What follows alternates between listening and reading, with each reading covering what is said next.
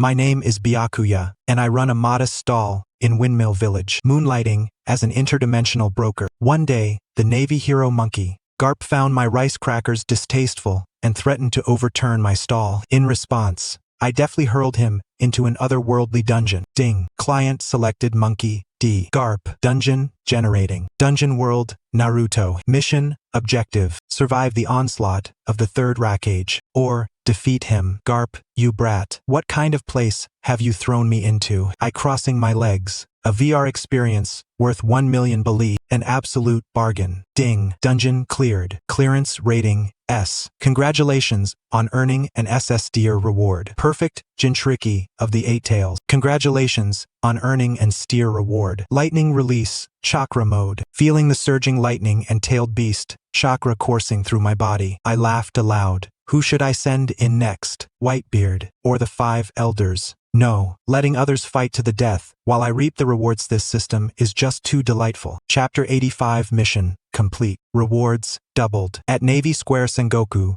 stood motionless. The golden Buddha form had dissipated, leaving only a disheveled uniform. He watched as the Whitebeard pirates retreated in order, his lips pressed tightly together. Admiral, a trembling naval officer beside him, spoke up. Shall we pursue? Sengoku was silent for a moment. No pursuit. What? The officer's eyes widened in disbelief. But Admiral, Ace has already been rescued. If we do not pursue. Enough. Sengoku abruptly turned his head. Exhaustion etched deeply in his eyes. Can't you see? Sakazuki has already. Garp. He paused, unwilling to continue. We have already lost this war. The officer opened his mouth, but could not find words. Sengoku turned to gaze at the figure, bathed in emerald light in the distance. Garp stood at the edge of the deep pit. The emerald steam surrounding him had vanished, and the crackling lightning ceased. Yet his aura remained formidable. Sengoku looked at him. Garp. His voice was barely a whisper. What exactly have you chosen? Garp did not respond. He merely stood there, watching Whitebeard's fleet gradually fade away. Kizaru stood on the ruins afar. Hands in pockets, he observed the pirates retreat. Oh dear. He scratched his head. This is hardly going to end well. A strange tremor echoed from the depths of the soul. Garp suddenly lifted his head. Emerald steam swirled around his body once more. Mission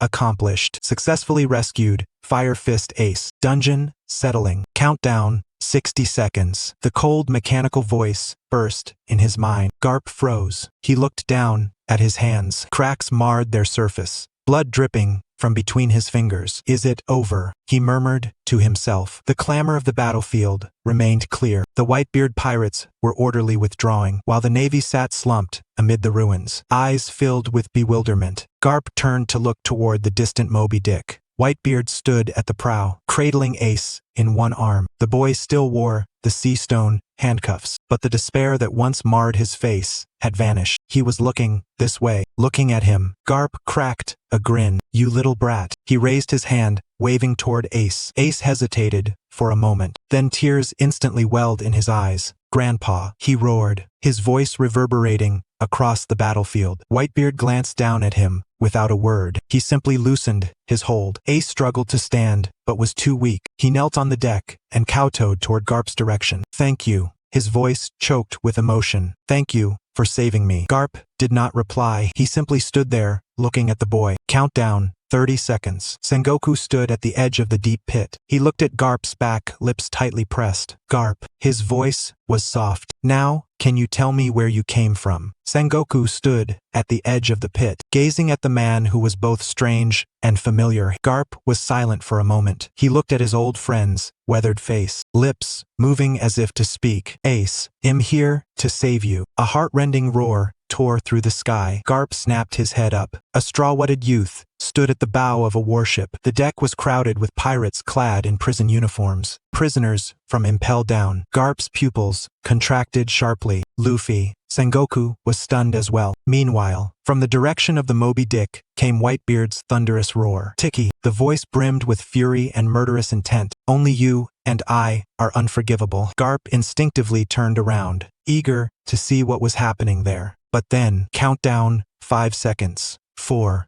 3. Garp's body stiffened violently. Wait. He wanted to take one last look, to see that brat once more. 2, 1. Damn it. Garp clenched his teeth. Teleportation commencing. A blinding white light instantly engulfed his form. Boom. At Marineford Square, the figure bathed in emerald light suddenly vanished, as if he had never appeared at all. Only the scattered ruins and the deep footprint pit remained. Sengoku stood frozen. He stared at the spot where Garp had disappeared. Lips tightly pressed. The white light faded. Garp crashed heavily onto the ground, sending up a cloud of dust. He rolled over and stood up. The emerald steam had completely vanished, and the lightning no longer crackled. Once again, it was this dark space, boundless and infinite, a void as silent as death. Huff. Garp exhaled a thick breath, lowering his gaze to his hands. The surface above was riddled with cracks, the blood having congealed into dark crimson scabs. The adverse effects of the Eight Gates technique still lingered, yet they were far less severe than anticipated. Perhaps it was because only the third gate had been opened. Garp flexed his shoulders, the joints emitting crisp, cracking sounds. To be honest, he had not yet had his fill of battle. In that instant, a cold, mechanical voice exploded within his mind. Dungeon clearance complete. Mission rating SSS-rank. Rating details. Successfully rescued Fire Fist Ace. Defeated Navy Admiral Akainu Sakazuki. Confronted Fleet Admiral Sengoku and Admirals Okiji and Kizaru. Single-handedly turning the tide of battle. Fulfilling the double rewards promise. Reward acquired. The mightiest superhuman type, Devil Fruit, Tremor Fruit Perfect Version. Reward description. Renowned as a power capable of annihilating the world, it can generate tremors potent enough to tear through the atmosphere and summon tsunamis. The perfect version has eradicated all Devil Fruit side effects, rendering the user immune to seawater and sea prism stone. Garp's pupils suddenly shrank to the size of needles. His mind went blank with a buzzing silence. The Tremor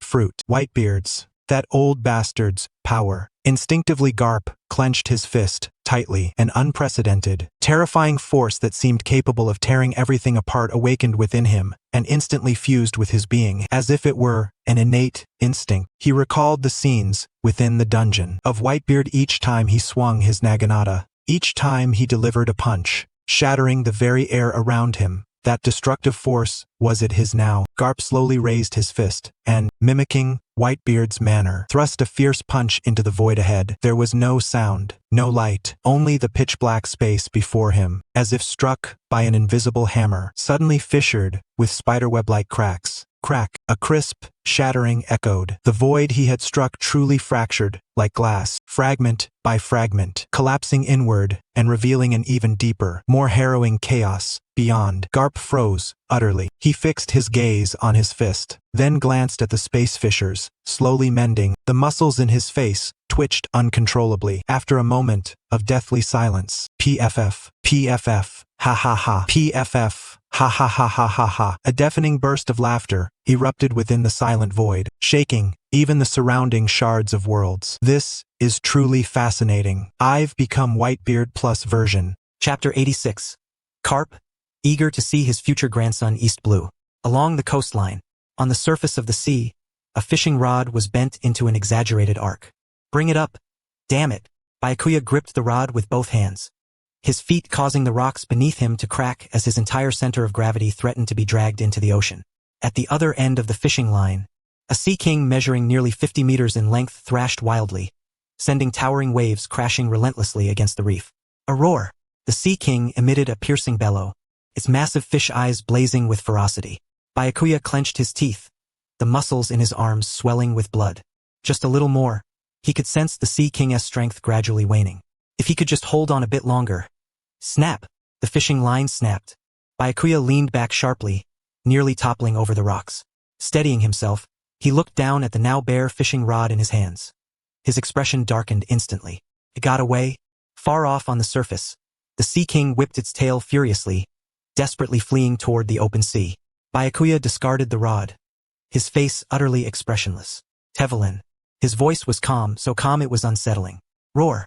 Suddenly, a deafening dragoness cry echoed through the sky, a colossal azure shadow dove from the clouds, whipping up a tempest of towering waves. It was a dragon measuring over 100 meters in length. Its scales shimmered with an ethereal blue sheen under the sunlight, its massive wings blotting out the sky, and its dragon eyes burned with a chilling murderous intent. Go. Byakuya raised his hand and casually pointed in the direction the Sea King was fleeing. Hunt it down. Tevelin wasted no time. Folding its wings, it transformed into a streak of blue light, tearing through the CS surface in an instant as it pursued the frantically escaping Sea King. Roar! Sensing the terrifying presence behind it, the Sea King thrashed its tail wildly, creating a vortex in the rising waves. But it was futile. Tevelin was far too swift. In less than 3 seconds, it had caught up to the Sea King. Roar! The dragoness claws tore through the water. Before the Sea King could even emit a pitiful scream, Tevelin clamped its massive jaws around the creature's body and dragged it into the abyssal depths. Blood stained the surface of the sea red. Byakuya stood silently upon the rocks, watching the scene unfold. No chance for a fish that S unhooked, he murmured, turning to head back to the village. At that moment, ding! Instance mission completed.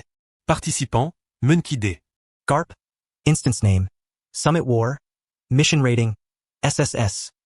Instance rewards have been delivered. Byakuya stood on the reef, eyes fixed on the system panel's flashing text. A subtle smile tugging at the corner of his mouth. An SSS rating. This grade was the highest the instance system could bestow. No wonder it was Garp. Byakuya whispered softly, flicking his finger through the air. The system panel expanded instantly, golden lines of text shimmering before his eyes. Instance reward settlement in progress. Host has received reward. Supreme Triple Hockey, SSS-rank. Reward description. Observation Hockey, Future Sight.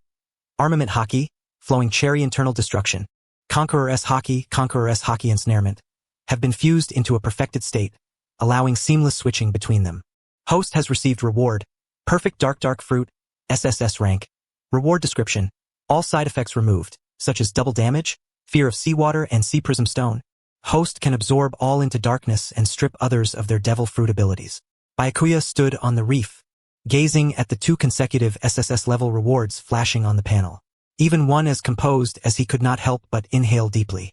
The next instant, 2 utterly distinct yet flawlessly intertwined terrifying powers erupted explosively from within him. Boom! Centered on him, ripples of dark crimson lightning mixed with abyssal darkness radiated outward instantly. The CS surface bowed under this overwhelming aura. Towering waves surged tens of meters high. The clouds in the sky tore apart, revealing the deep blue firmament beyond. The entire Windmill Village trembled violently at this moment. Upon the reef, Byakuya slowly opened his eyes. In the depths of his pupils, a profound black-red gleam flickered. Observation Hockey. He could see 5 seconds ahead. Tevelin would emerge from the depths, carrying the corpse of the Sea King in its jaws. Armament Hockey. He raised his hand. A layer of pitch-black armament instantly cloaked his entire arm, flowing beneath the skin like liquid. Flowing Cherry. Internal Destruction. Conqueror S Hockey. Clenching his fist, black-red lightning wildly danced atop his knuckles. Conqueror S Hockey Ensnarement. Next, from the palm of his hand, a strand of unfathomable darkness began to spiral. A miniature black hole warping the surrounding light with its gravitational pull, devouring all. Dark fruit. Indeed. Byakuya relaxed his fist. Darkness and lightning simultaneously withdrew. A deeply satisfied smile graced his face. These 2 supreme SSS-level powers had been fully integrated into his body, as if innate instincts. He didn't even need to consciously wield them. With a single thought, Hockey and darkness would operate automatically. As expected. 5 seconds later, boom. The sea erupted as Tevelin's enormous form burst forth, clutching the Sea King's corpse, now torn in 2. Roar! It gave a low growl before tossing the carcass onto the shallow shore beside the reef. Byakuya glanced at the corpse and nodded. Well done. Tevelin swished its tail and sank back into the depths, leaving only a pair of dragon eyes above the water's surface, quietly watching Byakuya. At that moment, a blinding white light suddenly exploded behind him. Byakuya halted and turned around. At the other end of the reef, a tall figure slowly emerged from the radiance. It was Garp. His entire body was covered in scars. His clothes tattered and ragged, hair disheveled, looking utterly bedraggled. Yet his eyes shone with an intimidating brightness. Wahahaha! Garp burst into a thunderous, maniacal laughter upon appearing. The old man's back. Byakuya stood not far off, watching the old fellow who had just emerged from the instance, a faint smile playing on his lips. Looks like the haul was good. Garp turned around, grinning even more wildly. Better than good. He raised his right fist and suddenly slammed it toward the sea surface. Without warning, the sea surface suddenly caved in, as if pressed down by an invisible giant hand. Crack! A crisp sound of shattering echoed. The atmosphere cracked open. Spiderweb-like fractures radiated out from Garp's fist, wildly tearing through the entire sky. Boom! A cataclysmic shockwave erupted from the fist's center, blasting the CS surface apart instantly and sending waves tens of meters high crashing. The waves surged toward the reef but suddenly halted 3 meters from Byakuya. Byakuya raised his hand. An invisible barrier blocked all the seawater. Old dang. He gazed at Garp with a composed tone. Attacking the boss like this? Are you aiming for a lifetime ban? Garp was momentarily taken aback. Then, he burst into uproarious laughter, scratching his head. Wahahaha. Sorry. I just acquired a new ability and got a bit excited. Byakuya glanced at the colossal wave he had just unleashed, then at the slowly mending fissure. The tremor fruit? Indeed. Garp clenched his fist, a translucent shockwave rippling across his knuckles. That old scoundrel's power is now mine. He chuckled once more uncontrollably. And it's the perfect version. Immune to seawater. Impervious to sea prism stone. Garp scratched his head again. However, your simulation is terribly inhumane. I wanted to see my grandson's future, but I was sent back. Chapter 87. A loving father and dutiful son Byakuya stood atop the reef, observing the old man who had just emerged from the simulation, a faint smile curling at the corner of his lips. This was a fortunate development. Garp was stunned. Byakuya turned away, staring calmly at the distant sea. So you won TC, the image your grandson most dreads becoming. Garp's laughter abruptly ceased. His expression froze instantly, a flicker of unease passing through his eyes. Most dreads becoming. He repeated those words in a low voice. What do you mean? Byakuya did not respond immediately. He simply stood silently, the sea breeze fluttering the hem of his garment. After a few seconds, he slowly spoke. Your grandson is destined to become a renowned pirate. Garp stiffened completely. A great pirate? His voice was hoarse. Byakuya nodded. One no less formidable than Whitebeard. Garp's complexion changed entirely. He parted his lips, attempting to speak, but found himself utterly speechless. A great pirate no less than Whitebeard. Those words pierced his heart like a dagger. Impossible. Garp's voice was low but carried an indomitable resolve. Absolutely impossible. He lifted his head, his gaze brimming with stubborn defiance. He is meant to join the Navy. Byakuya turned to face the stubborn old man, a subtle curve forming on his lips. He certainly has the potential. Garp was momentarily stunned. Byakuya fell silent, merely watching him quietly. After a few seconds, Garp suddenly laughed. Wahahaha. He scratched his head, the carefree grin returning to his face. Whatever. I now wield the tremor fruit. When I return, I'll land a punch on that kid. Let us see if he still dares to claim he wants to be a pirate.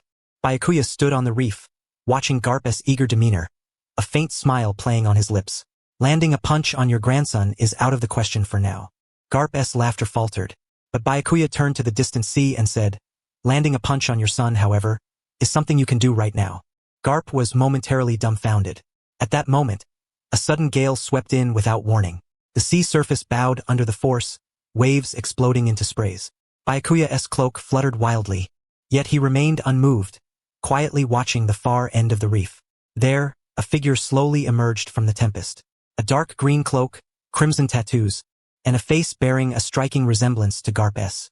The leader of the Revolutionary Army, Monkey D. Dragon. Long time no see, old man. Garp stood rooted to the spot, the smile vanishing instantly from his face as he looked at his suddenly appearing son. You damn brat. Garp suddenly grinned, wildness radiating from his smile. Finally decided to show yourself. Dragon's expression darkened slightly. Old man, don't call me that. Garp raised his right fist, a translucent shockwave dancing atop it. Seeing you now just makes me mad. Dragon's pupils contracted sharply. The tremor fruit? How is this possible? His composure in the face of his father's attack shattered utterly. Edward Newgate Whitebeard, the world's strongest man who possessed the tremor fruit, still ruled the new world unharmed. Devil fruits are unique. This is an unbreakable law of the world. The same fruit cannot reappear before the current user dies. Yet now, his father, Navy hero Garp, wielded this devastating power. This defied all logic and overturned his understanding, immediately reminding him of the incredible intelligence Sabo had shared. Dragon's gaze abruptly shifted away from Garp, passing through the raging storm of power, fixating intently on Byakuya, who wore a faint smile as if enjoying a splendid performance from beginning to end. So, everything Sabo said was true. This seemingly ordinary boss truly possessed a power capable of overturning the entire world. As Dragon S mind reeled, Garp launched a punch that shattered the whirlwind, landing on the reef with a wild laugh. That's right. Garp laughed uproariously, charging forward like a cannonball. Boom! His punch exploded, the atmosphere instantly rupturing. Spiderweb-like cracks radiated wildly from Garp's knuckles, tearing through the sky. Dragon S expression shifted instantly. Are you trying to kill me, old man? He roared, swinging his hands fiercely. The gale howled, transforming into a tornado that met Garp's fist head-on. Boom! The shockwave collided with the whirlwind, detonating a blast wave that shook the entire reef. The sea bowed under their might, unleashing towering waves dozens of meters high. Byakuya stood aside, watching this affectionate father and son pair, a faint smile gracing his lips. A truly harmonious scene. Garp had blasted Dragon S whirlwind aside, landing on the reef with a wild laugh. Wahahaha! He scratched his head, grinning even more exaggeratedly as he looked at Dragon regaining his footing in the distance. Sorry. I just haven't seen you in so long. I got a bit excited. Spending so much time in simulations makes me want to fight anyone I see. Dragon S expression darkened ominously. Excited? His voice was low but seethed with suppressed fury. You call that excitement? Garp was momentarily stunned, then laughed even louder. What else would you call it? Standing on the reef, Garp looked at the man in the dark green cloak before him, his smile gradually fading. What brings you here? His voice was calm, yet his eyes shimmered with a dangerous gleam. A wanted criminal like you appearing before me. I, a Navy Vice Admiral, cannot simply ignore it. Dragon S face remained expressionless. He merely stood silently, letting the sea breeze ripple his cloak. Old man, he said softly, I heard some intriguing news from a boy named Sabo. Garp's eyes sharpened. Sabo? Indeed. Dragon lifted his head, meeting Garp's gaze. A very brave boy. He told me that, in the East Blue, a man has appeared who can change fate.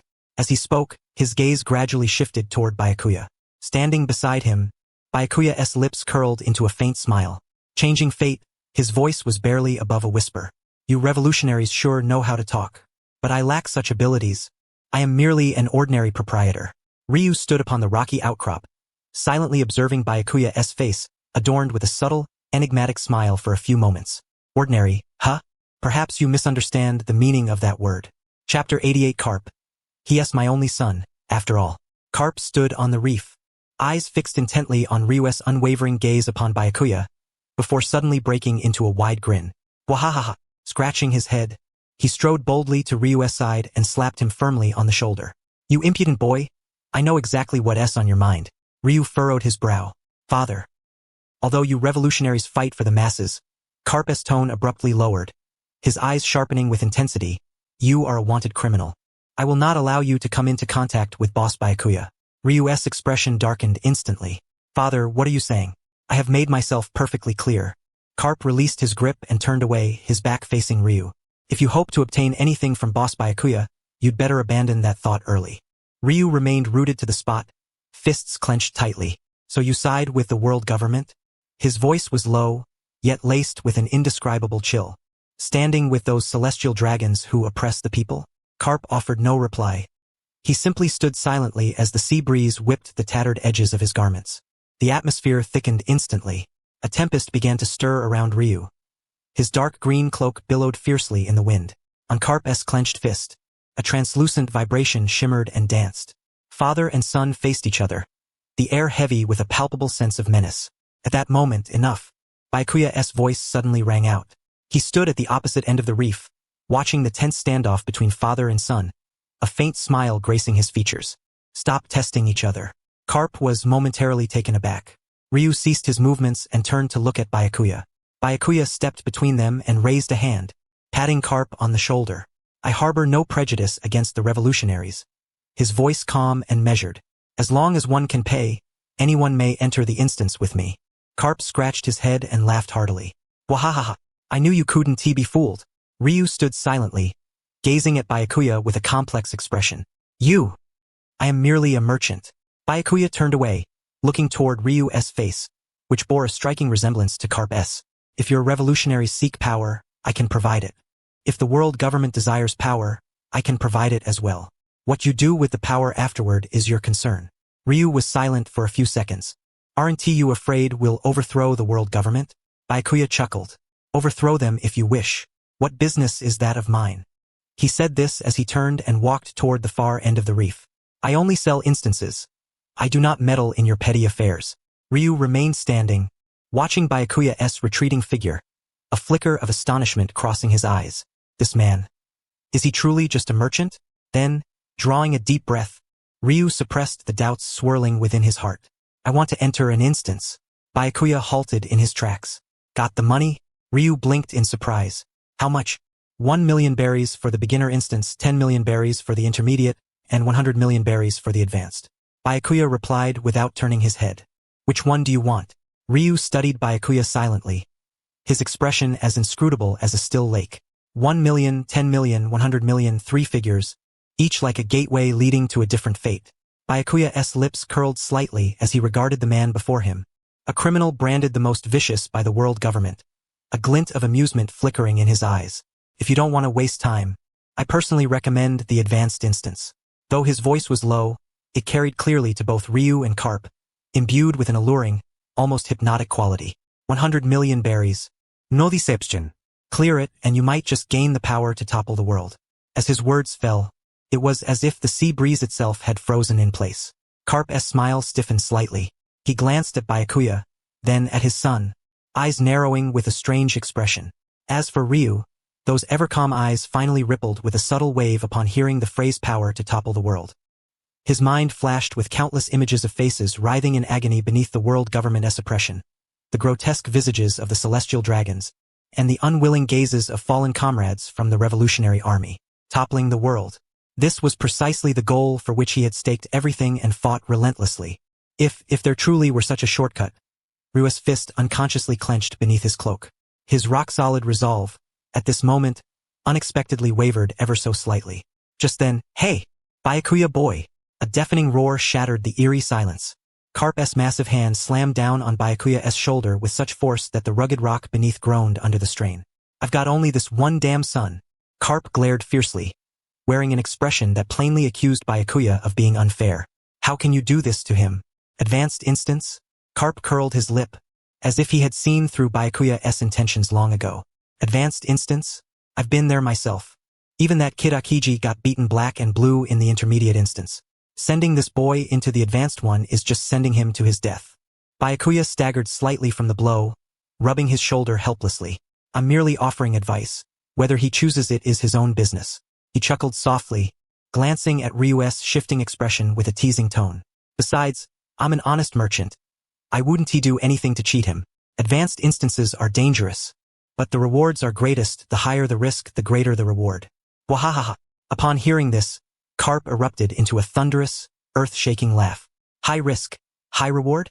I think that's just high reward for you. 100 million berries in hand, who cares about the rest? Garp laughed until tears nearly streamed from his eyes. Pointing at Byakuya, he warned Ryu. Don't let this guy fool you. Yes, right. At our current stage, the advanced instance is a death trap. 10 deaths for every life. Though Garp knew little of what lay within, he was certain it was beyond their capacity to handle. 10 deaths for every life, Ryu repeated softly, the spark of passion in his eyes entirely extinguished, replaced by a profound contemplation. He looked again at Byakuya, his gaze regaining its usual composure, even sharpening further than before. This man was anything but the harmless figure he appeared to be. He was not merely endowed with unfathomable strength, but also possessed a mind capable of effortlessly discerning and manipulating the human heart. In that fleeting moment just now, I found myself genuinely stirred by a greed I ought never to have entertained. This is perilous. Thank you for the warning, old man. The dragoness voice betrayed no hint of emotion as he slightly nodded toward Garp, then shifted his gaze back to Byakuya. It seems that high-level dungeons remain beyond my reach for the time being. His tone was calm, as if the one who had just wavered in spirit was a stranger to him. Well then, my words to the dragon remain unfinished. Suddenly, an unexpected upheaval. Ahem. Chapter 89. The sober yellow monkey of the mortal world, a dazzling, unparalleled golden radiance burst forth without warning in the air beside the three of them. The brilliance was so blinding, it seemed as though the sun itself had been summoned before their eyes. Byakuya lifted his head, gazing at the converging light with a knowing smile curling at his lips. What was destined to come has finally arrived. The light faded. A tall, slender figure slowly materialized. Clad in a yellow striped suit, standing with a casual slouch, hands thrust deep into his pockets, his face adorned with that signature, inscrutable, sly grin. It was none other than one of the Navy headquarters' supreme combatants, Admiral Kizaru Borsellino. Oh my, is this a family reunion? Kizaru tilted his head slightly, his gaze sweeping across Garp, Dragon, and Byakuya, his tone drawn out in exaggerated surprise. The smile vanished from Garp's face as he looked at the suddenly appearing Kizaru, his brow furrowed. Borsellino, what are you doing here? Dragon said nothing.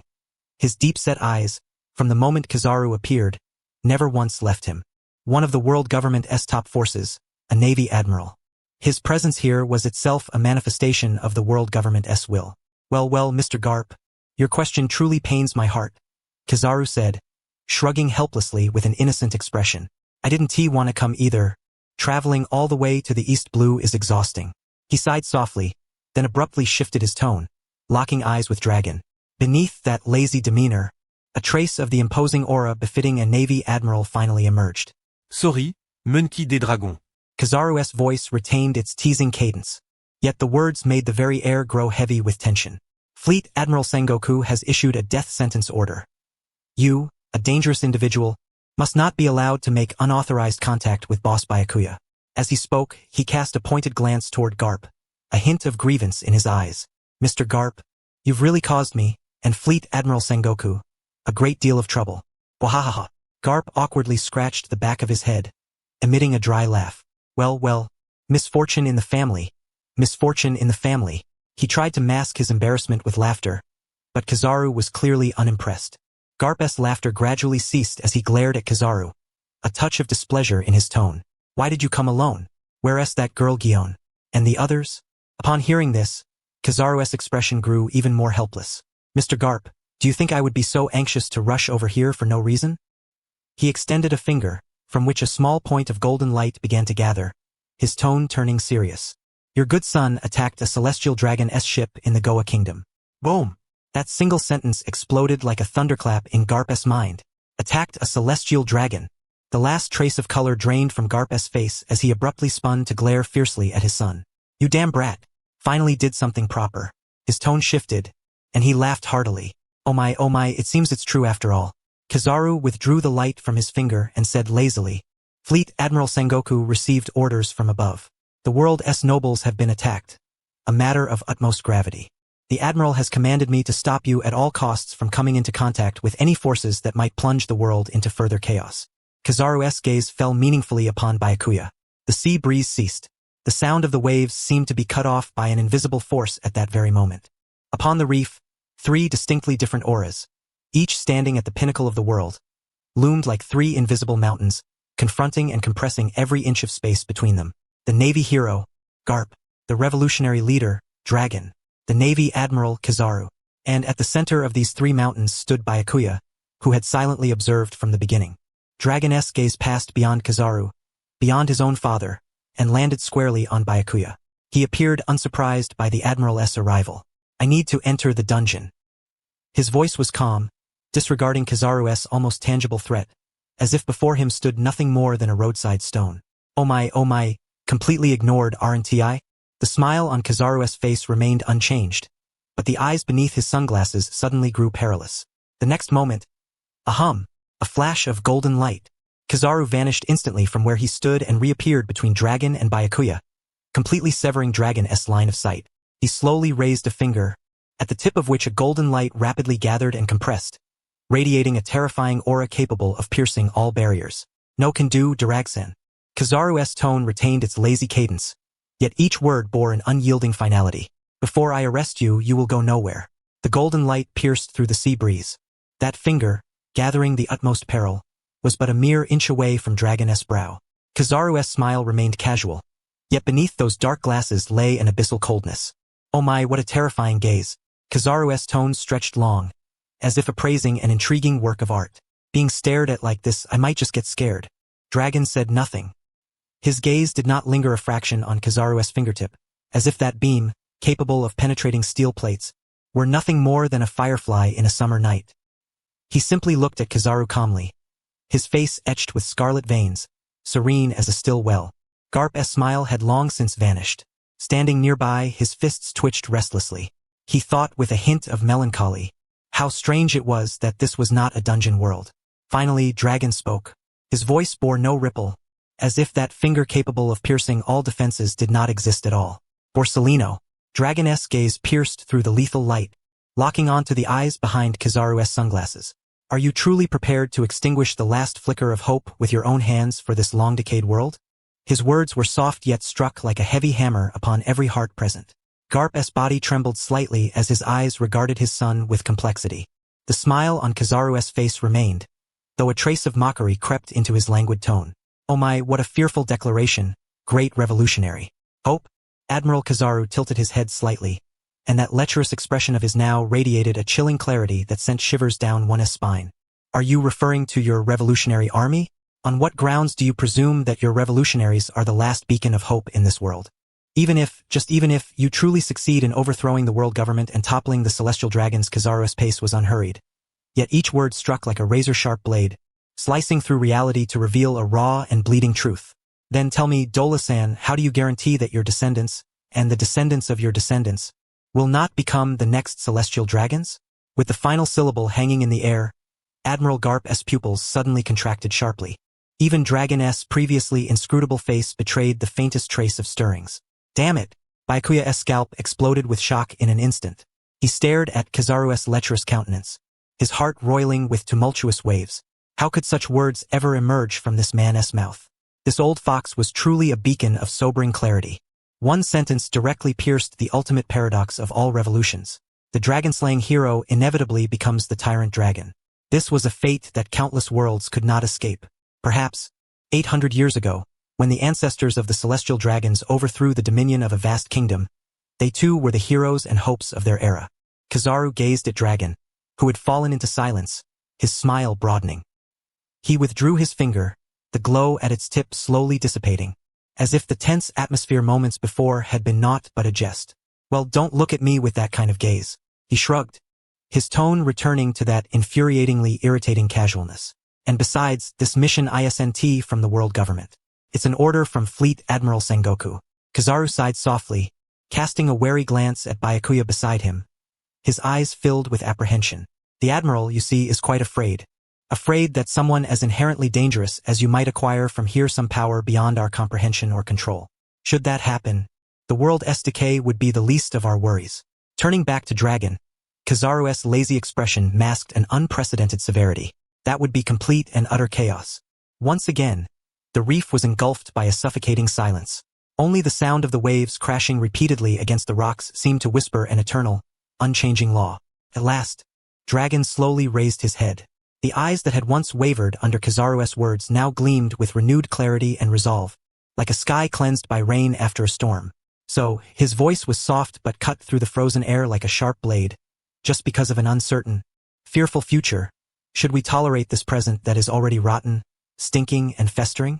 Dragon stepped forward. His dark green cloak billowed without wind, and an invisible tempest swirled and howled around him. I cannot. This was not a question but the answer he staked everything on. Ah, this is getting more and more troublesome.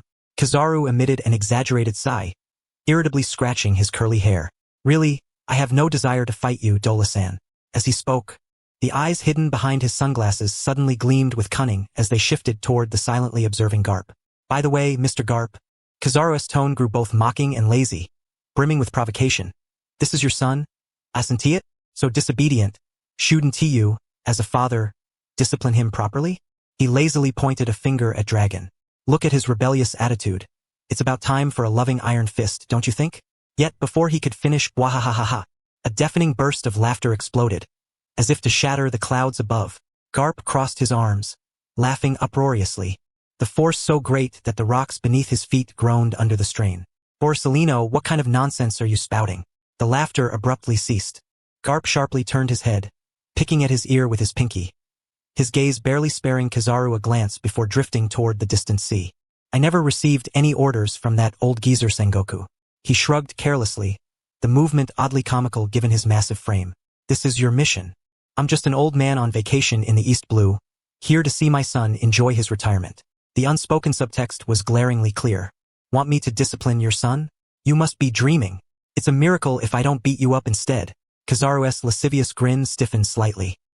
He had not expected Garp to actually lend a hand, but such an unabashed refusal still left a bitter taste. Well, this is just great. What a headache. He sighed helplessly inwardly, then gradually withdrew his languid facade. Golden light flickered beneath his sunglasses, a terrifying aura of the Navy's supreme combat power slowly rising.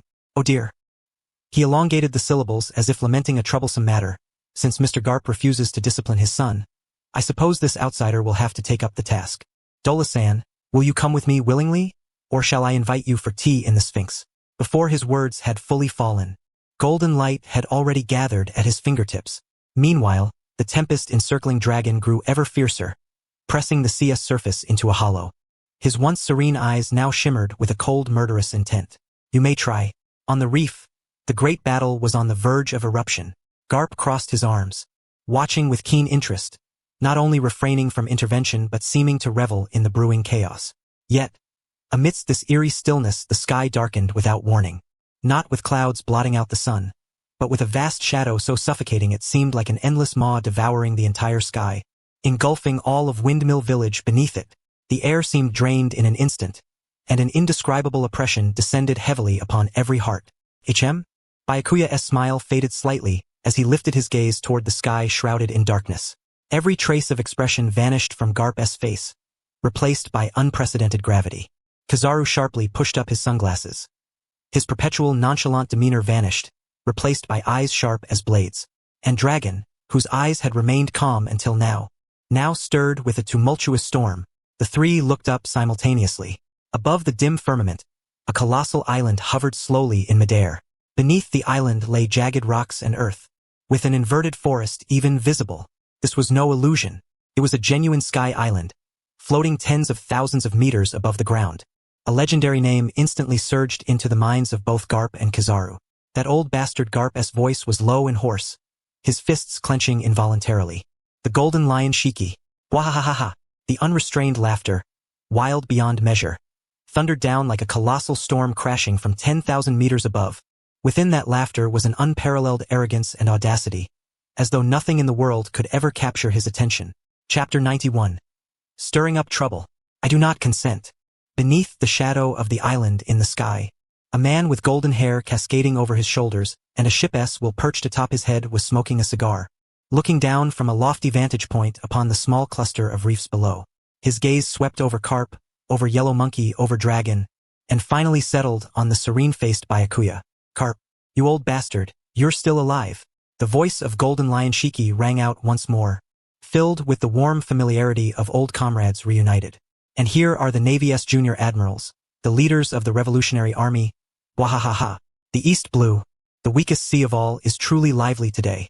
Garp's face darkened like the bottom of a cauldron. He lifted his head and roared furiously at the golden lion in the sky. Shiki, you immortal bastard! What are you doing in the East Blue? What am I doing? The golden lion laughed wildly, spreading his arms wide as if to embrace the entire world. Of course, I've come to claim what rightfully belongs to me. His eyes burned with excitement as he declared, the power that defeated a Navy admiral, the most fascinating toy of this era. I want it. Before his words had even faded, he suddenly swung his hand, rumbling. At the edge of the colossal island above, a mountain peak was violently torn apart, transforming into a meteor blotted out the sun, trailing a blazing tail as it hurtled toward Windmill Village. With this strike, he intended to erase the entire village and everyone on the reef from the map. Oh dear, what an utterly unreasonable old-timer. Yellow Monkey pushed up his sunglasses. The lazy smile that usually adorned his face vanished completely for the first time, replaced by an expression of grave danger. He tilted his head to watch the falling mountain peak and scratched his head irritably. This is going to be way beyond the usual workload. Complaining, yet his body had already dissolved into countless points of light. Yasakani no Magatama. A storm of golden rain reversed upward, forming a vast golden net that surged to intercept the descending mountain peak. Elsewhere, Dragon's expression grew icy cold. He had come seeking power to overturn the world, not to witness his homeland destroyed by a madman. Whoosh!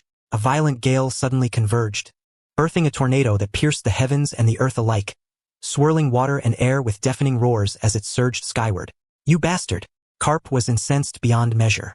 As the mountain peak neared Windmill Village, he planted his foot fiercely. The reef shattered instantly. He shot upward like a cannonball, a pure white halo of light wildly converging and compressing over his right fist. The power of the tremor fruit exploded without restraint. Get out of my way. He unleashed a punch. Crack. The atmosphere shattered like glass, piece by piece. The pure force of vibration transformed into an invisible shockwave, arriving ahead of the mountain peak and striking it with brutal force. Boom! A deafening roar shook the entire surface of the East Blue. Under the combined assault of the three world-class warriors, the mountain peak exploded spectacularly in midair. Countless fragments of stone mingled with golden light bullets and raging winds, cascading down like an apocalyptic storm. Byakuya stood motionless, his cloak fluttering in the gale. Raising his hand, an invisible barrier absorbed all residual turbulence. He glanced at the three figures in the sky, then at the golden lion who laughed uncontrollably above, his smile growing increasingly sardonic. This is getting more and more interesting. Garp, what is the source of your power?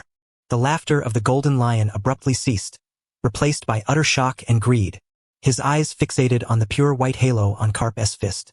That is the ability of the old Whitebeard. Why does it appear on you? Wahahaha. Garp landed on the reef, bursting into wild laughter. My business is none of your concern. Interesting. Absolutely fascinating. The golden lion grew even more exhilarated rather than angry. The power to defeat a Navy admiral, combined with Whitebeard's tremor fruit. Wahahaha. It seems even the heavens are on my side. All of this shall be mine. No sooner had he spoken than the entire sky island began to tremble violently. Lion roar whirlwind. Rumble. The sea boiled. Under the terrifying control of the golden lioness fruit ability, the ocean seemed to be grasped by an invisible giant hand, raising towering waves hundreds of meters high. The waves transformed into fierce golden lions, roaring as they surrounded the small reef from all directions, intent on devouring everything there utterly. What a pain! Garp bellowed, his fists once more gathering tremor power. Yellow Monkey reappeared in midair, crossing his arms over his chest as golden lights sparkled around him. Yasakani no Magatama. Beside Dragon, the storm coalesced, his eyes gleaming with peril. The three top-tier warriors prepared to strike once again. Yet, at this moment, Byakuya's voice sounded calmly. I say, he lifted his head, gazing at the golden lion in the sky, a faint smile tugging at the corner of his lips. His voice was low, almost ethereal, yet it pierced through the roaring waves, the howling wind, and the overwhelming aura capable of toppling the world like an invisible blade. The entire world seemed to pause in that instant. Garp, poised to gather tremor energy to obliterate the towering tsunami, suddenly froze. Yellow Monkey, whose fingertips had already gathered a light capable of piercing heaven and earth, wore an expression of stunned disbelief. Dragon, surrounded by the converging storm, narrowed his cold eyes sharply. The three supreme warriors, standing at the pinnacle of the world, simultaneously ceased all motion, their gazes fixed in unison upon the one who had stood silently from the beginning, Byakuya. Even the golden lion Shiki, high above at 10,000 meters, who had been laughing wildly in anticipation of watching the world crushed beneath his feet, found his smile frozen.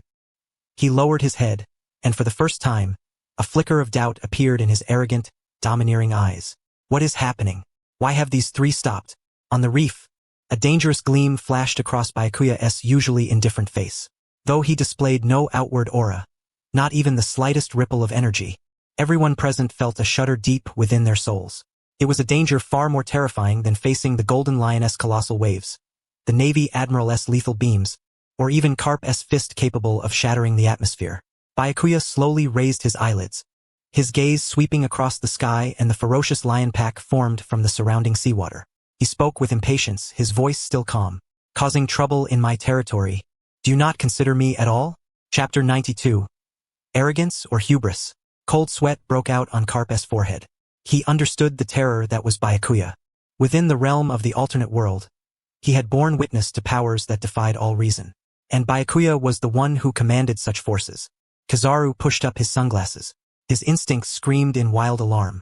It was the primal intuition of a formidable warrior, warning him that if the battle continued, death was inevitable. Ryu's pupils contracted slightly. He had come here seeking the power to overturn the world. And now he beheld it. The very source of that power stood before him. The two exchanged a glance, each discerning the same understanding in the other's eyes. Let Shiki be the one to probe. That reckless fool would be perfect to test Byakuya's limits. High above the sky, the golden lion Shiki's grin froze. He lowered his gaze, and for the first time, A flicker of doubt appeared in his usually domineering and arrogant eyes. What was happening? Why had these three halted? His gaze swept over Garp, then Kizaru, then Ryu. Finally, it settled on the calm and composed Byakuya. Is this brat the one? The golden lion squinted. A subtle unease stirred within him, but he quickly cast it aside. The supreme helm of the great ship exerted its power. The once lofty intellect descended from its heights once more. Ah! The mad laughter erupted again. The golden lion spread his arms wide, cigar smoke wafting lazily from his mouth. What brat? Your turf? His voice dripped with mockery and disdain. Do you know who I am? I am the golden lion. The entire sea is my domain. Before his words could fade, he swung his arm violently. Boom! The sea exploded. A massive column of water soared skyward, shaped under Shiki's command into a ferocious lion, roaring as it lunged toward Byakuya. The pillar was tens of meters thick, carrying a terrifying impact, as if destined to crush all in its path. Yet Byakuya remained rooted in place. He lifted his eyelids and glanced at the howling water column. Then he sighed. Honestly, he raised a hand to rub his forehead. One after another. Seems it's time to set some rules. Gods should have the dignity befitting their status. His voice was calm. So calm it sent chills down the spine. Otherwise, any stray mutt would think I'm easy prey. Byakuya simply lifted his head, his serene gaze passing beyond the snarling water lion, resting on the golden lion Shiki laughing uncontrollably high above in the skies. He smiled faintly and murmured, and besides, I detest anyone standing above my head. Before the words finished, he slowly raised his right hand. There was no earth-shattering aura, no dazzling radiance. Instead, there was only pure, profound darkness, infinitely deep. A pitch-black vortex quietly emerged in his palm, spinning. Light that touched the edge of that darkness twisted and was swallowed, vanishing without a trace. The surrounding air seemed to collapse toward the tiny whirlpool. The roaring sea lion charged headlong into the abyssal blackness. No explosion followed. No thunderous roar. Not even a single splash disturbed the surface. The colossal force capable of annihilating everything was swallowed silently and utterly the moment it touched the darkness in Byakuya's palm, as if it had never existed. High in the sky, Shiki's manic laughter finally ceased. He fixed his gaze on the twisted blackness in Byakuya's palm, first struck by overwhelming shock, which swiftly twisted into a more warped greed and fanaticism. Dark fruit. Brat, do you think that possessing a powerful Logia-type fruit makes you invincible? How naive. In this new world, abilities are as common as grains of sand, but only Haki reigns supreme above all. Let me show you what it truly means to possess the qualities of a ruler. As his words fell, a tremendous force roared forth, boom! An invisible will descended like the collapsing heavens, brutally pressing down. The air howled, the sea trembled. Centered on Shiki, a visible black lightning spread wildly in all directions. This was no ordinary thunder, but the manifestation of Conqueror's Haki at its peak, bending reality itself. All the weak within the sea region instantly felt their guts wrench and collapsed, foaming at the mouth. This was the pressure of a legendary pirate, the spirit of a king who once rivaled Roger and Whitebeard. Garp, Kizaru, and Ryu each grunted simultaneously, releasing their own Haki to resist and maintain their footing. Yet Byakuya, standing at the storm's eye, did not so much as flutter his clothes. He did not even glance at the tsunami-like Conqueror's Haki surging toward him. Instead, he lifted his head and watched Shiki in the sky with keen interest. He smiled. Haki? Byakuya spoke softly, his voice low but clear enough for all present to hear. Is this what you mean by that? In the next instant, the world lost its sound. No warning, no gradual process. An indescribable will erupted from Byakuya, soaring to the heavens. If Shiki's Conqueror's Haki was a sweeping black storm, then Byakuya's will was an eternal, deathly silent deep space encompassing the entire universe. What a sight it was. All sound vanished. The howls of the wild wind, the roars of the waves, Shiki's arrogant laughter, every last one was utterly erased the moment Byakuya's will ascended. The entire world felt as if dragged into an absolute void of silence. Garp, Kizaru, and Ryu, the three strongest standing atop the world, simultaneously stiffened. This was Conqueror's Haki. Impossible. Even they felt as if sinking into the depths of the sea under its oppressive weight. This power had transcended the realm of Haki. It resembled a force of cosmic law. It was the overwhelming pressure born from the fusion of all power within Byakuya. Like the sun rising, darkness must retreat. Like gravity existing, all things must fall. Veins bulged one by one on Garp's temple. For the first time, his proud iron fist trembled uncontrollably. He felt as if he were no longer standing on a reef but bearing the weight of an entire starry sky upon his back. That power, though not directed at him, was simply present, and it made this naval hero who had roamed the seas for decades feel insignificant. This sensation reminded him of a glance from the alternate world, caught unintentionally. No, the gaze in the alternate world was far less intense. The pressure before him now was purer, more irrational. Within his mouth, Kizaru's sunglasses for the first time failed to conceal the violent contraction of his pupils. He felt as though his body could no longer maintain its elemental state. Since consuming the glimmer fruit, he had not felt such heaviness in his body for a long time. He could sense the light being devoured and warped by that profound will. He was even overcome by an absurd sensation, that with but a single thought from Byakuya, his meager flicker of light would be utterly extinguished. This was the truth. The dragoness Adamus apple bobbed with difficulty, and the fierce wind swirling around him suddenly became as docile as a domestic cat, bereft of even the slightest trace of ferocity. This was not a power that any mere mortal could possess. If the conqueror's haki symbolized the essence of kingship, then Byakuya's will was that of a god. They were mere spectators, and yet even so, they were overwhelmed. What, then, was the Golden Lion Shiki, positioned at the very heart of that storm of will, enduring? Chapter 93. Earthquake star high above, 10,000 meters in the sky. The world through the eyes of the Golden Lion Shiki was collapsing. Sounds, light, air. Everything was being warped and devoured by the will that surged from the reef like a towering inferno.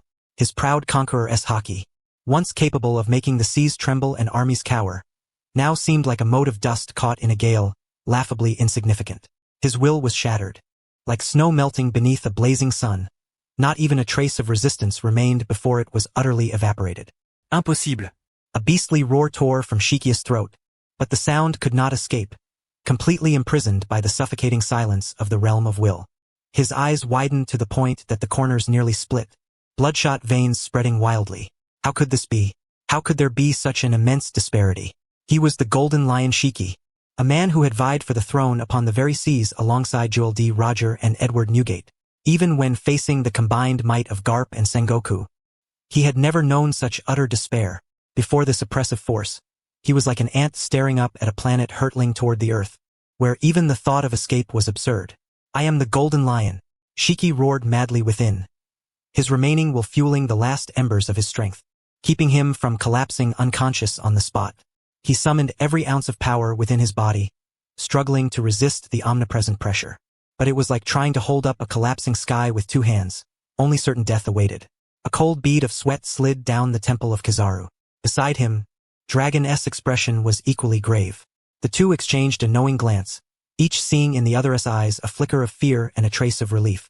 Thankfully, it wasn't Tias who went to test the waters. Thankfully, there was the Golden Lion, a madman intoxicated by the tides of the age, willing to charge headlong into this unfathomable iron wall. Such a monster, Kizaru murmured to himself, for the first time feeling that the Navy headquarters assessment of this man was far too conservative. The Admiral truly was wise and formidable. High above, the Golden Lion Shiki realized that in a pure contest of conqueror's haki, he had already lost, utterly and completely. If my will is no match, then with these twin swords, I shall cleave you and your will asunder.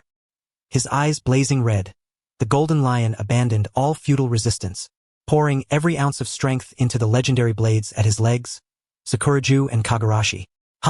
Golden sword energy, mingled with jet-black armament haki, surged violently along the twin blades. This was his final dignity as a master swordsman. Lion Senkigatani. With a sudden thrust, his body traced a bizarre arc through the air, the twin swords crossing in a deadly dance, unleashing two colossal golden slashes that blotted out the sky. These slashes were not mere sword energy. They twisted and spiraled like two ferocious golden dragons, tearing through all in their path, roaring toward Byakuya's location to annihilate him. This was his famed technique, long enough to cleave an island with ease. Yet, faced with this cataclysmic strike, Byakuya did not even alter his stance. Such willpower, truly befitting a pirate who once dominated the seas. The brave rage drawing blades against mightier foes, the cowardly rage drawing blades against the weak. A trace of admiration gleamed in Byakuya's gaze. He casually thrust forward his right hand, from whose palm swirled a vortex of darkness. Liberation. Boom! That small black vortex seemed to receive some command, instantly expanding. A colossal, pitch-black sphere over 100 meters in diameter appeared from nowhere, enveloping everything before Byakuya. Light, air, matter. Everything was silently warped, pulled, and devoured as it neared the sphere. The two roaring golden sword energy dragons plunged into the darkness. There was no earth-shattering explosion as expected. No fierce clash between sword energy and darkness. The terrifying strike, capable of cleaving mountains and splitting islands, upon touching the black sphere, vanished utterly like a stone cast into the deep sea, leaving not even a ripple. Above, the wild greed and fervor on Shikia's face finally froze, replaced by a horror born from the very depths of his soul. What is this? His lips trembled, each word squeezed out through clenched teeth. The dark fruit has such an ability? As a legend who had contended with Roger and Whitebeard, how could he not understand this devil fruit? Reputed to be the most vicious Logia ever known. But could the dark fruit truly wield such overwhelming power? He had seen its user before, yet the strength displayed then paled in comparison to this boy, as if a flicker of fire were set against a radiant moon. Devouring sword energy? What a joke! My slashes are the Conqueror's blades that can cleave islands in two, and you can devour even that. You might as well call it the devour fruit. Hey! Byakuya raised a finger, suddenly struck by an idea. You know what? You just reminded me. High above, the golden lion Shiki felt an ominous premonition grow ever stronger upon hearing those words. Reminded? Reminded of what? Before he could ponder further on the reef below, Byakuya slowly brought his palms together in a simple gesture. Yet this unassuming motion sent a chill down the spines of Garp, Kizaru, and Dragon simultaneously. They sensed the terrifying energy compressed between Byakuya's hands, growing ever denser. Their observation haki flared wildly with warnings. Had their eyes not confirmed it, they might have thought their precognition had gone haywire. Under the gaze of these three world-class warriors, Byakuya slowly pulled his hands apart. Suspended between his palms was a fist-sized orb, utterly black, as though it swallowed even light itself. The black sphere emitted no outward energy, yet radiated an indescribable gravitational pull. Air, light, even space itself warped and collapsed toward the tiny black orb. It was as if it were not a mere sphere but a nascent black hole being born. 10,000 meters above, the golden lion Shiki could only utter a horrified syllable. Byakuya lifted his eyelids, his gaze calm as he looked upon him. I'll send you to the heavens, shoulder to shoulder with the sun. Before the words had fully left his lips, he snapped his fingers. Whoosh! That tiny black sphere transformed into a streak of light, appearing instantaneously in the sky tens of thousands of meters above, directly over the floating island of Golden Lion Shiki. Then, the voice of Byakuya, like a divine decree, echoed softly through this desolate realm. Dark escape, several uses of sky-piercing Earthstar. Buzz. Chapter 94. The pitiful, weak, and helpless golden lion at that moment. It was as if an invisible giant hand had gripped the world tightly. The pitch-black sphere suspended in the sky suddenly unleashed an infinite, unparalleled, terrifying gravitational force. Rumble, rumble, rumble. The sea lost control first. The once calm surface erupted instantly. Not merely stirred into waves, but the entire ocean was forcibly lifted. Hundreds of millions of tons of seawater twisted into colossal, sky-piercing whirlpools, defying the laws of physics, roaring as they were violently drawn toward the gravitational epicenter in the heavens. Next came the earth. The island where Windmill Village lay trembled violently. Mountains cracked open, the ground collapsed. Countless houses, trees, and rocks were uprooted, transforming into a chaotic torrent rushing skyward. Even the reef beneath Byakuya's feet began to shatter inch by inch, pulled upward by that gravitational force. Hey, this has to be a joke. For the first time, Kizaru's face revealed utter terror. His body transformed into light, attempting to flee the area, only to discover in horror that even light was ensnared and distorted by that dreadful gravity. His pride, the speed he boasted, became a cruel joke in this moment. Byakuya, you little bastard, are you trying to destroy the entire East Sea? Garp roared furiously, his fists surrounded by the pure white aura of the tremor fruit flickering wildly as he struck the surrounding space again and again, desperately trying to counteract the omnipresent gravity with vibrations, barely managing to hold his ground. Yet, every second he maintained his stance drained him of immense stamina and haki. Dragon's expression darkened as well. He transformed into a raging gale, only to find the wind itself swallowed by that black sphere. He had no choice but to continuously generate new gusts, engaging in a futile struggle against that gravitational force. Observing these three top-tier warriors in such disarray, Byakuya scratched his head belatedly. Turning toward Garp, he offered an apologetic smile. Sorry. It's my first time using this technique. I'm not quite skilled yet. I'll be more careful next time. Please bear with me. No sooner had he spoken than Byakuya extended his hand toward the black sphere in the sky from afar. Buzz! Suddenly, the terrifying gravity enveloping the entire Windmill Village island vanished abruptly, as if it had never existed. Trees and debris that had been sucked into midair clattered noisily back down. Garp, Kizaru, and Dragon all felt a sudden lightness and simultaneously landed, gasping heavily, their eyes fixed on Byakuya as if he were a monster. He merely cancelled the gravity in this area? What did that mean? It meant that Byakuya wielded absolute, precise control over this cataclysmic technique. This was far more chilling than indiscriminate destruction. And what was the golden lion Shiki, positioned at the very eye of this gravity? Enduring? Ah! You brat! Stop this at once! From high above came the furious, enraged roar of golden lion Shiki. He was losing his mind, truly going mad. His pride, the floating island cluster he had managed for years and intended to use as a mobile fortress to overturn the world, was now crumbling apart. One island after another was torn asunder by the black sphere's gravity, reduced to massive shards of rock and sucked upward. Even more despairing was the fact that his powers seemed utterly ineffective against this omnipresent gravitational force. Mountains and lands were forcibly ripped apart, shattered into countless colossal stones and drawn toward that black sun. Stop it! Damn it! Shiki's eyes were bloodshot, his madness on full display. He pushed his powers from the float fruit to their utmost limit, desperately trying to stabilize himself and the collapsing island beneath him. Yet it was futile, against that absolute gravity, which seemed capable of crushing planets. His fruit's power was but a mantis trying to stop a chariot. Lion roar whirlwind, unwilling to yield. He manipulated the seawater sucked skyward, attempting to form a pride of lions to counterattack. But as soon as the water lions took shape, they were instantly torn apart by the gravity and merged into the torrent ascending into the sky. Lion Thousand Cut Valley, his legs transformed into blades, slashing out two golden strikes that blotted out the sky.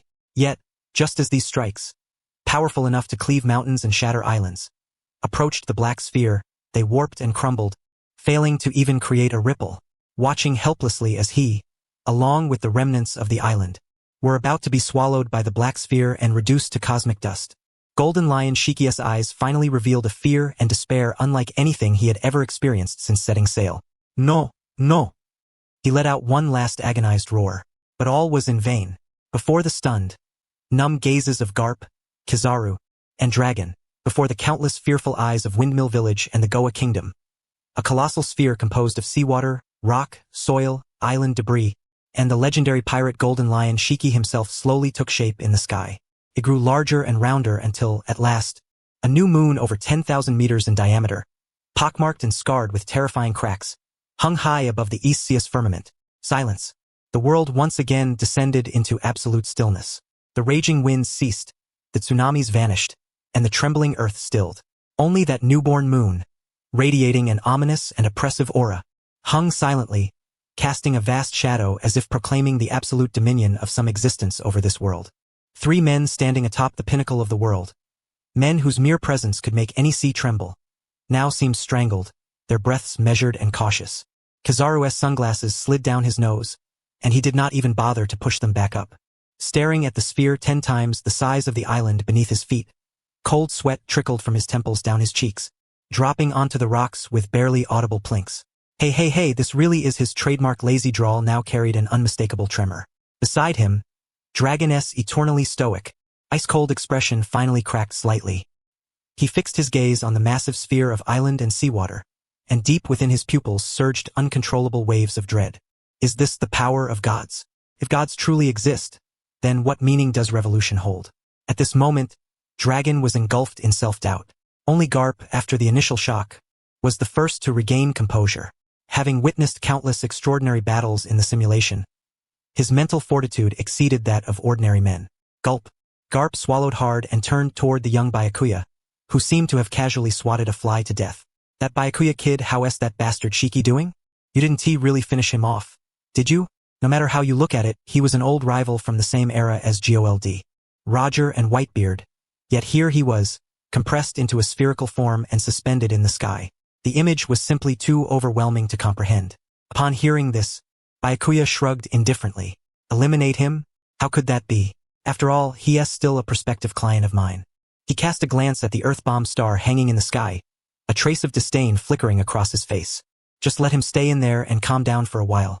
After all, these remnants clinging to the old era always think they're still the protagonists of the world, utterly disregarding others. Byakuya withdrew his gaze and slowly surveyed the ravaged island around him before speaking leisurely. If we don't teach them a proper lesson, they'll never learn what discipline truly means.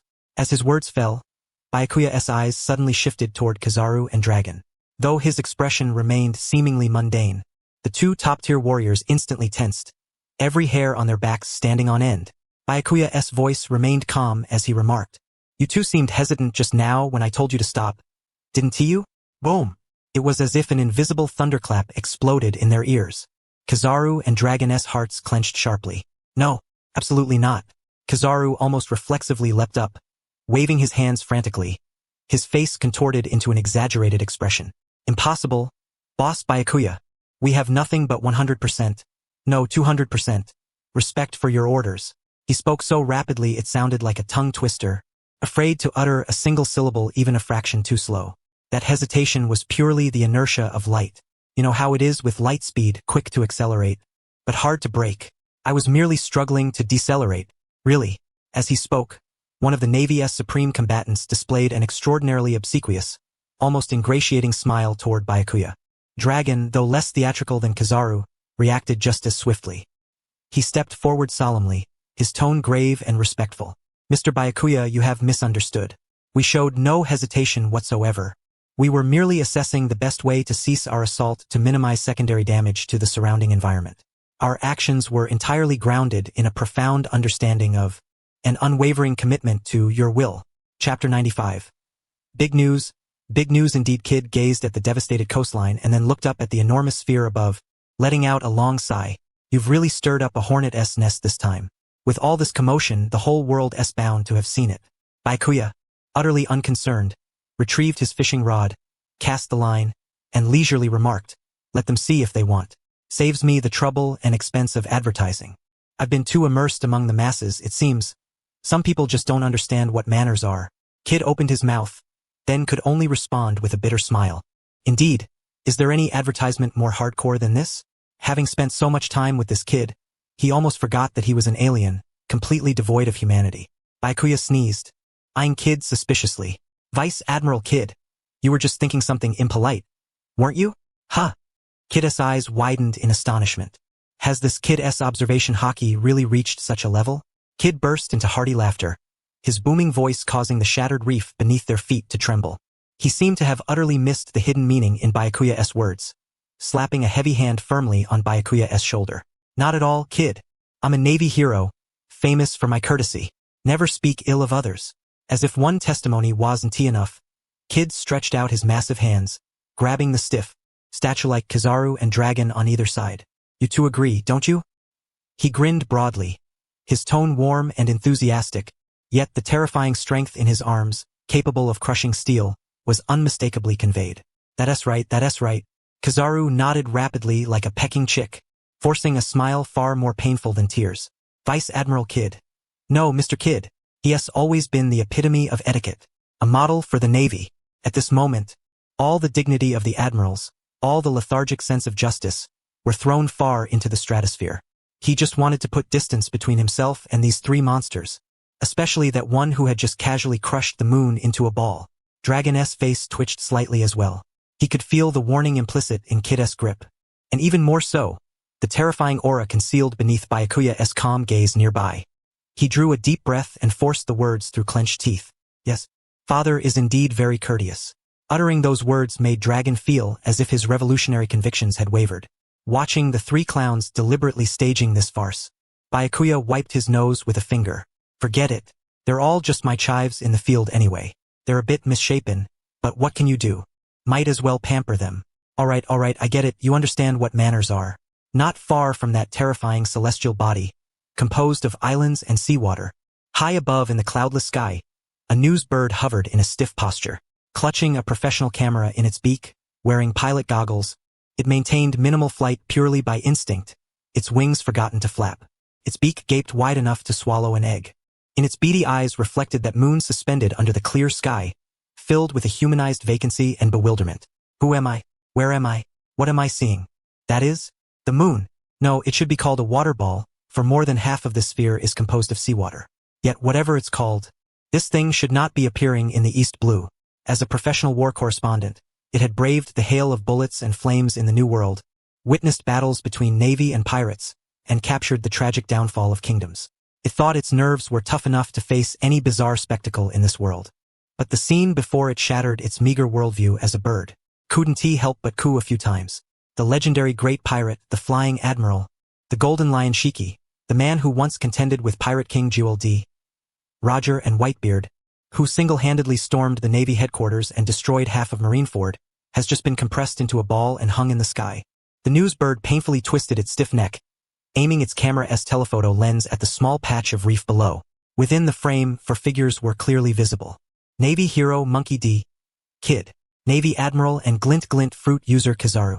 The world's most notorious criminal, revolutionary leader Dragon, and the black-haired youth who, after retracting his gravity, acted as if nothing had happened and leisurely resumed fishing. Click, click, click. The camera's flash erupted wildly, driven almost by muscle memory. The news bird immortalized this historic moment forever. It captured the ominous moon radiating a sinister aura, captured the twisted, terrified, despairing face of the golden lion Shiki before being sucked in. It captured the three men, Kid, Kizaru, and Dragon, frozen in shock as if they had seen a ghost. It even captured Byakuya's chillingly serene profile and his casual casting of the fishing rod. Each photograph was a nuclear bomb capable of detonating the entire world. Breaking news. Breaking news, ah! A piercing bird call shattered the vast sky. The news bird finally emerged from its state of utter shock, replaced by an unprecedented fervor that seemed to scorch its very mind. Trembling wings reached into its small satchel and produced a delicate den mushy. Dialing. It must contact the editor-in-chief immediately. Meanwhile, above an island in the Grand Line, the headquarters of the World Economy News Agency. Useless. A bunch of useless fools. After all this time, not a single scrap of information. A colossal birdman towering over 10 feet tall, clad in an ostentatious suit, furiously flapped his wings, sending papers flying across the office. This was none other than Morgan, the editor-in-chief of the World Economy News Agency. At this moment, he was at his wit's end over a rumor circulating through the underground channels of the New World about a devastating defeat suffered by a Marine admiral in the East Blue. Chief, we've dispatched all personnel near the East Blue to verify the report. But there's nothing to be found. A subordinate reported with trembling voice. Nothing to be found? Then just die. Morgan roared, spittle flying as he vented his fury. What good are you worthless bums? He paced agitatedly, his enormous bird claws scraping the floor with a grating sound. As a news agency that habitually controlled frontline intelligence worldwide, to have not uncovered even a whisper after all this time was intolerable. Regarding that underground rumor, if it weren't for Don Quixote da Flamingo releasing it, he would have thought it was a fake story spread by that bastard. Moreover, the Marine headquarters had already taken action. This news was almost certainly true. Just then, the pure gold den mushy on the desk suddenly rang urgently. The entire noisy office fell silent instantly. All eyes fixed on the phone. Morgan's massive form froze, then spun around, snatching up the receiver. Speak. His voice was deep and hoarse, imbued with an unyielding authority. If this isn't about the East Blue intel, prepare to be tomorrow's roasted bird feast. From the other end of the line came a sharp, urgent voice, gasping for breath amidst overwhelming excitement. Chief, it's me. Breaking news. News so monumental it could overturn the world. Morgan furrowed his brow impatiently. Cut the crap. Get to the point. Which admiral? Who defeated him? He had already assumed the East Blue intelligence concerned the admiral's crushing defeat.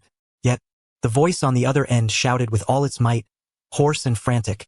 Not an admiral, but it's related, even more explosive, Chief. The Golden Lion. The legendary pirate, Golden Lion Shiki. Golden Lion? Morgan paused, a vivid image flashing through his mind. The arrogant figure floating midair, cigar in beak. He went to the East Blue? He defeated the admiral? This speculation seemed more plausible. No. The voice cracked with emotion. Shiki, he was defeated. Chief, Golden Lion Shiki was defeated. What? Morgan's pupils contracted sharply. Shiki defeated? What a joke. Who could possibly defeat that monster? Garp and Sengoku together? Who defeated him? Did the Marines deploy the Demon Slaughter Order? Were Garp and Sengoku both present? Morgan pressed anxiously. No, none of that. The voice trembled even more, as though recounting a legend. Just one person, Chief. Only one. He casually created a moon, then sealed Golden Lion inside it. Chapter 96. Seemingly outlandish, yet truly outlandish, the vast office plunged into a deathly silence. All the diligent staff halted their work, staring up in stunned disbelief. The receiver in Morgan's grasp slipped from his hand, crashing onto the desk with a thud. For the first time, a look of utter bewilderment crossed his colossal avian face. Create a moon? What nonsense are you spouting? Am I losing my mind? Or is this news bird mad? He snapped back to reality, seized the receiver again, and almost pressed it to the den mushy as he bellowed. Say that again. Damn it, what did you see? A moon, Chief. A moon made of islands and seawater, hanging right now above the Goa Kingdom. I swear I'm not mistaken. I took pictures. I have pictures. And, the news bird's voice grew ever more frenzied.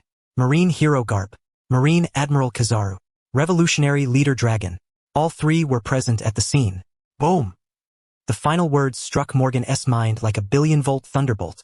The Admiral's crushing defeat rumor, Shiki's downfall, the convergence of Garp, Kizaru, and Dragon, a mysterious man capable of casually creating a moon and bending three of the world's top fighters to his will.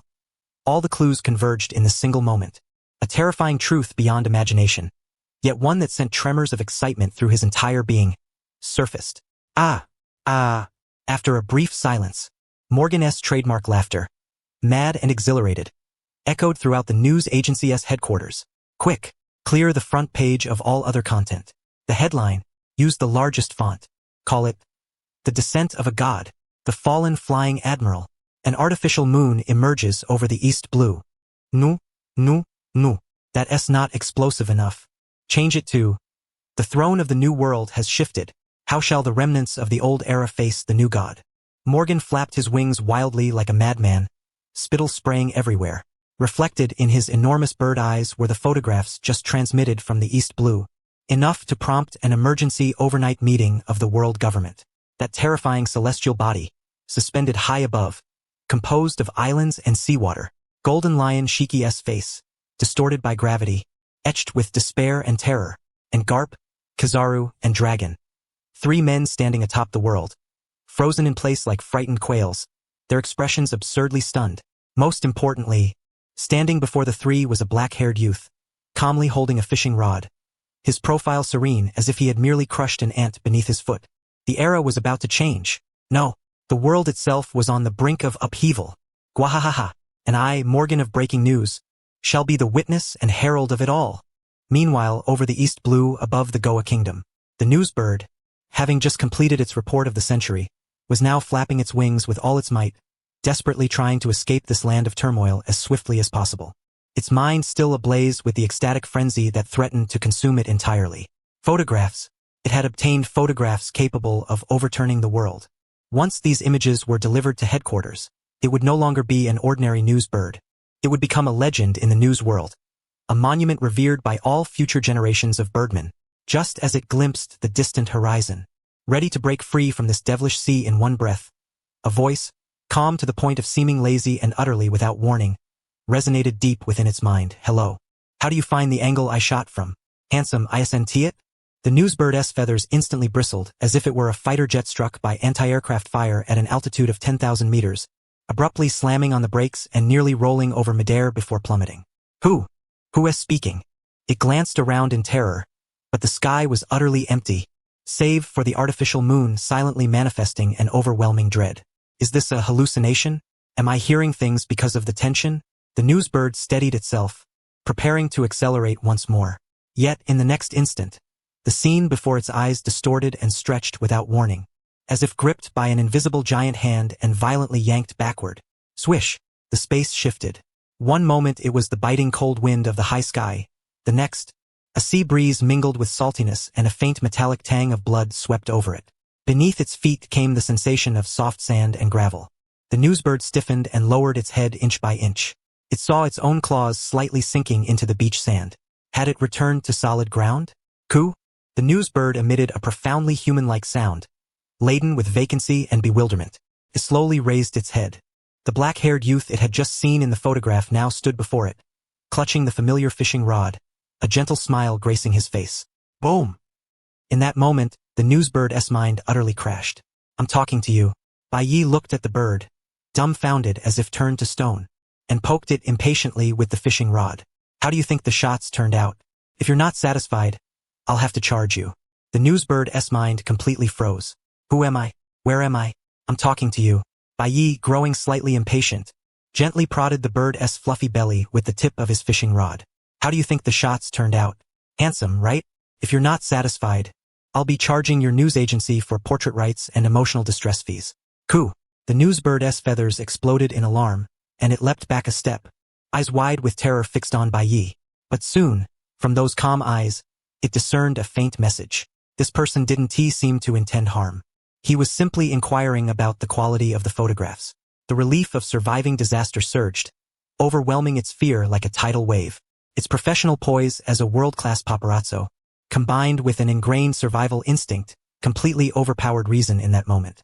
Almost reflexively, the newsbird carefully retrieved a stack of freshly developed film strips from a small pouch hanging around its neck, clasped them delicately with the tip of its wing, and respectfully handed them over. Bai Ye nodded with satisfaction, took the film strips, and began to leaf through them one by one. For a moment, the entire rocky beach was engulfed in an eerie silence, broken only by the whispering sea breeze and the crashing waves. Garp was somewhat accustomed to Bai Ye's erratic behavior. This kid was just naturally capricious. But Kizaru and Dragon were different. They couldn't fathom why now was the time to fuss over photo quality. Watching the youth admire the photos before him, they found it impossible to reconcile this scene with the godlike figure who had just showcased his might. What kind of nonsense was this? I haven't even entered the instance yet. Chapter 97. Striving to rise above, Bai Ye held the film strips up to the sunlight, scrutinizing each one carefully. Garp, Kizaru, Dragon, and the trembling newsbird all fixed their eyes on his face, barely daring to breathe. At first, a hint of satisfaction lingered on Bai Ye's face. The artificial moon suspended high in the sky was captured with a suffocating presence. The composition and interplay of light and shadow were impeccable, vividly conveying the cataclysmic terror.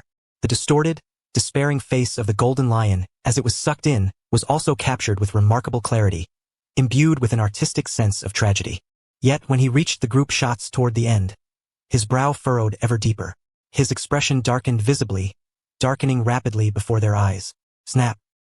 He casually tossed several film strips onto the newsbird's face, his voice low but icy with accusation. What the hell is this crap you took? Coo? The newsbird shuddered in fright, looking at him blankly. I'm asking you, what is this? Bai Ye picked up one of the photos, pointing at the figures on it, his voice suddenly rising sharply. Do you even know how to take pictures? In the photo, Garp's explosive muscles almost burst through his navy uniform, grinning like a 200-pound fool. Yet his aura was as majestic as a mountain. Kizaru, though somewhat rotund in figure, stood tall and imposing at over 2 meters in height, his admiral's cloak lending him a formidable presence. Dragon was even more imposing. The shadows beneath his hood were as deep as an abyss. Merely standing there, he seemed like the antithesis of the world, radiating an overwhelming pressure. And then, nestled among these 3 towering giants was an ordinary-looking black-haired youth.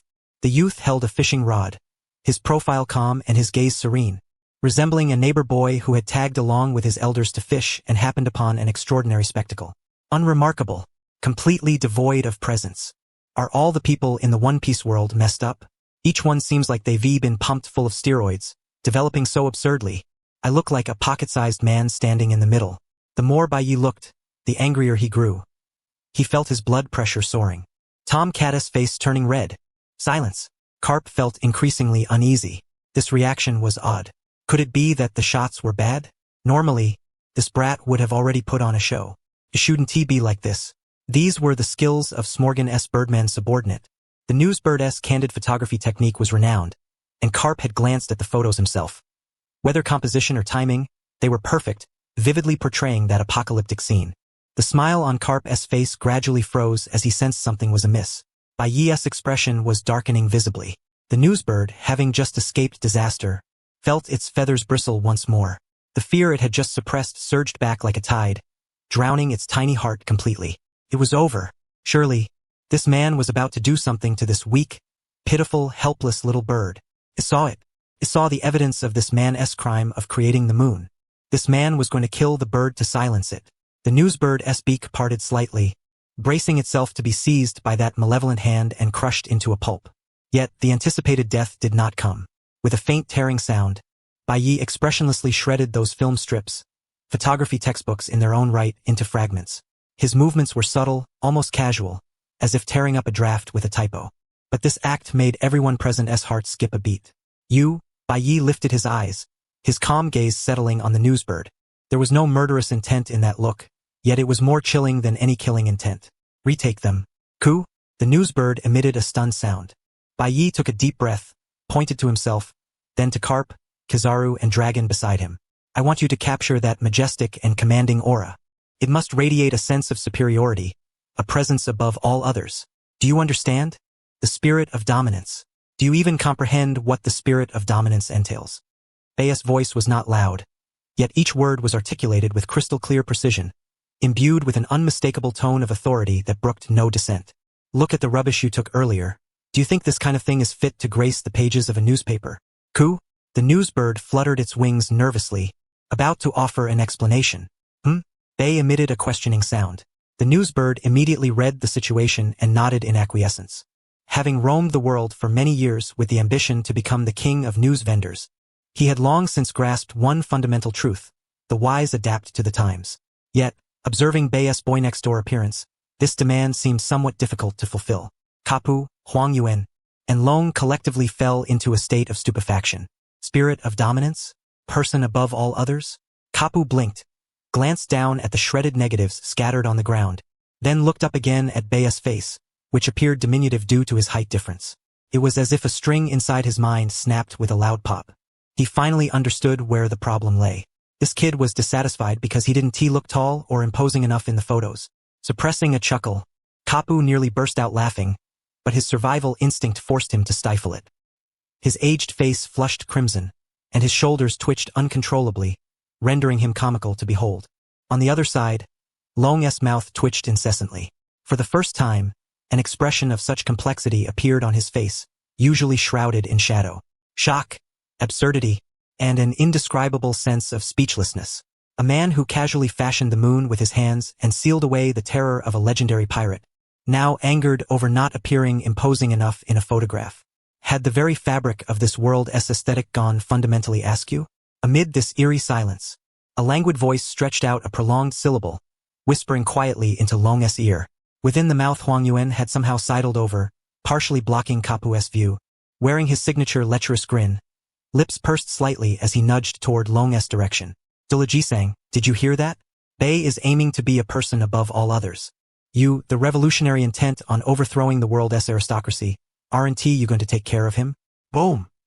Huang Yuan's voice was soft yet exploded in Long's mind like a thunderclap from the heavens.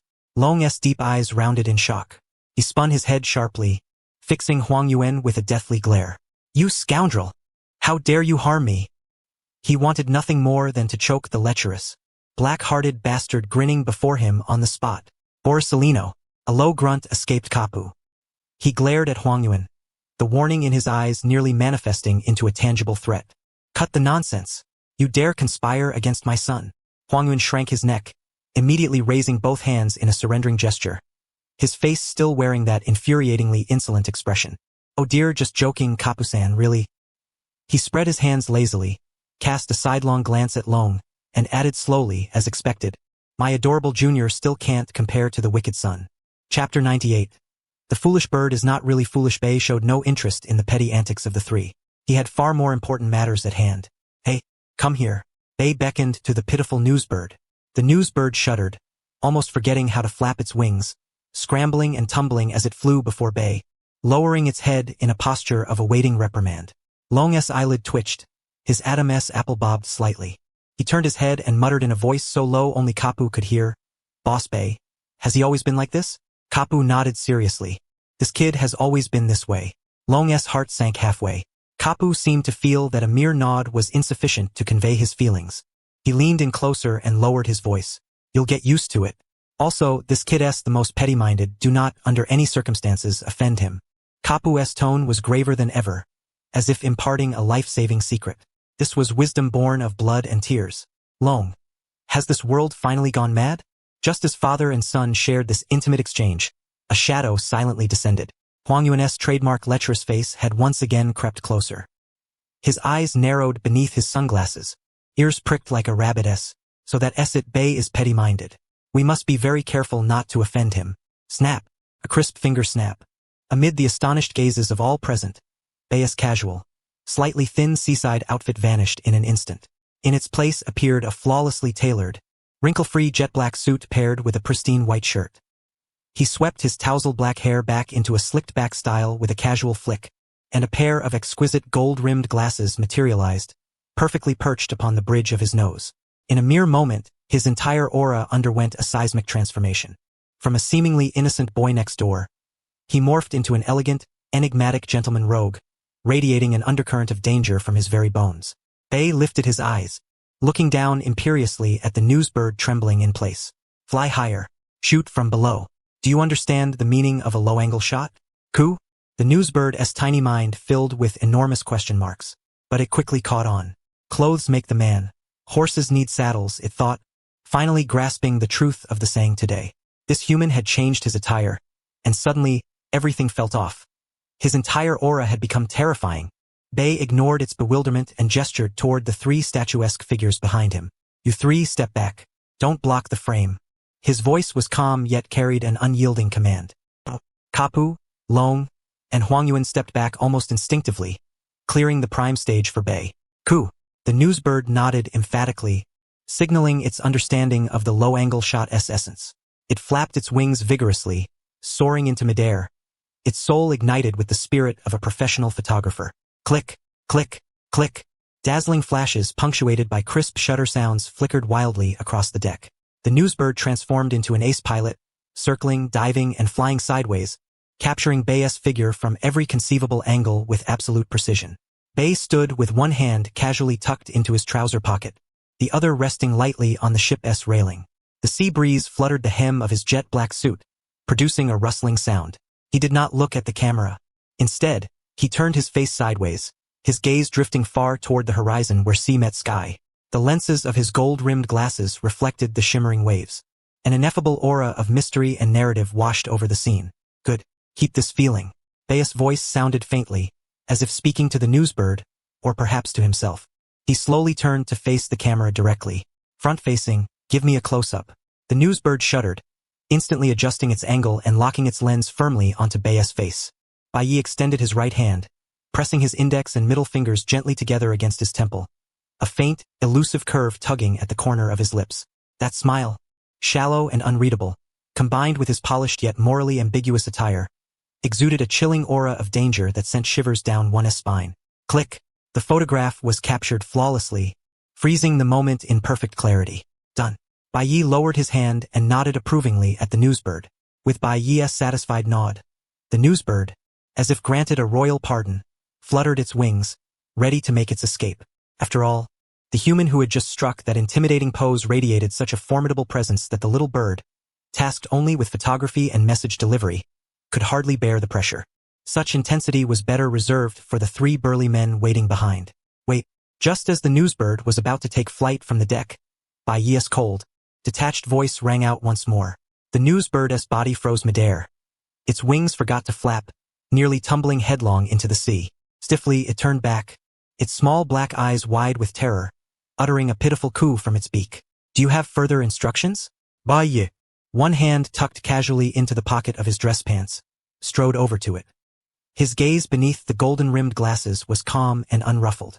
The photo is well taken, but a picture alone will not suffice. He extended his index finger to gently tap the newsbird's tiny head. Do you know how to write a headline? Ku? The newsbird was utterly bewildered.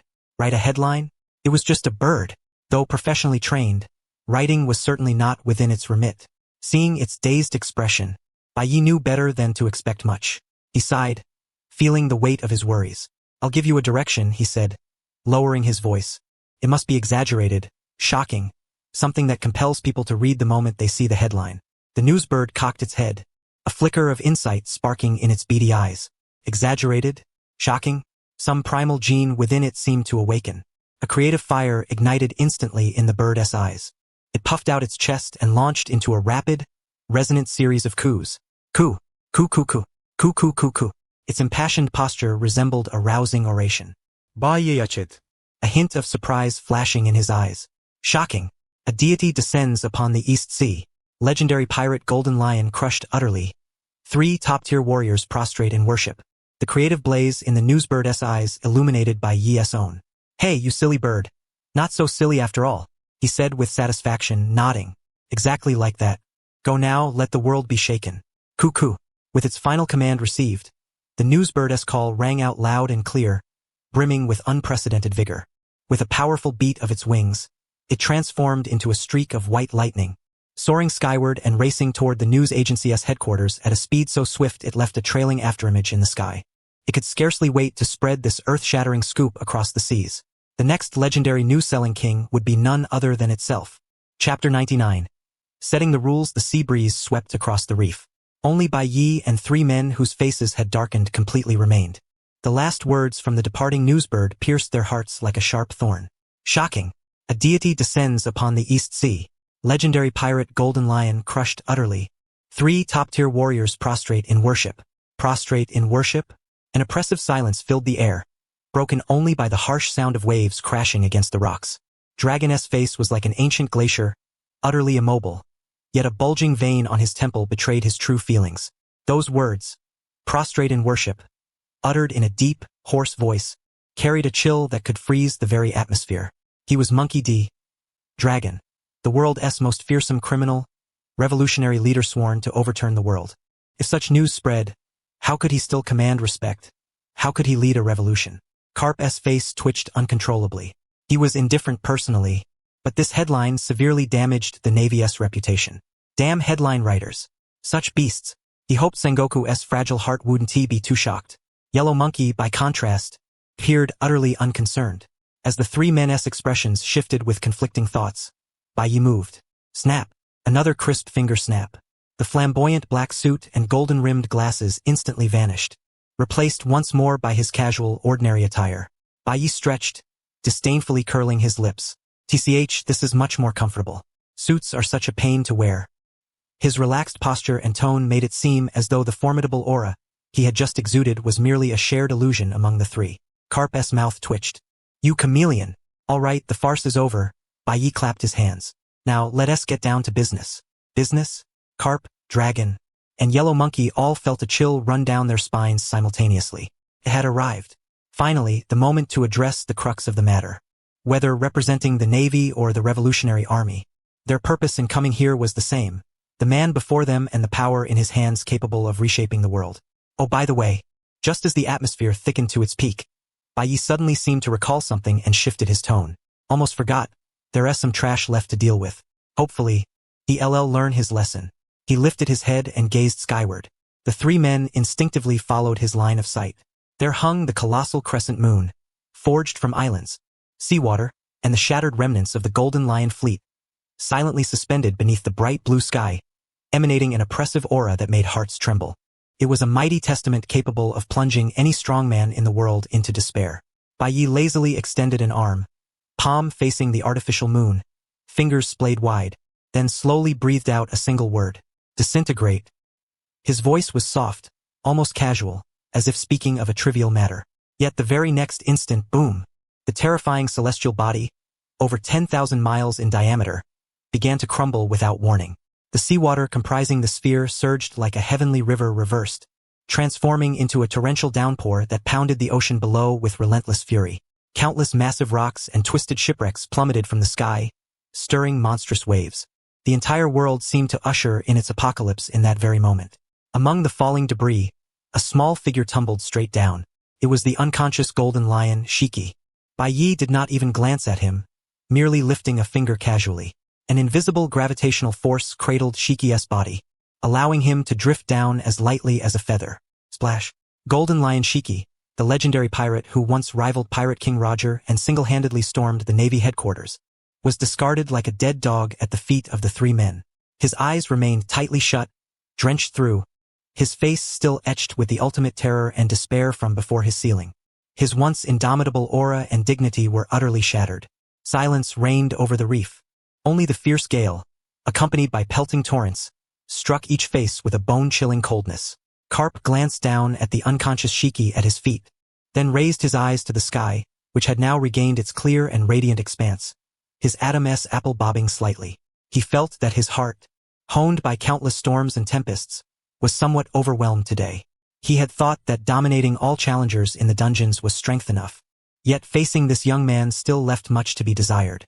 No, this old man could no longer remain idle. At this age, it was precisely the time to forge ahead. "You brat," Garp's voice was hoarse, yet he truly meant what he said. Told to calm down, he did exactly that, nothing more, nothing less. What else? Byakuya withdrew his hand and slipped it into his pocket, naturally retorting. "Just an old man who cannot see the situation clearly," Garp muttered. Ahem. Kizaru cleared his throat twice, attempting to break the oppressive atmosphere. He cautiously pointed at the golden lion sprawled on the ground and inquired gently, "Mr. Byakuya, how shall we handle this gentleman? Shall the Navy assist in escorting him back to Sabaody Archipelago?" Byakuya shook his head, as if hearing a rather dull suggestion. "That's out of the question. After all, he is my covert client. Even if he disrespects me and speaks rudely, have you seen me do anything to him? I merely administered a slight punishment. One cannot simply throw someone into prison on a whim." Kizaru's lips twitched as he looked at the golden lion, limp as a dead dog. "You call that a slight punishment? Then what would you term a severe penalty? Crushing the sun itself?" Byakuya's gaze shifted away from the golden lion and slowly swept across the other three present. The Navy Admiral Kizaru, the Revolutionary Army leader Dragon, and the Navy hero Garp. These three could be considered a disciplined faction, making them somewhat easier and more pleasant to deal with. However, individuals like the Golden Lion were not uncommon on the seas. He could not personally intervene every time. Byakuya's original intention was simply to find some proxies to help him conquer those dungeons, so he could reap the rewards and proxy fees effortlessly. Yet these unruly people were seriously affecting his efficiency in harvesting. If this continued, it would take him several more years to become the strongest in the universe. Outrageous. Absolutely intolerable. Did he have to stand guard here every day, like a dutiful dungeon gate NPC, receiving every adventurer who came to challenge? That would reduce him to nothing but a beast of burden. Byakuya would not engage in such thankless toil. He was meant to be the rule maker, not a passive gatekeeper. He needed to establish a brand new, efficient system that would liberate him completely. Therefore, the rules had to be set. Chapter 100 Garp. "I'll slap you twice the moment I go up." Byakuya's gaze swept over Kizaru, Dragon, and Garp, before finally resting on the puddle of muddy gold that was the golden lion Shiki at his feet. Navy Admiral, Revolutionary Army leader, Navy hero, plus a legendary great pirate. This audience lineup saved him quite a bit of trouble. Perfect. Today, the rules would be established. First, wake this guy up. Byakuya pointed at the golden lion on the ground. "There are some things I intend to say all at once. Now that's a good thing." The moment the words left his mouth, Garp was the first to step forward, grinning broadly like a 300-pound child, bearing a set of gleaming white teeth. "Haha, this old man's got this down." As he spoke, he clenched his enormous, pot-sized fist, the knuckles cracking audibly in a series of sharp snaps, causing Kizaru's eyelids to twitch involuntarily. Byakuya's eyes twitched slightly at Garp's eager and ready demeanor. This old fellow certainly harbored some personal grudges. Garp paid no mind and strode over to the golden lion, his eyes sparkling with excitement. He bent down and grabbed Shiki's signature golden lion's mane, hoisting the legendary great pirate's upper body as if lifting a chicken. "Old bastard, wake up for me." With those words, Garp raised his large, fan-shaped hand. Smack! Smack! Two crisp, resounding slaps landed heavily and mercilessly across the aged face of the golden lion Shiki. The sound was so loud it even drowned out the waves crashing against the rocks. Shiki, still unconscious, felt his awareness slowly rise from an endless void of darkness and chaos. What happened? Am I not on my own Sky Island? Right. I seem to have heard some intriguing news in the East Blue and came rushing here. Then his memories began to blur, leaving only fragmented pieces behind. It was as if he had dreamed an indescribable nightmare. In the dream, he was gripped by a mysterious brat wielding an unfathomable power, crushing him and his island as if they were mere insects. Absurd. How could he have such a ridiculous dream? He must be overtired lately, hallucinating, just scaring himself. Only, why does my face hurt so much? Burning like being seared twice with a red-hot iron rod. Shiki struggled to open his unbearably heavy eyelids, his vision gradually sharpening. An old face, covered in wrinkles and grinning in a way that invited a punch, suddenly invaded his sight. Garp. That old, undying bastard. Shiki's consciousness fully returned the instant he saw Garp. Before he could react, that hateful old face approached again, blocking his view. Smack! Smack! 2 more slaps. Even harsher and more forceful than before. You bastard! Garp! Shiki's fury erupted like a volcanic explosion, shooting up through his crown. He was the Flying Admiral, the Golden Lion Shiki, a rival of Roger and Whitebeard for dominance of an era. How dare that old scoundrel humiliate him so? The fierce temper and commanding aura of the legendary great pirate surged forth as he roared. How dare you, however, before he could finish, his peripheral vision suddenly caught sight of someone not far behind Garp. A black-haired youth, arms crossed, gazing at him with an expression so calm it was as if watching an insignificant ant. Boom! Like a bolt of divine lightning from the heavens, it struck deep into Shiki's very soul. That gaze, that calmness, as if observing a mere insect, not a dream. The terrifying moon, composed of islands and seawater, suspended in the sky, the supreme power that crushed him along with his entire fleet and island into a sphere. The absolute despair so deep it extinguished even the will to resist. All of it flooded his mind like a rising tide. All of it was true. Ugh! The raging fire on Shiki's face was extinguished within a single second, as if all fuel had been drained from the flames. In its place was an ashen pallor. He stiffly turned his neck, his gaze fixed beyond Garp's shoulder, staring in horror as if seeing a ghost at the distant figure of Bai Ye. An illusion, just an illusion. I am scaring myself. The golden lion closed his eyes, then opened them once more. The handsome visage of Bai Ye, as striking as the authoress' own, still lingered vividly before him. Enough! The dream had ended. The golden lion's countenance visibly wilted before the naked eye. To think such formidable power existed in this world, what, then, was the meaning of all his years of toil? Garp detected the shift in him, grinning broadly to reveal a set of gleaming white teeth. His grip on the golden lion's collar tightened ever so slightly. What's the matter, old friend? Lost your arrogance? Where did that fierce aura that nearly shattered my hometown just now vanish to?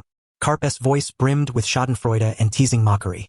In his eyes, this old man Shiki was mediocre in strength but extraordinarily vexing in ability. The Doka Doka fruit was truly a nuisance.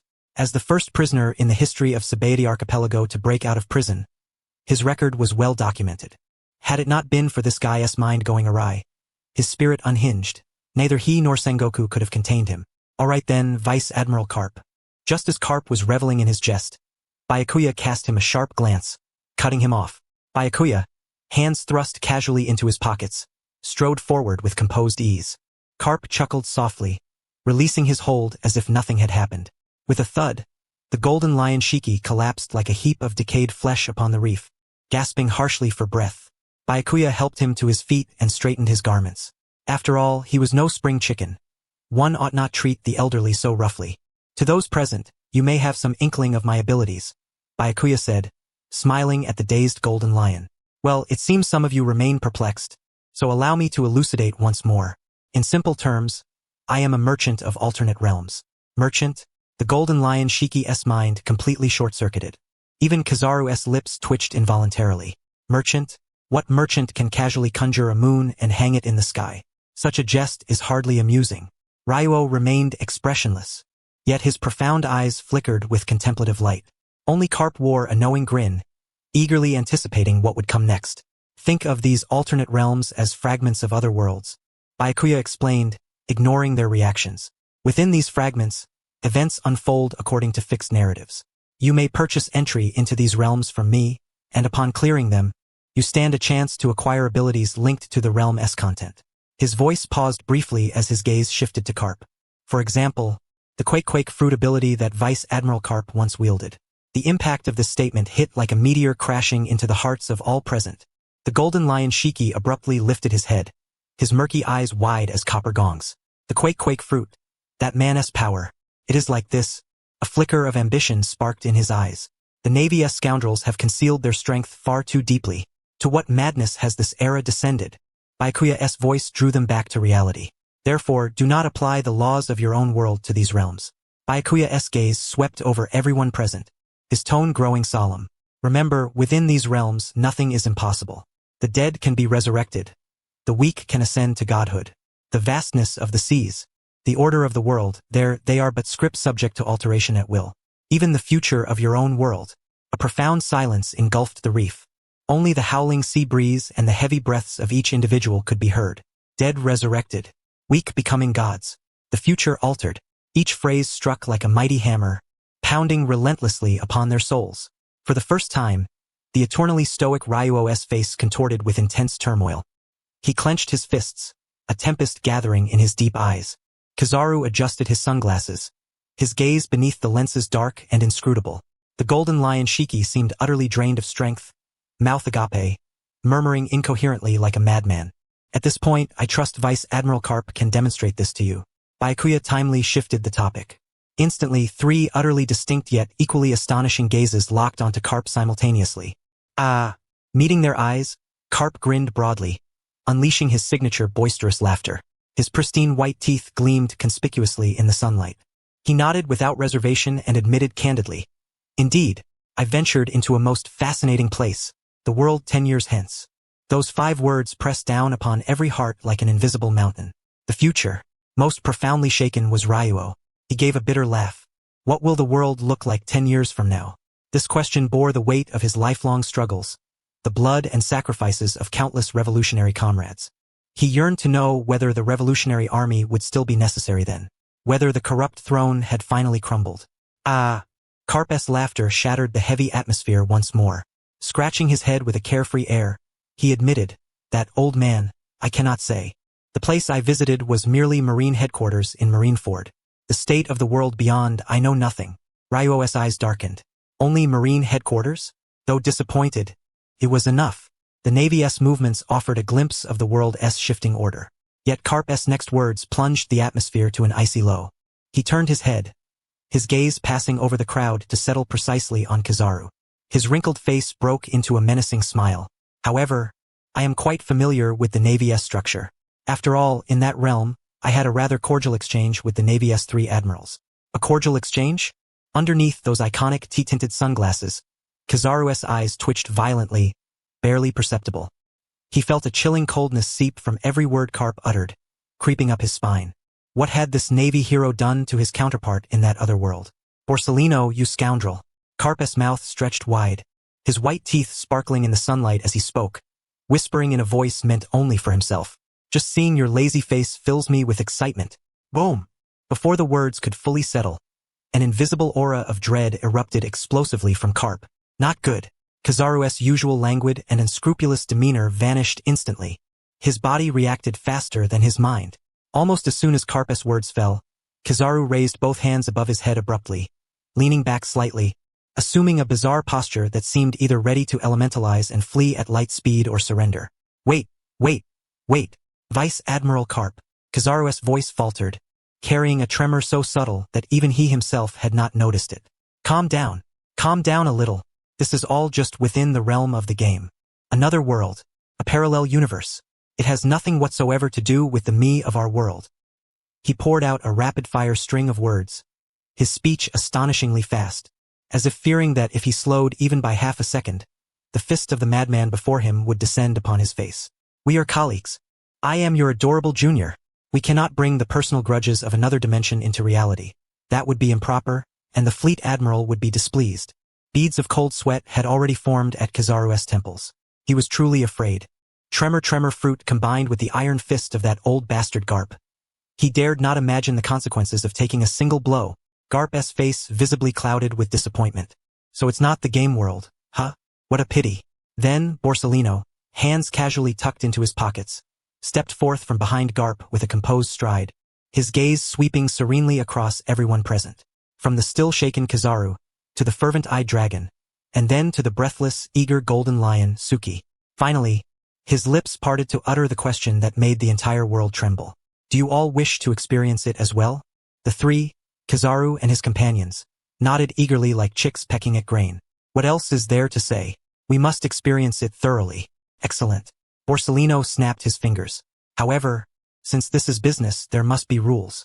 Kizaru immediately nodded. "Naturally. No order is complete without rules. Mr. Borsellino, you speak wisely." Though Dragon and the Golden Lion said nothing, their focused gazes conveyed their agreement unequivocally. In this man's domain, his word was law. First, Borsellino extended a finger, pointing toward the distant Windmill Village and the entire island beneath their feet. From this day forward, this island, home to Windmill Village, shall be a weapons-free zone. Regardless of who you are, Navy, pirate, or revolutionary. Once you set foot on this island, you must sheath your weapons and suppress your abilities. His voice was soft but carried clearly to every ear. Whoever dares to make a move here, the consequences. Before he could finish, a thunderous, exuberant laugh exploded, interrupting him outright. Borsellino's right, from today onward, anyone who dares to fight in Windmill Village will be opposing Old Man Garp. Did you hear that, Suki? Golden Lion Suki cursed bitterly in his heart. Damn it! Who gave you the right to say such things, old bastard Garp? With this great god stationed here, who would dare defy him? Ah, truly reliable, Mr. Garp. Kizaru adjusted his amber sunglasses and, in his signature elongated tone, declared, Mr. Borsellino's rules are the Navy's rules. I wholeheartedly agree with this proposal. I have no objections. Dragon nodded in kind. This was entirely beneficial for him. With this heavyweight present, he even contemplated relocating the Revolutionary Army's headquarters here. Moreover, as his homeland, this place boasted a solid foundation of local support. Very well. Borsellino raised his second finger, his calm voice resonating once more. Now the second rule. Instantly, everyone's attention was gripped anew. Kizaru, Dragon, and even the Golden Lion, who lay weakly on the ground praying for his life, pricked up their ears. They all understood that every word Borsellino spoke next might determine their own futures and perhaps the fate of the entire world.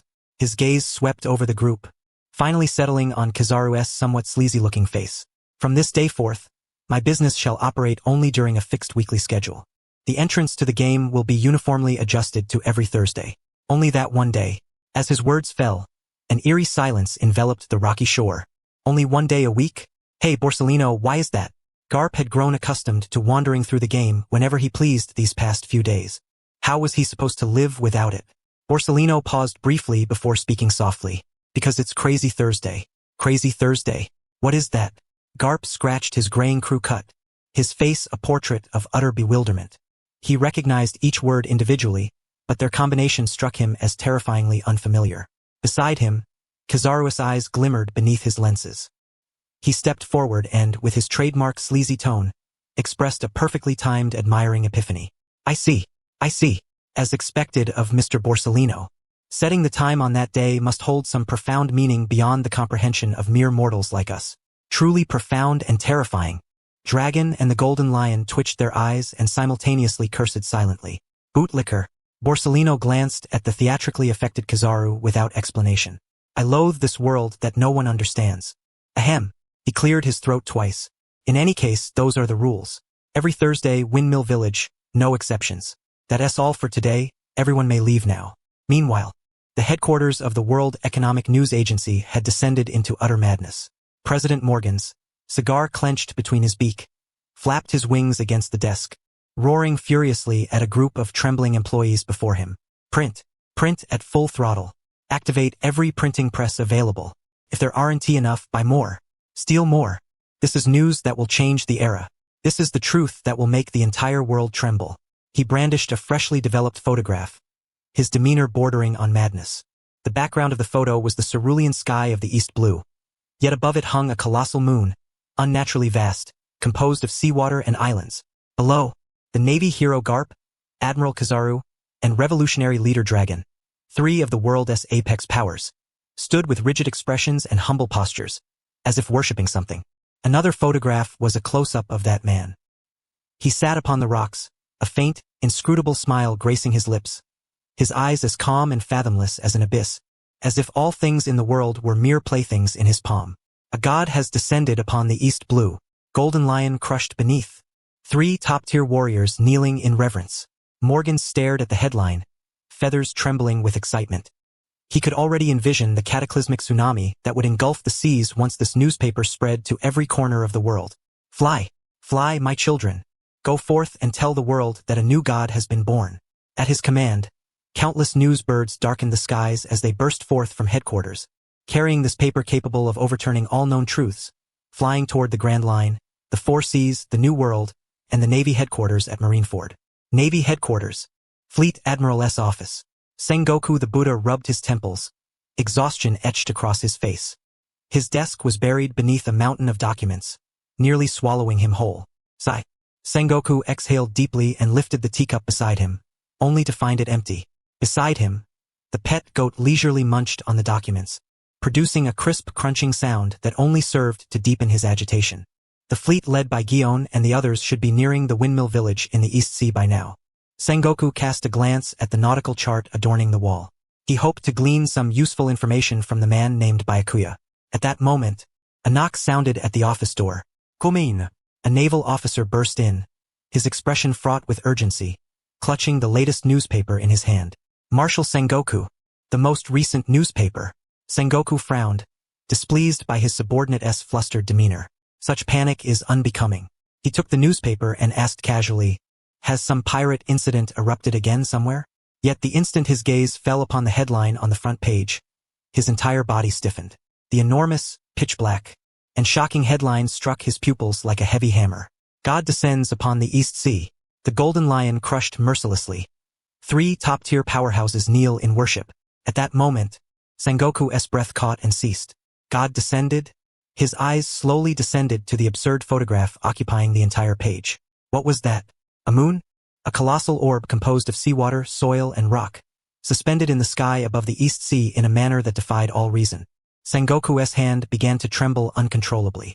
He adjusted his glasses and forced himself to continue reading. Beneath the photo stood 3 figures: Garp, Kizaru, and Dragon, a naval hero, the Navy's supreme combatant, and the world's most notorious criminal. These 3 men, who ought to be mortal enemies, now stood together in an almost humble posture, as if gazing upon something divine. An uncontrollable surge of fury and terror exploded from the depths of his heart. This image struck harder than any words ever could. It was like the loudest slap, striking the face of the world government and the banner of absolute justice upheld by the Navy. That bastard Morgans. Sengoku closed his eyes. He could imagine the terrifying tidal wave this newspaper would unleash once it spread to every corner of the world. The fragile balance long maintained by the Navy and the world government would be utterly shattered today. He snatched up the Denden Mushi beside him and, summoning all his strength, dialed urgently, "Connect me to Kizaru. Immediately. At once." Chapter 103. Witnessing the new tide. Mary Geos, the Holy Land. Among the seats of power, 5 elders, the pinnacle of global authority, sat silently around a table.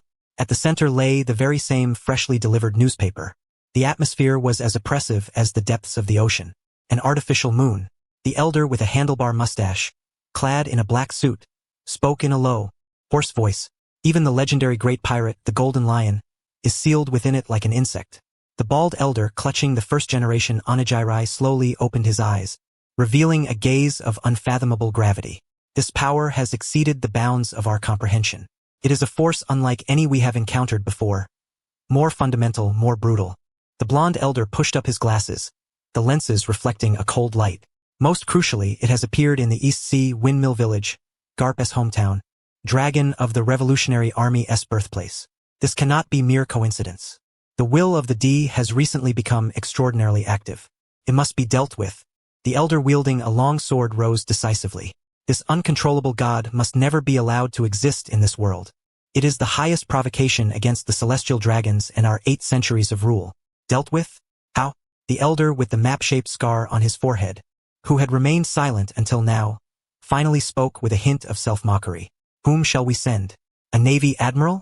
He gestured toward Kizaru's expression on the newspaper, rigid to the extreme. Perhaps dispatch CP0? Or do you intend to go personally and see if you can cut that moon apart? The air thickened once more. Indeed, how should they handle this? Facing a monster capable of casually conjuring a moon and treating the legendary great pirate like a mere ball, their vaunted authority and military might appear utterly laughable. After a long silence, the blonde elder spoke slowly, his tone resolute and unyielding. No, we cannot oppose him. At least not yet. Until we fully understand his purpose and the limits of his power, any form of hostility would be sheer folly. His gaze swept across everyone present. Issue orders. Elevate the threat level of this man called Byakuya to the highest, and notify Navy headquarters, Buddha Sengoku. From now on, alter the strategy regarding the East Sea. At all costs, avoid any conflict with this individual. When necessary, he paused, uttering a word that caused all present to blanch. Cooperation is permissible. Also, the Navy has been somewhat insubordinate lately. It is time to give them a stern warning. Tenryubito, Cake Island. Ma. Charlotte Lin's laughter was equally sharp and piercing. She clutched the newspaper, saliva nearly dripping from her mouth. A man who can create a moon. What an astounding power. What exceptional bloodline. Quickly, Perispero, Katakuri, bring this man to me. No, gather every piece of intelligence on him. He must become my husband. His power must become part of the big MOM pirates. New World, the Moby Dick. The massive whale figurehead cleaved through the waves, steady as a moving island. On the deck, the captains of the Whitebeard pirates basked in the post-battle tranquility. Sunlight was just right, and the sea breeze gentle.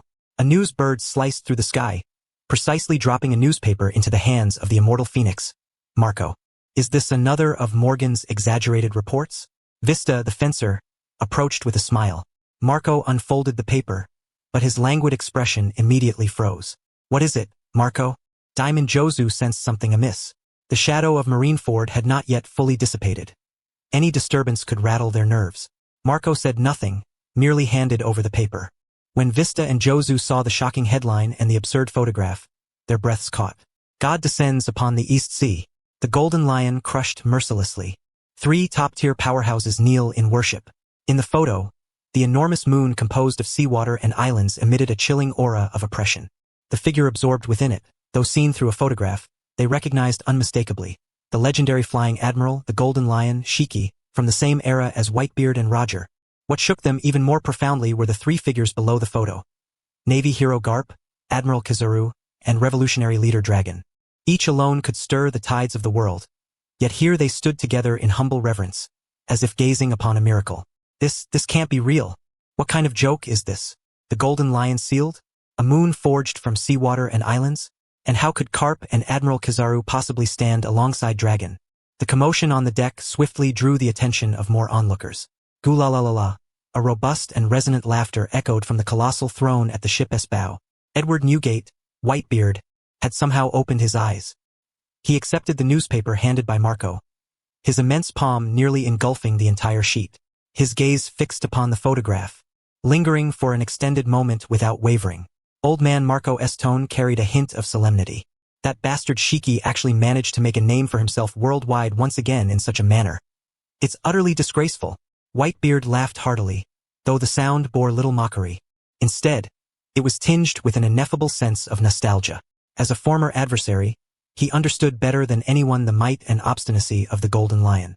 To have a man like that reveal an expression of terror and despair as seen in the photograph, to be crushed into a sphere along with his fleet and islands, this was no trivial matter. This man called Byakuya, Whitebeard's eyes ultimately settled on the deliberately enlarged close-up photograph. Calm, indifferent, as though the entire world held no significance to him. He recalled the terrifying collision he had sensed not long ago in Windmill Village, the power of the tremor fruit. That old fellow Garp had acquired the power that should have rightfully been his from this very man. Old man, this power, Marco's voice was low and serious. It has exceeded all reason. Indeed, Whitebeard set down the newspaper and grabbed the enormous gourd of sake beside him, taking a hearty gulp. A brand new era was about to dawn. In his murky eyes gleamed a light never seen before. Marco. Here, old man. Tell the children to brace themselves. Whitebeard's voice thundered across the deck like a clap of lightning, resonating throughout the entire Moby Dick. We sail for the East Blue. Heulalala. I want to see with my own eyes just how powerful this brat who dares to call himself a god really is. To witness firsthand the so-called tide of this new era. Chapter 104. Gathering Storm's Dressrosa, the Royal Hill.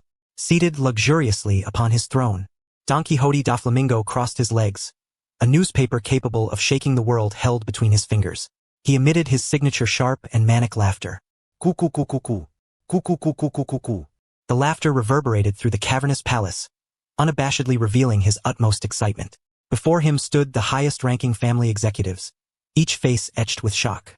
Sugar ate grapes expressionlessly, as if detached from the matter. Treble's snot nearly reached the floor, his sticky body trembling slightly with excitement. Diamante and Pica remained silent, but their clenched fists betrayed the storm raging within. A perfect masterpiece. Doflamingo stretched out his arms, his pink feather coat swirling wildly.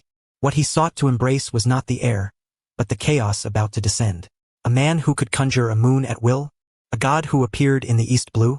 He tapped the enormous photograph of the artificial moon on the newspaper with his finger. Behind his sunglasses, his eyes shimmered with greed and fanaticism. Coo-coo-coo-coo. This world is finally going to be utterly thrown into turmoil. Treble oozed forward obsequiously. Hey, Doflamingo, this is unprecedented news. That old golden lion was crushed into a ball like trash. That was the golden lion, the legend who rivaled Roger and Whitebeard. Diamante's voice was dry. How are we supposed to respond? Respond? Doflamingo's laughter abruptly ceased. He slowly lowered his head, his gaze behind the glasses sweeping over every person present, cold enough to freeze the air. Have you not understood yet? He flung the newspaper onto the ground and firmly pressed it down with his toe. Whitebeard, Kaido, Big Mom, those monsters who claim the title of emperors in the New World, they must be restless by now. And those 5 old men in Mary Geos, they must be writhing in headaches. Cuckoo. Doflamingo spread his arms wide once more, a manic and exhilarated expression on his face. Come, all of you, head to the East Blue, fight for that power, worship that god. The tide of the new era is unstoppable.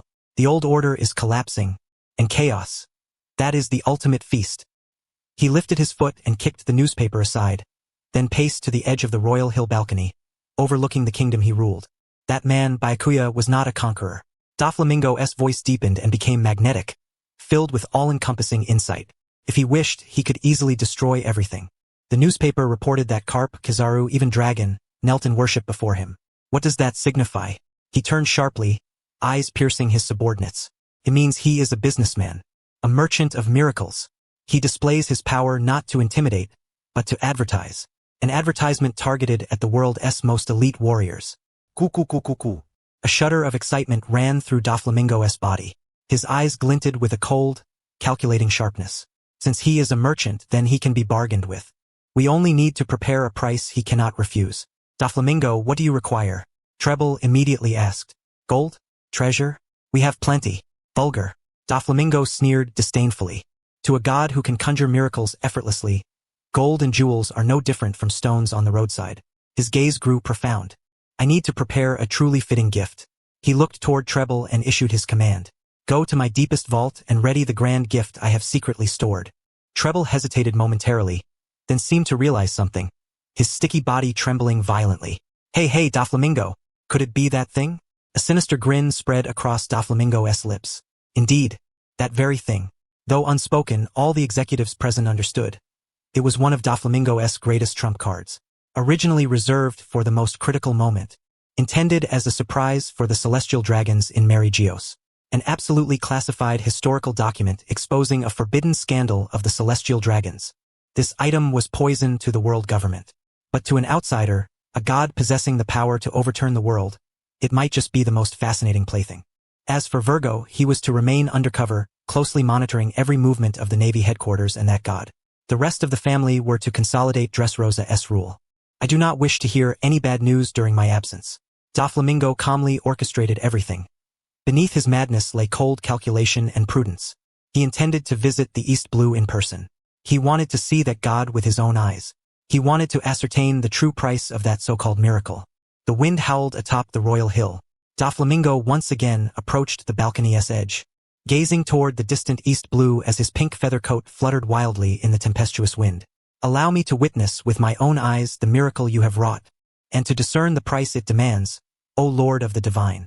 His flagship, the Numancia Flamingo, unfurled its grand sails slowly within the harbor, setting course toward that weakest of seas where miracles are said to be born. Along the New World route, a vast fleet cleaved through endless waves. The flagship was a monstrous vessel, its prow carved into a roaring dragon's head. On the deck, the officers of the beast's pirates stood solemnly. The usual clamor and wild abandon had vanished without a trace, leaving only a suffocating oppression. Upon his throne, Kaido gripped the massive spiked kanabo known as Hachisai, his eyes ablaze with pure destructive desire and overwhelming battle intent. He fixed his gaze toward the East Sea, as if already beholding the man who dared to call himself a god. Flame Disaster stood at his side, reporting in a low voice. Lord Kaido, the Whitebeard pirate's ship, the Moby Dick, has also altered its course, heading for the East Sea as well. The Big M1 pirates fleet has set sail too. Charlotte Lin seems determined to claim that man at all costs. Kaido's laughter rumbled low and menacingly. Those two old bastards can't sit still anymore? Excellent. Saves me the trouble of hunting them down one by one. His eyes swept across the boundless ocean. Increase our speed. I can hardly wait to smash that false moon hanging in the sky, along with that so-called god, into oblivion. Meanwhile, in a certain sea region of the Grand Line, a colossal red dragon-headed prow lay quietly anchored in the harbor of an uninhabited island. The atmosphere aboard the Red Force was starkly different. Shanks the red hair leaned against the ship's rail, holding that same newspaper in his hand. The smile that once graced his face had vanished, replaced by a gaze heavy with an ominous gravity. "Hey Beckman," he suddenly spoke, his voice hoarse. First Mate Ben Beckman, cigarette dangling from his lips, took the newspaper from him, glanced at it briefly, and casually set it aside. "Trouble S brewing, boss." Chapter 105, Incorporating Foot Massage into Medical Insurance Kingdom of Goa. Once, the air over this land was thick with the fragrant luxury of nobles and the putrid stench of decay from the lower strata. The ever-present gray smoke from the terminus of the unknown substance station was like an unhealable scar, a constant reminder of the chasm between classes. But now everything had changed. Sunlight pierced through the clouds, spilling onto streets reborn anew. The air no longer carried despair, but the aroma of food and uncontrollable laughter. Children chased and played upon the cobblestones, no longer fearing the lash for soiling noble garments. Vendors shouted their wares with heartfelt smiles, for every berry they earned was truly their own. Just 2 days prior, the towering city that symbolized oppression and privilege had been engulfed overnight by a surging tide of people. The flames of revolution consumed the decayed old order at an astonishing speed. The dragon had finally made its move. The tidal wave unleashed by the White Knight in the East Sea not only sealed the Golden Lion but shattered the world government's dignity, creating a rare vacuum of power. He had not missed this opportunity. All noble privileges were abolished. They found in horror that overnight they had been reduced from rulers to mere men. A brand new order of equality, under the shadow of an irresistible great power, was temporarily yet palpably established. In the heart of Goa's capital, within a newly opened Kabukicho district, melodious strings and lively voices filled the air. This place, once an exclusive den of aristocratic decadence, was now open to any who could afford its fees. In the most luxurious private room, a tall, slender man lounged lazily upon soft tatami mats. Clad in his signature yellow-striped suit, a cryptic lecherous smile played across his face as he was surrounded by a bevy of coquettish geishas. He was none other than Admiral Kizaru Borsellino, the Navy Headquarters Supreme Force. "Oh my, truly remarkable." Kizaru lifted his cup, allowing a geisha to pour sake for him, his tone languid as he remarked, "The flavor of this establishment is genuinely extraordinary." "Lord Borsellino, you flatter us." The lead geisha chuckled softly, her eyes gleaming with relief and joy as if reborn from a catastrophe. "This is all thanks to the Revolutionary Army, my lord. Now, we no longer have to surrender most of our earnings to those aristocratic lords. The money we make is truly ours, and everyone works with renewed vigor." Leaning closer, she lowered her voice to a conspiratorial whisper. "Besides, I've heard that the Revolutionary Army is planning to introduce some kind of 5 insurance system for us. It seems that in the future we'll be covered when sick or old. Even visits to places like this might be reimbursed someday." "Oh." Kizaru's movement faltered slightly. A peculiar gleam flickered beneath his sunglasses. "Including entertainment expenses in insurance reimbursement?" He drew in a sharp breath. This tactic was ruthless indeed. This was no mere attempt to win hearts. It was a fundamental dismantling of the old values upon which the world government's rule depended. When ordinary people discovered that following the Revolutionary Army meant not only having enough food and clothing but also enjoying life with dignity, and that even indulgence could be justified, who would continue to believe in that lofty justice which brought only oppression and exploitation? That man, dragon, grew ever more terrifying. Just as Kizaru's thoughts raced, the shrill ring of a telephone abruptly pierced the room. Bruru bruru bruru bruru. The golden den mushi on the table mimicked an expression of utmost fury, its mouth opening and closing as it emitted anxious sounds. The room's raucous noise instantly fell silent. The geishas watched the lifelike den mushi with curiosity. Kizaru hushed them with a finger to his lips, his lascivious smile fading somewhat as he leisurely reached out. Clearing his throat, he lifted the receiver and spoke with his trademark elongated intonation. "Moshi Moshi, this is Borsellino." "Borsellino, you bastard!" Marshal Sengoku's thunderous roar exploded from the receiver, so loud that the geishas nearby flinched and drew their necks in. "Where the hell are you? What are you doing? The entire sea has been thrown into chaos because of that newspaper. Whitebeard, Kaido, Big Mom, all have set course for the East Sea. You're the admiral assigned to surveillance. Where are you? Your absence and Garp have brought shame upon the Navy." Sengoku's voice was laced with bloodshot fury and exhaustion. as though he might burst from the den mushi and seize Kizaru by the collar at any moment. I told you to handle matters in the East Sea. Never a moment without wind or rain. Now you've simply vanished. The Navy's face is nearly ruined because of you and that damn Garp. Despite the Marshal's furious tirade, Kizaru remained unhurried. He held the receiver slightly away, scratched his ear, and flashed a reassuring smile to the worried geishas. Then, bringing the receiver back to his mouth, he cleared his throat twice, his tone brimming with innocence and helplessness. "Oh dear Marshal, such a frightful tone you have. But you can't blame me, you know. You're well aware of the might of Brother White Knight, and you saw that moon on the newspaper too, didn't you?" Kizaru's voice stretched out long and smooth, dripping with slippery charm. "That is utterly beyond the scope of my capabilities. I am merely a Navy admiral drawing a salary, not someone who battles gods. If by some misstep I were to displease that entity and be crushed into a tiny orb to be hung in the sky, the Navy would suffer a tremendous loss, and that would be terribly unprofitable, wouldn't it? Then what are you doing now? And what of the Goa Kingdom? Why did a dragon appear there?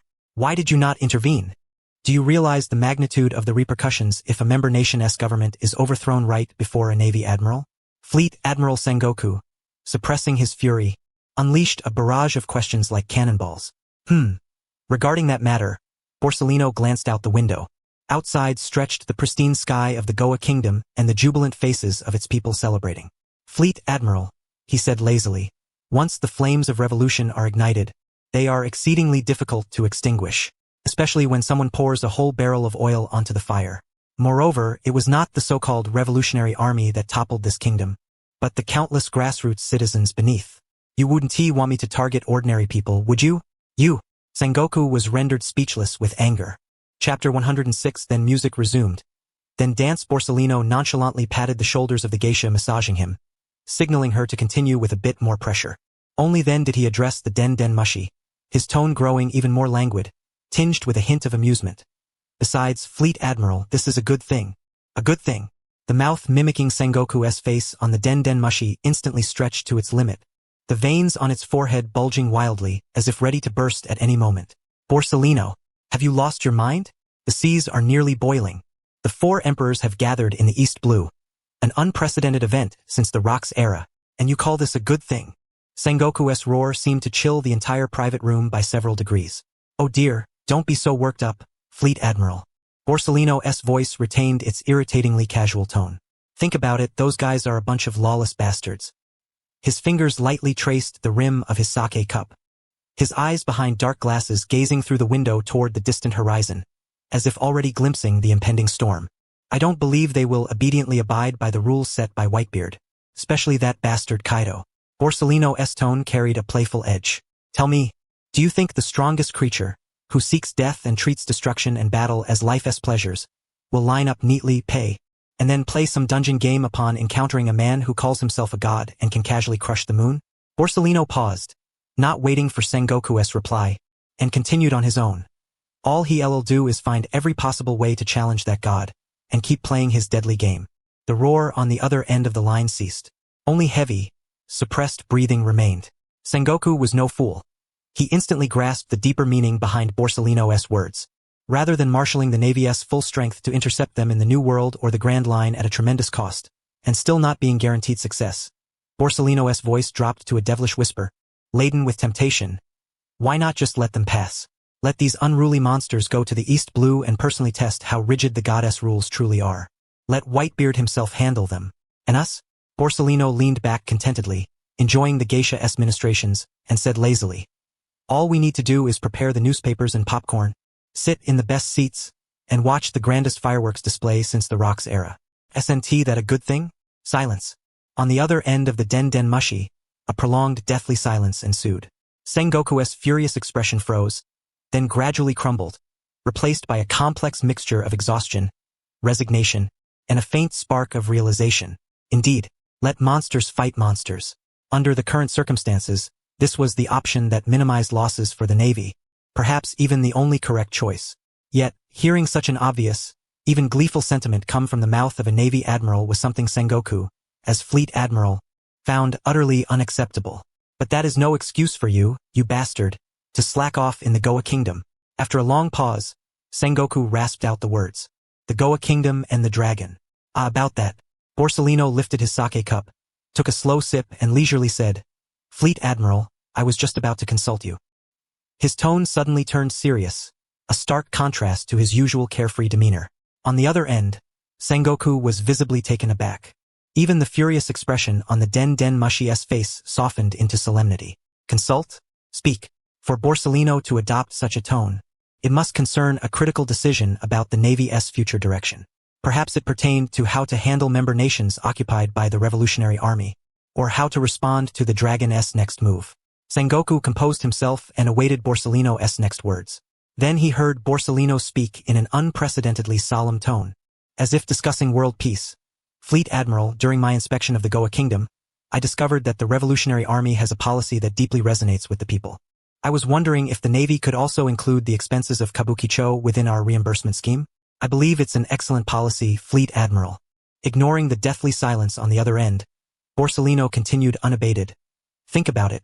Our comrades risk their lives out there. It's only fair they get to relax when they return. This would not only greatly boost morale but also stimulate economic prosperity. Killing two birds with one stone. I am confident that if you implement this policy, all our colleagues in the Navy will rally behind your wise leadership even more fervently." Silence. A silence so profound it seemed to crystallize the air into ice. The geishas in the room dared not breathe, cautiously eyeing the golden Den Mushi. The face on the Den Mushi, mimicking Sengoku, rapidly shifted from its normal complexion to flushed, then crimson, and finally a deep red resembling a boiled shrimp. White steam even began to figuratively emanate from its head. The next moment, Borsellino, a roar so powerful it seemed capable of tearing off the roof and shattering glass, exploded from the Den Mushi's mouth. "You, get back here immediately. Oh dear? Moshi? Borsellino quickly pulled the receiver away, wearing an exaggerated expression of surprise. The signal suddenly got so bad. "Fleet Admiral? What are you saying? It's all static. I can't hear a thing." Feigning static noises into the microphone, he decisively hung up before Sengoku's next roar could arrive. Click. The entire world fell silent. Borsellino returned the receiver to its place, casting a sly yet friendly smile toward the stunned, speechless geishas. He clapped his hands and lazily leaned back onto the tatami mat. All right, work matters are settled. Now, let the music continue, let the dance go on." Chapter 107. Do you still not understand, Kizaru? Navy Headquarters, Marine Ford. Marshal S. Office. Click. The crisp sound of the call ending sliced through the room's silence like the final straw breaking, piercingly sharp in the stillness. Sengoku, the warrior of the Buddha, rigidly maintained his grip on the receiver. The golden Den Mushi had fallen silent, no longer mimicking his furious expression. It lay quietly on the desk, as if utterly drained of all strength. Yet the fire burning in Sengoku's chest churned like magma dammed at a volcano's mouth, surging and roiling with no outlet for release. Borsellino, he clenched his teeth. Each word was squeezed out through gritted jaws, veins bulging on the back of his hands, knuckles white from the force of his grip. At last, all his curses coalesced into a heavy, exhausted groan. Bang! His fist struck the solid redwood desk, leaving a shallow dent. The documents scattered and fluttered before settling once more. Damn you! Sengoku sprang to his feet abruptly, pacing restlessly like a lion trapped in a cage. The entire sea is in turmoil. Whitebeard, Kaido, Big Mom, the three colossal monsters entrenched in the New World, have now, as if scenting blood, turned their vessels in unison toward the weakest sea, the East Blue. What an absurd spectacle. Since the fall of the Rocks Pirates era, has there ever been such a bizarre and terrifying situation on these waters? And the Admiral Sengoku had dispatched to monitor this chaos, the Navy's most reliable pillar, Admiral Kizaru, not only failed to act but leisurely indulged himself in the kabuki theaters of the Goa Kingdom. He even had the audacity to propose the ludicrous idea that such expenses be reimbursed by the Navy. This is a provocation against me, a merciless mockery of the Navy's absolute justice. Huff, huff. Sengoku's heavy breaths came hard and fast.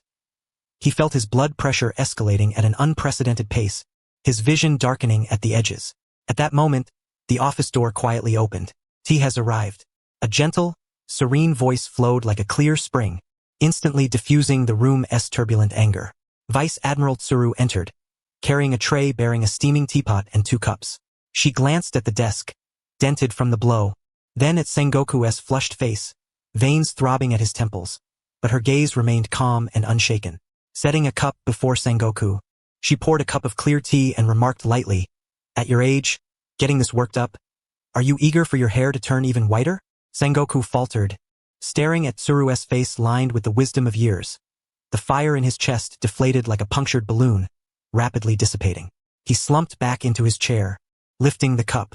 The scalding tea touched his throat, but he felt no heat. Tsuru, his voice was hoarse. You heard everything? You've sat in this position for so many years. Do you still not know what kind of man Borsellino is? Tsuru poured herself a cup, leisurely blowing on it. To get so worked up over a call whose outcome was already known, that is unnecessary. Sengoku opened his mouth but found himself powerless to retort. Indeed, what manner of man is Kizaru? A man who relentlessly pursues ambiguous justice to its bitter end.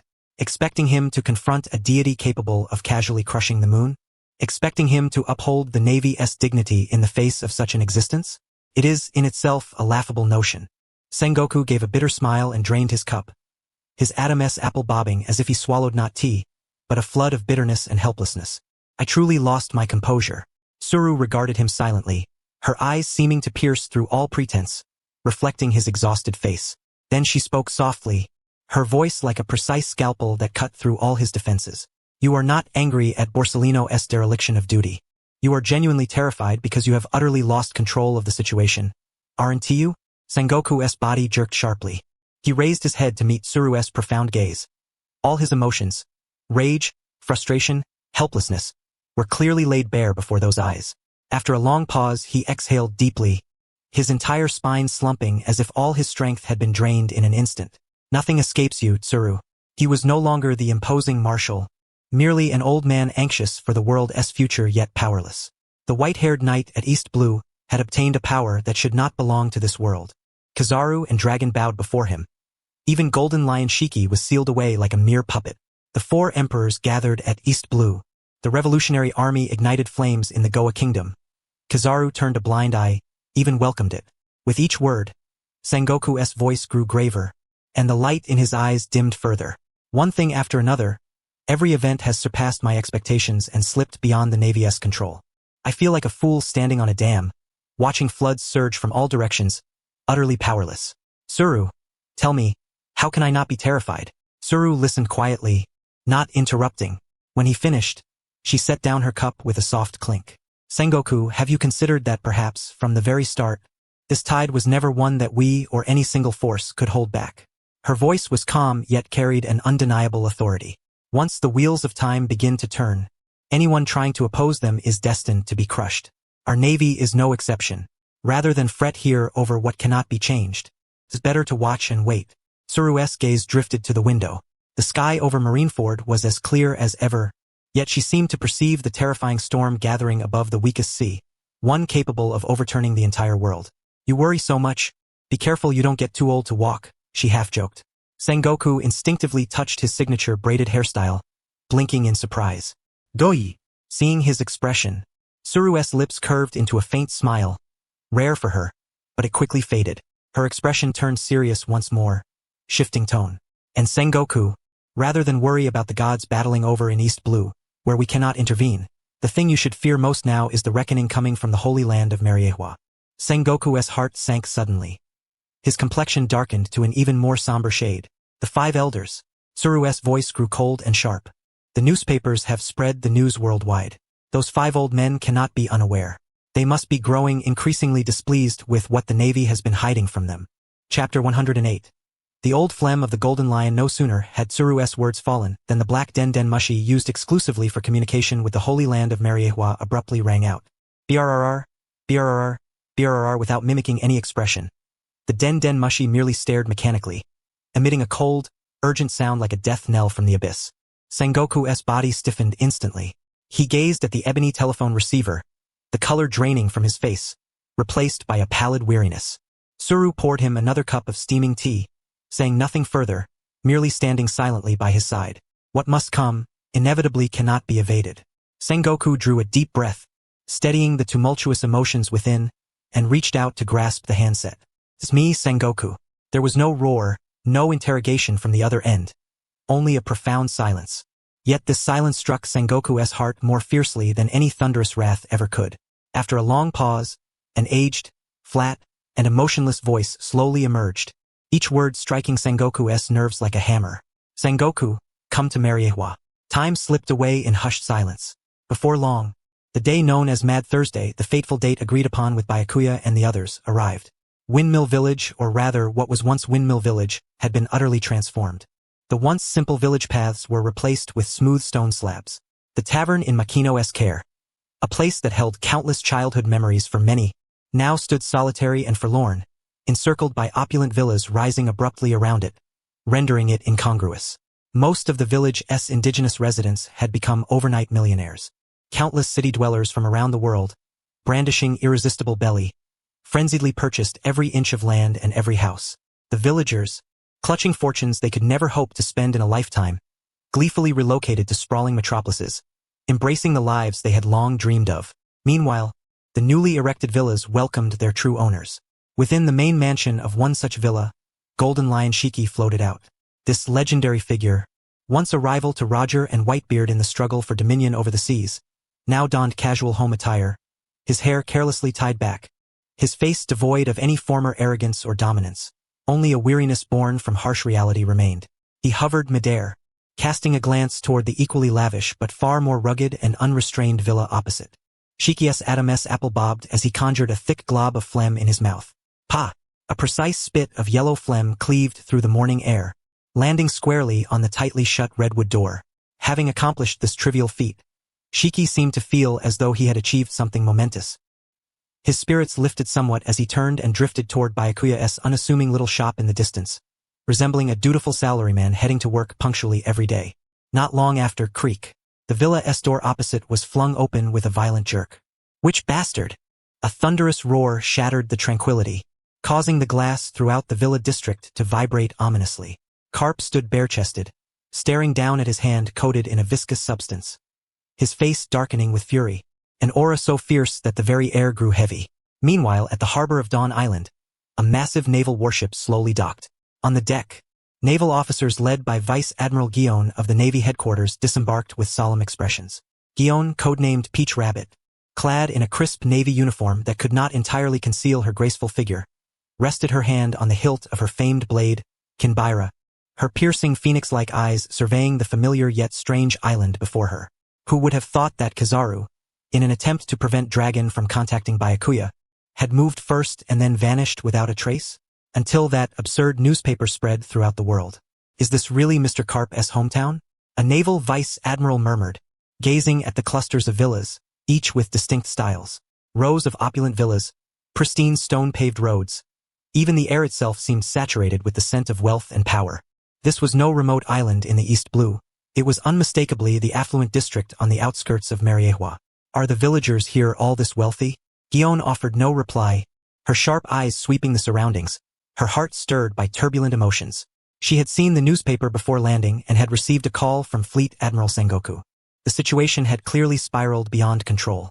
At that moment, Guion's pupils contracted slightly. Not far away, a figure leisurely floated out of a villa, drifting toward their direction. The man wore loose home clothes, his golden hair casually tied back, his face marked by the desolation of a hangover mingled with a faint, elusive smugness.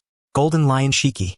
An observant naval colonel instantly recognized the face that had appeared on countless wanted posters and cried out in astonishment, instinctively placing his hand on the hilt of his sword. In an instant, the atmosphere at the harbor became tense, as if swords were drawn and bows bent. The legendary pirate, the flying admiral who had contended with Pirate King Roger and Whitebeard in their era, Golden Lion Shiki. He was here. Don't move. Guion's cold voice rang out, instantly suppressing the impulse of all present. She pressed firmly on the colonel's shoulder, the force enough to make him tremble slightly. Vice Admiral Guion? The colonel looked back in confusion. Guion's gaze was icy. Put away your weapons and hostility on this island. But that Golden Lion, the legendary pirate, is right before us. Shall we just stand by and watch? That is an order. Guion's tone deepened, leaving no room for doubt.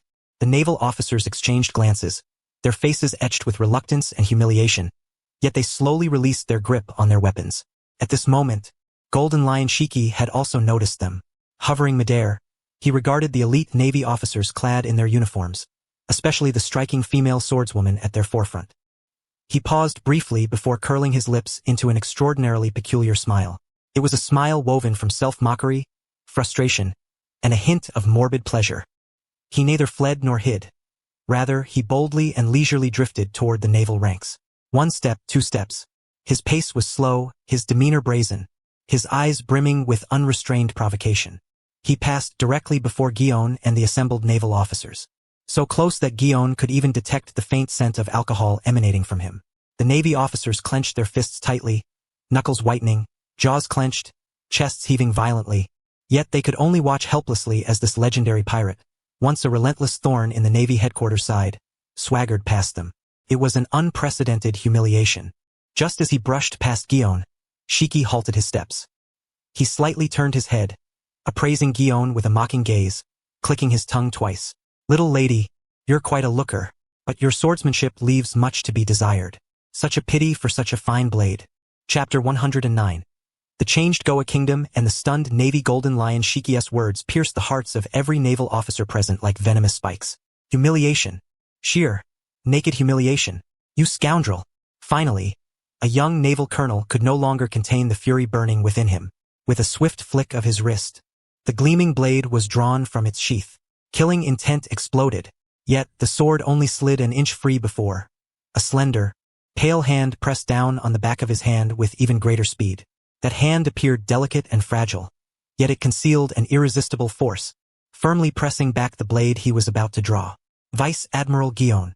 The young colonel whirled around abruptly, his eyes bloodshot, his face etched with unwillingness and humiliation.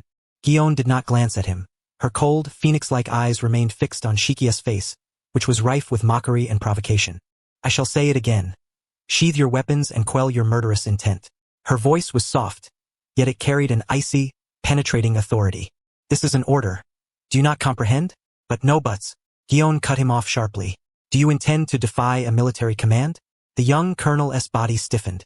His lips moved silently, but in the end, he hung his head in dejection and loosened his grip on the sword. The other naval officers wore equally ashen faces. Their fists clenched tightly, yet they could only watch helplessly. They watched the legendary great pirate swagger arrogantly before the elite navy. Ah! The Golden Lion Shiki erupted into a harsh, manic laughter, a sound brimming with a sickly ecstasy born of suppressed rage. Exhilarating. He no longer paid any mind to the seething but silent navy. Turning his back to them, he swaggered step by step toward a nondescript little shop in the distance. That silhouette was the epitome of insolence.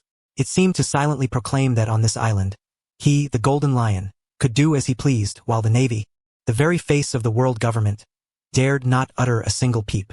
Only when Shiki's figure vanished completely around the street corner did the suffocating atmosphere at the harbor ease slightly. Vice Admiral Guillaume, shall we move out?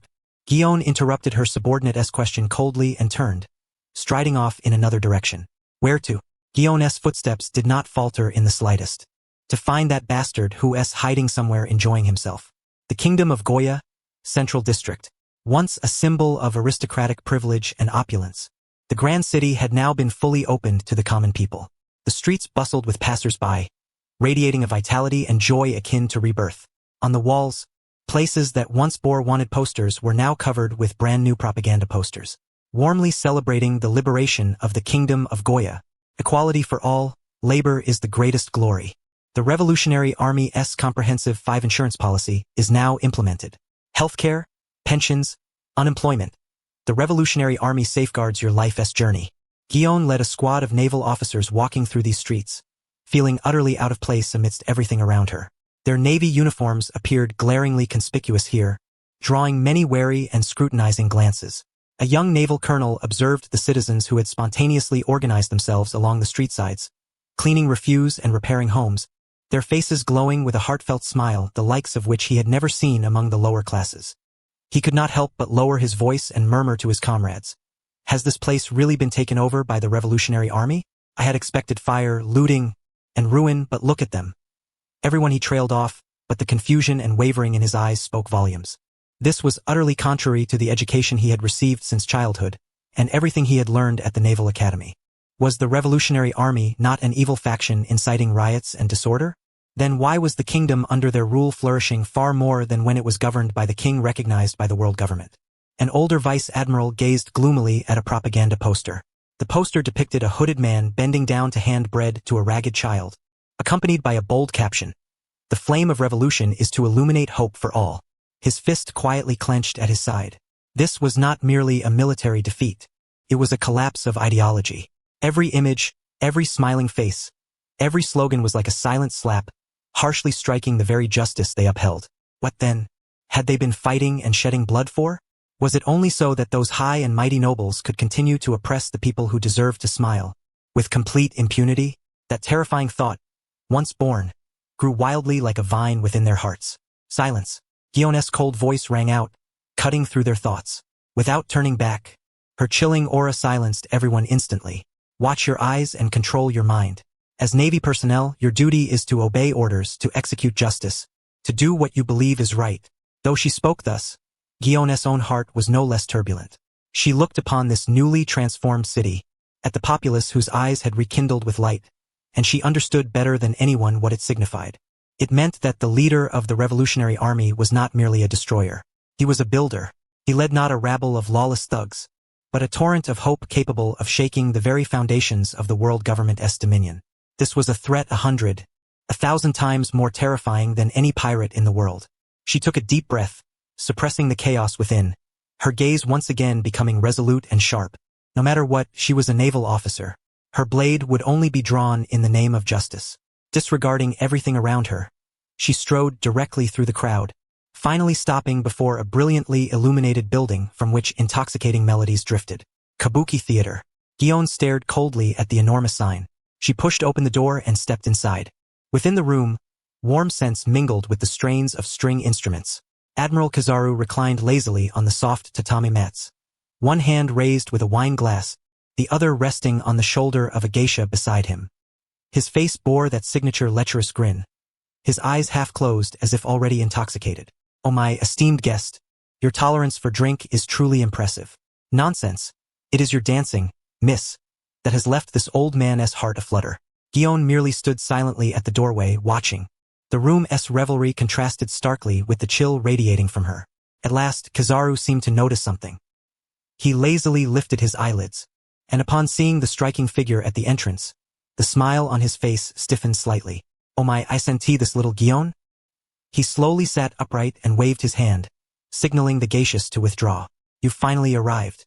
I've been waiting for you a long time." Chapter 110. The Revolutionary Army is too wicked. The geishas bowed gracefully and filed out in single file. Passing by Gion, they cast curious glances at this sword-wielding woman whose aura was icy and otherworldly. As the wooden door closed softly behind them, the room was left with only the scent of wine and a deathly silence. Gion stepped forward, her high-heeled military boots making no sound on the tatami mats, yet each step felt as though it pressed upon the heart itself. Her gaze swept over the exquisite sake on the table, then shifted to Kizaru's languid, contented expression. A cold curve tugged at the corner of her mouth. "Tiring? From what I see, you seem to be enjoying yourself quite thoroughly, showing no sign of hardship at all." Kizaru lifted his wine glass, gently swirling the clear liquid within. Upon hearing her words, he emitted that uniquely infuriating laugh of his. "Ah, what an enormous misunderstanding this is. I am merely gathering intelligence for the Navy, delving deep into the Revolutionary Army's corrupt policies. You see," he gestured toward the outside, "the Revolutionary Army actually intends to provide the populace with comprehensive social insurance, even reimbursing leisure expenses at places like this. This utterly undermines the very foundations of our world government's values. It is terrifying. I must personally test the law to experience firsthand the potency of this sugar-coated artillery." His words were grandiloquent and righteous. The naval officers trailing behind Gion twitched at the corners of their eyes. They had never witnessed anyone describe idleness and indulgence in such a refreshingly refined manner, elevating it to the level of sacrifice for the Navy's cause. Gion's chest heaved violently. Her hand pressed against the famed blade Kimpira, her knuckles white from the grip. She was genuinely afraid that if she heard one more word, she would be unable to resist drawing her sword to strike down the scoundrel before her. "Enough, Admiral Borsellino." Gion's voice suddenly rose, brimming with barely contained fury. "Whitebeard, Kaido, Big Mom, the monsters of the New World, they are already advancing toward the East Blue. Are you just going to sit here and watch helplessly?" Facing Gion's rebuke, Borsellino's smile remained unaltered. He set down his wine glass and leisurely rose, adjusting his flamboyant yellow-striped suit. "Don't be so agitated, little Gion. Anger only ages a woman, you know." He strolled over to her, his casual demeanor subtly shifting under her icy gaze. Those perpetually half-asleep eyes flickered with an imperceptible glint of sharpness. "Let us go," Borsellino suddenly declared, changing his tone. Guillaume was taken aback. "The White Knight's Crazy Thursday begins today." The corners of Borsellino's mouth curled into a grin, revealing a set of gleaming white teeth. "Don't forget the purpose of our mission." He extended a finger and slowly wagged it. "Before those monsters arrive, we must accumulate our advantage as much as possible. As long as the advantage lies with me," his voice grew laden with meaning, "those fellows you mentioned won't be able to stir up much trouble." As his words fell, the room sank into silence once more. The naval officers behind Guillaume exchanged glances, their eyes filled with shock and contemplation. Advantage lies with me? Accumulate advantage? Only then did they suddenly realize. Indeed, their purpose for coming to the East Blue, beyond surveillance and attempting to prevent Dragon-S contact with White Knight, was primarily about the instance White Knight mentioned. Comprehending this, a naval vice admiral's gaze toward Borsellino transformed instantly, brimming with admiration and enlightenment. "Indeed, no wonder it is Admiral Borsellino. Your far-sightedness humbles us all. Admiral's insight. We were too impatient to grasp your profound meaning." Flattery echoed incessantly. Borsellino reveled in his subordinate's praise, a lecherous yet satisfied smile spreading across his face. He patted Guillaume's shoulder earnestly. "Little Guillaume, times have changed. Sometimes brains are more useful than fists." Having spoken, he disregarded Guillaume's complex expression and strode toward the door first, his stride as arrogant and ruthless as ever. "Let us go, comrades. Let us witness the miracle that has driven the entire world mad. And don't be late." Windmill Village, Makino's tavern. Sunlight streamed through the spotless windows, casting mottled patches of light upon the wooden floor. The air was suffused with the faint aroma of wine and the tantalizing scent of roasted meat. This was the sole place in all of Windmill Village that still preserved the traces of bygone days. Another round. One more cup. At the bar, a small figure wearing a straw hat flushed crimson, his tongue tied but still vigorously banging the table, pushing forward an empty wine glass bigger than his own head. Opposite Luffy, White Knight reclined leisurely in his chair, propping his chin with one hand while gently swirling a wine glass with the other, a playful smile gracing his face. Before him, the number of empty cups was more than twice Luffy's, yet he appeared as composed as ever. "Mr. White Knight, Luffy is still a child. He really cannot drink any more," Makino said, clad in an apron, holding a pristine cloth, her face etched with worry and concern as she watched Luffy's precarious state. She had no idea how many times she had pleaded with him to stop. "Makino, that's not right." White Knight set down his glass and looked at her earnestly. "Luffy is a man destined to become the Pirate King, a true and upright man. How could a little alcohol possibly defeat him? Right, Luffy?" Ye. Luffy straightened his small chest and shouted with his tongue thick, "I'm a man." A hiccup nearly sent him tumbling from the bar stool. Nearby, in a booth, Ace and Sabo covered their faces in exasperation. Ace peered through his fingers at his foolish younger brother, grinding his teeth. He's always so easily fooled. Sabo sighed helplessly. "See, Makino." White Knight spread his hands. "The man himself has spoken." Another round. Luffy shouted excitedly, hoisting a cup larger than his face and gulping it down. The tavern's atmosphere was warm and joyous. White Knight savored the feeling. Makino watched Luffy's foolish bravado and then glanced at the sly smile on White Knight's face, sighing resignedly. "Mr. White Knight, you are so wicked." White Knight regarded Makino's mischievous expression, the one that plainly accused him of ill intentions, and feigned grievance as he spread his hands. "Makino, that's an injustice. Look." He pointed at the straw-hatted little pirate slumped at the bar, mumbling about the meat pirate king. "This little guy said he wants to be a true man, and as an elder, I merely fulfilled his small wish. How can you blame me?" Makino was rendered speechless, only glaring at him indignantly. Seeing this, White Knight suddenly leaned in closer, lowering his voice so that his warm breath nearly brushed Makino's earlobe. "Besides, the palm reading I showed you yesterday felt somewhat off. How about I take a closer look after closing tonight?" The warm breath, tinged with a hint of drunkenness, brushed her earlobe, instantly coloring Makino's cheeks with a rosy blush. She instinctively stepped back half a pace to put some distance between herself and White Knight, her clear eyes swirling with a mixture of embarrassment and fluster. "Mr. White Knight, please be serious." In the corner of the tavern, the atmosphere was starkly different from the lightheartedness at the bar. Several tables were distinctly occupied by presences capable of shaking the world. Garp held a cup larger than his face, filled only with water. He looked at his foolish grandson, who was already passed out atop the bar, wanting to laugh but forcing himself to restrain it. his aged face flushed red. Opposite him, the Revolutionary Army leader dragon remained silent, clad in his usual dark green hooded robe. He sat motionless like a lifeless statue, save for his profound eyes that occasionally flicked toward White Knight and Luffy, revealing an ineffable complexity. Is this really my son? In the farthest corner, Golden Lion Shiki sat all alone. The entire tavern presented an exceedingly bizarre tableau. Heroes of the world, sinners of the world, legends of a bygone era, all at this moment, had become mere backdrops to that leisurely man, who sat quietly as if he were just an ordinary patron enjoying a drink. No one dared to shatter this tranquility. Chapter 111. One punch shatters the pirate spirit. The atmosphere within the tavern reached the pinnacle of strangeness at this moment. Legends of the old era, heroes of the navy, sinners of the world, top-tier figures from three great powers, seemed as though invisible hands pressed them into their respective seats, maintaining a fragile and absurd peace. They were all waiting. At that very moment, creak. The weathered wooden door of the tavern was slowly pushed open. The warm afternoon sunlight was blocked by a tall, slender figure, casting a long shadow upon the floor.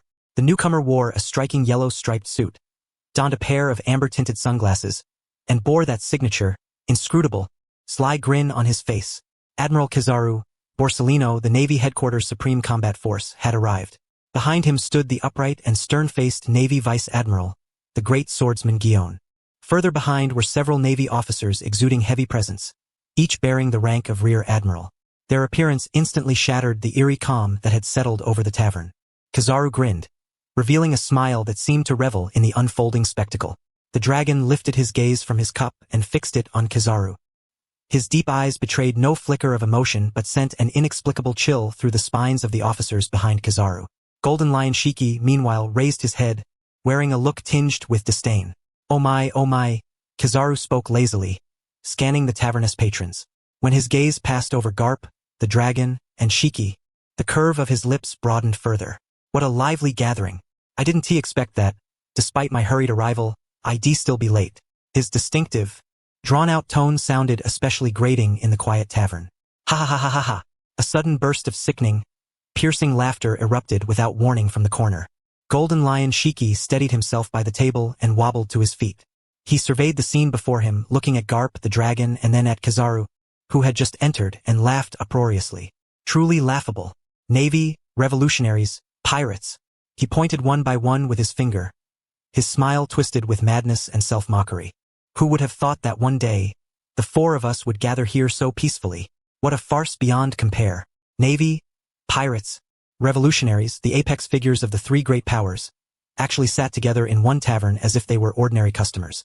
What an utterly absurd scene. His wild laughter echoed throughout the tiny tavern, causing the windows to hum and reverberate, while tightening the hearts of everyone present. Kizaru's smile briefly faltered before returning to its irritatingly mischievous expression.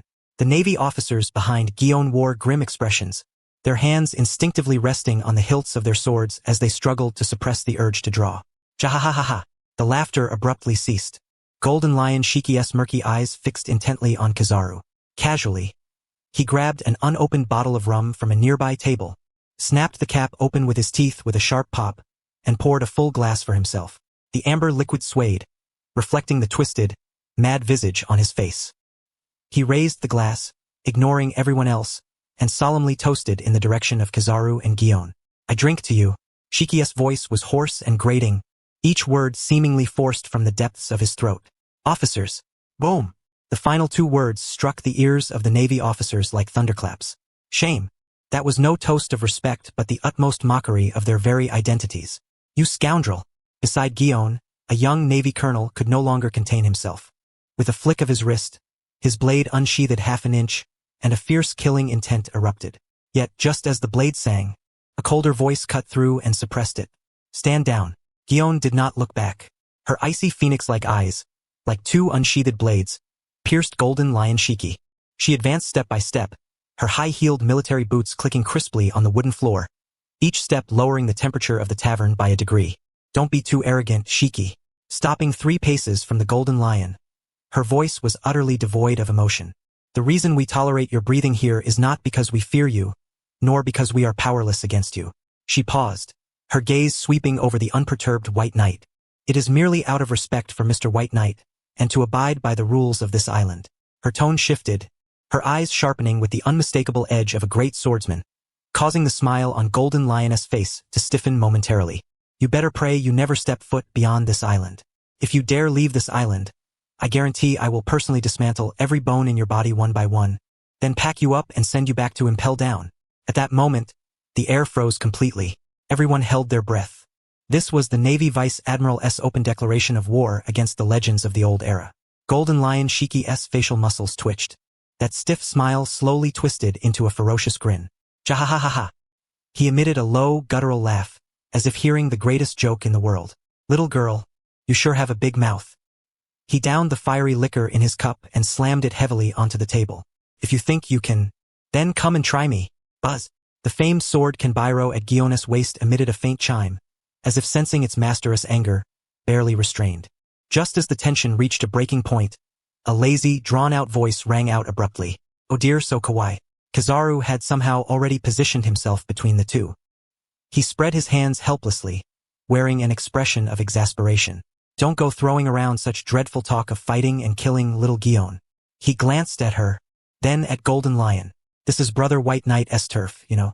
If you break Miss Machino's tables and chairs, you'll have to pay for them. I haven't even received my salary this month. His words instantly shattered the suffocatingly intense atmosphere into fragments. The Navy officers behind Gion twitched uncontrollably at the corners of their eyes. Admiral, are your priorities a little off? This is the legendary great pirate Golden Lion. This is a matter of Navy pride. How did it become about paying for furniture? Yet Gion understood perfectly. The two words, rules. Engaging in a shouting match with a pirate here would only lower their own standing. She drew a deep breath. The fury in her chest was like a great stone forcibly pressed into a deep abyss, still churning but no longer erupting. She turned sharply and strode toward an empty table within the tavern. Chapter 112. The fate of the new instance. Garp held his wine glass with an air of nonchalance, as if he were a mere bystander, detached from the Navy altogether. His gaze rested upon Cheyenne, and he mused silently that the girl's fiery temper remained unchanged, truly befitting the sister of Ahe. Golden Lion fixed his eyes on Cheyenne's retreating figure. The sinister smile that had contorted his face gradually faded, replaced by a shift of his murky, malevolent eyes toward the man who perpetually wore a languid grin. The Flash. As the bearer of the Flash fruit, the fastest man in the world, he was ironically the last to arrive. A mocking grin spread across his lips. Quite the grand occasion, having Boss White Knight himself wait on you. At these words, all eyes converged upon Kizaru. The weight of this remark was heavy and imposing. Pirates, without exception, were any ne'er-do-wells. Kizaru's lips curled into a cheerful smile, though inwardly he cursed profusely. He exaggeratedly raised both hands, donning a face of feigned fear. Oh dear, please do not speak so recklessly, Lord Shiki. That is truly terrifying. He waved his hands lazily, feigning innocence. I was merely waiting for young Cheyenne and the others to arrive together. After all, we are comrades. A bit of team spirit is only natural. Garp observed Kizaru's brazen demeanor, unfazed as if impervious to boiling water, and finally could not help but burst into laughter. Ah, enough, Shiki. Setting down his glass, Garp's laughter boomed through the room. His eyes then shifted toward Golden Lion, tinged with a hint of impatience. Bullying these juniors is no feat if you have energy to spare. Come at me instead. Golden Lion Shiki's expression darkened instantly. He whipped his head around and bellowed at Garp. Do you think I fear you, Garp? The roar echoed, yet it remained merely a shout. The fierce arrogance that had once blazed now diminished somewhat in the face of Garp's battle-hardened gaze. Shiki fell silent, his face clouded as he sank back into his seat. The battle 2 days prior lingered vividly in his mind. On a nearby deserted island, he had tested the waters against this old rival. The result was a chilling brush with death. That old bastard. His newly acquired green steam and lightning modes, combined with fists wrapped in armament hockey, and the earth-shattering power that once belonged to Whitebeard. One punch, just one punch had pressed him to the brink between life and death. Were it not for the unparalleled mobility granted by his float fruit, allowing a timely escape, he would now be a corpse resting beneath the seas of the East Blue instead of sitting here. That old man.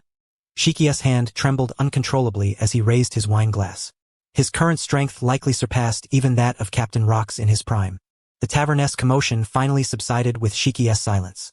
Behind the bar, White Knight looked upon the assembly of legendary figures before him and gently set down his trembling wine glass.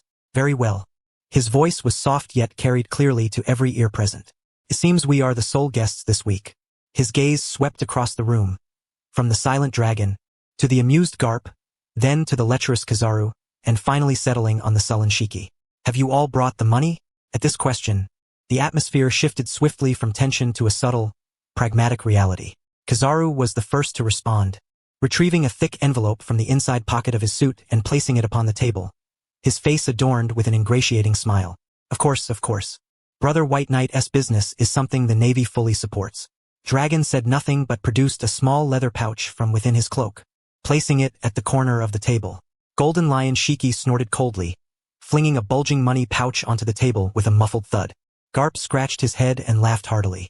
I was in such a rush coming out that I forgot to bring mine. White Knight, kid, put it on my tab for now. White Knight cast a glance at him but remained silent.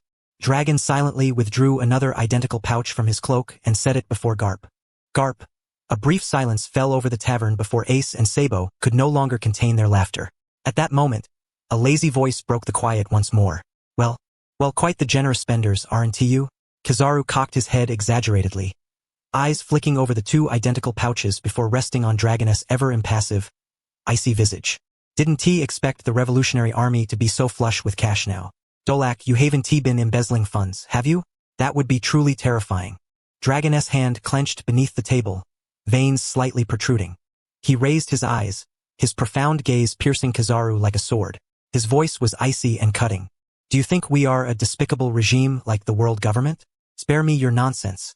Garp remained utterly unbothered and burst into hearty laughter, snatching up Dragon's money pouch.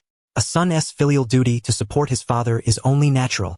Ignore that flash bastard. White Knight studied his eclectic clientele, calculating swiftly in his mind. With business expanding, it was time to consider customer needs and after-sales experience. Golden Lion Shiki's mind was surely consumed with how to restore or even surpass his peak power and redeem past humiliations. He needed a world with a clear power system and a suitably lofty ceiling.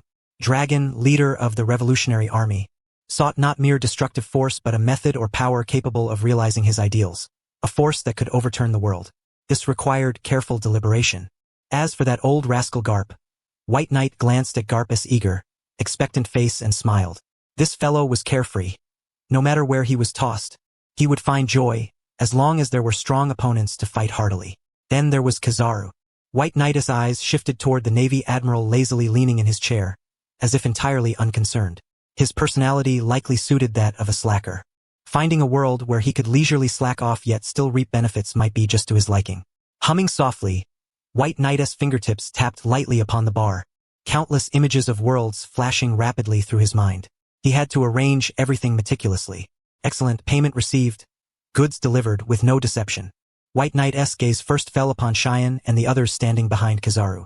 Each Navy officer stood rigidly upright, their eyes brimming with vigilance, curiosity, and a barely restrained tension. This is your first time here? I senti it? White Knight inquired. Cheyenne stepped forward, her expression cold and unreadable, merely nodding slightly.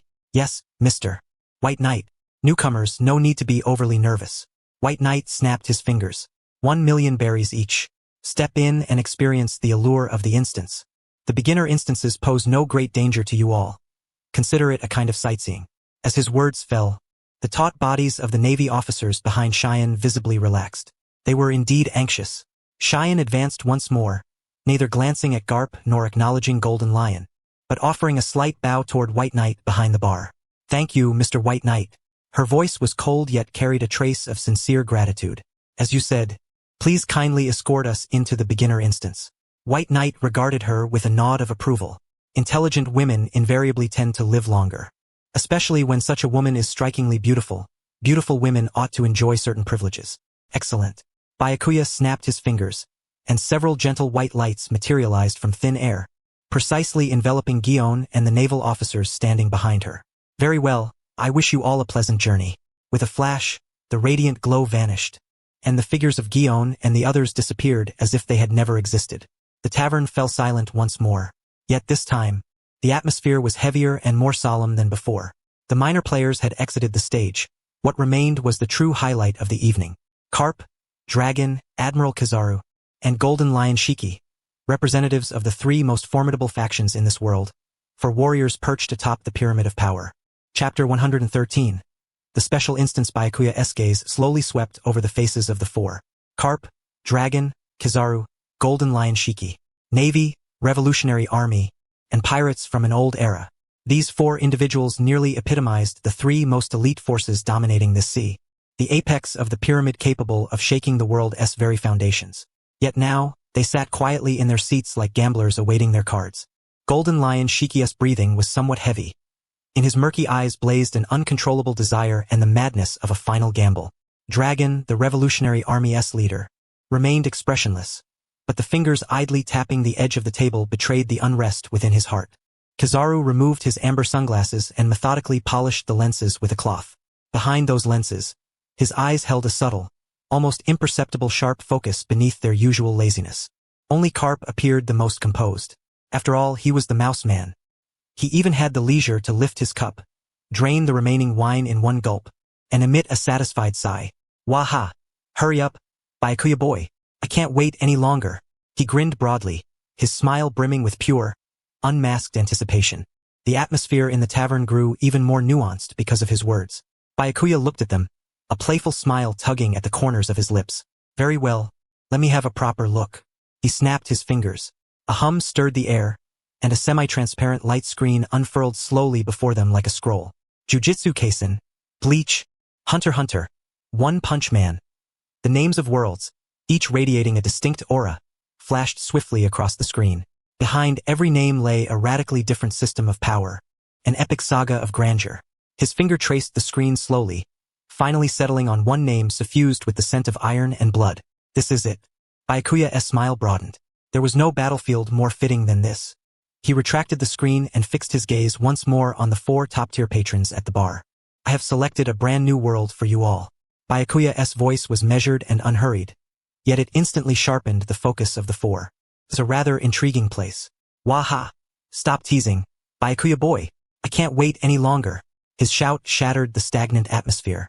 Very well, seeing how impatient you all are. He snapped his fingers again. For beams of white light, more dazzling than any before, cascaded from above, fully enveloping Garp, Dragon, Kizaru, and Golden Lion Shiki. Within the dark void, their figures materialized simultaneously. Garp, Dragon, Kizaru, Golden Lion Shiki. They surveyed their surroundings, this familiar space that felt like the world's genesis, each arrival tinged with a different state of mind. Jahahaha! Golden Lion Shiki was the first to break the silence, stretching his limbs with the exhilaration of a survivor and an insatiable thirst for power. Let us get started quickly. I can't wait to reclaim the strength that's rightfully mine. Kizaru yawned lazily, hands shoved into his pockets, looking as if he had just woken. Oh dear. Such energy, Lord Shiki. I hope this instance is a bit easier, preferably one I can clear lying down. Dragon remained silent, standing still like an ancient, immutable iceberg. Yet within his deep eyes flickered a glimmer of contemplation. Only Garp resembled a child visiting an amusement park for the first time, excitedly rubbing his hands and looking around. At that moment, ripples spread across the void before them as if a stone had been cast into a lake. Then, a colossal light screen unfurled with a thunderous sound. Upon that screen, there were no colorful shards of worlds, only cold, grim lines of text emanating an aura of iron and blood. Special instance. The Second Ninja World War. The Second Ninja World War? Garp blinked in confusion, scratching his head. That name sounded vaguely familiar. Golden Lion Shiki's eyes instantly gleamed with greed and fiery passion. Va! This was the stage he favored most. Only through the crucible of blood and fire could the purest power be forged. Yet the text on the screen continued to scroll. Rule 1. Participants must select a faction to enter the instance and will automatically receive the corresponding role. Instance rewards will be allocated based on faction contribution. Rule 2. Each player has 3 opportunities for reincarnation within this instance. Upon exhaustion of these chances, the player will exit the instance. Rule 3. Important reincarnation is not resurrection. After reincarnation, players will obtain entirely new identities. Rule 4. Crucial player abilities will initially be sealed and will gradually unlock with each reincarnation. Every character on the screen seemed forged from blood and steel, cold, ruthless, radiating a palpable aura of deadly intent. The Second Ninja World War. Reincarnation. Sealing. Garp, Dragon, Kizaru, and Golden Lion Shiki. 4 men. For distinctly different mindsets. Oh dear. Kizaru's iconic languid tone was the first to shatter the oppressive silence. He exaggeratedly opened his mouth wide. Behind his lenses, his eyes lost focus as if he had glimpsed something utterly terrifying. This is incredible. Player abilities start out sealed? Are they planning to take all our power away? He spread his hands, his expression screaming, I'm so scared. This instance is way too dangerous. I just wanted to come in and slack off a bit. Jahahaha.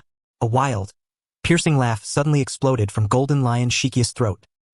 He doubled over with laughter, tears nearly streaming from his eyes, as if he had just heard the most magnificent and melodious symphony ever composed. If you're scared, then get out quickly, shiny brat. Golden Lion Shiki abruptly ceased laughing. His murky eyes blazed with unprecedented brightness, like twin blazing ghost fires. He fixed a fierce gaze upon Kizaru, his smile twisted and ferocious. If you quit now, you might just keep your life. But if I catch you inside, jahahaha, I'll personally kill you. That unrestrained murderous intent chilled the very void around them. Kizaru's smile stiffened for a moment. That madman. Golden Lion Shiki paid him no further heed. Turning his head, his covetous gaze fixed unwaveringly upon the line of words on the luminous screen that declared the sealing of power, his breath growing heavy and labored. Sealed.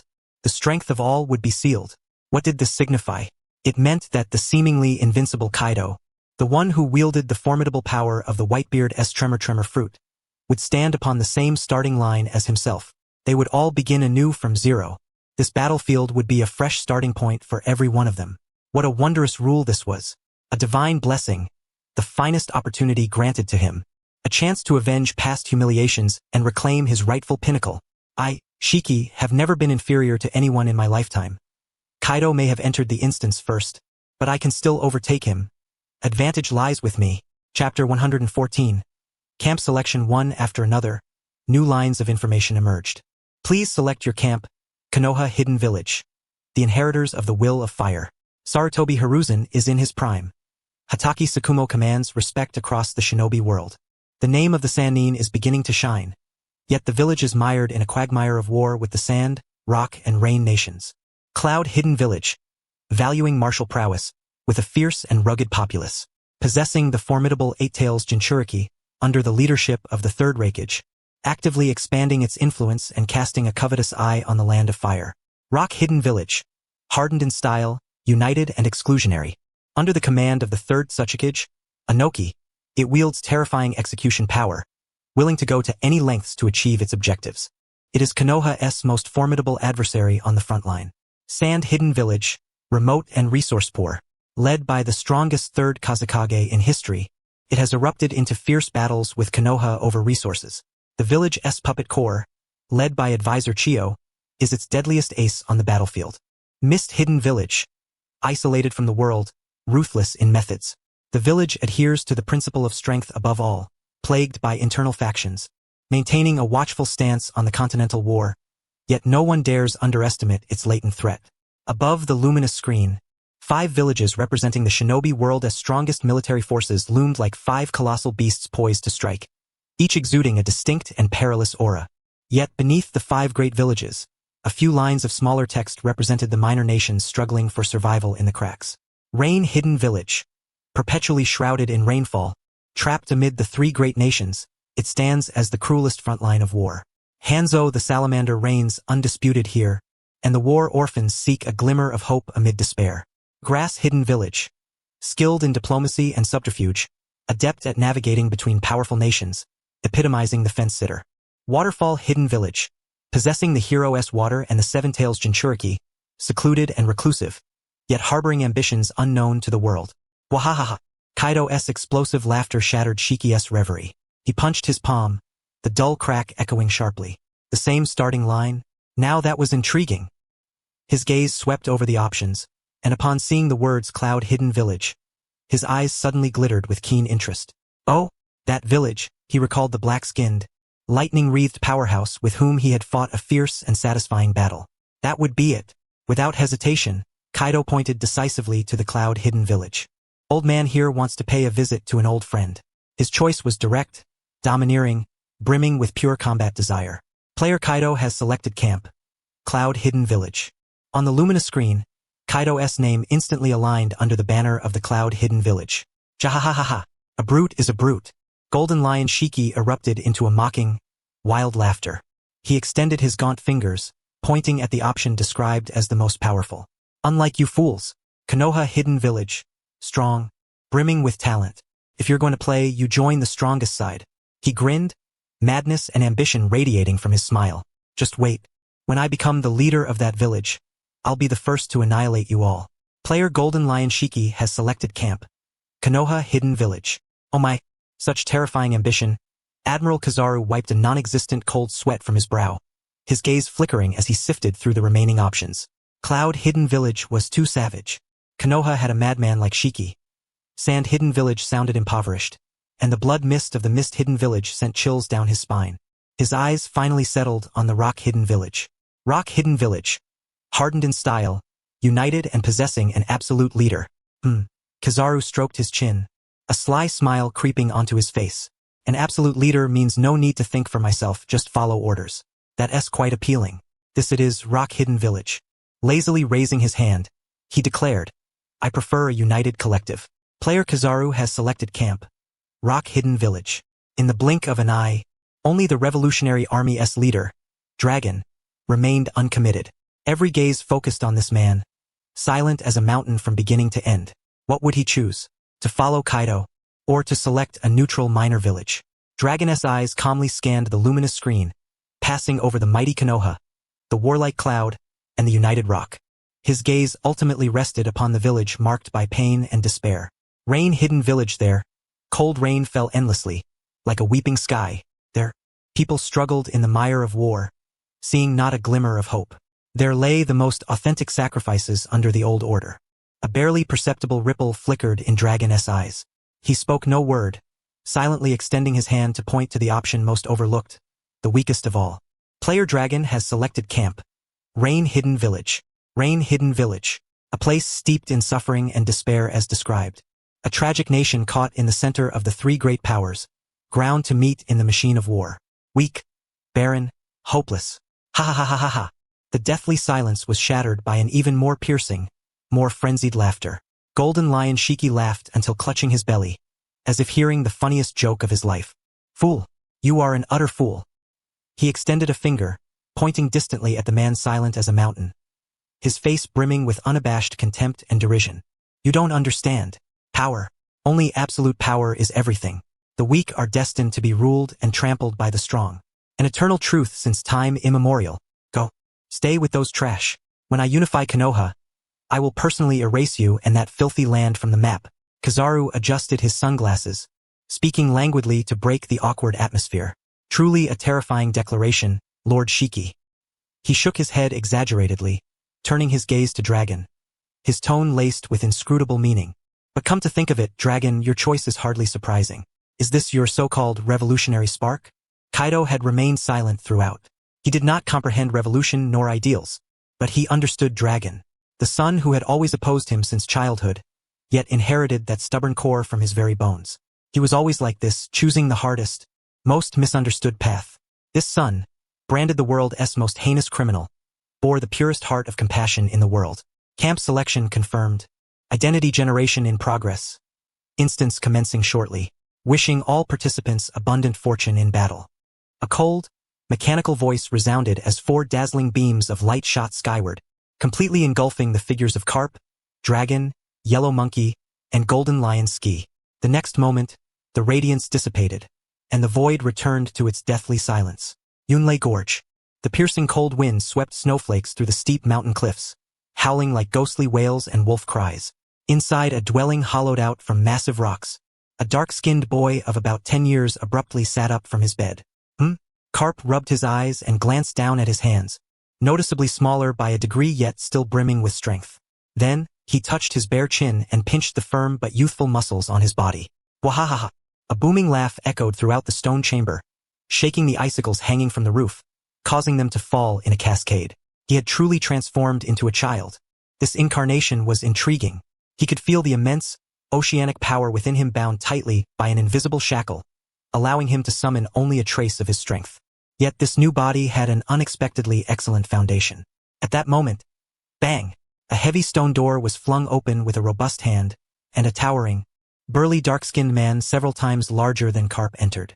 Bare-chested, His bronze muscles bore numerous menacing scars, and on his shoulder rested a recently hunted giant porcupine, comparable in size to a wild buffalo. What's all this noise? Early morning screaming. Do you want me to hang you up and beat you? The man's voice rumbled like thunder as he threw the porcupine heavily onto the ground, shaking the entire stone cabin. He strode over to Garp's bed, pressing his fan-shaped large hand directly onto Garp's head and roughly massaging it. Rado, didn't you get knocked on the head by that thunderfang beast yesterday? How come you seem even more spirited today? Garp grinned, letting the large hand ravage his head. He lifted his chin and met his father's gaze with eyes clear yet brimming with battle fervor. Wahahaha, father, let us have a fight. The man's movement halted. He lowered his head to look at his audacious son, stunned for 3 seconds before bursting into the same hearty laughter. Oh, knocked your brains out? And you dare challenge me? He released his grip, clenched his enormous, pot-sized fist, the knuckles cracking like popping beans. Fine, since you have the guts. I'll let you know before we go to the battlefield what the Iron Fist of Love from Windmill Village truly means. Chapter 115. Uchiha Ski Iwagakure Village. A seemingly ordinary boy with freckles on his face lay despondently on a desk, listening to a man in front of him berate him with spittle flying. Doi, do you understand? Our shinobi of Iwagakure must possess a will as unyielding as rock. For the village, for the Tsuchikage-sama, always be ready to sacrifice. Starting tomorrow, your training volume doubles. No meals if you fail your tasks. Yellow Monkey, or rather, now Doi, lazily lifted one eyelid and replied weakly.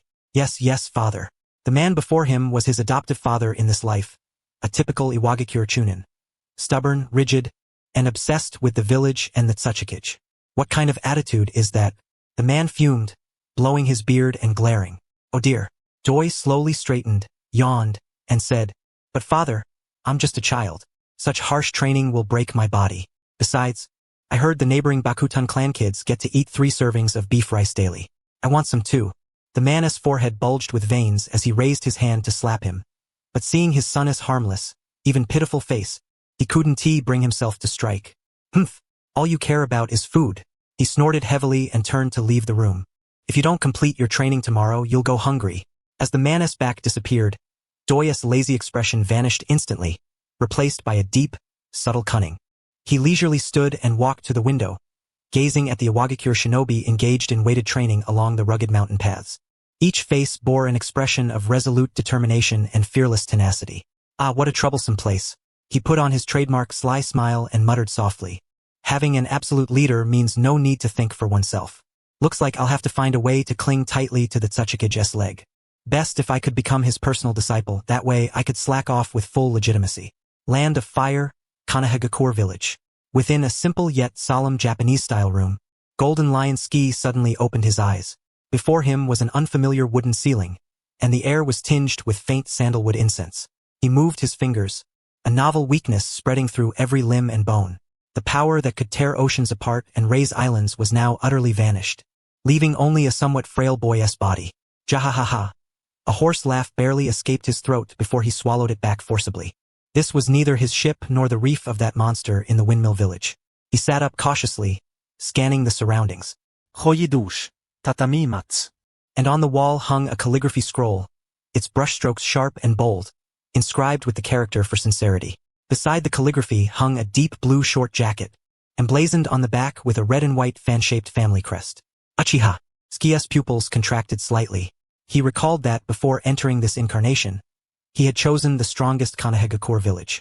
This crest undoubtedly represented one of the most prestigious noble clans in Konoha, famed for their ocular jutsu and fire release techniques. The Uchiha clan. Jahahaha. Interesting, truly interesting. Ski lowered his voice, a morbid excitement flickering across his face. Starting as a scion of a noble family, this was far superior to the starting point of that reckless carp and foolish dragon. At that moment, the shoji door slid open with a swish. A stern-faced, imposing middle-aged man entered, clad in the same attire. His jet-black eyes seemed to harbor a beast ready to devour at any moment. Tsubasa, you're awake. The man's voice was icy, devoid of warmth. He approached Ski, looking down at him with authority. How do you feel after losing to Fugaku in yesterday's shuriken duel? Ski, or rather now Uchiha Tsubasa, lifted his head to meet the man's scrutinizing gaze. From the memories embedded in this body, he knew this man was his father in this life, Uchiha Setsuna, a jonin renowned within the clan for his severity. Uchiha Fugaku was the clan leader's son, universally acknowledged as the next generation's head. No particular feeling, Tsubasa grinned, baring white teeth, his smile as arrogantly defiant as ever. Impertinent. Uchiha Setsuna's gaze sharpened, unleashing an invisible pressure that enveloped the room. As a descendant of the Uchiha, defeat is defeat, failure is disgrace, and you show no remorse. Tsubasa's smile remained unchanged, but his eyes turned cold. A mere individual without even the presence of a commanding aura dares to release such energy before me? In the outside world, a single glare from him would bring anyone to their knees, begging for mercy. Yet now, feeling the emptiness within his very core, he ultimately subdued that arrogance. His father's admonition was justified. Tsubasa bowed his head slightly. His tone betrayed not a hint of submission, but rather a dismissive indifference. Uchiha Setsuna's brow furrowed deeply. Since his son's defeat by Fugaku yesterday, he sensed a subtle but profound change in him. The depths of those eyes no longer held the familiar jealousy and resentment of before, but something far more enigmatic, profound, and perilous. Something beyond his comprehension. Humph! Setsuna snorted coldly, choosing not to press further. Remember, we Uchiha are the most noble bloodline. Within our eyes dwells the power of the gods, the Sharingan. He enunciated each word with deliberate gravity, his eyes ablaze with fervent pride. Only by awakening the Sharingan can you truly become a worthy Uchiha. Only then can you wash away yesterday's shame. Only then can those commoners and the remnants of the Senju clan witness our true might. Sharingan. A glint of greed flickered in Tsubasa's eyes. From his memories, he knew this was the formidable ocular jutsu inherited through the Uchiha bloodline, a technique capable of piercing through every ninjutsu, taijutsu, and genjutsu, even replicating the opponent's moves. It was quite literally a power tailor-made for him. I understand, father. Tsubasa lowered his head once more, his voice hoarse and low. I will awaken the Sharingan. I will make all bow beneath the feet of the Uchiha. His words brimmed with unrestrained ambition and madness, leaving Uchiha Setsuna momentarily stunned. Gazing upon his son, who seemed reborn and transformed, Setsuna fell silent for a moment before a faint expression of satisfaction crossed his face. Very well. This is the son I know. Turning to leave, he commanded, remember your words. From today onward, your training shall double. If, within 1 month, you cannot surpass Fugaku in taijutsu, you shall forfeit the right to call yourself an Uchiha. The sliding door closed slowly behind him. Inside the room, Uchiha Tsubasa lifted his head gradually. The semblance of obedience vanished without a trace, replaced by a manic grin. Ah, Sharingan, the power of the gods. Excellent. Absolutely excellent. Just wait. Once I master this power, every clan leader, every Hokage, will be but stepping stones beneath my feet. This world shall ultimately bow before me. Chapter 116. The Hidden Rain Shinobi Rain. Endless, unrelenting rain. The icy droplets battered the tin roof, producing a monotonous and oppressive pattering sound, as if the eternal background music of this world. Ryu slowly opened his eyes. Above him loomed a dim, damp ceiling, the air thick with the mingled scent of rust and mold. He attempted to move his fingers, but a strange weakness spread through his limbs and bones. The power once capable of summoning storms and overturning worlds had utterly vanished. Now he was nothing more than a powerless boy. Ryu sat up calmly, examining this new body. Around 13 or 14 years old, his figure slight and frail from prolonged malnutrition, his skin pale from years without sunlight. Ran, you're awake? A gentle yet wearied voice came from nearby. A haggard woman approached, carrying a steaming bowl of unidentifiable mush. Seeing Ryu sitting up, a flicker of joy appeared in her eyes. That's wonderful. You've been unconscious for a full day. Eat this quickly, it will ease your body. She held the bowl out to him. Silently, Ryu accepted it. From the fragmented memories in this body, he understood that this woman was his mother in this life, and his name now was Ran. He said nothing, sipping cautiously at the bowl's strange-tasting contents. He needed time to sort out this chaotic situation. At that moment, a sleeve was gently tugged. Ryu lowered his gaze and saw a timid little girl of about 6 or 7 standing by the bedside. Her lovely blue hair was cropped short, and her amber eyes, like frightened fawns, watched him with great care. In her hand, she clutched a crooked purple flower folded from paper. After hesitating briefly, she extended the paper flower toward Ryu. For you, big brother. Her voice was barely audible, tinged with shyness. Ryu looked at her. His amber pupils clearly reflected his own image. This was his sister in this life, Conan. He reached out and took the paper flower with a delicate touch, as if afraid to disturb the fragile life before him. Thank you. His voice was hoarse, but it was the first thing spoken since awakening. Receiving his response, Conan's eyes brightened, a faint smile blossoming on her face. Ran, how do you feel? Is your headache still there? Their mother asked anxiously, reaching out to check his forehead. I'm fine now. Ryu shook his head and began gathering information. What about father? At the mention of their father, the woman's gaze darkened, worry deepening her expression. Your father is still at the front lines. We haven't heard from him for half a month. She sighed, staring out at the gray curtain of rain beyond the window. When will this damned war end? Lord Sancho Hanzo will surely lead us to victory. One Tihi? Sancho Hanzo. Va. Front lines. These simple words instantly sketched the cruel outline of this world in Ryu's mind. This was the place he had chosen. A tragic land caught between three great nations, ground to a bloody pulp by war, where the people lived in pain and despair. He finished the food in the bowl and returned it to his mother. I'm going out for a walk. It's raining hard outside. Don't go far. She cautioned, though she did not try to stop him. Ryu donned a shabby raincoat and pushed open the door. The icy rain and biting wind immediately flooded in, causing his frail body to shudder uncontrollably. He walked along the muddy street. The entire village resembled a vast tomb forged from cold steel and pipes, utterly devoid of life.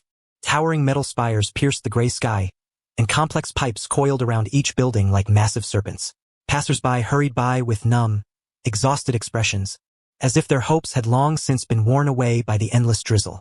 Occasionally, patrols of ninjas clad in uniform and gas masks passed, their cold eyes scanning every civilian, deepening the already oppressive atmosphere. Here, not a ray of sunlight dared to shine. Here, not a glimmer of hope could be found. Here was the forsaken corner of the world, the stark reality of those kingdoms under the rule of the world government. In Ryu's eyes, there was neither anger nor pity, but an abyssal coldness. He had chosen this place not to wallow in despair, but to kindle a wildfire capable of sweeping across the land from the very depths of hopelessness. Returning to the cramped, damp room, he closed the door behind him, shutting out the clamor of the outside world. Conan sat quietly at the table, folding various small animals from scrap paper. Their mother sat nearby, mending a torn garment. This scene was the sole warmth in this frigid world. Ryu crossed his legs on the bed and closed his eyes. He endeavored to perceive the formidable power that once belonged to him, the kind that could stir the very winds and clouds. Yet, there was nothing but emptiness. That power had been utterly sealed by the rules of this replicated world. Undeterred, he continued to calm his mind, meticulously attuning himself to this entirely new body. Suddenly, he sensed a faint energy flowing slowly within him, an energy utterly distinct from the overwhelming aura and the strength of devil fruits. This energy was weak, like a candle flickering in the wind, yet undeniably real. Chakra, the power system of this world. It seemed that the original owner of this body had once practiced the most rudimentary form of refinement. Though insignificant, it was a starting point. Just as Long was about to delve deeper into this novel energy, a loud bang echoed from outside the door, accompanied by a man's arrogant shouting. Get lost. Your family still owes half this month's grain tax. Then came the plaintive, tearful pleas of a woman. Ninja-sama, please, we truly have no surplus grain left. My husband is still at the front. Could you grant us a few more days? Enough nonsense. If you can't pay your grain, then pay with your belongings. Your daughter looks like a fine catch. No, please, spare my daughter. The woman's desperate plea turned into a piercing scream. Inside the house, the mother, who was sewing clothes, instantly paled. Instinctively, she clutched Conan tightly to her chest, her body trembling with fear. Conan, equally terrified, buried her small face in her mother's embrace, too frightened to utter a sound. Long opened his eyes. Those once tranquil, deep pool-like eyes now radiated an icy chill. Slowly rising to his feet, he silently moved towards the door. He understood that what was unfolding outside was the daily tragedy this village endured. He knew that with his current frail body, charging out would be as futile as smashing eggs against rocks. He knew better still that, as a true revolutionary, the most rational choice now was to endure, to conserve strength, and to await the opportune moment. Yet, when he saw his mother and sister trembling in fear, when he heard that girl's desperate cries outside the door, he realized he could not remain passive. Some matters transcend reason and strength, they hinge solely on choice. His hand reached for the cold doorknob. Chapter 117. Yahiko, the rusty iron door creaked with a grating sound that pierced the ears, yet amidst the cacophony of rain, it seemed almost insignificant. Long pushed the door open, and an icy chill accompanied by rainwater surged forth, assaulting him. The street outside was a mire of mud and puddles mixed with oily filth, reflecting the dim glow of the street lamps. Two rain ninjas clad in gray raincoats and wearing gas masks stood before a neighbor's door. One towering ninja gripped a girl no older than 12 or 13 by the hair. Her cries sounded especially pitiful against the rain. "Let me go! Daddy! Help!" The other ninja booted a middle-aged man who tried to rush forward, sending him sprawling into the muddy water. The hard-soled military boot ruthlessly pressed down on the man's chest. "Behave yourself. This is for the village's war effort. It is your honor to contribute to Lord Hanzo." The man beneath them coughed up blood in agony, his hands clutching desperately at the ninja's pants, nails breaking but powerless to stop the torment. Long stood in the doorway, rain soaking through his thin clothing, dripping from his hair. He observed the scene with a chilling calmness. No furious roar, no rash outburst. His gaze was terrifyingly serene, as though scrutinizing a corpse. This body was weak, fragile enough to be toppled by a mere gust of wind. Yet he possessed countless ways to kill these two genin before him. The throat, the back of the head, or even the utterly unguarded groin. This was a replicated world, not reality. He need not fear pursuit by the Navy, nor ponder the Revolutionary Army's fate, nor dance shackled in this twisted realm. Having chosen this path, let it begin with slaughter. His fingers curled slightly, grasping a sharp piece of iron concealed within his sleeve, something he had casually snapped off the bed frame moments before. He stepped forward, his feet treading silently through the water. Just as he prepared to strike, whoosh, a sudden slice of wind pierced the air. "Ah!" The ninja holding the girl screamed in agony, clutching his forehead as he staggered backward. Blood trickled from between his fingers, staining his mask. A bloodied stone clattered into the muddy water. Long's stride faltered. The muscles that had tensed slowly relaxed as his gaze followed upward. Above the labyrinthine drainage pipes, amidst a patchwork of gray rooftops, stood a youth with fiery orange hair. The boy wore ill-fitting, oversized old clothes, tossing two fragments of stone in his hands, his face alight with unmasked scorn and fury. The rain drenched his radiant orange hair, yet could not quench the fire in his eyes. "Hey, you pathetic ninjas down there," the boy shouted from his perch, pointing at the two below. "What kind of skill is bullying women and children? Can't afford to fight at the front, so you steal from your own people? You've brought shame upon the hidden rain village." The two ninjas froze momentarily before erupting in rage. The one nursing his bleeding head trembled with fury, shoving the girl aside and drawing a kunai from his pouch, glaring fiercely at the rooftop. "Where did the stray dog come from? You're asking for death. Come and catch me, idiot." The orange-haired boy made a mocking face and darted away, moving with the agility of a monkey weaving through a rainforest. "Don't run. I'll gut you." The injured ninja roared, propelling himself off the wall with his feet, launching into a ferocious pursuit of the boy. The other ninja, still pressing down on the man, hesitated, glanced at the father and daughter on the ground, then at his companion's retreating figure, and spat in contempt. "Consider yourselves lucky." He too leapt onto the pipes, chasing after the orange-haired youth. Clearly, for these low-ranking ninjas, the humiliation of being bested by a mere child was far more unbearable than collecting that meager grain tax. Crisis averted. The neighboring father and daughter collapsed in tears, clutching each other. Long stood in the rain, watching the two fleeing figures, furrowing his brow slightly. That orange-haired boy, though agile, was after all just an ordinary child, devoid of any chakra fluctuations. In this ninja world, when a commoner provokes a ninja, the outcome is invariably the same: death.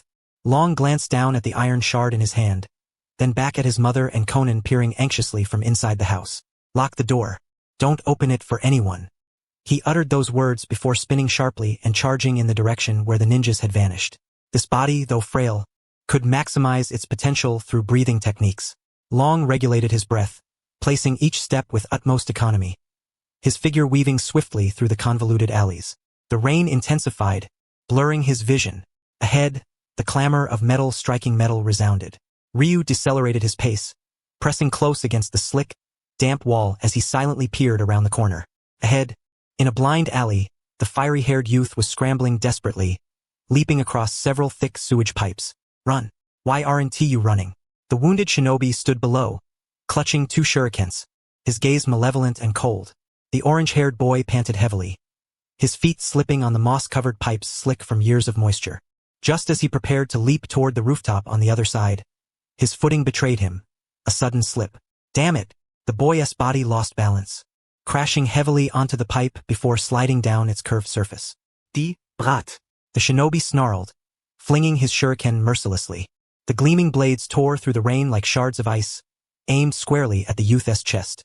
The orange-haired boy's pupils contracted sharply, his eyes fixed on the swiftly approaching death, his body frozen in place. At this critical moment, a pale yet powerful hand suddenly emerged from the shadow nearby, gripping the back of the boy's collar with a fierce tug. Thud, thud. 2 shurikens embedded deeply into the iron pipe where the boy had just stood, scattering sparks. The orange-haired youth felt the world spin wildly as an immense force dragged him into a narrow crevice beside them. Who's there? The shinobi roared, infuriated by his missed strike. Shoo. Ryu pressed the boy's head firmly against the oil-slicked ground, signaling him to be silent. The youth's eyes widened as he looked up at this black-haired peer, who appeared even more slender. Those black eyes held no trace of panic, only a chilling calm that sent a shiver down his spine. If you want to live, shut up and come with me, Ryu whispered swiftly, his tone urgent yet composed. Footsteps approached rapidly from outside. That bastardess definitely hiding nearby. Search. Be careful, there seemed to be another one just now. 2 shinobi split up, beginning their hunt. Ryu scanned the surroundings. This was an abandoned sewage tunnel, sealed off at the far end by an iron grate. The only exit was blocked by the pursuing ninjas. A dead end? No. Ryu's gaze settled on the steaming ventilation shaft above. Though high and continuously spewing scalding steam, posed no challenge to him. Can you climb up? Ryu pointed upward, his voice calm as if he weren't fleeing for his life. The orange-haired boy glanced up, gritting his teeth as a fierce resolve flickered in his eyes. I can. Good. Step on my shoulders, then pull me up. Without hesitation, Ryu crouched, bracing himself with hands on his knees. The boy wasted no time, stepping onto Ryu's shoulders despite the burning steam. Clutching the vent's edge tightly with grim determination, he scaled it like a gecko. Quick, hand me your hand. The youth reached over the vent's rim with a grimy hand. Ryu grasped it firmly, springing upward, kicking twice against the wall to propel himself gracefully into the duct. Almost immediately after they vanished, a loud crash echoed below as the shinobi kicked aside a pile of debris. No one here. Damn it, they can't have gotten far. Chase that way. As the footsteps faded into the distance, the 2 crouched within the scorching pipe exhaled in relief. In the narrow, dark space, only their ragged breaths remained. The orange-haired youth rolled over, lying on his back, gasping for air as his chest heaved violently. After a long moment he turned his head, studying his savior by the faint light filtering through the vent. Thanks, brother. The boy grinned, revealing a dazzling row of white teeth incongruous with the grimy, shadowed world around them. Yahiko. I owe you my life. Inside the narrow ventilation shaft, the air was thick and acrid, saturated with the stench of rust and machine oil. Yahiko lay on the cold metal, his chest rising and falling as if each breath strained a worn bellows. He turned his head again, using the faint light slipping through the slats to observe the silent peer beside him. The other sat cross-legged, back straight, those black eyes coldly watching the receding figures of the shinobi below. Such a gaze was hardly that of a mere teenager. It was colder than the rain outside. Hey. Yahiko broke the silence, his voice hoarse from lack of oxygen. That move just now? Smooth as hell. Ryu withdrew his gaze, turning toward Yahiko. The boy's short, orange hair was matted against his forehead, his face smeared with grime and mud, yet his eyes shone with an unsettling brightness. Why did you do that? Ryu's voice was steady, devoid of emotion. Yahiko paused, propping himself up against the duct wall, casually wiping dirty water from his face. Why? To provoke those shinobi. Ryu fixed him with a piercing look. You don't have chakra, and your taijutsu is a mess. If I hadn't intervened, you'd already be dead. This was no exaggeration but a stark fact. In this village of rain, where lives were worth less than grass, civilians who dared provoke shinobi died in gutters, often without even their bodies retrieved. Are you an idiot? Ryu added coldly. A few seconds of silence passed. Then Yahiko broke into a smile, pure and bright, showing a perfect set of white teeth that seemed almost blinding amid the grimy, cramped duct. Like a ray of sunlight breaking forcibly through a sky thick with storm clouds. I know, Yahiko said, folding his hands behind his head and leaning comfortably against the metal, crossing his legs and swaying gently. Those 2 damn shinobi were deadly accurate with their shurikens, almost nailed me to the wall. He spoke lightly, as if he hadn't just faced death moments ago. So why did you go after them? Yahiko's smile faded as he turned his gaze to the gray sky beyond the vent. That old man was about to get beaten to death. Ryu fell silent. And that little girl, she's just a kid. If she gets captured, Yahiko hesitated. A flash of disgust crossing his eyes. Who knows what she'd face? That's none of your concern, Ryu said coldly. In this country, such things happen every day. You can't save everyone, and you might even lose yourself trying. I know. Yahiko nodded, offering no argument. Then he smiled again, tapping his chest. But it's uncomfortable here. When you see things like that and pretend not to notice, you can't sleep for days. Once you see it, your body just moves on its own. He shrugged. His tone so matter-of-fact it was impossible to refute. If you want to act, you just do it. Even if your strength is weak, even if you face an invincible power. Ryu studied the orange-haired boy before him. Despite being mired in the lowest depths of filth, despite his grime-covered body, his soul shone with a purity almost piercing. This quality was all too familiar to Ryu.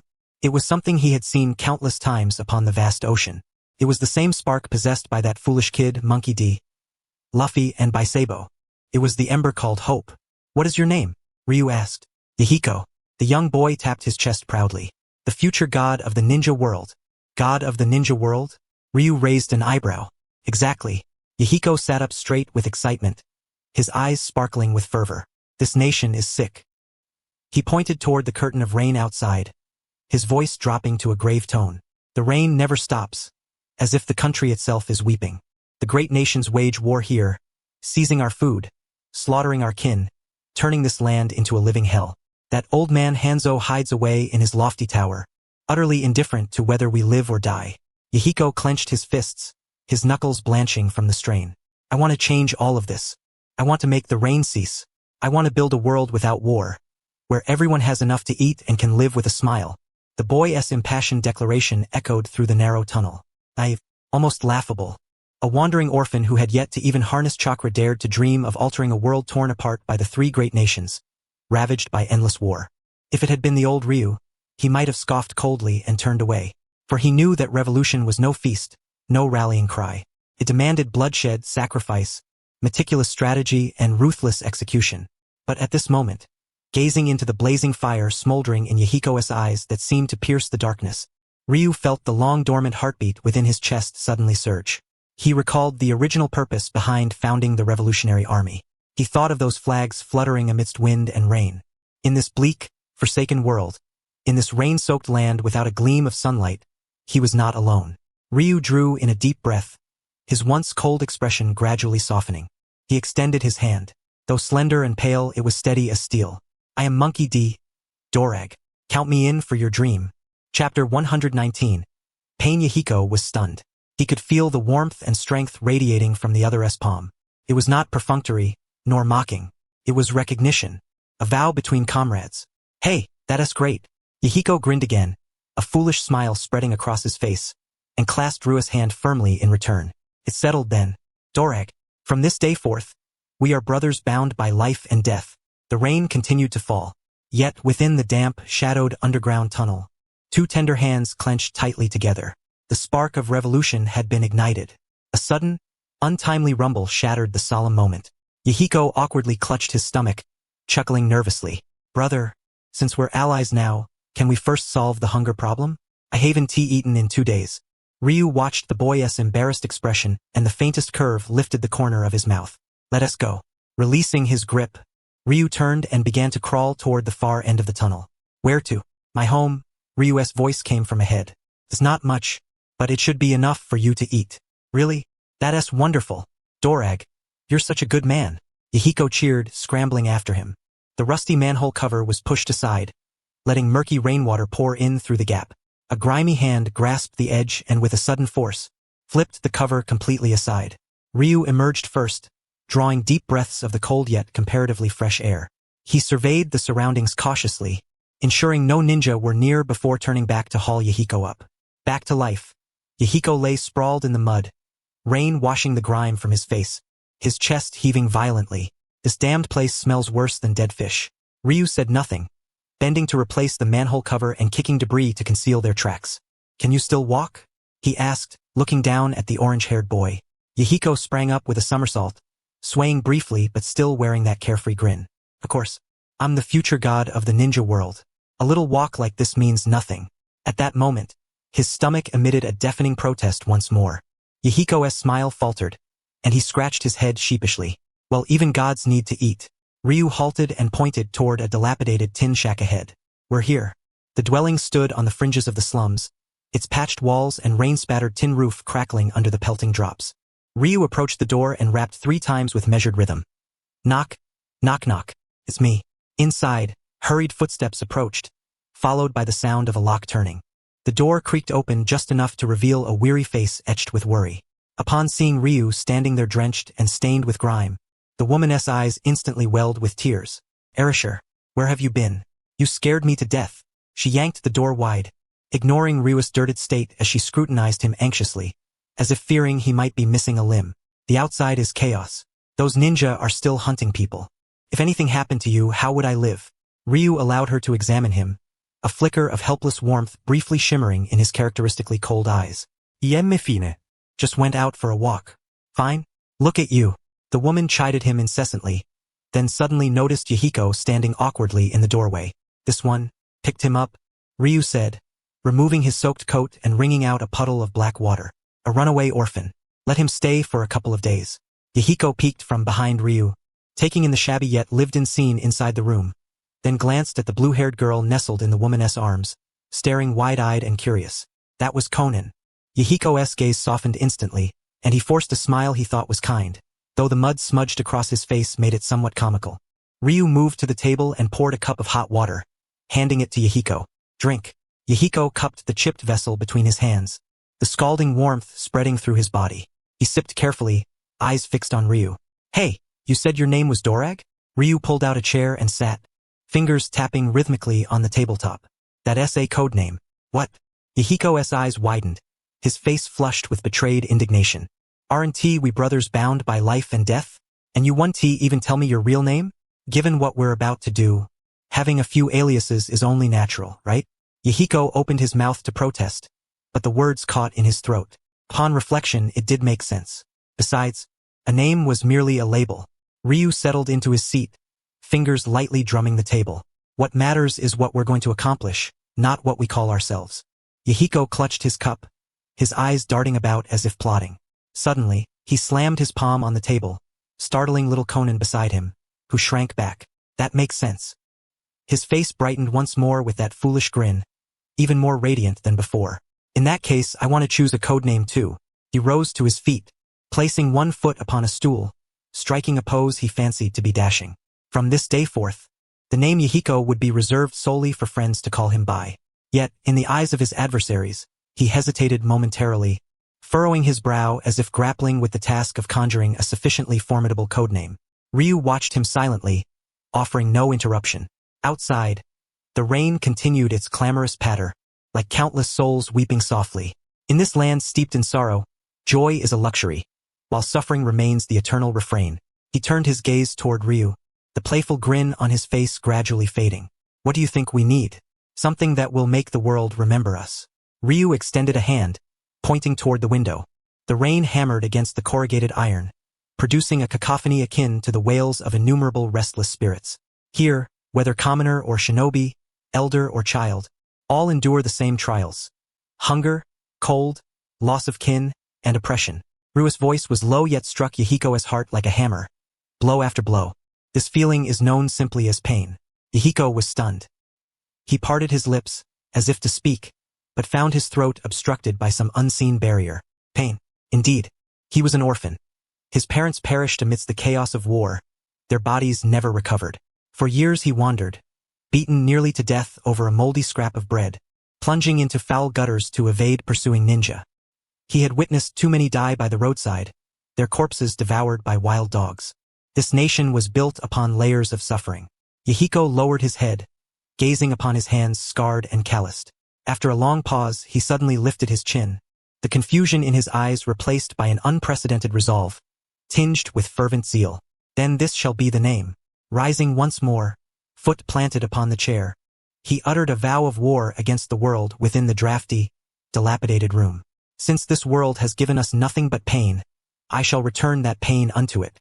I will make the mighty nations perched high above, those bastards who wage war, feel the same agony we endure. Only by understanding pain, by fearing it, will humanity cease its strife. The youth clenched his fists, knuckles whitening. From this day forward, my codename shall be Pain. Chapter 120. Father and son clashed the land of lightning, Kumogakure. Perpetual rain clouds cloaked the sky, broken only by occasional lightning that cast the village nestled among the mountains in a stark, ghostly light. Thunder rumbled through the canyon like the growl of a colossal beast. The 17th training ground. This was an open rocky plateau halfway up the mountain, its surface pockmarked and scorched. Battle scars earned from years of lightning-style ninjutsu assaults. Two figures, one large and one small, faced each other.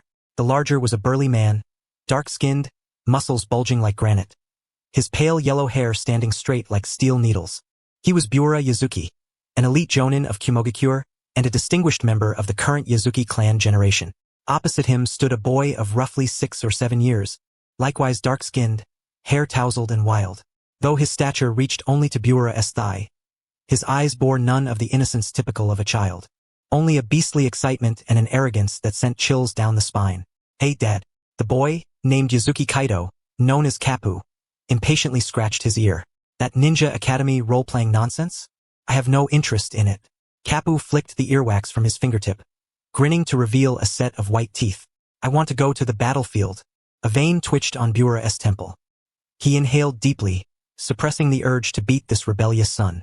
"Kaido, that is hand sealing, the key to channeling chakra flow," he roared, voice louder than the thunder above. "You, with your incredible chakra reserves, refuse to properly learn even the basic body replacement technique. All you do is flail your fists about. What's wrong with fists?" Kapu shrugged off the reprimand, waving his small, immature fist, stirring the air with a whistling sound. "Simple. Direct.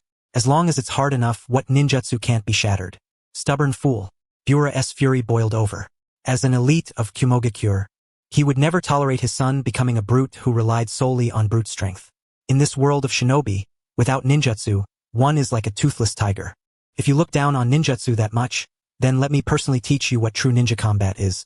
Bura ripped off his jonin vest, revealing a lean, powerful physique. "If you lose, you'll obediently return to school tomorrow to study." Kapu's eyes lit up. In that instant, his aura shifted. His previously lax stance tightened like a drawn bowstring. "Gladly, Dad." He laughed heartily, striking an odd initial pose. Years of naval training had honed this as his favorite power stance. "But if I win, you're not allowed to interfere with anything I want to do from then on." "Win against me?" Bura scoffed as though hearing the greatest joke. Brat. "You're only 9. Even if you're a prodigy, you're 100 years too early to defeat a jonin." Sizzle. Blue-white arcs of electricity danced across Bura's body. "Be careful." Before the words finished, Bura vanished from sight. So fast. For an ordinary genin or even chunin, there would have been no chance to react, likely getting blasted away by a single punch. But Kapu was no ordinary child. Though his body was that of a 9-year-old, his combat awareness was legendary at the pinnacle of the pirate world. As Bura disappeared, Kapu's pupils contracted sharply. Nokenbun sokuaki. Yet the primal instincts of this body, combined with decades of life and death battles, allowed him to instantly detect an abnormality in the air currents. To the left, without hesitation, the small frame twisted unnaturally to the right side. Boom. A fist crackling with lightning grazed his nose, smashing into the ground. Stones scattered as the earth shattered into a crater 2 meters wide. Dodged? A flicker of astonishment passed over Bura's eyes. Coincidence? No. The boy's movement was too decisive. Before he could fully recover, a shadow streaked up along his arm. Kapu stepped on Bura's thick forearm, using his momentum to spring upward. His youthful fist clenched tightly, striking hard at Bura's chin. "Don't underestimate me." Though lacking haki or superhuman strength, the blood of the Yazuki clan coursing through this body carried wild power. Coupled with Kapu's flawless mastery of force application, this punch, cutting through the wind, landed solidly on Bura's jaw. Bang. The dull thud of flesh colliding. Bura's head snapped back abruptly, staggering 2 steps backward. Although the lightning release chakra shielded him from most of the damage, the sheer force of the impact still left him feeling dizzy. "That kid." Bly shook his head, his gaze completely transformed. That punch just now was definitely not a mere stroke of luck. The precision in striking a vital point, the technique of countering by harnessing the opponent's own strength. Could such skills truly belong to a child who hadn't even graduated from the Ninja Academy? That hurt a bit. Kapu fell to the ground, shaking his somewhat reddened fist, yet a thrill of exhilaration spread across his face. "So this is the chakra shield?" as hard as a turtle's shell. Bly wiped a trace of blood from the corner of his mouth, his expression turning grave. Radu, I take back what I said earlier. You're not a genius. You're a monster. Crackling. The lightning radiating from Bly grew even more dazzling, the sharp crackles never ceasing. He had become serious, no longer treating this as mere father-son training, but as a genuine battle. Here it comes, Kapu, or rather the current Radu Yazuki. Pupils suddenly contracted to pinpoints. It was not the eyes that caught the image, but the skin that sensed the sting. That was the heiress whale before being torn apart. This is the ninja's body flicker technique? Intriguing. Without the predictive power of the sensory perception, Kapu relied solely on the primal instincts honed through countless life and death struggles. His waist and abdomen exerted a sudden force, and his body, initially lunging forward, sharply bent backward like a compressed spring. Whoosh! A streak of blue lightning brushed perilously close to his nose. That was not merely a fist, but more like a hammer wrapped in high-voltage electricity. Even without a direct hit, the dispersing lightning release chakra made his facial skin tingle, and a few strands of black hair instantly turned scorched, yellow, and curly. Boom! The rocky ground beneath where Kapu had stood exploded like tofu, sending shards shooting and dust billowing. Dodged? From the dust came Yazuki Bly's astonished voice. Although he had held back his strength in that punch, its speed was undeniably at the Jonin level of the body flicker. How could a brat who hadn't even graduated from the Ninja Academy evade it? Ha ha ha! That was close. Kapu performed a clumsy backward roll to create distance. Though dirted and bloodied, his eyes shone with a terrifying brightness. He wiped the bloodied scratches on his face caused by flying debris and licked his lips. The taste of rust. A long-lost sensation. Old man, your moves are too straightforward. Kapu grinned broadly, knees slightly bent, adopting a stance that Bly found inexplicably baffling. Again, Bly emerged from the dust, the lightning around him not dissipating but intensifying, blue-white arcs crackling over his dark muscles with sharp pops. He stared at the insolent sun before him, his expression darkening. Too straightforward? You little brat. Cut the arrogant talk. Chapter 121. He held back. Yazuki Bly slammed his hands together, his rough knuckles moving with lightning speed, forming hand seals so fast they left only afterimages. Ninja combat was far more than mere punching. Lightning release ground serpents. With a clap of his palms on the ground, two blue-white lightning serpents slithered along the rocky surface, leaving scorched trails as they curved into pincers aiming to encircle Kapu.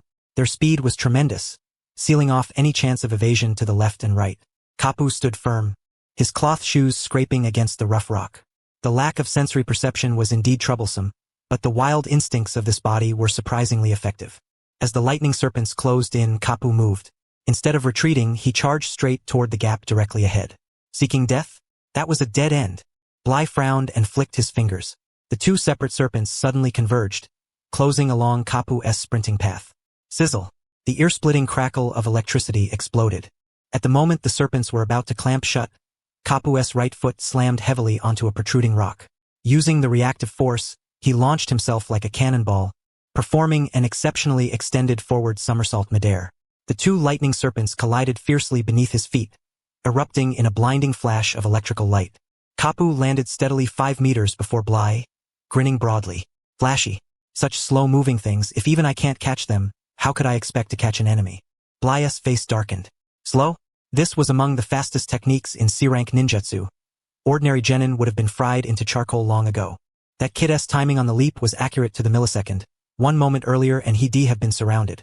1 moment later and his ankle would have been struck. And it's not over yet.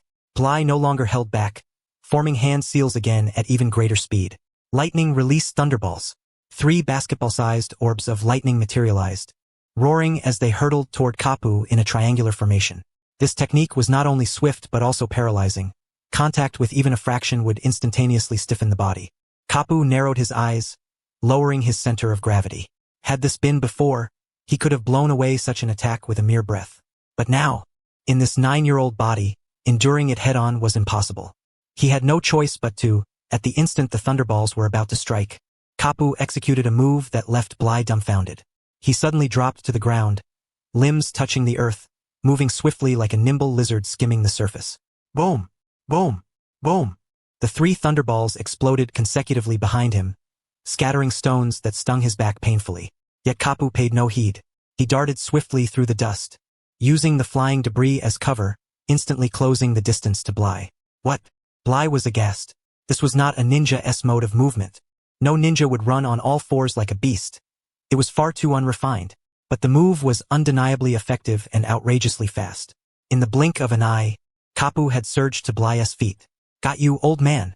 Supporting himself with one hand, Kapu spun his body and delivered a sweeping kick aimed viciously at Bai's ankle. Bai snorted coldly, neither dodging nor evading. Naive. Though my lightning release armor is not yet perfected. It's not something your puny limbs can shake. Sizzle. A faint layer of lightning cloaked Bai's lower leg. Bang! Kapu's shin collided with Bai's lightning armor with a muffled thud. Excruciating pain surged through him, as if kicking a steel plate charged with electricity. Bai remained unmoved, countering with a punch aimed at Kapu on the ground. It's over. That punch, wrapped in lightning, was heavy and forceful.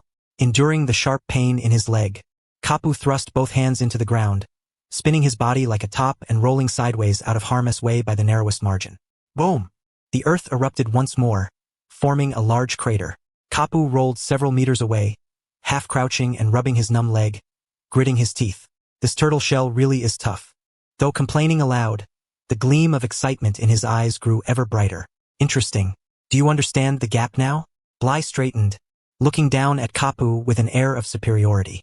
Without ninjutsu, you can't even break through my defense. Go back to school obediently, Reidu. Kapu spat out a mouthful of blood-tinged saliva and slowly rose to his feet. He loosened his neck, producing crisp, crackling sounds. Old man, you've got one thing wrong. Kapu assumed a stance, feet staggered front and back. His weight shifted onto his rear leg. Fighting has never been about who has more energy. It's about who's fiercer, who's more precise. Bai frowned.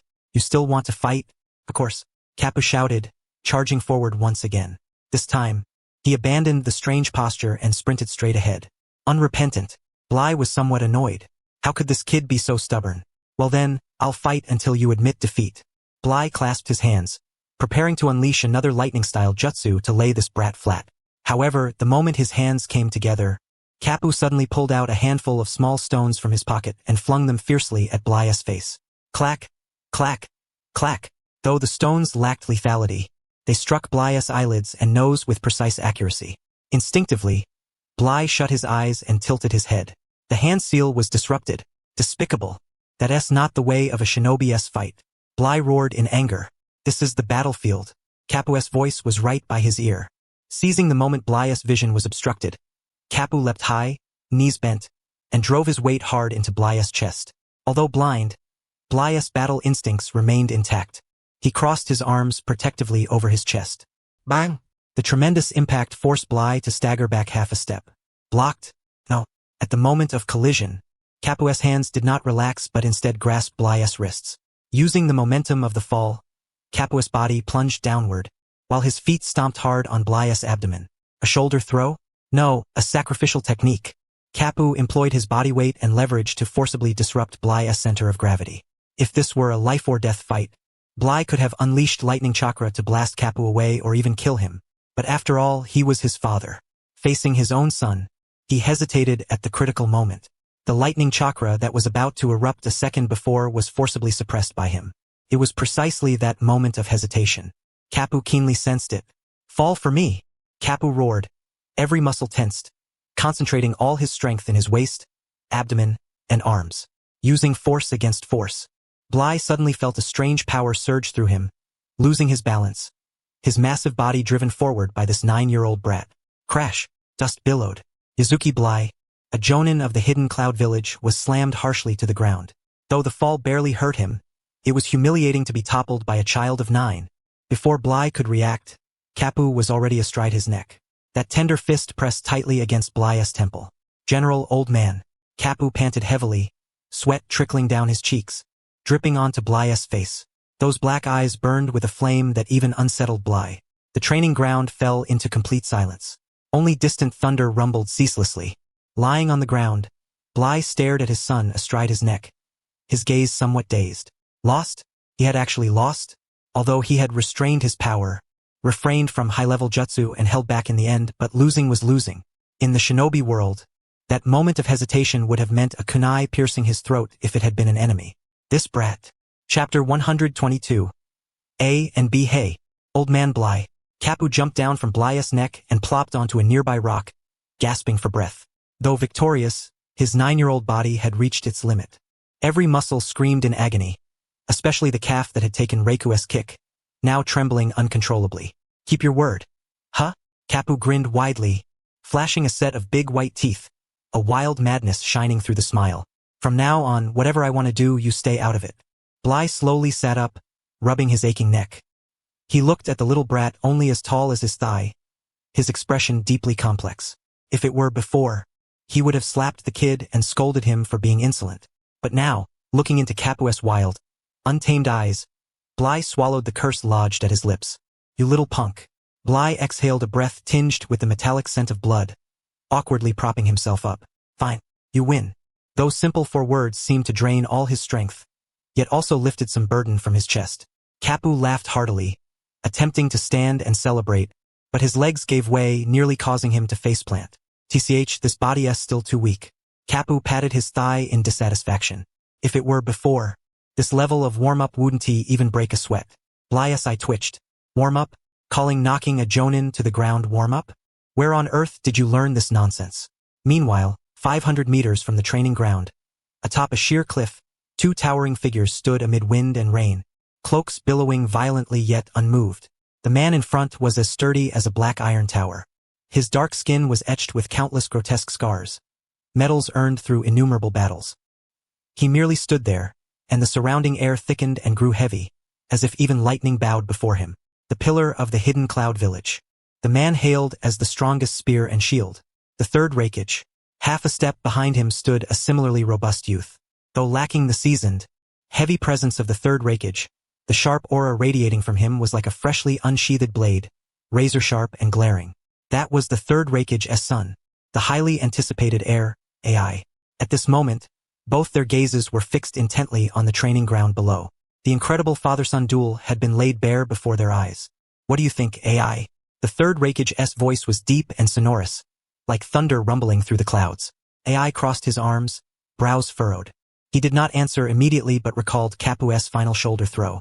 That move. Very strong. AI spoke in a low voice, utterly sincere. It's not just a matter of talent. That kid's fighting intuition is absurd. Though Blai had suppressed his chakra, he was, after all, a jonin with abundant combat experience. The fact that Rado could break a technique relying solely on physical reflexes and skill without chakra assistance. AI paused, a gleam flashing in his eyes.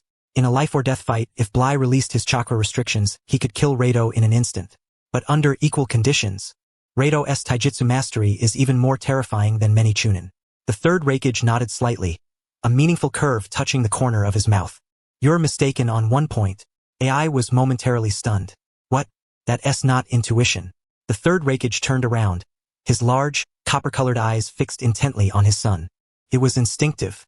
In that fleeting moment just now, Blai hesitated because that was his own child. But the brat Rado did not. He seized the slightest lapse without hesitation and unleashed a fatal strike. On the battlefield, such composure and decisiveness are more crucial than any ninjutsu. The Third Raikage drew a deep breath, his gaze burning with intensity. This brat is a born war machine. Given enough time to mature and master chakra and ninjutsu, he will become Kumogakure's sharpest blade, capable of piercing the throats of the 5 great nations. AI fell silent. He looked down at the small figure bargaining with Blai below, and an inexplicable surge of battle fervor welled up within him. Only 9 years old. What was he doing at 9? Though already displaying extraordinary talent, he could never have manipulated a jonin so effortlessly as this kid did. That, I suddenly spoke. His voice somewhat dry. Do you want him to be my B? In Kumogakure, the Raikage and his partner are known as A and B. A and B are not only brothers but the most perfect duo on the battlefield. The Zetsugu Raretsudan is a terrifying technique that only 2 people in perfect harmony can execute. The Third Raikage did not deny this, merely watching AI quietly. You've seen his talent, the bloodline of the Yazuki clan, his astounding combat instincts. With proper training, he might even keep pace with you. Perhaps, the Third Raikage left the sentence unfinished, but the implication was clear. Perhaps he could surpass you. AI was silent for a moment, then shook his head. His eyes regained their steadfastness, unshakable as a rock. No, he is strong, and maybe he will be stronger than me in the future. But he is not suited to be my B. The Third Raikage raised an eyebrow. Oh, and why is that? Because of his eyes. AI pointed to Kapu below. Those aren't the eyes of someone willing to cooperate. That guy sees only himself and battle. He is a lone wolf, a lion that cannot be tamed. My B must have absolute harmony, the trust to watch each other's backs. In AI's mind, the image of that brat who always wore sunglasses and hummed strange rap songs surfaced. Although he seemed unreliable and was even a Jinchuriki, AI felt a genuine resonance with that rap idiot. I have already found my B. AI lifted his head and met his father's gaze, his voice resolute and forceful. Killer B. Only he can synchronize with me to perform the Zetsugu Raretsudan. The storm intensified. The Third Raikage gazed long and hard at his son, who was already capable of standing alone, then suddenly burst into a hearty, booming laugh. Ah! His laughter thundered, shattering the rain-soaked sky. Good. Excellent. The Third Raikage clapped AI's shoulder with such force it could have shattered rock. Since he is the one you have chosen, then walk that path with conviction. As Raikage, if you can't even trust your own judgment, how can you lead the village? AI staggered slightly from the blow but smiled nonetheless. However, the Third Raikage shifted his tone and cast his gaze once again toward the distant training ground. Though he cannot be your B, this rough gem must not be wasted. Yuzuki Rado. The Third Raikage murmured the name, his eyes ablaze with ambition. The current shinobi world was turbulent. The land of fire dominated, with Konoha producing heroes in abundance, its foundations as deep as ever, and geniuses like Konoha's White Fang, Tsukumo Hatake, rising. The land of Earth's Iwagakure still held a position thanks to stubborn old Inoki and his dust release. And in the land of Lightning's Kumogakure, though the people were fierce, their top-tier combat power had always fallen just short. But now things were different. AIU Killer B and this Rado. The Third Raikage clenched his fist, knuckles cracking sharply. Once your generation has fully matured, Kumogakure will become the strongest among the 5 great shinobi villages. The will of fire from Konoha, the will of stone from Iwagakure, all will be shattered before absolute power. Chapter 123. The delinquent boy land of Earth. Iwagakure, surrounded by mountains, this desolate terrain was rugged and wild, with jagged stones and fierce winds whipping sand and gravel that stung the face.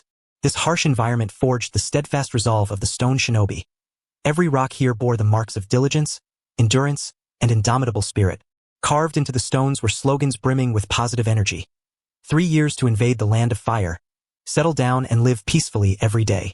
3 battles to conquer Konoha. Every family gets their own land. Beat the Konoha old-timers. Iwagakure offers great benefits. You carry stones, I dig holes, landlords in the land of fire. Yet today, this steely spirit seemed to show a crack. Behind Iwagakure's mountains at the third training ground, beneath the blazing sun, the scorching rays seared the earth, distorting even the air with heat. This weather is terrifying and we still have to train. It's killing me. Under a vast shaded rock, a boy wearing sunglasses sprawled out without a care for appearances. He was about 11 or 12 years old, clad in a dirt-colored training outfit, hands resting behind his head, a dogtail grass stem dangling from his mouth. Despite his youthful face, he wore a sly, world-weary expression, lazy and mischievous. This was the reincarnated Doi Kizaru. Beside him lay 2 other figures of similar age. One was a sturdy boy with an honest face, struggling to balance a small rock on one finger as he practiced chakra control. The other was a girl with twin ponytails, idly braiding a grass rope. Doi big brother, is this what you call energy-saving mode? The sturdy boy, Ishida, asked with some confusion. Exactly, Ishida. Kizaru rolled over into a more comfortable position. Being a ninja is all about getting paid for the work you do. Right now, we're not even genin yet, just unpaid interns. If there's no salary, why bust your butt? Training burns calories, calories make you hungry, hunger means eating, eating costs money. So doing nothing saves money. Saving money is making money. Kizaru's twisted logic, delivered in his uniquely slow drawl, had a strangely persuasive effect. Ishida nodded thoughtfully, letting the rock fall and lying down as well. Makes sense. Nearby, the twin-tailed girl, Iwako, looked at him with admiration. As expected of Doi senpai, seeing through the essence of the world so easily. These 3 were like salted fish baked under the sun, exuding a vibe utterly at odds with the spirit of Iwagakure. Suddenly, a sharp gust of wind cut through the air above. A heavy pressure descended from the sky. You bunch of rotten kids! A roar thundered across the training ground. Immediately after, a short figure hovered in midair, holding a massive boulder in his hands. The third Tsuchikage, Inoki. At this very moment, the old man renowned for his stubbornness was nearly fuming with rage. his beard seemingly twisted by his fury. He had originally intended to conduct a surprise inspection on the training progress of his newly accepted prodigious disciple, while simultaneously observing 2 other promising freshmen. Yet what was the outcome? Those 3 little rascals were sound asleep right there, especially that doji. Despite possessing astonishing talent, he was as lazy as a pig. Up and at 'em, all of you. Has the will of stone been devoured by dogs' bellies? Anoki roared, though the rock in his hand did not come crashing down. Instead, he manipulated the gravity through the heavy rock technique, exerting pressure with sheer presence from above. Ishida and Iwako jolted in fright and sprang up reflexively, standing at attention. Lord Tsuchikage. The 2 trembled uncontrollably, while Kizaru lazily sat up at his own pace, even stretching and yawning. Oh my, it's Teacher Anoki, Kizaru remarked calmly, pushing up the obsidian shard perched on his nose. With such a fiery temper, be careful not to pull your back. Anoki's forehead bulged with throbbing veins. Enough nonsense. Doji, how is the earth release, earth clone technique I taught you yesterday coming along? That's the foundation of the foundation. If you haven't mastered it, don't expect to eat today. Though angry, Anoki's frustration stemmed more from his high hopes than mere annoyance. This brat named Doji possessed an astonishing chakra reserve and an alarmingly acute sensitivity to changes in earth-natured chakra. With just a bit of refinement, he was undoubtedly a formidable contender for the next Tsuchikage. Yet his personality was utterly hopeless, like mud that couldn't be shaped. Earth clone. Huh? Kizaru scratched his tousled hair, wearing a troubled expression. That technique is such a pain, hand seals, chakra distribution, the whole shebang. What a hassle. Bastard. Anoki descended from the sky and hovered before Kizaru, his finger nearly poking the latter's nose. Hassle? What kind of ninja fears hassle? I think you're just looking to slack off. Ishida, Iwako, keep away from this guy from now on. Don't catch his laziness. Ishida and Iwako exchanged glances, awkwardly aware that they had already been infected, and rather enjoyed it. Since you haven't practiced, you'll run 50 laps with a weighted vest. Now, immediately, at once, Anoki bellowed. Kizaru sighed, rising slowly and brushing dust off his rear. So scary. 50 laps might kill me. But teacher, who said I haven't practiced? Anoki paused. You have? Then show me. If you dare fool me, I'll make you experience earth release. Dust-stripping clothes. Anoki threatened. Kizaru sneered. This old man really lacked a sense of humor. He raised his hands helplessly, forming hand seals at a pace as slow as a senile elder. Anoki frowned deeply. Rat, horse, snake, dragon. Earth release, earth clone technique. With Kizaru's languid voice, a series of loud thuds echoed. As the white smoke dispersed, Anoki's eyes nearly popped out of their sockets. On the training ground, more than 20 clones of doji appeared densely packed. The sheer number was impressive, but what truly caught the eye was the posture of these clones. Some were massaging Ishida's shoulders. Others were fanning Iwako. Some were arranging tea, and 2 clones lay prone with large characters on their backs reading Do Not Disturb. None of the 20-some clones stood upright. They were all complete couch potatoes. Floating in midair, Anoki gaped, speechless for a long while. Earth clones are typically employed for reconnaissance or to lure enemies, as they are tangible and consume considerable chakra. But this brat actually used earth clones to serve himself. Teacher, look, the original Kizaru, reclining in a chair formed by his clones, sipped water offered by one of them with utter contentment. If my clones can do the work, why should I move?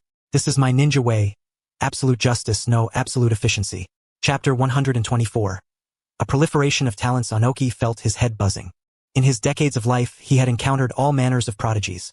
Some excelled in ninjutsu, others in taijutsu, some in jinjutsu. But he had never seen a genius who had perfected the art of laziness to such an extreme. The chakra distribution among these earth clones was remarkably even.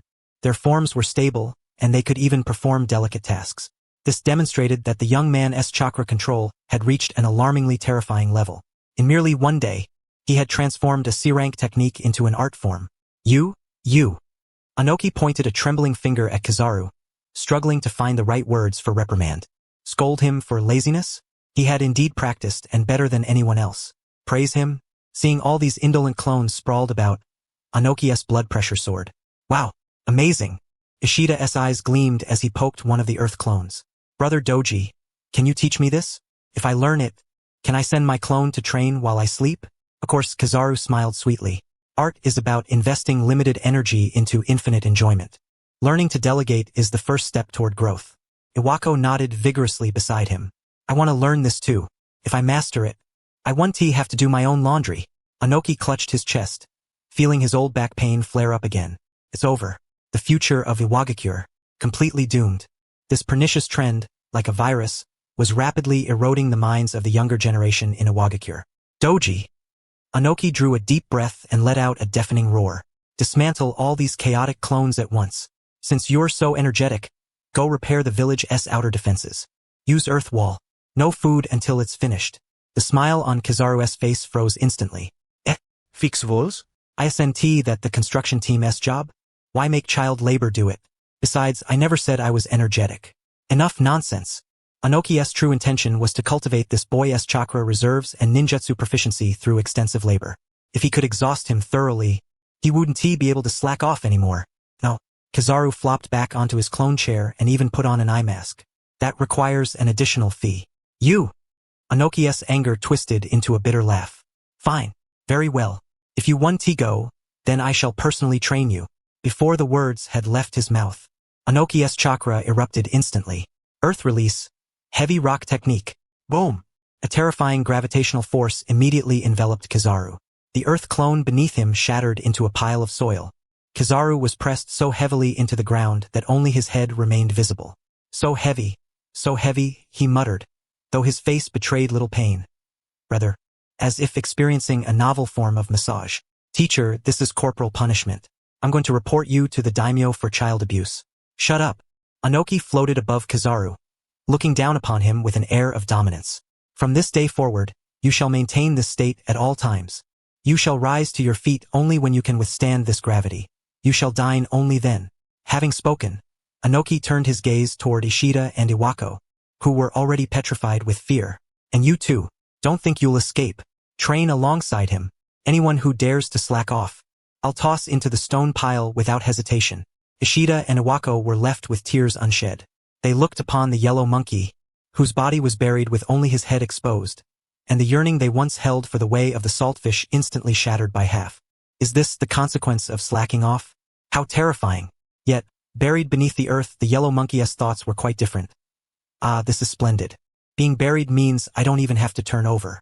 Moreover, the soil is cool and refreshing, far cooler than the outside air. This old man sure knows how to take care of others. Squinting his eyes, he felt the pulse of the earth deep below. Although his body was immobilized under the oppressive weight, the chakra within him spontaneously began to circulate, resisting the external pressure. This passive method of cultivation seems rather agreeable, perhaps even less laborious than active training. Excellent. The yellow monkey mentally applauded himself. This is what one calls growing stronger while lying down. Truly as expected of me. Watching Anoki's furious retreating figure, the yellow monkey, with only his head above ground, curled the corner of his mouth into a barely perceptible smile. This scenario seems to be more interesting than I had imagined. As long as I avoid that lunatic named Madara Uchiha or that wooden-headed man called Hashirama Senju, blending in as a civil servant in this stone-strewn village and leisurely coasting until the grand finale shouldn't be too difficult. Right? Hey, Ishida. The yellow monkey buried in the earth suddenly spoke. Ishida, who was struggling through push-ups, lifted his head. What is it? Doidai? Bring me some foxtail grass from over there. It feels odd not having something in my mouth. Ishida, Iwako. Is this truly the realm of genius? Even buried underground, must one maintain such a distinctive style? The artistic direction of Iwagakure indeed deviated completely on this day. The Tsuchikage Tower, top-floor office. Outside, the wind howled relentlessly, mingled with grains of sand striking the glass, producing a subtle yet continuous sound. Inside, the light was dim, with only a flickering oil lamp before the desk casting a faint glow. Piles of scrolls threatened to engulf the diminutive figure seated there. Lord Tsuchikage, a burly, towering man stood before the desk, holding a freshly delivered intelligence report, his brow deeply furrowed. He was Kodo, Anoki's son and presently the backbone of Iwagakure. At this moment, the over 2-meter-tall man gazed upon his father, who floated midair, rubbing his old back, a trace of hesitation crossing his face. Are you not being too harsh on that child named Doi? Kodo finally could not hold back and voiced his concern. The amplification of the earth-style technique has exceeded what a genin can endure, and buried underground like this, even a chunin would risk death from such training. That child is only 12 years old. While Iwagakure venerates resilience, this near-punitive regimen unsettles me deeply. Harsh? Anoki ceased massaging his back, his graying eyebrows arching as he shot a displeased glare at his son. You know nothing. Anoki floated back onto his chair, casually tossing a document aside, his tone laden with frustration and disappointment. Do you think I'm abusing him? You simply have no understanding of that boy's talent. Chapter 125. The situation. Kodo was momentarily stunned, scratching his head. Talent? Indeed, he has a vast reservoir of chakra and is highly adept at nature transformation. But what? Anoki interrupted sharply, his gaze sharpening. You only noticed him slacking off using earth clones and thought he lacked discipline? Isn't that true? Kodo retorted. Superficial. Anoki snorted, tapping his fingers on the table with a sharp rhythm. Kodo, you're a jonin now, you should understand the principles of earth clones. Earth clones are tangible duplicates. Each clone's actions demand mental energy from the original to control them. Normally, a ninja producing 1 or 2 clones in battle or to lure enemies is already pushing their mental limits. Anoki held up 2 fingers, waving them before Kodo's eyes. But that brat produced more than 20 at once. Moreover, Anoki's voice grew heavier, a subtle gleam flashing in his eyes. Those 20-plus clones were performing different tasks. Some massaging his shoulders, others fanning him, some pouring water. Each clone acting distinctly, with chakra flow remarkably smooth and orderly, without the slightest disorder. Do you understand what that means? Kodo's pupils contracted sharply. Earlier, at the training grounds, he was so astonished by the sheer number of lazy clones scattered about that he overlooked the immense technical difficulty behind it. Simultaneously manipulating over 20 tangible clones engaged in various delicate tasks demands an extraordinary level of mental fortitude and chakra control. Kodo drew a sharp breath. Such mastery of control is something even the village's elite jonin might struggle to achieve. That's right. Anoki sighed, leaning back, sinking into his chair. That boy's mind is too sharp.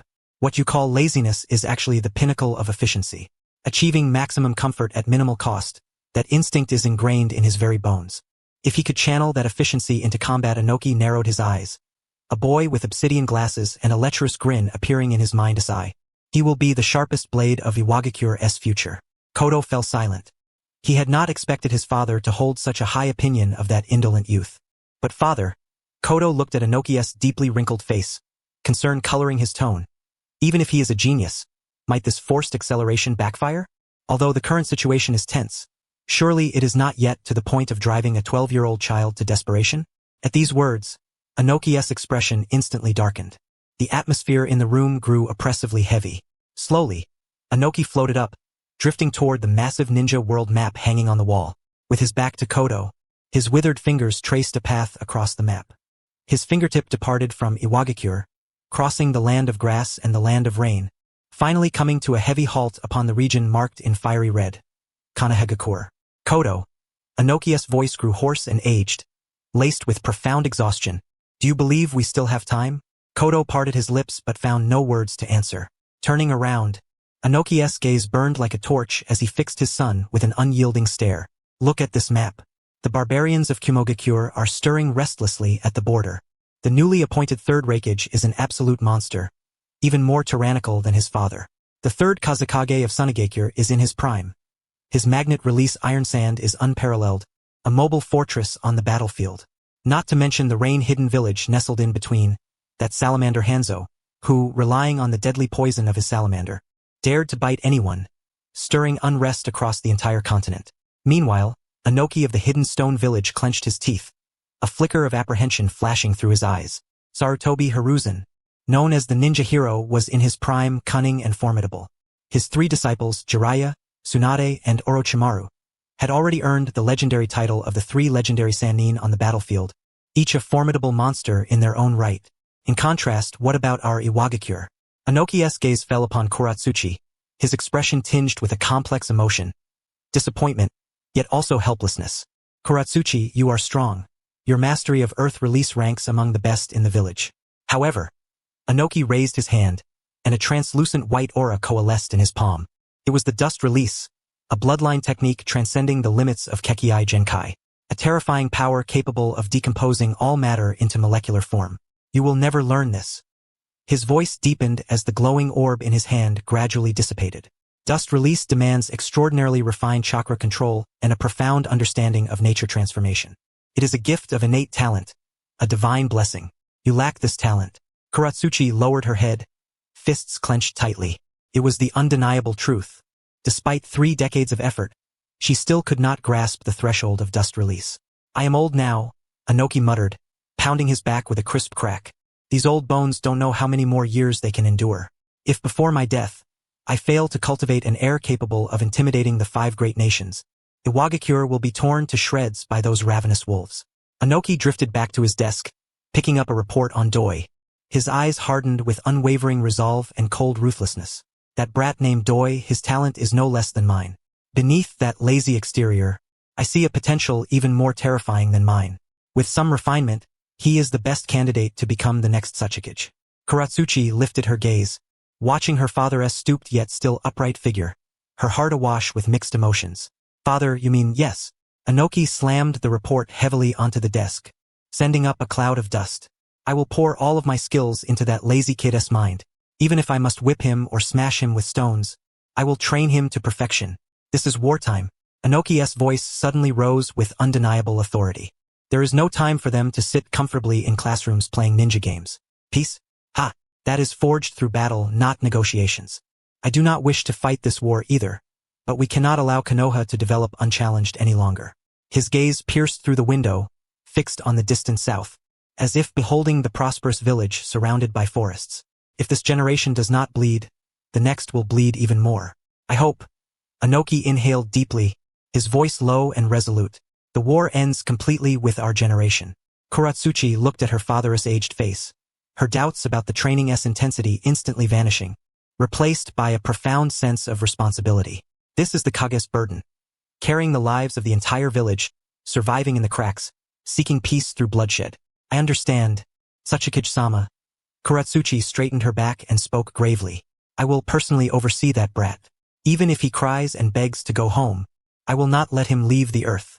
Inoki nodded in satisfaction. That's the spirit. However, his expression suddenly twisted into something odd. Though, that kid probably won T-cry. When I left earlier, that damned fool was actually asleep buried in the earth. Kuratsuchi. Chapter 126. Clash of Geniuses, the third training ground behind Iwagakure's rear mountain. The setting sun cast the earth in a blood-red hue. Beneath the vast rocky shadows, only one head protruded from the ground. Achoo! Buried in the soil, Kuratsuchi sneezed, her obsidian glasses slipping askew on her nose. How strange. She sniffed, bewildered. Who is mumbling about me? Could it be that nagging old man from the warring states? She struggled to move her neck, seeking a more comfortable position. Though her body was weighed down by the earth-style technique, immobilizing even a single finger, the chakra within her, forced by the external pressure, began to flow in a strange pattern, like water seeking a path through obstacles. Her originally rough earth release chakra became increasingly condensed and smooth under the crushing weight. Kuratsuchi narrowed her eyes, savoring the warm current within her. The sensation was surprisingly pleasant. No need to move and my chakra strengthens on its own. Is this what they call AFK leveling? Not bad, not bad. This dungeon's service is quite commendable. Nearby, Ishida and Iwako lay collapsed on the ground, utterly exhausted. They looked at their senior, Doi, who barely showed anything but his head above the soil, yet wore an expression of pure enjoyment. Awe filled their eyes. Doi-senpai is too strong. Ha! Ishida lay sprawled on the ground, his chest heaving violently. After being crushed all afternoon, he could still manage a smile. Iwako, equally exhausted with trembling fingers, struggled to sit up, her face full of admiration. I want to be like senpai too. Unseen by them, deep beneath the earth, subtle changes were taking place around Kuratsuchi's body. The once hard rock and soil began to soften and flow under the influence of her unconscious chakra. It was as if the earth itself sought to assimilate her entirely, transforming her into light, into soil. An unprecedented embryonic form of ninjutsu, never before seen in this world, was quietly gestating within this lazy man's body. But come to think of it, Kuratsuchi gazed at the setting sun and sighed. Dinner time already. If they don't dig me out soon, do they expect me to eat dirt? The land of fire, Kanehagakure. In stark contrast to the rugged desolation of Iwagakure, here dense forests surrounded the village, brimming with vitality and prosperity. At the village's heart, the Hokage Rock, symbolizing the will of fire, overlooked the orderly streets and the peaceful, contented villagers below. Yet, in the southeastern corner of the village, the Uchiha clan's domain bore a completely different atmosphere. The architecture was ancient and imposing, the streets immaculately clean, and the clan members passing by wore solemn expressions, their eyes radiating an innate pride. The Uchiha, a noble family that had birthed countless prodigies and wielded the divine power of the Sharingan, upheld a survival code so strict it bordered on rigidity. Today, that rigid tranquility was shattered. The third training ground. This was a place dedicated to the younger generation within the clan. But at this moment it was crowded with people. From the white-haired elders to toddlers just learning to walk, nearly every Uchiha present at home had gathered here. The training ground was packed to the brim, yet not a single whisper could be heard. The silence was so profound that only the rustling of leaves stirred by the breeze broke the stillness. Every gaze was fixed upon the center of the arena. There stood two youths. One of them bore a composed expression, his countenance handsome and refined, with black eyes deep and serene. Despite being the focus of so many clan members' stares, he stood upright like a drawn sword, poised and unwavering. He was Fugaku Uchiha, the clan leader's son, hailed as the foremost prodigy among the younger generation of the Uchiha. Opposite him stood none other than Golden Lion Shiki, reincarnated as Tsubasa Uchiha. After a month of grueling, hellish training, he had fully mastered the power known as chakra within his body, which had grown leaner and more robust. Unlike that old curmudgeon Captain Kapu, Golden Lion welcomed all sources of power without discrimination. Any strength that could make him stronger was deemed worthy. A trace of arrogant defiance, incongruous with his surroundings, lingered on his face. Surveying the scrutinizing, indifferent, even disdainful glances of the Uchiha clan members, he found it all laughable. A bunch of self-righteous frogs at the bottom of a well. Once I obtain the Sharingan, I'll gouge out the eyeballs of all you fools and keep them as trophies. At the edge of the training ground, Setsuna Uchiha crossed his arms, expressionless as he watched his son. A month ago, he had given Tsubasa a challenge. Within 1 month, defeat Fugaku in taijutsu. Fail, and he was to be expelled from the Uchiha clan. Today was the final deadline. No one believed Tsubasa could win. Fugaku was a recognized genius, having received the most orthodox and rigorous elite education since childhood. In ninjutsu, genjutsu, and taijutsu alike, he was the cream of not only the young generation but the entire Uchiha clan. In contrast, Tsubasa was a mediocre talent, a waste who had yet to awaken the goddess eye. Are you sure you want to fight? Fugaku's voice was calm as he looked at Tsubasa across the arena. It's not too late to concede now. To him, this was no contest but a farce. Tsubasa grinned wide, revealing a set of gleaming white teeth, his smile manic and cruel. Enough talk, Fugaku. Let us get this over with. I can't wait to trample that self-righteous face of yours. Before the words had fully left his mouth, the arrogant proclamation rippled through the watching Uchiha clan like a stone cast into a placid lake, provoking an uproar. How audacious, to show such disrespect to Lord Fugaku. Fugaku's brows furrowed slightly. He said no more, his body lowering as he assumed the initial stance of the Uchiha-style taijutsu. Since you insist on courting death, I shall oblige. The supervising elder glanced at the expressionless Setsuna Uchiha. Receiving no objection, he solemnly declared, the duel begins. Boom! The moment the words fell, Fugaku's figure vanished from his spot in an instant. His speed was astonishing. With a burst of power from his legs, his body stretched like a taut bowstring, and he was suddenly before Tsubasa. Without any wasted movement, a hand blade struck directly at Tsubasa's throat. Swift, precise, and lethal. This was the essence of Uchiha Taijutsu, delivering the most fatal blow to the enemy in the most efficient manner. Yet, Tsubasa's face betrayed no hint of panic in the face of this fierce strike. Instead, his deranged grin widened. Right on time, he chose neither to block nor retreat. Instead, in a most bizarre posture, he leaned backward, nearly parallel to the ground, while his right leg whipped upward like a long whip, striking toward Fugaku's jaw with a whoosh. This attack, utterly defying human biomechanics, shocked all who witnessed it. Fugaku's pupils contracted sharply. He had never seen such a cunning angle of attack. In the flash of a lightning strike, he forcibly retracted his hand blade, crossing his arms in front of him to defend. Bang! A muffled sound. Fugaku felt a tremendous force surge through his arms, staggering him 2 steps backward. He regained his footing, shook his numb arms, and when he looked at Tsubasa, his expression had changed. No longer disdainful but grave.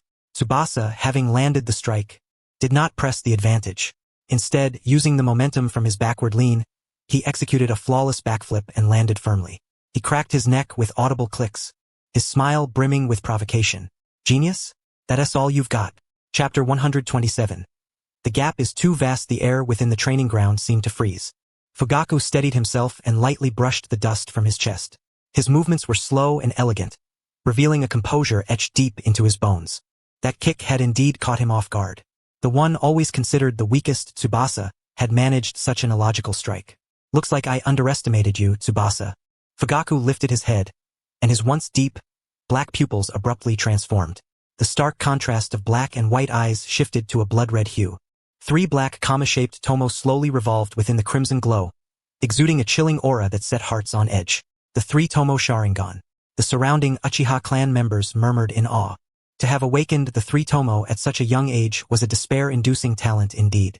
To honor you, Fugaku's voice remained flat as if stating an inevitable truth. I will utterly crush you with these eyes. Golden Lion stared into those blood-red orbs. Rather than fear, he licked his lips with excitement. That gaze, that lofty, godlike scrutiny looking down upon mere ants. It was infuriating. Cut the act. With a stomp, Golden Lion cracked the ground beneath him. His figure surged forward like a hunting leopard, unstoppable and fierce. His speed was even greater, more ferocious than before. Too slow. Fugaku remained rooted in place, not even adopting a defensive posture. As Golden Lion's fist neared his face, Fugaku moved. He merely tilted his head slightly, an astonishingly small motion. Whoosh! The gust of the punch swept past Fugaku's cheek without so much as disturbing a single strand of hair. Golden Lion's pupils contracted. His fist shifted into a claw and swept horizontally toward Fugaku's throat. A ruthless, murderous strike. But to Fugaku, the savage sweep seemed to unfold in slow motion. Every muscle contraction, every flow of chakra was crystal clear. Snap! A crisp sound. Fugaku raised his right hand and precisely caught Golden Lion's wrist, as if he had been waiting there all along. Too reckless, full of flaws, Fugaku remarked coldly, then flicked his wrist. With a deft maneuver, he instantly neutralized Golden Lion's strength. Immediately after, a straightforward knee strike crashed hard into Golden Lion's abdomen. Bang! Golden Lion arched like a shrimp, spitting a mouthful of sour liquid. Before he could recover, Fugaku's elbow descended from above, smashing heavily onto his back. Boom! Golden Lion was slammed to the ground, a cloud of dust billowing up. The tide of battle had turned in an instant. The once formidable Golden Lion, who had been brimming with arrogance moments ago, found himself utterly powerless before Fugaku Uchiha's activated Sharingan. This was the power the Uchiha clan so proudly boasted of, the ability to perceive and anticipate all. In the presence of these eyes, any physical technique appeared feeble and ineffective. The onlooking clan members wore expressions of inevitability. It was over. This was the gap, the chasm carved by bloodline that could never be bridged. Uchiha Setsuna gazed at his son, subdued in the center of the arena, a flicker of disappointment crossing his eyes as he prepared to call an end to the confrontation. Ah! Suddenly, a manic laugh erupted from the dust. Everyone was taken aback. The Golden Lion staggered to his feet, bloodied and disheveled, yet his eyes blazed with a terrifying light. He was laughing wildly, recklessly. Is this the Sharingan? Is this the so-called divine power? Wiping the blood from the corner of his mouth, the Golden Lion stared into Fugaku's crimson eyes, greed nearly spilling over from within them. Wonderful. Absolutely wonderful. This feeling of being seen through, this sensation of having nowhere to hide. I absolutely adore these eyes. Madman. The word echoed in everyone's minds. Despite being utterly beaten down, he could still laugh with such joy. This man's mind was unquestionably broken. Fugaku frowned. Are you bluffing? Bluffing? The Golden Lion spat a mouthful of blood, grinning to reveal teeth stained red. EM exhilarated. With these eyes I can grow stronger, ascend to an even greater pinnacle. He charged forward once more. Again and again. Knocked down, he rose. Flung back, he surged forward. Fugaku's every strike was precise and lethal, and soon the Golden Lion's body was covered in wounds. Yet, like an indefatigable beast, the fervor in his eyes only grew fiercer. It's useless. Fugaku kicked him away once more, impatience creeping into his tone. Without the Sharingan, you cannot comprehend the true nature of this world. To me, your movements are as childish as those of a 3-year-old. Give up, Tsubasa. You lack the talent. The Golden Lion lay gasping on the ground, his body pushed to its limits. Every muscle screamed in agony. Every bone trembled. Yet still he laughed. Talent? That's just an excuse for the weak. Supporting himself with his hands, his nails digging deep into the earth, he declared, I am the Golden Lion Shiki, a legend who once rivaled Roger and Whitebeard for supremacy over the seas.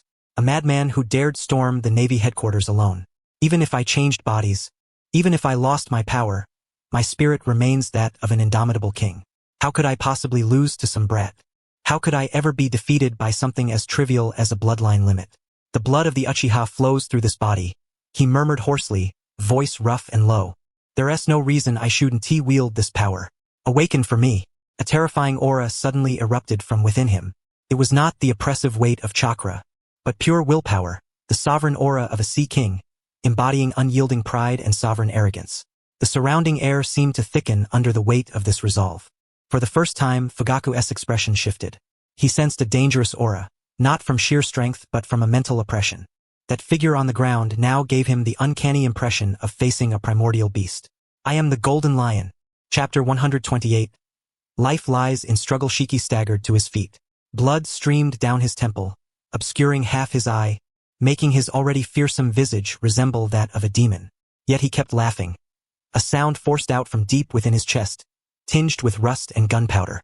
Fugaku Uchiha furrowed his brows, his crimson Mangekyo Sharingan revolving slightly as he gazed upon the clan member who had reached his limit. This man was truly mad. The surrounding Uchiha whispered among themselves, their previously disdainful gazes now tinged with doubt and apprehension. No one could laugh in the face of certain defeat, except a madman. Fugaku's frown deepened as he looked at the bloodied youth before him. He could not understand. Multiple broken bones, internal trauma, why did he still stand? A ninja fights to complete missions to survive. Such senseless stubbornness was utterly foolish. Though I don't understand why you laugh. Your body has reached its breaking point.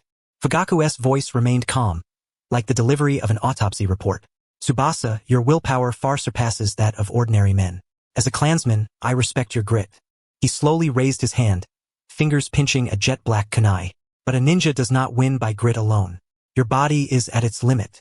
Fugaku's tone was steady, imbued with irrefutable reason. Let it end here. And here? The Golden Lion spat blood onto the ground.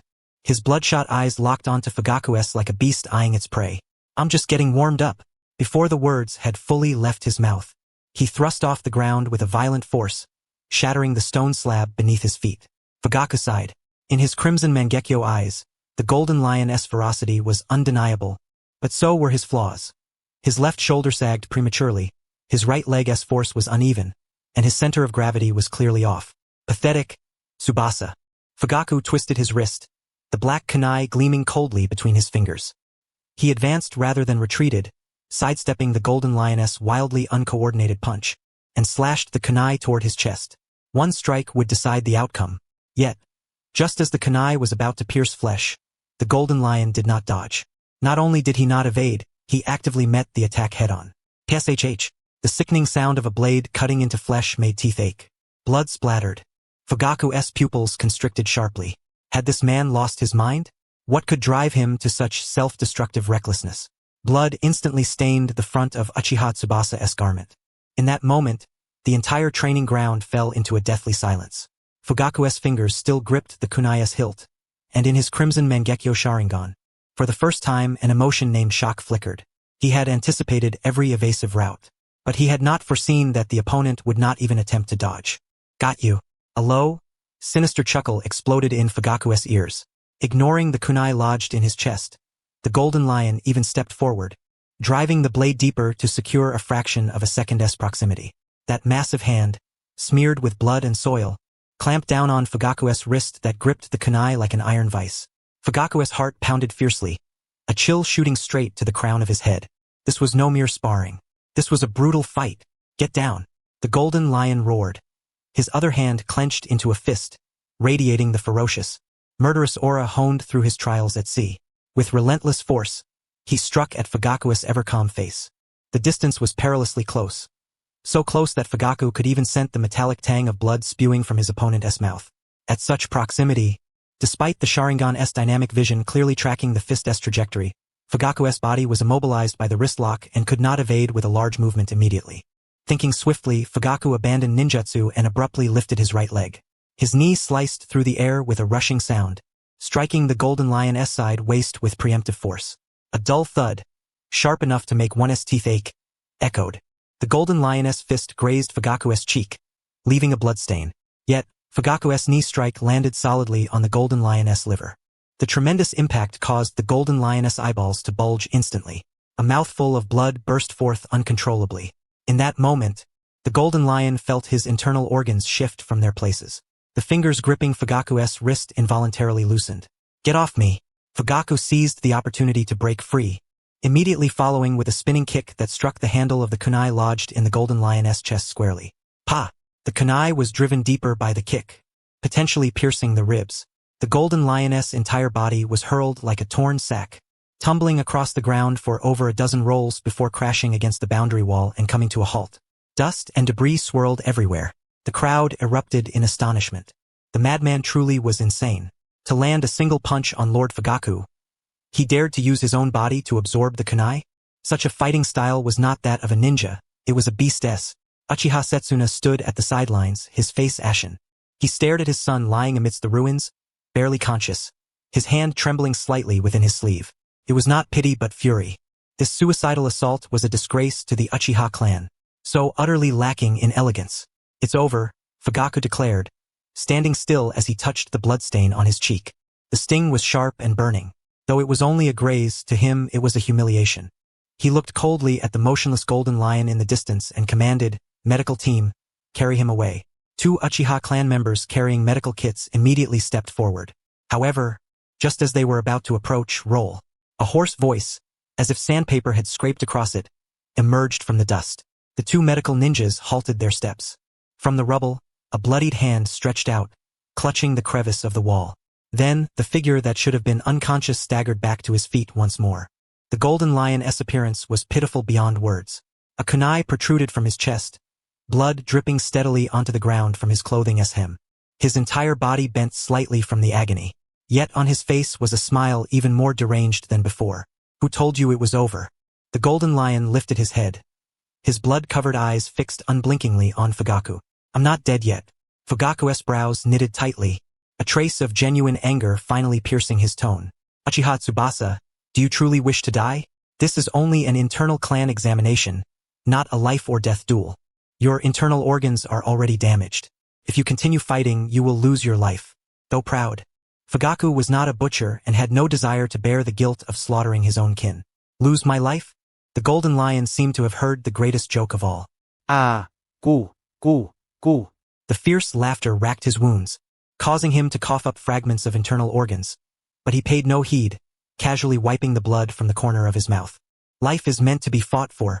Chapter 129.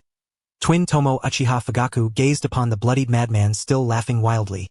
The last flicker of pity in his eyes extinguished completely. "Such audacity! Since you seek death, then I shall grant it." Fugaku clasped his hands together, his fingertips moving swiftly through the seals. "Si, wei, shen, ai, wu, yin." Chakra compressed violently in his throat, warping the air with intense heat. Fire release, great fireball technique. Boom! A colossal fireball over 5 meters in diameter erupted from Fugaku's mouth, the roaring heat wave instantly engulfing the staggering figure before him. Flames howled, scorching the stone slabs beneath with crackling sounds. The surrounding Uchiha clan members retreated hurriedly, evading the searing heat. "It's over." The blazing inferno surged forward. The scorching blast instantly vaporized moisture in the air, bathing Uchiha Tsubasa's bloodied face in fiery red light. The scent of death. The Golden Lion knew this scent all too well. Amidst the raging storm of the Atoll sea battle, beneath the sword slashes of that bastard Roger, in the instant of Garp's iron fist strike, in the pitch-dark depths of Impel Down where he severed his own legs with a blade, countless scenes flashed wildly through the Golden Lion's mind. There he stood at the bow of the flying sky pirate's ship, gazing boldly across the boundless sea. There he wielded 2 famed swords, storming the Navy headquarters alone, battling War Minister Sengoku and Garp's madness single-handedly. There he severed his own legs, blood pouring, crawling out of Impel Down, laughing defiantly at the sky. "I am the Golden Lion, a man destined to rule the world. How could I perish in this gutter? How could I lose to this frail body? How could I be defeated by these eyes that fail to see the world? Anger?" A voice seemed to roar from the depths of his heart. "Resentment? Then reclaim your power." Thud! His heart contracted sharply, sounding like the beat of war drums. A cold, eerie force burst forth from the depths of his mind, surging through his optic nerves into his eyes. The previously blurred world transformed. The flames, once swift as lightning, now thickened like viscous syrup, sluggishly writhing in the air. Not only the flames. He saw lines, countless blue and red strands of light intertwined in the air. Those were the flow trajectories of chakra. Ha ha ha ha, so that's how it is. The golden lioness lips curled, revealing blood-stained gums. This sensation of having everything controlled beneath his gaze was utterly addictive. Every cell deep within his body rejoiced. That arrogance born from the soul forcibly commandeering this body already on the brink of collapse. No need to think. No need to practice. This body seemed to possess its own consciousness. The golden lioness hands suddenly came together before him. Then his 10 fingers danced, leaving behind a blur. Si, Wei, Shen, Ai, Wu, Yin. This intricate sequence of hand seals had taken him a month of stumbling practice to master. Yet now, his fingers moved with the dexterity of a master pianist with 3 decades of experience. A perfect replication.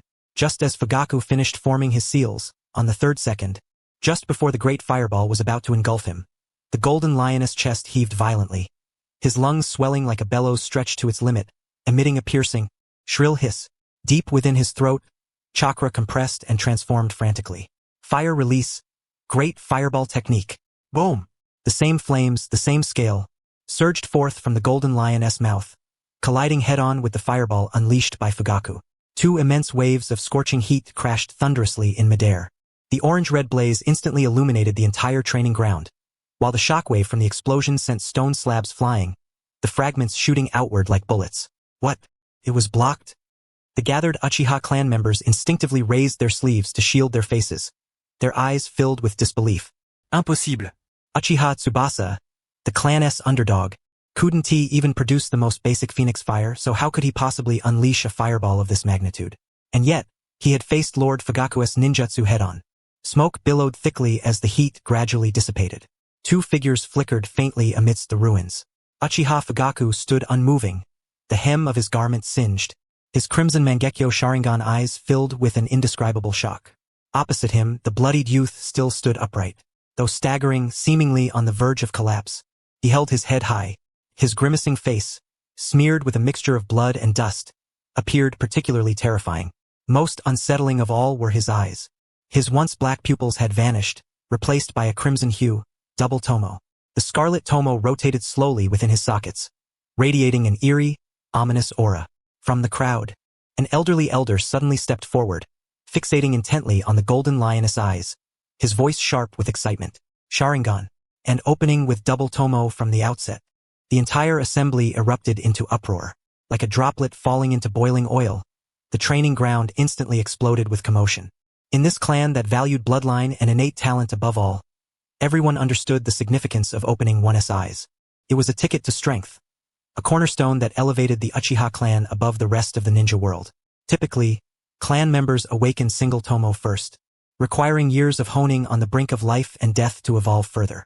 To bypass the single tomo stage and awaken double tomo from the start was a talent so rare it could be counted on one hand throughout Uchiha history. Hee. A feeble yet still arrogant laugh shattered the murmurs. The golden lion raised a hand to cover his right eye, blood seeping through his fingers. Whoosh! A shadow appeared instantly beside him, moving so swiftly even Fugaku failed to react in time.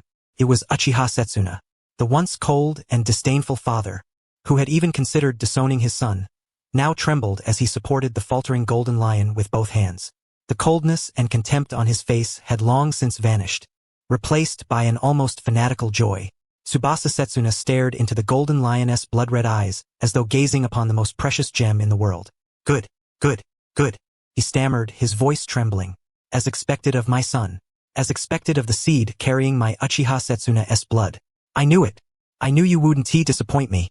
The golden lion cast a sidelong glance at this suddenly affectionate, opportunistic father, a trace of mockery flashing in his eyes.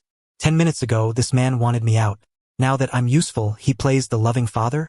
Nonetheless, the golden lion did not push Setsuna away. His condition was dire. Without support he would surely collapse. Old ghost, the golden lion slurred, leaning against Setsuna, his voice weak but still defiant. Stop getting all emotional. Hurry and find a doctor. I'm starving. Having spoken, his exhausted body finally gave out. Darkness engulfed his vision. The golden lion fainted completely. Quick, medical team, move carefully. Don't hurt Master Tsubasa. Bring out the best medicine. If there are any aftereffects, I'll kill you all. Amid his fading consciousness, the golden lion heard a cacophony of shouting nearby. It was Uchiha Setsuna's voice. Anxious, irritable, yet brimming with undeniable pride. Chapter 130. You will regret this Hidden Leaf Village, Hokage's office. Outside the window, the sky was overcast, heavy clouds pressing low as if threatening to unleash a torrential downpour at any moment. Inside the office, the atmosphere was stifling and oppressive. Hiruzen Sarutobi sat behind his expansive desk, fingers clutching the pipe that had accompanied him for many years. The mouthpiece bore countless teeth marks. The tobacco inside had long since burned away, leaving only a pile of ashen embers. Yet he seemed oblivious, quietly puffing on the empty pipe, his brows furrowed deeply into a pronounced crease. Before him knelt a member of the Umbu, fox-masked and freshly reporting on the events at the Uchiha clan estate. So, Hiruzen Sarutobi finally set down the pipe, tapping the desk's corner lightly, his voice hoarse. That child named Uchiha Tsubasa deliberately confronted Kunai to seize upon Fugaku's weakness? Yes, Lord Hokage. The Umbu's voice was flat, devoid of emotion, mechanical. The kunai pierced 3 inches into his chest. Had it veered half an inch further, it would have pierced his heart. Yet he showed no hesitation, even stepping forward to secure a close-range opportunity. Hiruzen's fingers drummed absent-mindedly on the desk. This style of combat, no, this was not the way of the ninja. Ninjas valued endurance, a single decisive strike, and accomplishing their mission while preserving themselves. This reckless, sacrificial tactic, almost self-destructive, resembled a beast cornered with no escape. Moreover, in a near-death state, he directly awakened the double Tomo Mangekyo Sharingan. Confirmed. The Umbu continued the report. According to first-hand observation, Uchiha Tsubasa exhibited extreme emotional volatility during the battle. A desperate thirst for power, coupled with an almost arrogant madness. Elder Uchiha Setsuna had taken him away for treatment, proclaiming him the pride of the Uchiha clan. Hiruzen Sarutobi sighed deeply. He spun his chair to gaze out the window upon the village beyond. Bustling streets, laughing children, and the massive Hokage rock looming in the distance. Beneath this peaceful scene, however, undercurrents surged. Uchiha Hiruzen Sarutobi murmured softly. As the disciple of the second Hokage, Tobirama Senju, he understood better than anyone the peril the Uchiha clan posed. They were a cursed clan. The deeper the love, the fiercer the hatred. The stronger the power, the easier the descent into madness. Now was a time of turmoil. A Wagakure frequently tested the borders. The newly appointed Raikage of Kumogakure was an aggressive warmonger. Sunagakure and Amigakure likewise stirred unrest. The shadow of the Third Great Ninja War already loomed overhead. And at this critical juncture, such a monster suddenly emerged from the Uchiha clan. A prodigy who manifested the dual Tomo Sharingan upon opening his eyes, a mind untethered, and deeply esteemed by the hawkish elder Uchiha Setsuna. For Konoha, is this a blessing or a curse? In times past, one might have taken solace in the fact that the village had gained an additional formidable asset. Yet, after hearing the Umbu's account, the reckless fervor of a soul willing to wound himself for the sake of victory, this seasoned shinobi, who had occupied his position for decades, felt a faint tremor of unease. Such a person is a double-edged sword. If wielded with care, he can vanquish foes. If mishandled, he will inflict harm upon himself. Step aside. Hiruzen Sarutobi waved his hand. Continue surveillance, but maintain a prudent distance so as not to arouse the Uchiha's suspicion. Understood. The Umbu vanished in an instant. The office once again sank into a deathly silence. Hiruzen Sarutobi refilled his pipe, struck a match, and the flickering flame cast a wavering light upon his deeply wrinkled visage. At that moment, tap, tap, tap, a rhythmic tapping echoed from outside the door. Not a knock, but the sound of a cane striking the floor. Without awaiting Sarutobi's response, the office door was pushed open. An elderly man, half of his body wrapped in bandages, bearing an X-shaped scar upon his chin, stepped inside. Danzo Shimura, the root of Konoha, a darkness buried deep beneath the surface. Sarutobi. Danzo's voice was cold and dry, like 2 venomous serpents rubbing against each other. He strode directly to the desk, his single eye fixed unblinkingly on Sarutobi. You've heard about that Uchiha brat, Haven Tiu? Sarutobi drew a puff of smoke, exhaled a ring with calm composure. The news travels fast indeed. Humph. Danzo sneered, leaning heavily on his cane. That old relic Uchiha Setsuna can't help but trumpet through the village, afraid no one will know he has fathered a prodigy. To open his eyes with the dual Tomo Sharingan is a rarity even in Uchiha history. That's not the point, Sarutobi. Danzo suddenly raised his voice, slamming his cane onto the floor with a heavy thud. The point is that brat's temperament. To win, he is willing to thrust a kunai into his own heart. Such madness, once he matures, do you truly believe you can control him? Sarutobi fell silent for a moment. He is still a child, Danzo. With proper guidance, he can inherit the will of fire, naivete, Danzo cut him off without mercy. The Uchiha are a clan born of innate malevolence. That's what the teachers have long warned us. That brat named Tsubasa harbors a gaze filled with a lust for destruction, a madness even purer than Madara Uchiha in his prime. At the mention of that name, Sarutobi's fingers trembled slightly. Danzo keenly noticed, leaning forward with an aggressive posture. Fugaku may be a genius as well, but he considers the greater good, acts with prudence, and remains within controllable bounds. But this Uchiha Tsubasa is different. He is an uncontrollable variable. Such a variable must be extinguished before it fully matures. The temperature in the office plummeted instantly. Murderous intent. Danzo made no effort to conceal his lethal resolve. Sarutobi lifted his gaze. His eyes sharpened. Danzo, watch your words. He is a Konoha ninja, a comrade. Comrade? Danzo scoffed. When he points kunai at the village, you won't say that anymore. Besides, I never said to kill him now. Danzo narrowed his eye, a calculating gleam flashing within. A war is coming, I senti it. Iwagakure has massed substantial forces at the border of the land of grass. That Inoki seems to be plotting something major. We need someone to go to the front lines, to the most perilous places, to serve as cannon fodder to exhaust the enemy. Sarutobi frowned. You mean send him to the front lines in the land of grass? Danzo's voice lowered, tinged with persuasion. That's a meat grinder. People die every day there. If he thirsts for battle, if he craves blood, then let him kill to his heart's content. Should he fall on the battlefield, he dies for the village, a hero, and the Uchiha clan cannot complain. If he survives, Danzo paused, a cruel smile curling upon his lips. Then let him continue killing, until death claims him. This will both weaken the enemy and consume the Uchiha's potential. A twofold victory. Sarutobi, this is for the village. Sarutobi looked upon the old friend before him. Decades of acquaintance had made him intimately familiar with Danzo, a man who would stop at nothing to achieve his aims. Yet, he could not deny that Danzo's words struck at the deepest, most secret fears within him. The Uchiha clan was indeed formidable. If this frenzied Uchiha Tsubasa were allowed to grow peacefully within the village, influenced by the radical elders, he might truly become the next Madara Uchiha. The battlefield, indeed, was the best destination. But no. Sarutobi tapped the ashes from his pipe, his tone resolute. Sending him to the front lines to die violates the will of fire. The village protects its children.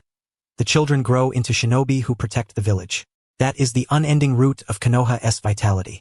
To send a prodigy to certain death out of fear of one of our own, what distinguishes us from the hidden mist village then? You Danzo was struck dumb. Sarutobi, you're always so indecisive. That's not indecision. That's principle.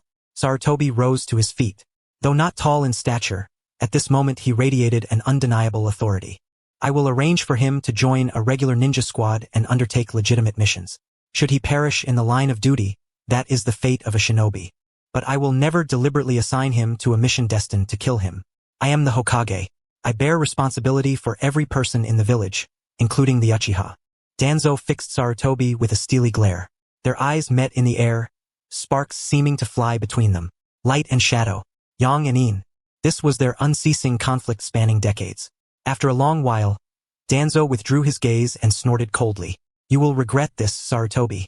Danzo, you seem to have forgotten one thing. Sarutobi's eyes remained fixed on the departing figure as he spoke each word deliberately. I am the Hokage. The air within the office seemed to congeal. Thunder rumbled outside, stretching and shrinking the shadows of the two men within. Veins bulged on Danzo's hand gripping his cane as he slowly turned, the dangerous light in his single eye glinting. Are you lecturing me? I am reminding you. Sarutobi opened a drawer, retrieved a scroll sealed with the word confidential, and casually tossed it upon the desk. The scroll rolled twice before coming to rest beside Danzo's hand. Examine this. Danzo frowned, lifting the scroll with suspicion. This is intelligence the Umbu risked their lives to bring back from the border. We sacrificed the elite of 3 squads for this information. Sarutobi relit his pipe, the firelight illuminating his weary yet keen eyes. You merely perceive the Uchiha as a threat, envisioning the exploitation of war to wear them down. But have you ever contemplated what fate Konoha would face if the Uchiha were to retaliate at this critical juncture? Danzo unfurled the scroll, his gaze swiftly scanning its contents. His once sullen countenance gradually contorted into one of displeasure, culminating in a flicker of incredulous shock. This is impossible. He abruptly lifted his head, fixing his eyes intently upon Hiruzen Sarutobi. A 6-year-old child? Overcoming an elite jounin purely through taijutsu? Has the intelligence division been struck senseless? Sarutobi exhaled a plume of smoke, his expression grave. I too fervently wish this were false. Yet this is the intelligence procured at the cost of a mole who has spent a decade embedded within Kumogakure. He indicated the first section of the scroll. In Kumogakure, the Yazuki clan has produced a prodigy named Yazuki Raito. At the tender age of 9, without employing any ninjutsu, he relied solely on physical prowess and combat instinct to fracture the arm and ribs of his father, Yazuki Buryai, an elite jounin of Kumogakure, in direct confrontation. Danzo fell silent. As a veteran shinobi, he understood the gravity of this revelation. 9 years old, triumphing over a jounin without altering chakra nature, this transcends mere genius. It is a war machine. Sarutobi tapped the table, prompting Danzo's gaze to descend to the subsequent intelligence. Concerning Iwagakure. In Iwagakure, a boy named Doi has emerged. Of a similar age, around 8 or 9, he has been taken as a direct disciple by the obstinate Inoki. The intelligence reports that this child is indolent to an extreme, preferring to lie down whenever possible rather than sit. Yet, in the mastery of Earth Release, he has displayed a talent so formidable that even Inoki is gripped by fear. Sarutobi sighed deeply, his voice dropping to a somber tone. Danzo, the era has changed. Sarutobi rose and approached the window, gazing down upon the bustling village below. We are now in wartime. Kumogakure and Kirigakure eye each other warily, and Sunagakure stirs restlessly. Though Konoha appears formidable, it is, in truth, perched precariously on the edge of a precipice. At such a moment, do you still intend to provoke the Uchiha under the guise of preemptive caution? Should that child named Uchiha Tsubasa perish under mysterious circumstances, and if the Uchiha clan discerns our hand in it, the Umbu police force will collapse instantly, perhaps even defect. Internal strife compounded by external threats. Konoha cannot endure such self-inflicted wounds. Sarutobi's voice carried a trace of desolation and helplessness. Danzo's knuckles whitened as he gripped the scroll. That Uchiha brat. Danzo finally spoke, his voice hoarse. Can we truly control him? That madness in his eyes. Control is my responsibility. Sarutobi turned, his gaze piercing. As long as he is a shinobi of Konoha, as long as he wears Konoha's forehead protector, I bear the duty to guide him. Even if he is a double-edged sword, as long as the hand that wields it is steady, it can sever the enemy's throat. Danzo, set aside your petty schemes. At least until this war concludes. I forbid anyone from laying a hand on Uchiha Tsubasa. This is the Hokage's command. The final words were spoken with unwavering resolve. Bruking no dissent. Danzo cast a long, dark glance at his old comrade. The ferocity in his eyes slowly receded, replaced by the inscrutable calm of a still pond. Since you are the Hokage, you shall bear the consequences. If that brat ever destroys the village, I will kill him with my own hands, and then kill you. Having said this, Danzo flung the scroll onto the table, grasped his cane, and strode from the office without looking back. As the door closed, Sarutobi seemed to shed a 1,000-pound burden, collapsing into his chair. He picked up his long-extinguished pipe and gave a bitter chuckle. Guide him. Huh? Recalling the Umbu report of that frenzied boy who would rather let kunai pierce his heart than yield victory. Even the so-called ninjutsu professor felt uncertain. The border between the land of lightning and the land of earth, the wasteland. A fierce wind whipped sand and gravel, stinging the face. Sparse vegetation dotted the terrain, interspersed with bare stones and charred, lightning-scorched trees. 3 figures darted swiftly among the rubble. Leading was a burly man with dark skin and meticulously slicked-back pale yellow hair, the brightest new star of Kumogakure, the son of the Third Raikage, AI. Close behind, a boy wearing sunglasses carried 7 oddly shaped short blades on his back, incessantly muttering to himself. Iwagakure's fools are as hard as stone. My blades will slice through them like pudding. Idiots. Bastards. Trailing last was a boy who appeared no older than 9. Yet his exaggerated physique belied any notion of childhood. His pitch-black, form-fitting combat attire bulged beneath his muscles. Around his neck hung a massive string of prayer beads, weights crafted from some high-density mineral. This was none other than Kappu, reincarnated as Yazuki Raito. Hey, how much farther do we have to run? Kappu picked his nose, his face a mask of impatience. I am starving. Is there any senbei at that damn outpost? AI's forehead vein bulged as he came to an abrupt halt and spun around, roaring. Raito, this is an S-rank demolition mission. Can you at least act like a shinobi and be serious? And you, shut your mouth. Your rap is pure noise pollution. Karabi stopped, striking an exaggerated pose. Big brother doesn't understand art. This is the rhythm of the soul. Yeah. AI took a deep breath, suppressing his urge to strike someone. Listen carefully. AI pointed toward a faintly visible earthen fortress in the distance. That is Iwagakure's 73rd outpost. Intelligence indicates it stockpiles vast quantities of explosive tags and provisions. It serves as a transit point for Iwagakure's demolition unit. Our mission is to destroy its defenses, detonate the stored supplies, and then withdraw swiftly. AI's expression turned grave. Iwagakure's defenses have tightened recently, especially their earth release fortifications. They are exceedingly troublesome. According to the plan, Kairabi will harass the flanks. I will lead the frontal assault, and Raito before AI could finish a shadow shot forward like a cannonball. Wahahaha. Finally, action. Kapu's wild laughter is tea at this very moment. He was languidly gazing out over the distant wasteland. His amber-tinted sunglasses having slipped down beneath the bridge of his nose, revealing those perpetually listless, lifeless eyes. How dreadful, to be posted out here guarding in such ghastly weather. Doi yawned, sluggishly retrieving a hard, desiccated ration ball from his bosom, casting it a disdainful glance before shoving it back inside. No matter how many times he ate that rock-like substance, he could never quite get used to it. Just then, a burly jonin approached at a brisk pace. He was the commander of this outpost's garrison, named Ishikawa. Doi! Ishikawa's brow furrowed deeply, his tone stern. According to intelligence, the assault squad from Kumogakure might be nearby. Lord Tsuchikage sent you here to reinforce defenses, not to stand around idly. Doi tilted his head, pouting. Commander Ishikawa, just a short break, please. The younger generation is under enormous pressure these days. Enough chatter. Ishikawa pointed toward a long-neglected earthen wall ahead, where cracks had appeared in the fortifications. Repair that immediately. If the enemy breaks through there and detonates the explosive tags in the warehouse, we're all done for. With a sigh, Doi leisurely rose to his feet, brushing the dust off his backside. What a taskmaster. Are all superiors so terrifying nowadays? He muttered as he ambled toward the damaged rampart. Doi! Stop dawdling. Form the hand seals quickly. Commander Ishikawa barked, barely containing his fury. All right, such impatience, Doi grumbled, finally withdrawing his hands from his trouser pockets. Just as everyone expected him to sluggishly begin conjuring a simple earth style mud wall, his hands blurred into afterimages. See Hai Yushin. An eagle-eyed jonin attempted to discern the seals but found his dynamic vision utterly incapable of keeping pace. These were not individual seals but a blurred phantasm. In less than a second, the dizzyingly intricate sequence abruptly ceased.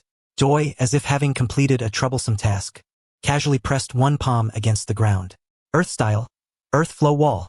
A thunderous rumble shook the earth violently. Under the astonished gazes of the rock shinobi, the earth wall, originally no more than 10 feet high, surged upward like a living creature, wildly expanding. The subterranean stones were forcibly extracted, reassembled, and hardened. In the blink of an eye, a colossal rock barrier, 5 meters thick and over 30 feet tall, rose from the ground, its surface smooth as a mirror, gleaming with a metallic sheen. Moreover, several automatic shooting covers and lookout openings extended from the top of the wall. Silence engulfed the scene. Ishikawa's mouth hung open, the kunai in his hand clattering to the ground. What speed was that? I couldn't even see a single seal just now. That must have been over 10 seals, completed within a second. And with such ease and grace? This is the earth flow wall? A stammering rock shinobi asked. Are you kidding me? A ninjutsu of this magnitude, with hand seals too swift to be seen? Incredible. That level of chakra control and seal speed is monstrous. The surrounding rock shinobi immediately erupted in excitement, their looks toward Doi shifting from suspicion to fervent adulation. Doi slipped his hands back into his pockets and sauntered back to the wall, sitting down lazily. He pushed up his sunglasses, his tone still indolent. Well, roughly that's the level. If it were any higher, I'd have to charge overtime. He silently grumbled in his mind. This level of earth style is a bit more taxing on the hands compared to my laser beam back in the day. Ishikawa swallowed nervously, picking up his fallen kunai. His demeanor instantly grew far more respectful. Cough, well done, Doi. With this wall, even if those barbarians from Kumogakure bashed their heads against it, before he could finish, a muffled boom echoed from afar. Thud. The ground jolted sharply. Ishikawa's expression shifted. What's that? An earthquake. Boom. A second, heavier, closer boom followed. Within the outpost, teacups trembled, buzzing with vibration. Papers scattered across tables. The laziness on Doi's face subtly faded, his gaze beneath the tinted lenses fixed on the distant plume of dust. Well now, it seems something serious is heading our way. Thud, thud. The dull explosions struck each rock shinobi's chest like a hammer blow. The air inside the outpost seemed to freeze. On the table, the once cooling coarse tea rippled in waves before the cup suddenly leapt, shattering into fragments upon the floor.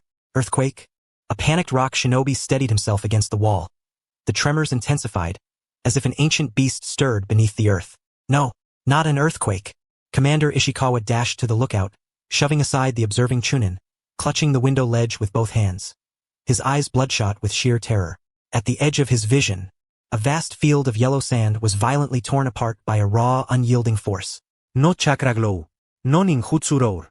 Only a black dot. That black dot sprinted across the earth at an utterly unnatural speed, each step detonating a crater several meters wide, the recoil propelling its relatively small frame like a cannonball toward them. What the hell is that? Ishikawa's voice trembled. The distance closed rapidly. It was a person. A child no more than 8 or 9 years old, dark-skinned, grinning wildly. A string of oversized prayer beads clattered noisily around his neck in the furious wind. Enemy attack! Ishikawa's shrill roar barely escaped his throat. The black figure had already closed to within 100 meters of the outpost. Facing the newly reinforced impenetrable wall, towering over 30 feet and fortified by Kizaru, the child showed no sign of slowing. On the contrary, he was accelerating. Waha! Stone turtle shell. Shatter for me. Chapter 133. The Jinchuriki. Boom! A deafening explosion instantly tore through the windswept wasteland. The thick, metallic gleaming rock wall, just risen moments before, suddenly caved inward at its center. Not cracking but shattering. Countless fragments blasted backward like buckshot from a shotgun, howling fiercely. 2 rock shinobi sheltering behind the wall had no time to react and were struck in the chest by flying debris. Their bodies hurled backward like battering rams, crashing heavily against the warehouse's rear wall. Life or death unknown. A billowing cloud of dust obscured the view. Silence enveloped the outpost, broken only by the clatter of falling stones. Commander Ishikawa, clutching his kunai, stood rigid, his eyes nearly bulging from their sockets. Is that even human? Piercing the earth flow wall with sheer physical force? Such monstrous strength is unheard of. The dust slowly cleared. At the center of the immense crater stood a squat, sturdy figure slowly withdrawing his fist. Garp stood atop the rubble, glancing down at his reddened knuckles. His once boisterous laughter instantly fading, brows knitting into a grim knot. TCH. He flicked his hand irritably, casting a disdainful look at the 3 or 4 meter wide hole before him. If I were at my peak, that punch wouldn't just be a hole in a stone wall. This entire base would be leveled. He was displeased. Very displeased. Although this physique is considered extraordinarily gifted within the ninja world, from Kapu's perspective, both the bone density and muscular explosiveness fall far short. That punch just now clearly sent a sharp pain through his wrist, a sensation that would have been utterly impossible before. Hey, Raidu! A fierce shout rang out from behind. AI, enveloped in lightning-based chakra, appeared behind Kapu as if by instantaneous teleportation. The future Fourth Raikage gazed at the gaping hole before him, along with the half-meter-thick rock debris scattered across the ground, his eye twitching uncontrollably. Though he himself could achieve such a feat with full exertion, it required the use of chakra. Yet this kid could accomplish it purely through physical strength, a manifestation of raw, unadulterated brute force. Truly, he was an unmitigated monster. The power behind that punch rivaled that of an ordinary B-rank ninjutsu. From behind, Killer Bee poked his head out. A flicker of surprise flashed behind his sunglasses, yet his mouth continued to babble recklessly, oblivious to the danger. The rock shattered into fragments. Your fist as hard as a gourd. Idiot. Bastard. Shut up, B. AI snapped irritably, then turned to fix his gaze intently on Kapu. Raidu, you can't be so reckless. For the first time, AI used this word to describe someone else, a rarity among the reckless men of the hidden cloud. The veins at AI's temple nearly bulged out as he pointed at the scattered stones and the enormous crater. Roaring, we're exposed now. Completely exposed. Kapu, utterly indifferent, flicked his ear and casually snapped the object at his fingertips away. Don't shout so loud. My ears are gonna bleed, he grinned, bearing a mouthful of gleaming white teeth, then pointed at the panicked rock ninjas ahead. Infiltration just means knocking out everyone who sees me. As long as no one can send a warning, it's perfect infiltration. AI was left speechless, choked by this twisted logic. Behind him, Killer Bee made strange hand gestures and swayed rhythmically as he approached. Raidu's right. Fists are the passport, yeah. Knock him flying. Fragile as fallen leaves. Idiot. Bastard. Shut up, B. AI struck Killer Bee on the head with a backhanded punch, then took a deep breath as his lightning chakra surged dramatically. Crackle. Blue arcs of electricity instantly enveloped his entire body, causing his once neatly combed hair to stand on end. Since it's come to this, everyone listen up. AI vanished from sight in an instant, leaving behind only a lingering afterimage and the crackling air. Slaughter them all. Destroy the supplies. Oh, this is what a real man does. Kapu roared with exhilaration, stamping the ground fiercely. Boom!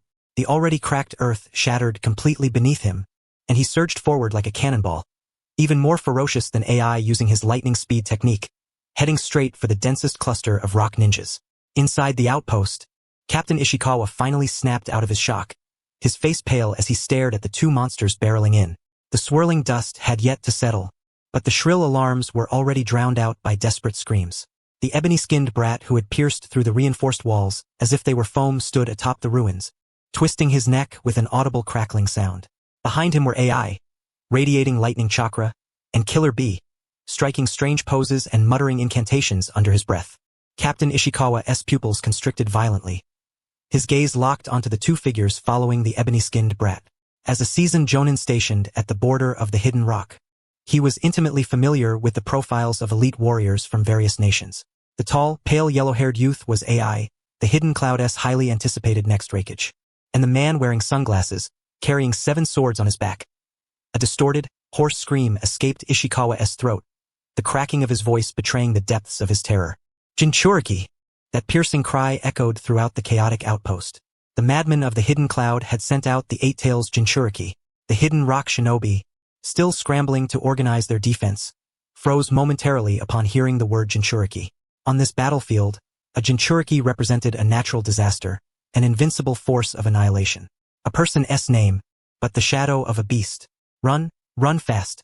Someone broke down, screaming as they turned to flee. Oh, trying to escape? No way, no path. My swords will send you straight to the afterlife. Idiot, bastard. Killer Bee howled in a bestial voice, twisting his body midair into an extreme spin, the 7 short swords on his back scraping together with a teeth-grinding screech. It's over. Captain Ishikawa closed his eyes in despair. This level of destruction was a chasm that sheer numbers could never bridge. Just then, a languid voice abruptly pierced the battlefield's cacophony, seeping into everyone's ears. Oh dear, what a terrifying aura. The voice was slow and drawn out, imbued with a uniquely infuriating tone that clashed starkly with the surrounding carnage. AI's hand had just shattered a massive boulder when he snapped his head up at the sound. There, atop a solitary stone pillar rising from the ruins, stood the brat wearing tea-colored sunglasses, hands in his pockets, tilting his head as he looked down. Hey, you dark-skinned brat over there. Damaging public property means you have to pay for it, you know? Damn brat.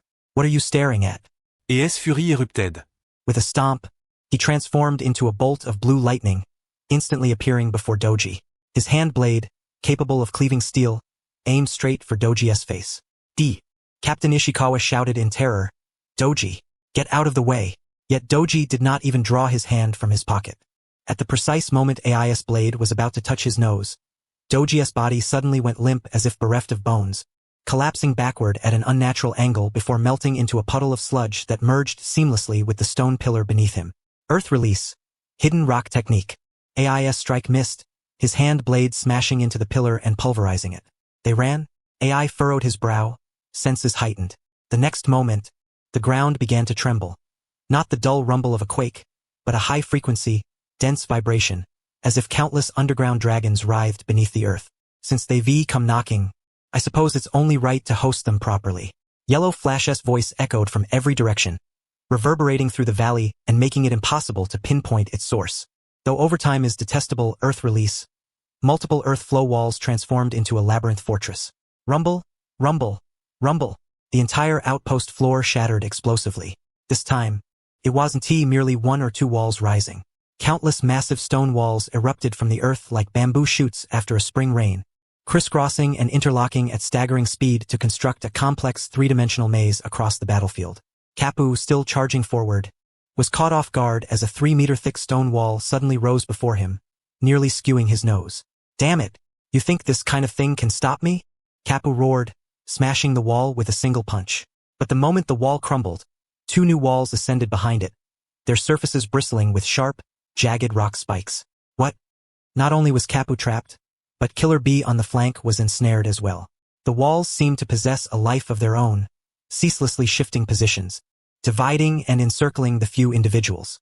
What was once a desolate, open plain transformed within a mere 3 seconds into an impregnable fortress of stone. The surviving IWA shinobi gawked at the spectacle, their mouths agape wide enough to swallow an egg. Is this Earth Release? Could this truly be the direct disciple of the Earth Shadow Lord? Such a grand-scale ninjutsu unleashed with such ease. Captain Ishikawa trembled with exhilaration, brandishing his kunai and shouting fiercely, "Counterattack! Use the cover to strike back. Doi is buying us time." Oh, oh, oh! The morale that had plummeted to the valley floor soared instantly. The IWA shinobi swiftly utilized the labyrinthine walls as shields, hurling kunai and explosive tags at the divided Yuki shinobi. Boom! Boom! Boom! Explosions erupted in rapid succession, and the tide of battle reversed in an instant. Deep within the maze, Kapu shattered the 18th wall before him with a single punch, beads of sweat already forming a dense layer on his forehead. Annoying! So annoying! Why won't these blasted rocks ever stop? With every step forward, he had to break through 3 layers of walls, which continued to regenerate incessantly. That sneaky brat hiding in the shadows. Kapu gritted his teeth, this tactic reminding him of a certain ex-colleague who had irked him to no end. The same slimy tricks, the same maddening persistence. Rato, stop struggling with the walls. Jump up! Aoya's roar echoed from afar. Kapu suddenly lifted his head, gathering strength in his legs, launching himself skyward like a cannonball. Yet, as he leapt, a massive slab of rock materialized above him out of thin air, crashing down with the force of a fly swatter. Earth Release. Heavenly descent cover. With no leverage in midair, Kapu crossed his arms to withstand the blow. Bang! He was slammed violently back to the ground, carving out a massive crater. Cursed bastard. Kapu scrambled out of the pit, not disheartened but rather with his fighting spirit burning even fiercer in his eyes. Since you want to play this game, old man will play with you to the bitter end. Meteor Fist Barrage. Kapu no longer held back, his fists transforming into countless afterimages as he unleashed an indiscriminate barrage against the surrounding walls. Each punch wielded terrifying strength capable of cleaving mountains and shattering stone. Boom! Boom! Boom! Boom! Boom! The walls crumbled faster than they could regenerate. Elsewhere, Aoi activated his highest-level lightning, Release Chakra Mode, transforming into a blue drill that rampaged through the labyrinth. Use the tailed beast bomb. Level this place to the ground. Aoi had finally lost his patience. Oh, Big Brother is angry. This is serious. Tailed beast bomb. Annihilate all existence. Yeah. Kairabi leapt onto a tall rock, mouth agape as sinister red and blue chakra rapidly condensed within. The black sphere expanded swiftly, radiating an aura of destruction. The IWA shinobi's faces turned pale. Stop him. Stop him quickly. Countless kunai and shuriken flew toward Kairabi, but were effortlessly deflected by the octopus-like tentacles surging from his body. At the very moment the tailed beast bomb was about to form, a blinding light suddenly ignited above Kairabi's head. The figure of Kizaru appeared out of thin air, his hands not forming seals but clasping a strange gesture, fingertips concentrating intensely compressed earth release chakra. Though lacking the flash fruit, his mastery and application of light had long been etched into his soul. He manipulated earth release to create countless minute crystalline mirrors, converging sunlight onto a single point. Though not a laser, the principle was essentially the same, right? Light release, crystal mirror reflection beam. Whoosh! A beam neither thick nor faint but piercingly brilliant shot directly into Kairabi's gaping mouth, instantly disrupting the chakra balance of the tailed beast bomb. Cough, cough. It's so hot. So hot. You idiot. Bastard. Kairabi choked, tears streaming down his face, as the tailed beast bomb in his mouth partially detonated prematurely, emitting black smoke and blackening his face. You little bastard. Aoya's eyes cracked in fury at the sight. He whirled around sharply, locking onto the figure descending slowly through the air. Got you. Aoi erupted with speed beyond sound itself. Lightning torture level. Senju dance. This strike was inescapable. At the critical moment, an apparently ordinary earthen wall materialized before Kizaru. But this wall was different. Its density was extraordinarily high, its hue a profound dark brown, as if forged from steel. Clang! Aoi's hand blade struck the wall, producing a loud metallic ring, sparks flying. Though cracks appeared, the wall still withstood the blow. Aoi was struck with terror. Seizing this fleeting moment of defense, Kizaru had already slipped tens of meters away through subterranean stealth. That was too close. Are the youth nowadays also hot-tempered? Kizaru stood atop a tall wall, patting his chest, feigning fright. Yet beneath those tea-colored sunglasses, his eyes bore no hint of amusement. The chakra reserves of this body were nearly depleted, though skill and experience allowed him to overcome great odds. Facing 2 Jinchuriki-level monsters drained him excessively. It seemed he must resort to truly formidable measures. Meanwhile, the battlefield had been reduced to rubble. The Yuki trio regrouped at the center. Kapu was covered in dust, Aoi gasping for breath, and Kairabi's face was charred black. Opposite them, the bespectacled brat still stood atop a high vantage. Behind him a dense array of newly erected fortifications. Damn it, where did this monster even come from? Aoi gritted his teeth, eyes fixed steadfastly on Kizaru. Chapter 135. Fierce assault on Kapu's rear. Kapu spat out a blood-tinged saliva, cracked his neck, and for the first time seriously regarded the brat who had been lurking behind, firing cold shots. That series of defensive maneuvers, that utterly slimy footwork, that infuriatingly annoying tone, and that pouty expression, despite the hairstyle change, still looked utterly punchable. Something about it all felt oddly familiar. He stepped forward, the murderous intent on his body suddenly restrained, replaced by a peculiar curiosity. Simultaneously, Kizaru, standing on the high wall, lowered his gaze to the burly dark-skinned man below. Those chaotic punches, that reckless, brute-force fighting style, that idiotic enthusiasm of laughing wah-ha mid-battle, and most importantly, that nose-picking gesture just now, it was exactly like some old bastard he knew. Kizaru's finger pushing up his sunglasses froze mid-air. The wind suddenly ceased. An eerie silence fell over the battlefield for a fleeting moment. Kapu's eyes widened as he pointed at Kizaru on the high wall, mouth forming a perfect O. Kizaru's sunglasses slipped halfway down, revealing deadpan eyes, also pointing at Kapu below. Their gazes met in midair, as if sparks and lightning leapt between them. The next instant, 2 voices rang out simultaneously, laden with disbelief and shock. Kizaru, the young earth shadow of IWA, now standing on the high wall, pushed his sunglasses up to the bridge of his nose. Ah, Yellow Monkey tilted his head, a signature curve twitching at the corner of his mouth, his tone drawn out languidly. What a truly terrifying expression. Are the little brats from the hidden cloud really this impolite? Conde.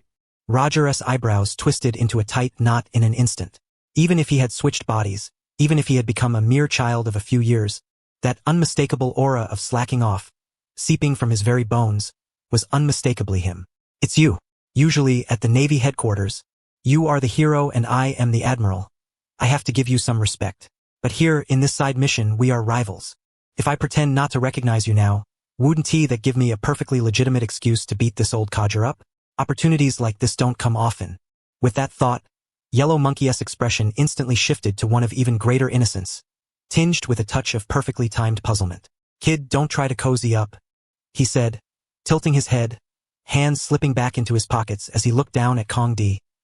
Roger from above. Kong D. Roger was stunned. He blinked twice, staring up at the little brat who wore a face full of feigned innocence. Could he have really mistaken him?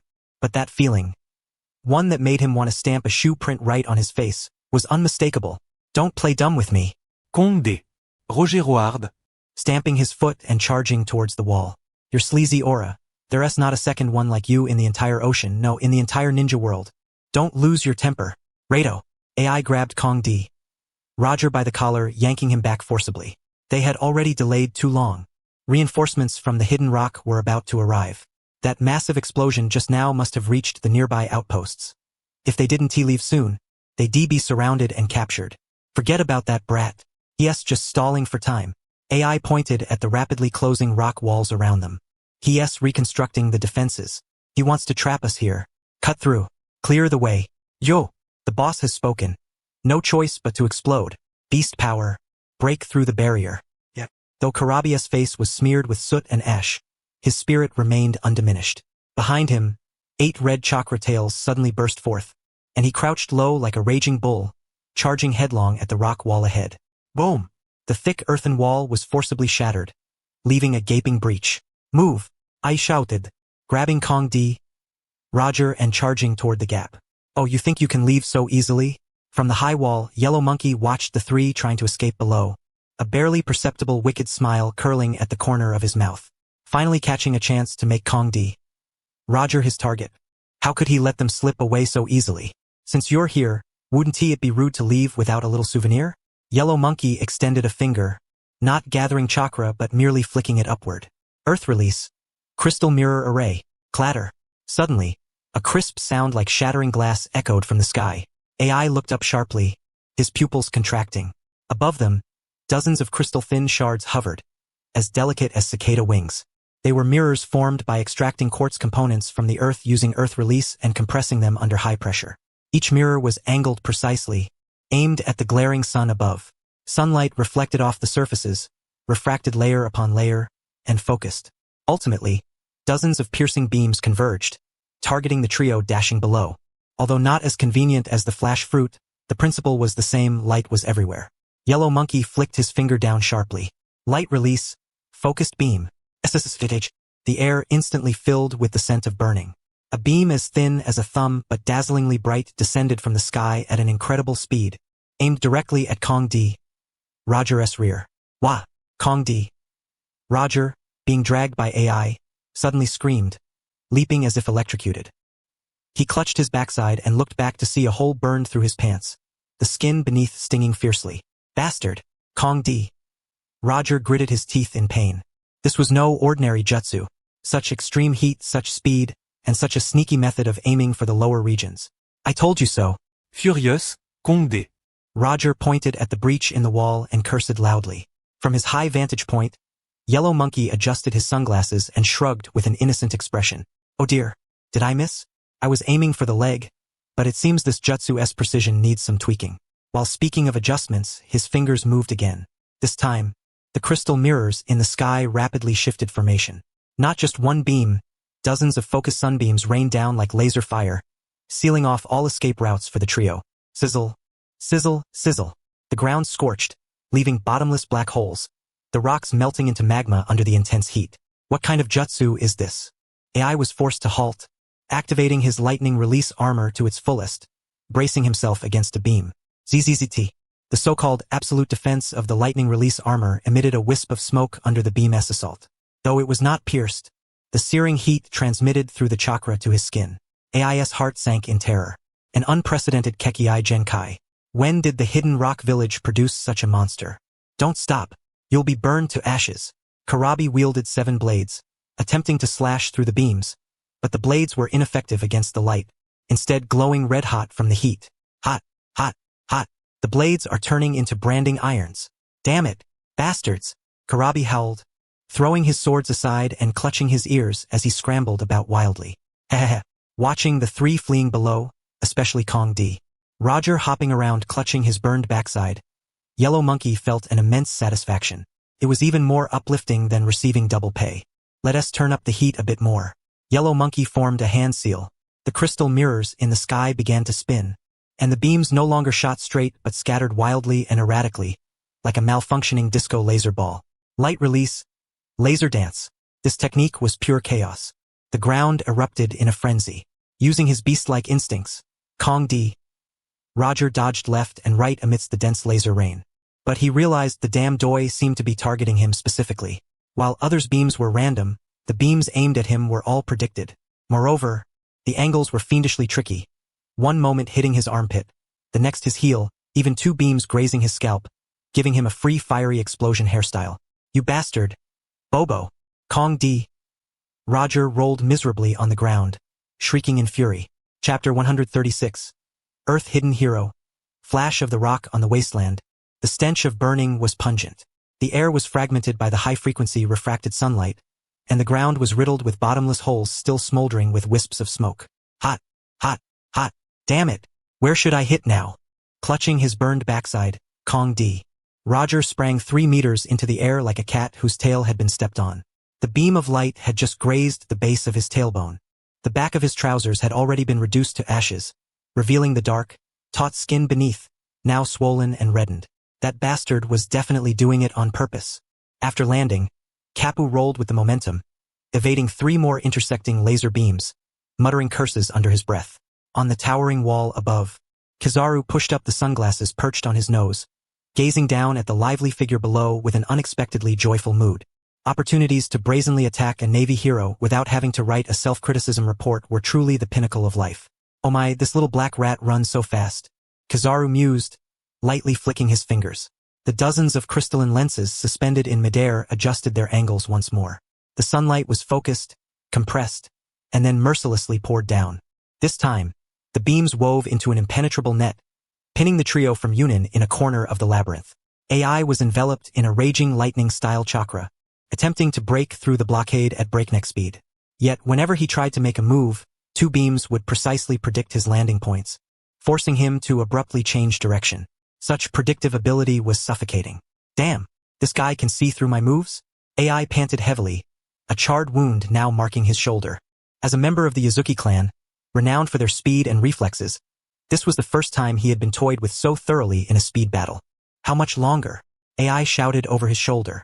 Kairabi lay prone on the ground, red chakra bubbles roiling wildly around him. The 7 knives behind him had already been discarded, scorched by the intense heat. Now, big bro, the rhythm S here. Yeah. Kairabi suddenly lifted his head. Beneath his sunglasses, his eyes had transformed into beastly pupils. An ominous and chillingly malevolent chakra surged skyward. The red chakra cloak instantly enveloped his entire body, and 3 massive chakra tails materialized behind him. Half-tailed beast mode. Let me handle this. Kairabi opened his mouth, but instead of condensing the tailed beast orb, he unleashed a deafening roar. Yet it was more than just a sound. Accompanying the roar, the 3 tails behind him plunged into the earth and began to thrash violently. With a thunderous rumble, the ground split apart. Tons of rock and soil were violently hurled into the air by this brute force. The swirling dust instantly formed a towering wall of earth, tens of meters high, blotting out the sky and sun. The sunlight was cut off. The once blinding rain of laser beams ceased abruptly the moment their light source vanished. Now, move! AI's eyes were sharp and his hands swift. He scooped up Kapu, who was still flipping the bird at the high wall, with one hand and grabbed the edge of rage Kairabi with the other. Lightning style, lightning fury. Using the dust as cover, AI braced himself against a blind shot beam with his back, transforming into a streak of blue light. He shattered the 3 outermost earthen walls and burst out of the encirclement. That little punk with the sunglasses. I'll remember you. Next time we meet, I'll shove your sunglasses up your nose. Kapu's furious roar drifted on the wind, full of frustration and fiery anger. The dust settled. Kizaru stood atop the towering rocky cliff, watching the blue lightning vanish at the horizon of the wasteland, choosing not to pursue. He slowly lowered his raised fingers. The dozens of crystalline lenses suspended in the air lost their chakra support and shattered into a glittering carpet of powder. Phew! Kizaru exhaled deeply, his figure swaying before he sat heavily on the ground.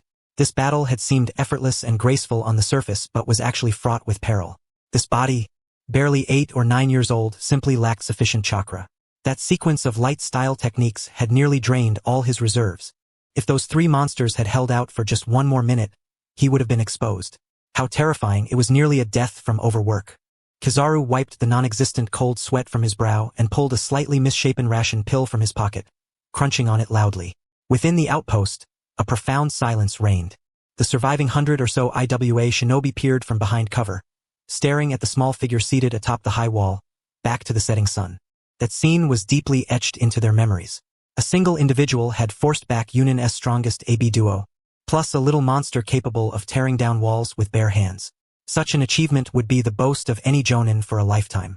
And the one who accomplished it was merely a child who had yet to graduate from the ninja academy. 1-1? Captain Ishikawa pushed aside the rubble pinning him down and staggered to his feet, disbelief plain on his face.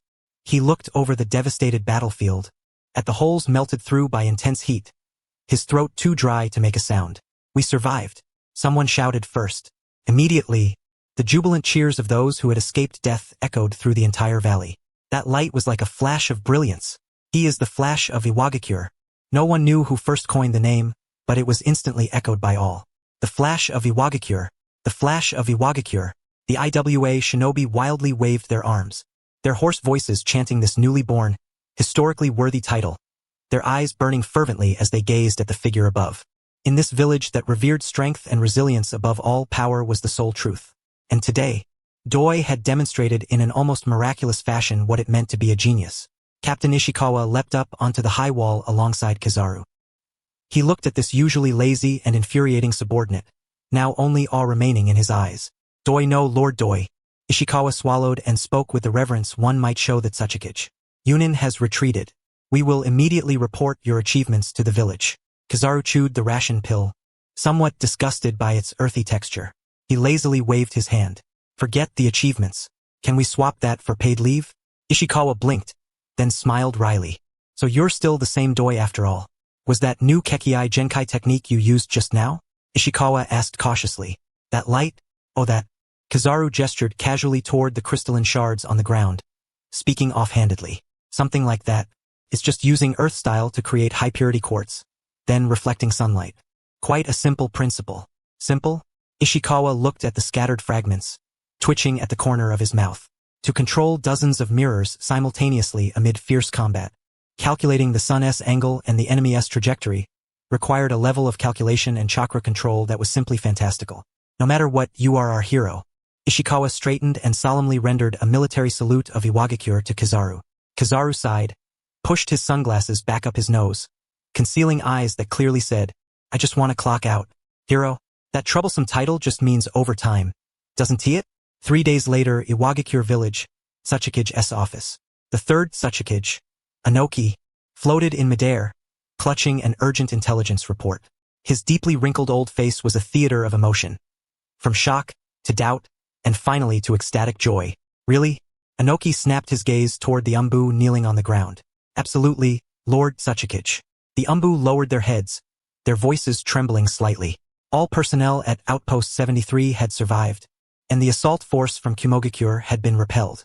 According to the report from Jonin Ishikawa, Lord Doi had developed an entirely new ninjutsu system, which he named Light Release.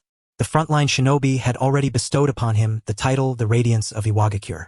The Radiance of Iwagakure, murmured Anoki to himself, an image of that brat who constantly complained of back pain and preferred lying down over sitting flashing through his mind. Utilizing Earth Release to create crystals and harnessing the power of the sun. What a brilliant and ingenious concept. Such a feat required not only an extraordinary mastery of Earth Release but also a level of combat intelligence surpassing that of ordinary men. Ha ha ha. Anoki suddenly burst into laughter, bending over as if his back might give out. Excellent. Excellent. Truly a splendid radiance of Iwagakure. He repeated the word excellent 3 times in succession, utterly pleased with the title. I indeed have not misjudged him. That boy's laziness is merely a facade. Within his mind lies the future of the entire shinobi world. Anoki waved his hand grandly, his spirit soaring. Send the orders. Promote Doi's rank exceptionally to Special Jonin. Also, bring out my treasured copy of the Earth Release Insights. When he returns, I shall personally instruct him. Beside him, Kodo wore a worried expression. Father, I sent he this too soon? Doi is still just a child. Too soon? Anoki glared at his son, his beard twitching high. This is wartime and the world has changed. Our Iwagakure must have a monster capable of bearing the banner. He drifted toward the window, gazing upon the endless stone towers outside, a gleam of determination flickering in his eyes. Doi, radiance of Iwagakure, since you enjoy playing with light, then I shall make you the very beacon that illuminates Iwagakure's future. Chapter 137. Who is Shanks? Irrelevant. Meanwhile, within a concealed cave on the border of the Land of Lightning. Take it easy. Are you trying to assassinate me? Quack? Kapu lay sprawled atop a smooth boulder, a wooden stick clenched between his teeth, groaning incoherently. A medical ninja from Kumogakure was drenched in sweat while treating the burn on his backside. Though the wound was small, the searing pain penetrated to the bone, making rapid healing even with medical ninjutsu difficult. AI sat by the campfire, his expression so dark it seemed to drip with water. In his hand was a map, marked all over with red crosses. That brat named Doi, AI's knuckles cracked as he clenched his fist. Such a bizarre ability. If we don't eliminate him soon, he will become a grave threat to Kumogakure. Karabi sat nearby, oiling and maintaining his 7 blades. Big brother, don't be angry. Next time we meet, we'll slice him to pieces like sashimi. Yeah. Kapu spat out the wooden stick, rolled over, ignoring the pain in his rear, and sat cross-legged. He pulled from his pocket a flattened bag of rice crackers, something he had hidden before entering the mission. Though crumbled, the flavor remained. Crunch, crunch. Chewing the cracker crumbs, Kapu stared blankly into the fire. That sleazy, sunglasses-wearing brat. That familiar tone. And that sneaky, underhanded fighting style aimed at the lower regions. A glint flashed in Kapu's eyes. Wahahaha. Without warning, Kapu erupted into laughter, shaking the cave and causing loose stones to cascade from the ceiling. The medical ninja nearby trembled, nearly stabbing Kapu's thigh with a hemostat. AI frowned at his deranged subordinate. Rado, what are you laughing at? After being beaten like that, you can still laugh? Nothing, nothing. Kapu waved his hand, tears of mirth nearly streaming down his face. I just suddenly feel this war is becoming more and more interesting. Hey, boss AI. Kapu patted his thigh, excitement radiating from his face. Next time we attack Iwagakure village, be sure to bring me along. I'll personally tear that sunglasses brat's backside apart. AI regarded the wild-eyed youth silently for a moment before a sinister smile curled at the corner of his lips. Ah, of course. The disgrace of the Yazuki clan must be cleansed with blood. Outside the cave, thunderstorm raged. The winds of the shinobi world, stirred by these interlopers, were becoming ever more uncontrollable. East Sea, 10,000 meters above the clouds. The clouds parted as if cleaved by a giant blade, billowing to either side. A colossal dragon, its entire body shimmering in azure blue and adorned with 6 wings, glided through the sea of clouds. Its scales reflected sunlight like precious gems, and each beat of its wings generated visible whirlpools of air. Tevelin, the eastern wind dragon. Byakuya sat cross-legged upon the dragon's spine. The fierce wind softened automatically within 3 meters of his side, not even ruffling the edges of his garments. In his hand was a glass of iced rum, casually procured from Rogue Town. He gazed down upon the vast, azure ocean below. Byakuya took a sip of the drink, gently patting the dragon's scales beneath him. The dragon emitted a clear, resonant roar, its sound waves dispersing the storm clouds ahead. Speed accelerated sharply. The islands below receded rapidly, like pieces on a chessboard. Windmill Village. They had arrived. At this moment, Windmill Village was no longer the remote, tranquil fishing hamlet it once was. Ever since Byakuya settled here, and especially after Golden Lion Shiki purchased land and Kapu took up permanent residence, this place had become the most extraordinary spot in the East Sea, indeed the entire world. The harbor was filled with warships flying the world government's flag, alongside numerous bold merchant vessels docked on the outskirts. Streets had been widened, and beside the once humble wooden cottages, imposing villas of diverse architectural styles rose abruptly. These were temporary residences built by attracted magnates and dignitaries, all yearning to be closer to the legendary deity rumored to reside here. At that moment, the villagers noticed the sky darkening, not with storm clouds, but with a massive shadow obscuring the sun. Workers unloading cargo at the docks halted their movements. Patrolling Navy soldiers gripped their rifles tightly. Wealthy merchants sipping afternoon tea in their garden villas spilled their cups. All eyes instinctively lifted skyward. Fish, that is, a young Navy lieutenant's pupils constricted violently, his legs trembling uncontrollably.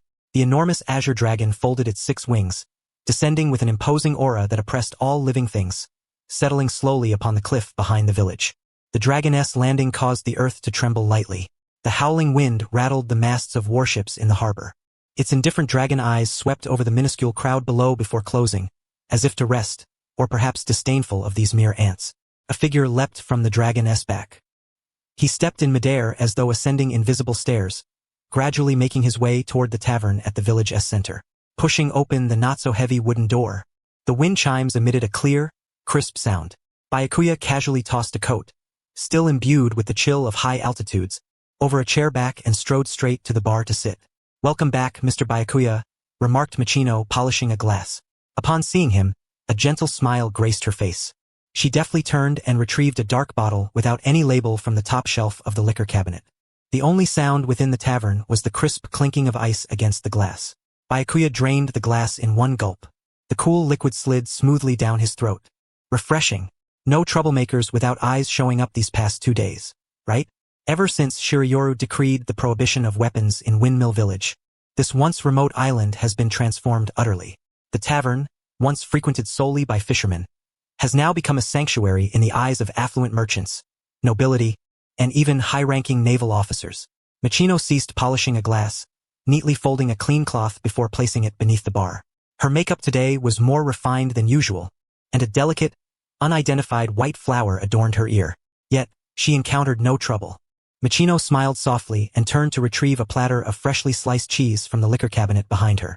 First, indeed, a few foreign merchants had attempted to buy out the establishment at exorbitant prices, their demeanor rather unyielding. Shirioru raised an eyebrow, fingers lightly tapping the tabletop. And then, they were thrown out by Kurahachi. Machino indicated toward the tavern's back door. Through the half-open door, one could glimpse the backyard clearing. where a diminutive octopus-like demon lay basking in the sun. Though its size had been reduced to that of an ordinary beast, the overwhelming chakra aura emanating from the tailed beast remained a nightmare for any ordinary person.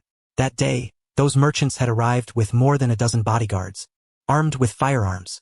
Recalling the scene, Michino's lips curled into a faint smile. Before they even stepped inside, Kurahachi had wrapped them up with his tentacles and tossed them into the sea like stones.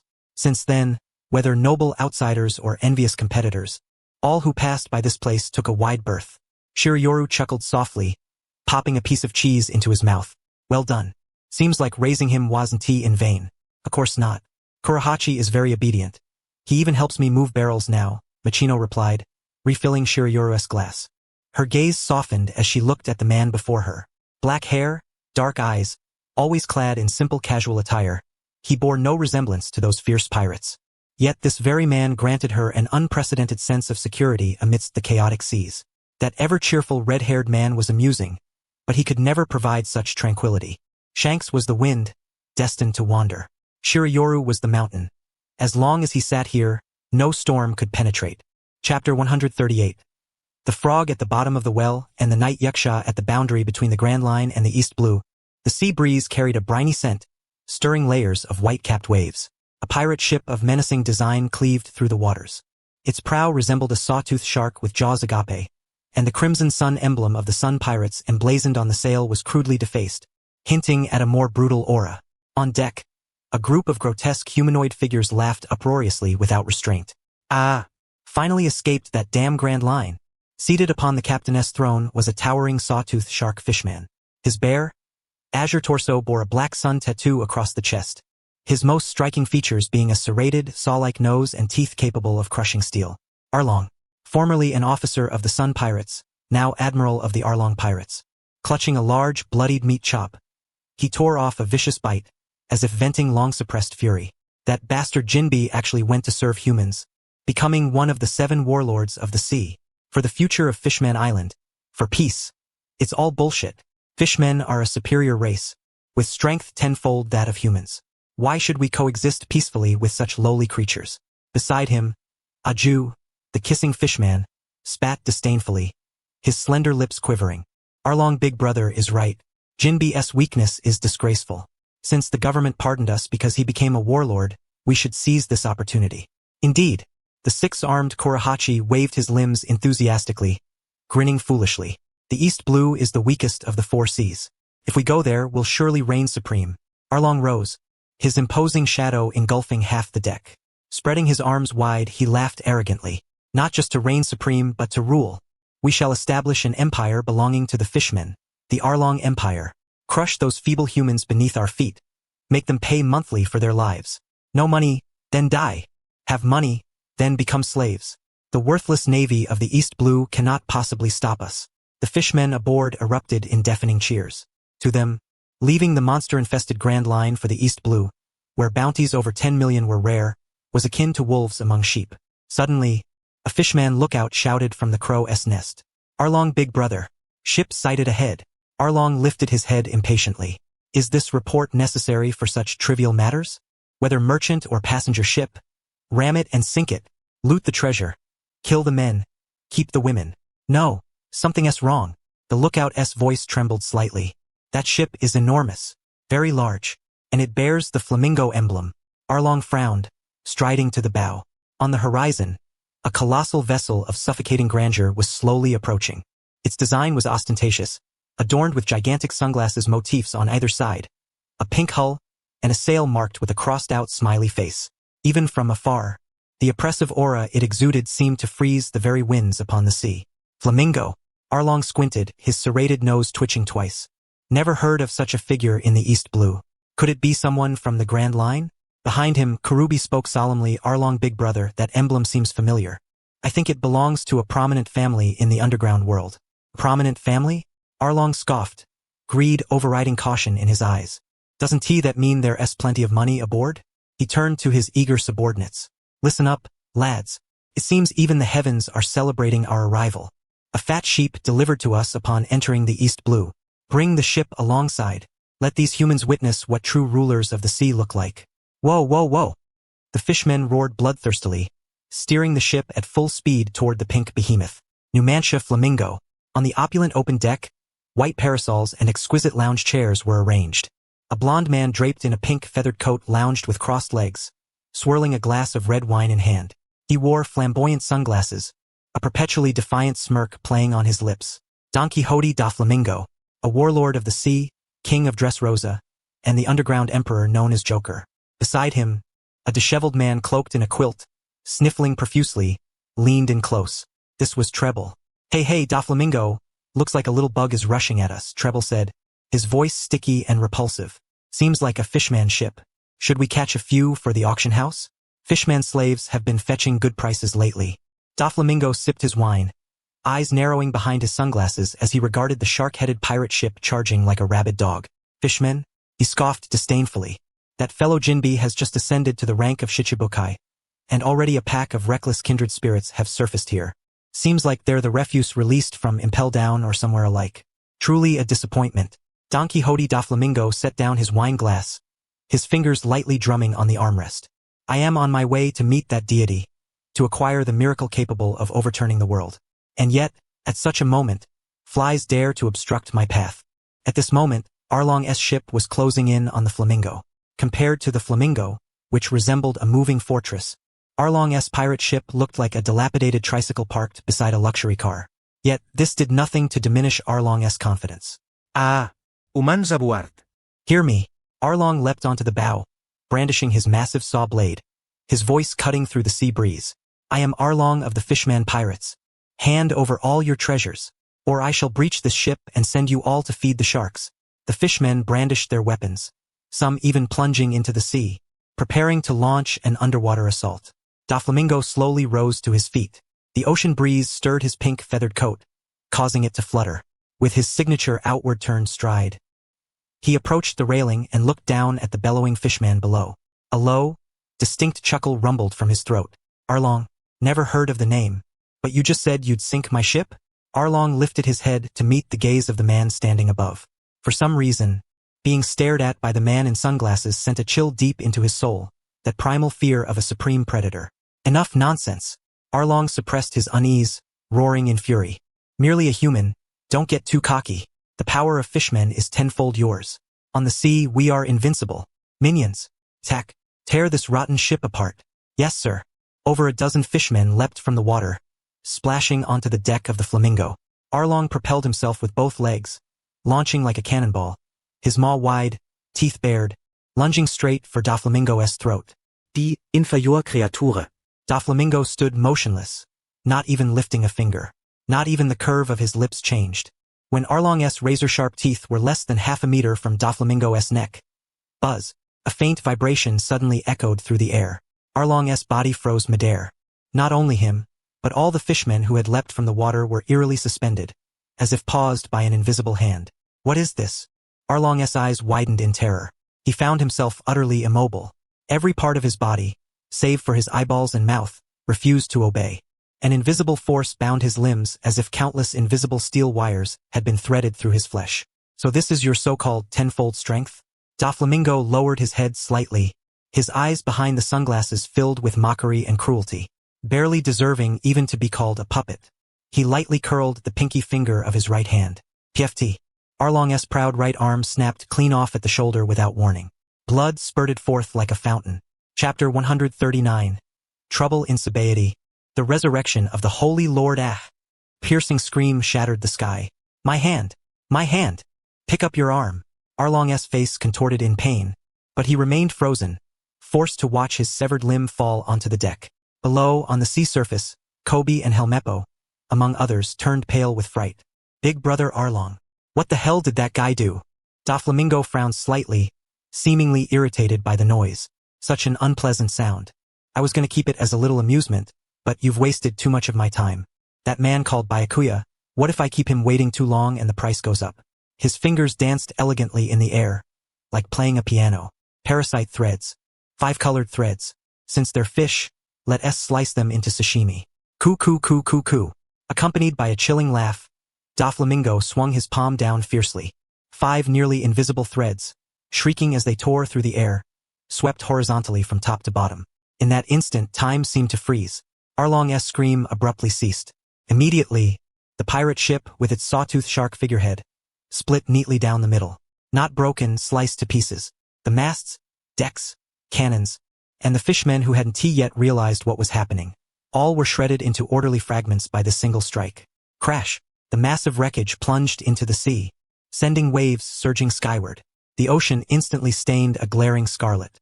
Arlong's head, still etched with a look of terror, tumbled to Kobe's feet. Until his dying breath, he never comprehended that the racial gift he prided himself on was as fragile as a sheet of paper before a true great pirate. Big Brother Arlong. The surviving Kobe floated in the blood-tinged water, clutching his head with 6 trembling hands, utterly shaken, lacking even the strength to flee. It's over. Everything is over. The so-called Arlong Empire, not even having taken its first step, was utterly annihilated here. Aboard the Flamingo, Doflamingo produced a white handkerchief and disdainfully wiped his fingers, which bore no bloodstains. Torbol, handle the aftermath. I don't want to see this kind of rubbish drifting around these waters. Torbol sniffled, wearing a servile expression. Leave it to me, Doflam. Hey, should we catch that octopus and make takoyaki?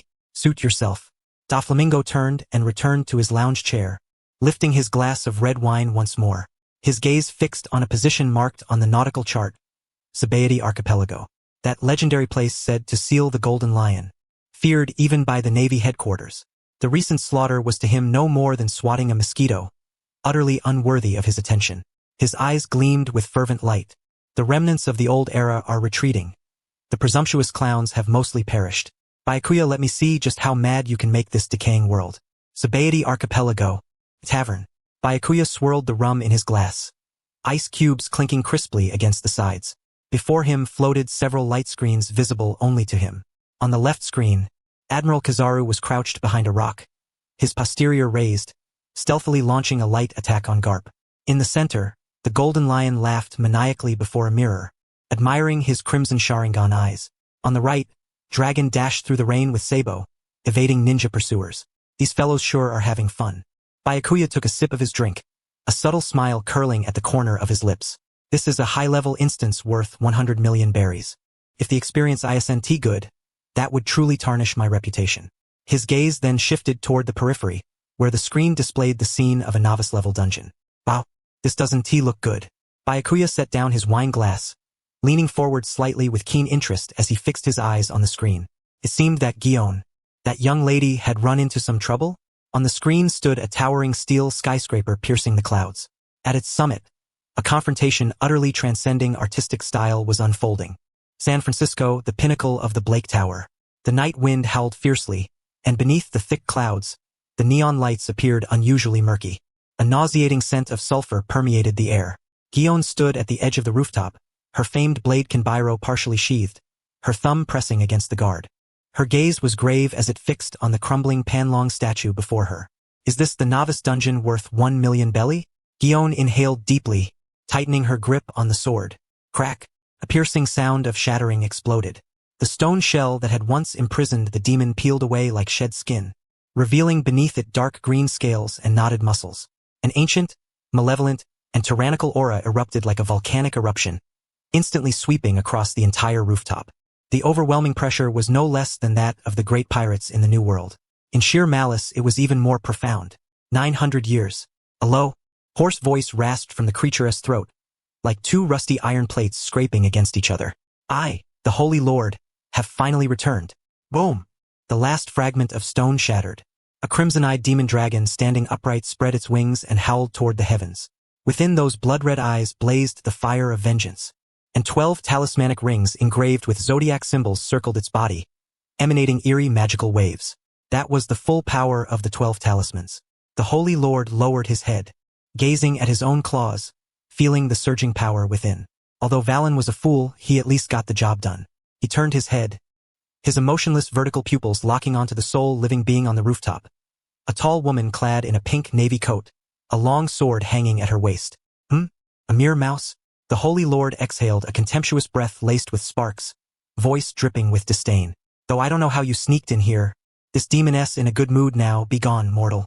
Gion remained unmoved. Her code of justice fluttered fiercely in the wind. With her Kanbunshiku haki fully activated, she sensed that this monster-S body contained 12 vast energies, distinct yet complementary, especially the life force, which was overwhelmingly vigorous to an unreasonable degree. I am a Marine Headquarters Rear Admiral, codename Momotaro. Gion slowly drew Kinbairo, the blade gleaming coldly under the moonlight. Although this is not my world, encountering such evil leaves no room for indifference. Marine, the Holy Lord was momentarily stunned, then burst into raucous laughter. Ha ha ha, what a ridiculous organization. Before my palace is built, you shall all become my slaves. Now kneel. The Holy Lord suddenly raised his hand, palm aimed at Gion. Dragon burst. Boom! A scorching beam of flame shot forth instantly, imbued with the laser eye power granted by the pig talisman, combined with the dragon's own high-temperature flames, powerful enough to melt steel in an instant. Before the beam even arrived, a terrifying heat wave singed Gion's bangs. So fast! Gion's pupils contracted sharply. This attack speed rivaled that of Admiral Kizaru's laser. But after all, she was a candidate for Marine Admiral. Armament Haki hardening. Pitch-black Haki instantly enveloped the blade. One sword style. Broken waterfall. Gion advanced rather than retreated, Kinbairo transforming into a streak of pink light, cutting upstream against the fiery beam. Tyr, the dragoness flame, capable of melting gold and iron, was forcibly cleaved apart by this single strike, splitting to either side and blasting into the billboards behind, igniting a blaze that lit up the sky. Gion's figure passed through the flames and appeared instantly before the Holy Lord. Slash! The blade aimed straight for the Holy Lord's throat. Clang! The clash of metal echoed through the night. Gion felt a numbness in her tiger's mouth. Kinbairo seemed to have struck a piece of tempered steel. The Holy Lord blocked this armament Haki-imbued strike with a single claw. Impressive strength. The Holy Lord grinned, revealing a mouthful of fangs. But still not enough. Boom! The Holy Lord twisted his wrist, unleashing a tremendous force that sent Gion flying. She flipped thrice in midair, landing on the concrete with two deep gouges etched into the ground before finally coming to a halt. She shook her numbed wrist, her expression growing graver. Not only does he have a laser like Admiral Kizaru's, but also this monstrous strength. This isn't over yet. The Holy Lord's eyes blazed with red light. Rabbit talisman. Speed. Rooster talisman. Levitation. Whoosh!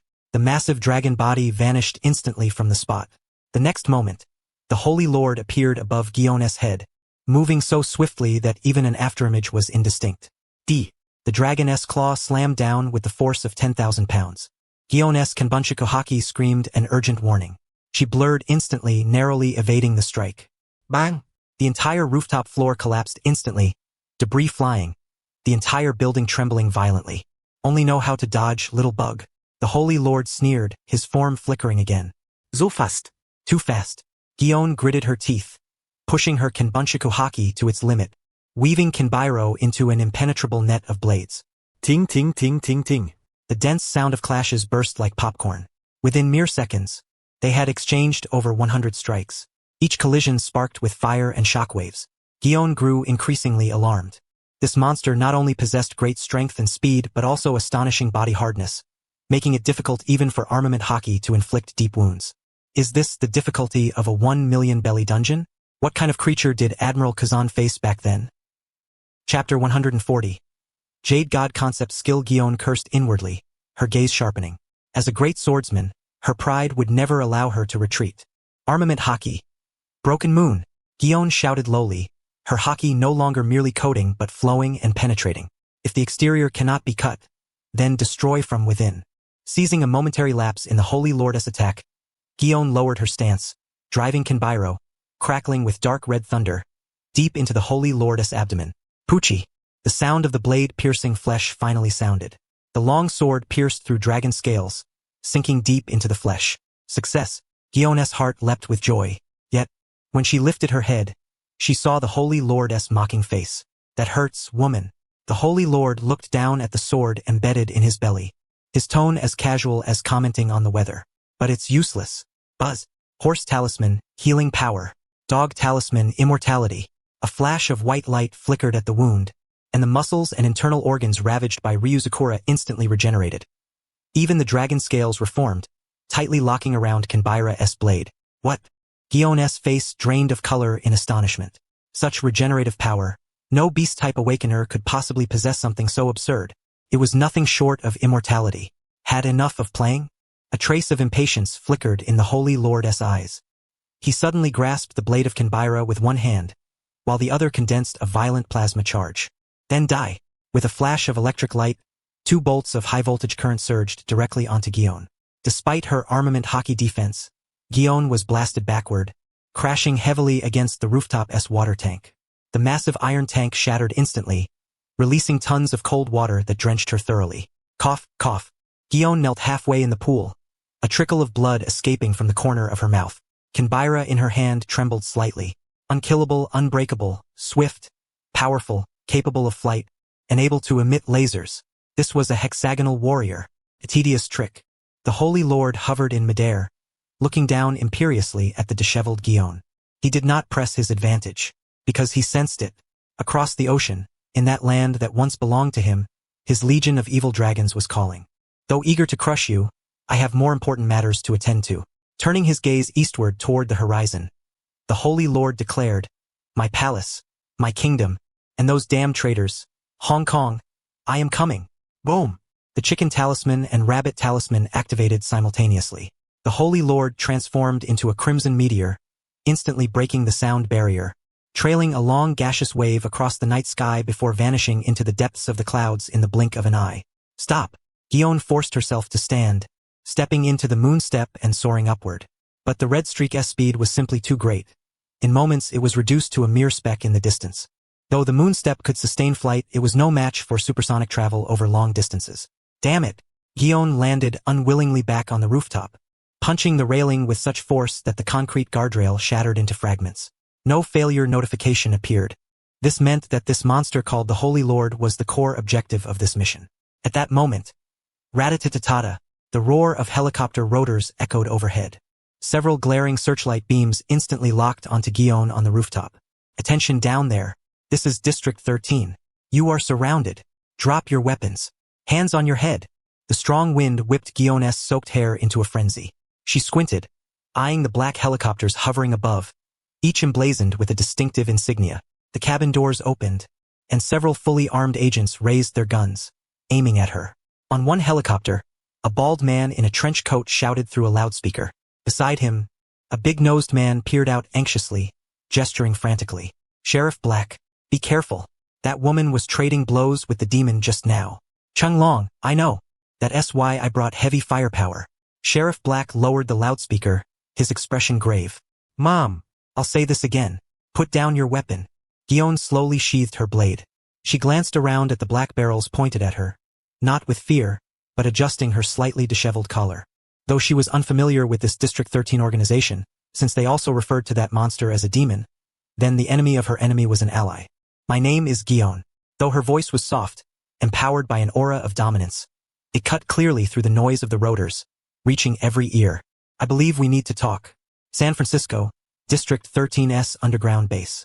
The cold metallic walls reflected the pale light, and the air was thick with a mixture of machine oil and stale coffee aromas. Gion sat in the interrogation chair, her hands unbound. A steaming cup of instant coffee rested before her. Sheriff Black sat opposite, his bald head gleaming under the lights. He held a freshly printed report, brows furrowed, occasionally glancing up at the woman clad in a coat of justice. No fingerprint records, no facial recognition data, not even dental records. Blank across the board. Black tossed the report onto the table, leaning forward with his hands clasped beneath his chin. "Lady Mamatu? Or should I address you as Lieutenant General Gion? In this country, indeed on this entire planet, there is no information about you. You seem to have materialized out of thin air." Gion took a sip of the coffee, then frowned in distaste. "Too sweet, and it tastes like cheap saccharin. I already said, I come from a mysterious place." "I know, like the Avengers." The crisp voice of a child abruptly shattered the tense atmosphere in the interrogation room. Sheriff Black's bald head snapped toward the door, veins twitching at his temple. Chung Long clutched his head, groaning in despair. "Xiao Yu? Good heavens, you should be sleeping in the antique shop, or at school, anywhere but here." By the heavy metal door, a little girl clad in an orange hoodie clung to the doorframe, half her body leaning inside. She completely ignored Chung Long's frantic outburst, her large eyes sparkling as they fixed on Gion in the chair. "Just like Thor," Xiao Yu excitedly mimed, swinging a hammer, then pointed at Kinbaira at Gion's waist. "Even though you're holding a knife, that aura you descended with and the crackling power, so cool. I bet you're not from Earth. Or maybe some secret super soldier experiment, right? Guion raised an eyebrow, setting down the awful instant coffee. Avengers? Thor? Unfamiliar terms. Yet from the little girl's admiring gaze, they were certainly not pejorative. Xiaoyu. Chung Long rushed over, trying to pull the girl away while turning to explain to Black. Black, I swear I locked the door. Is District 13's security system just for show? How did you get in? Sheriff Black looked equally incredulous. District 13 was reputedly the safest place in all America. Xiaoyu shrugged nonchalantly, as if it were obvious. I took the stairs. Chapter 141. Agent T-Girl the stairs? Sheriff Black's stern face instantly fell. He stared incredulously at the supposedly nuclear-proof alloy door, then at innocent-looking Xiaoyu. That's impossible. The stairwells have triple biometric locks and infrared sensor nets. Maybe you guys should fix that sensor net. I slipped in through the second-floor vent. Only a few rats saw me. Xiaoyu spread her hands carelessly, then nimbly leapt to Guion's side, eyes gleaming as she stared at the Kinbaira. Hey big sister, is that knife real? I mean, the kind that can cut through steel? Guion looked down at the little girl who reached only to her waist. Within those large, inquisitive eyes, she discerned not a trace of fear toward the powerful. Instead, they brimmed with exhilaration. Intriguing. In the world of pirates, common folk encountering a Navy vice admiral would invariably tremble with apprehension, fearful of offending such a formidable figure. Children should not meddle recklessly. Guion extended a single finger, gently pressing against the forehead of Koyuki, who was reaching out to touch the hilt of the sword, and pushed her back half a meter. This is no plaything. Can be fatal. Cool. Rather than being frightened away, Koyuki grew even more excited, turning to look at the exasperated Jackie-chan Uncle Long. Did you see that? He must be a chivalrous hero from ancient Dongda University, or some kind of martial arts master. Koyuki. Jackie-chan painfully covered his face, rushed forward a few steps, grabbed Koyuki by her collar, and hoisted her up like a little chick. Listen, this is neither an amusement park, nor one of your peculiar ninja fantasies. That big guy just now, you saw him too. He is a true demon, Jackie-chan said anxiously as he pushed Koyuki toward the door. Sheriff Black has fully armed agents, and this Lady Guion wields a terrifying great sword, but you only have tomorrow's math test. I don't need agents, nor am I afraid of a math test. Koyuki clung tightly to the doorframe, her feet kicking wildly in midair, her protests reverberating through the interrogation room. Without me, you wouldn't manage. Who was it that found the talisman for you last time? Who stripped Walong's pants down? It was me, Lady T. That was merely luck. And an accident at that. Jackie-chan was engaged in a tug-of-war with his niece when suddenly, he felt a chill at the back of his head. Crack. Crisp. Sharp sound echoed through the room. Two withered yet strong fingers mercilessly tapped Jackie-chan's forehead. Ouch! Jackie-chan cried out in pain and instinctively loosened his grip. Seizing the opportunity, Koyuki dropped to the ground, slipped behind the suddenly appearing figure, and made a grimace. Dad! Jackie-chan, clutching his forehead, looked at the gaunt old man who had somehow appeared behind him, his face full of grievance. You came too? Weren't you supposed to be watching the antique shop with T? Watching the shop? There's something else. The old man wore his signature yellow vest. Small round glasses perched on his nose, and held a shriveled gecko in his hand. He pointed fiercely at Jackie-chan's nose. You left me alone in the shop without even brewing tea. And the old man paused, then suddenly jabbed the gecko toward Guion's direction. A glint flickered behind his squinting eyes. There is a heavy aura of killing intent here, and a strange scent as well. Guion frowned slightly. This frail old man, who looked as if a gust of wind could topple him, inexplicably exerted a pressure she could not ignore. It was not a forceful oppression but an uncanny transparency, as if he could see through to her very soul. Her observation hockey told her that this old man's internal energy was scant, as weak as a chicken. Yet, what was this intuition? Dad, this is Lady Guion. Jackie-chan quickly smoothed things over, shielding Koyuki behind him. She is, here to help deal with the Holy Lord. Help? The old man pushed up his glasses and, with a gait that seemed on the verge of collapse, shakily approached Guion. He surveyed the Navy Vice Admiral from head to toe, his gaze finally resting on the Kinbairo sword hanging at her waist. Only magic can defeat magic. Magic? Guion repeated the word with undisguised skepticism. Her slender fingers rested upon the hilt of Kinbairo, gently caressing the ancient patterns etched upon it. A brand new system of power, perhaps. Sir, I'm not sure what magic you mean, but I trust the sword in my hand. Although we lost the previous battle, I don't believe I was outmatched in strength. That monster called the Holy Lord merely relied on an uncanny regenerative ability. As long as I sever his head or reduce him to minced flesh, I refuse to believe he can survive.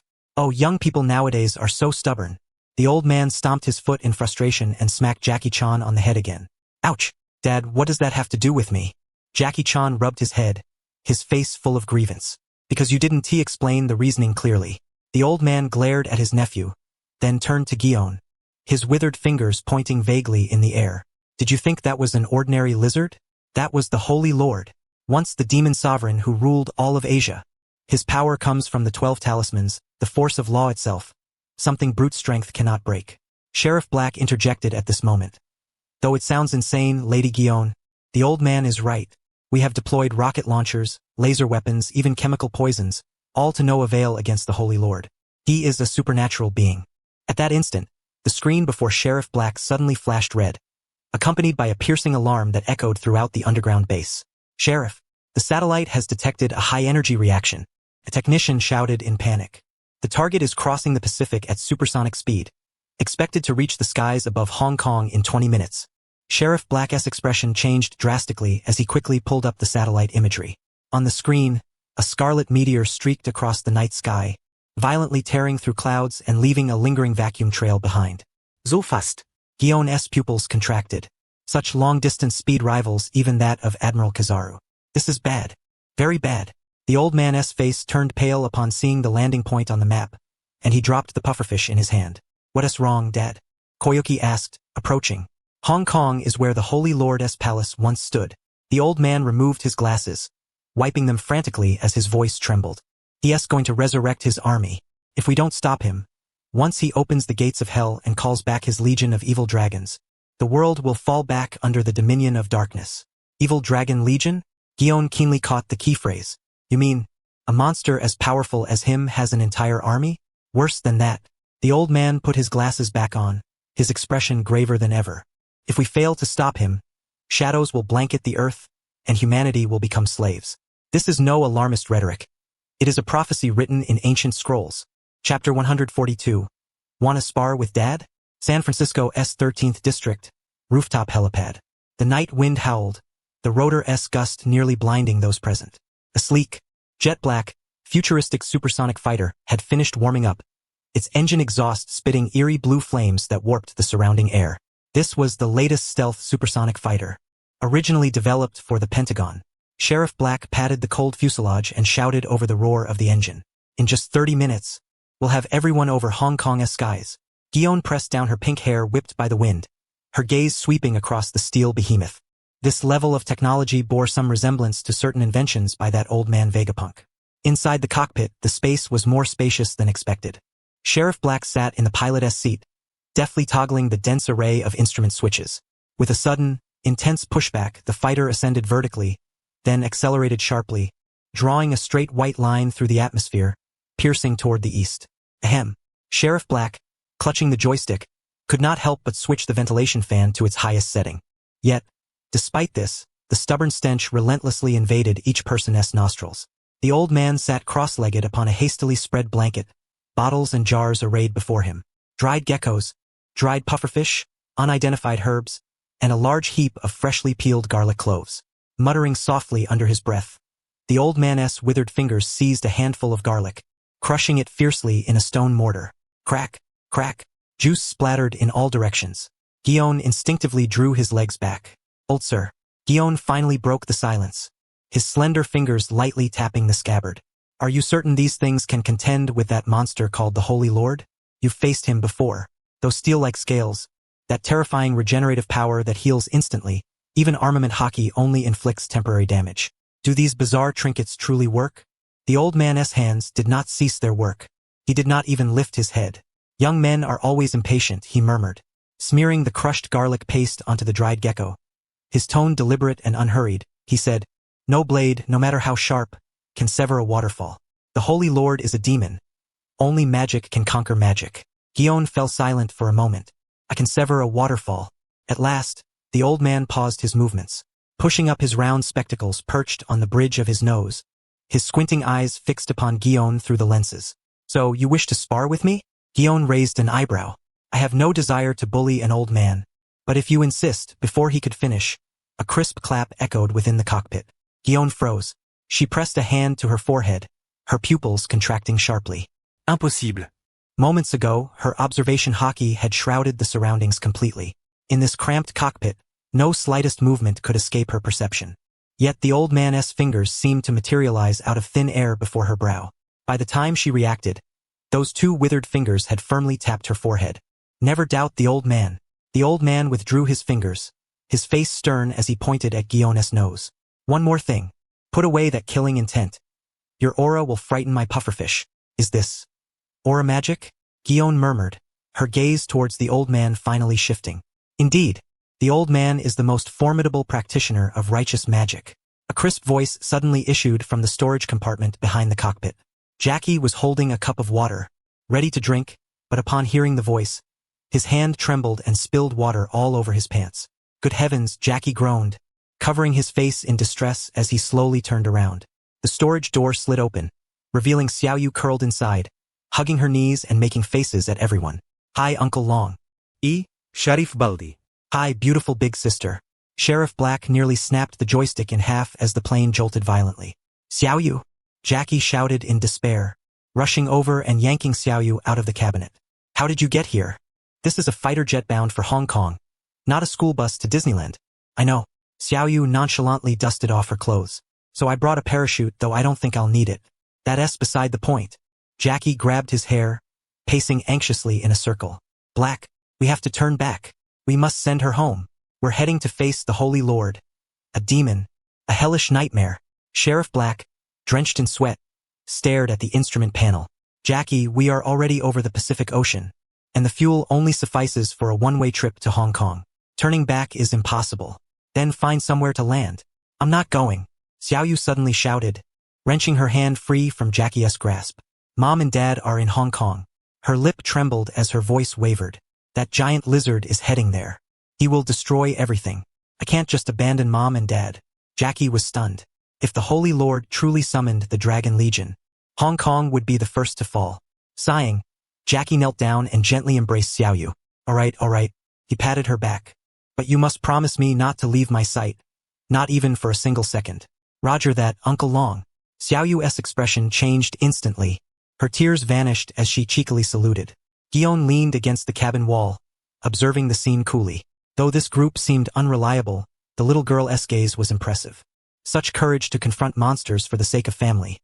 She had seen it in many outstanding naval soldiers. Hey, big sister. Having dealt with Jackie, Xiaoyu immediately sidled up to Guion. Her eyes sparkled as they fixed upon the Kanbira sword at Guion's waist, then glanced at Guion's long, powerful legs. Can you teach me kung fu? Xiaoyu excitedly made a couple of clumsy punching and kicking motions, her movements naive but imbued with a lively spirit. You want to learn? Guion looked down at the little girl, who seemed blissfully unaware of her own audacity, casually adjusting the collar of her coat. Yes. Xiaoyu nodded vigorously, the orange hairpin atop her head quivering. Then listen closely. With a gentle push of her left thumb, the Kanbira emitted a crisp click as it revealed an inch of gleaming blade. The cold gleam stood out sharply under the dim cockpit lights, a piercing aura spreading instantly, prickling the skin. My specialty is the sword art of killing. Guion's voice was calm, not as if speaking to a primary school student, but more like addressing new recruits in a training camp. Xiaoyu stared at the blade, not with fear but an irresistible urge to touch the icy steel. Whoa! Stop! Jackie cried out, leaping forward like a cat startled by a sudden step, blocking Xiaoyu's path. His hands flailed as he looked at Guion with terror. Miss Guion, what are you doing? She's just a child, a primary schooler. She should be learning how to do her math homework or tidy her room, not wielding something so dangerous to go chopping people. Chapter 143. Teaching Xiaoyu the 6 moves. Uncle Long. You're so old-fashioned. Xiaoyu wriggled out from under Jackie's armpit, grumbling in displeasure. Girls nowadays have to learn to protect themselves. Protecting yourself can be done with pepper spray, not with dangerous things like this. Jackie stood firm, shielding his niece with unwavering resolve. I'm sure your parents wouldn't want to see you running around the streets wielding a samurai sword. Becoming a female assassin. Absolutely not. Guion watched the lively bickering between the big man and the little girl as if listening to a comedic duo. She lightly flicked her finger. Clang. The Kanbira slid back into its scabbard. The oppressive sharpness vanished instantly. All right. Guion shrugged and leaned back against the cabin wall. Since the guardian objects, forget the swordsmanship. Xiao Yu's little face instantly fell, like a frostbitten eggplant. Don't be so downhearted. Guion regarded Xiao Yu's disappointed expression and allowed a rare faint smile to curl her lips. Since swordsmanship is off the table, Guion's voice suddenly broke the silence. Kotama's ears perked up instantly. She jerked her head upward, and a small flame of hope rekindled in her large eyes.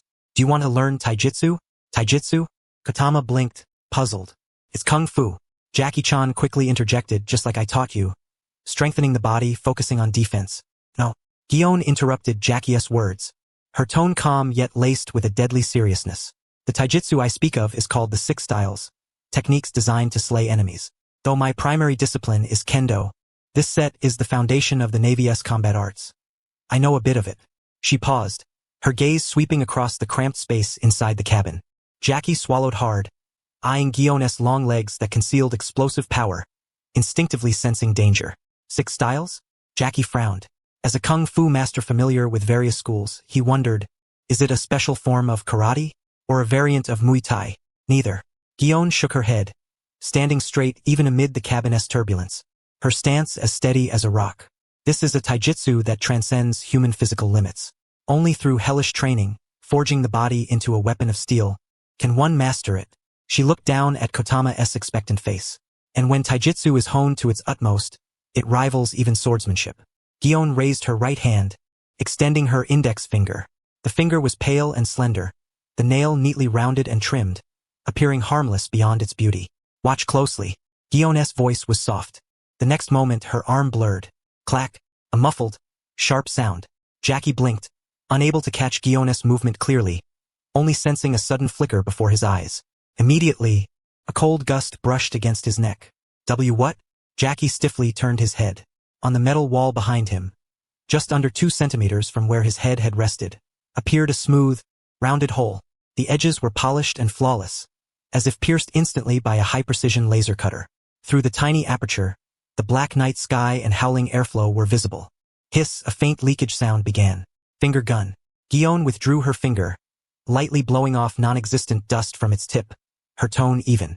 She had concentrated the power of her entire body into that fingertip and released it in an instant. Its hardness rivaled steel, its force comparable to a bullet.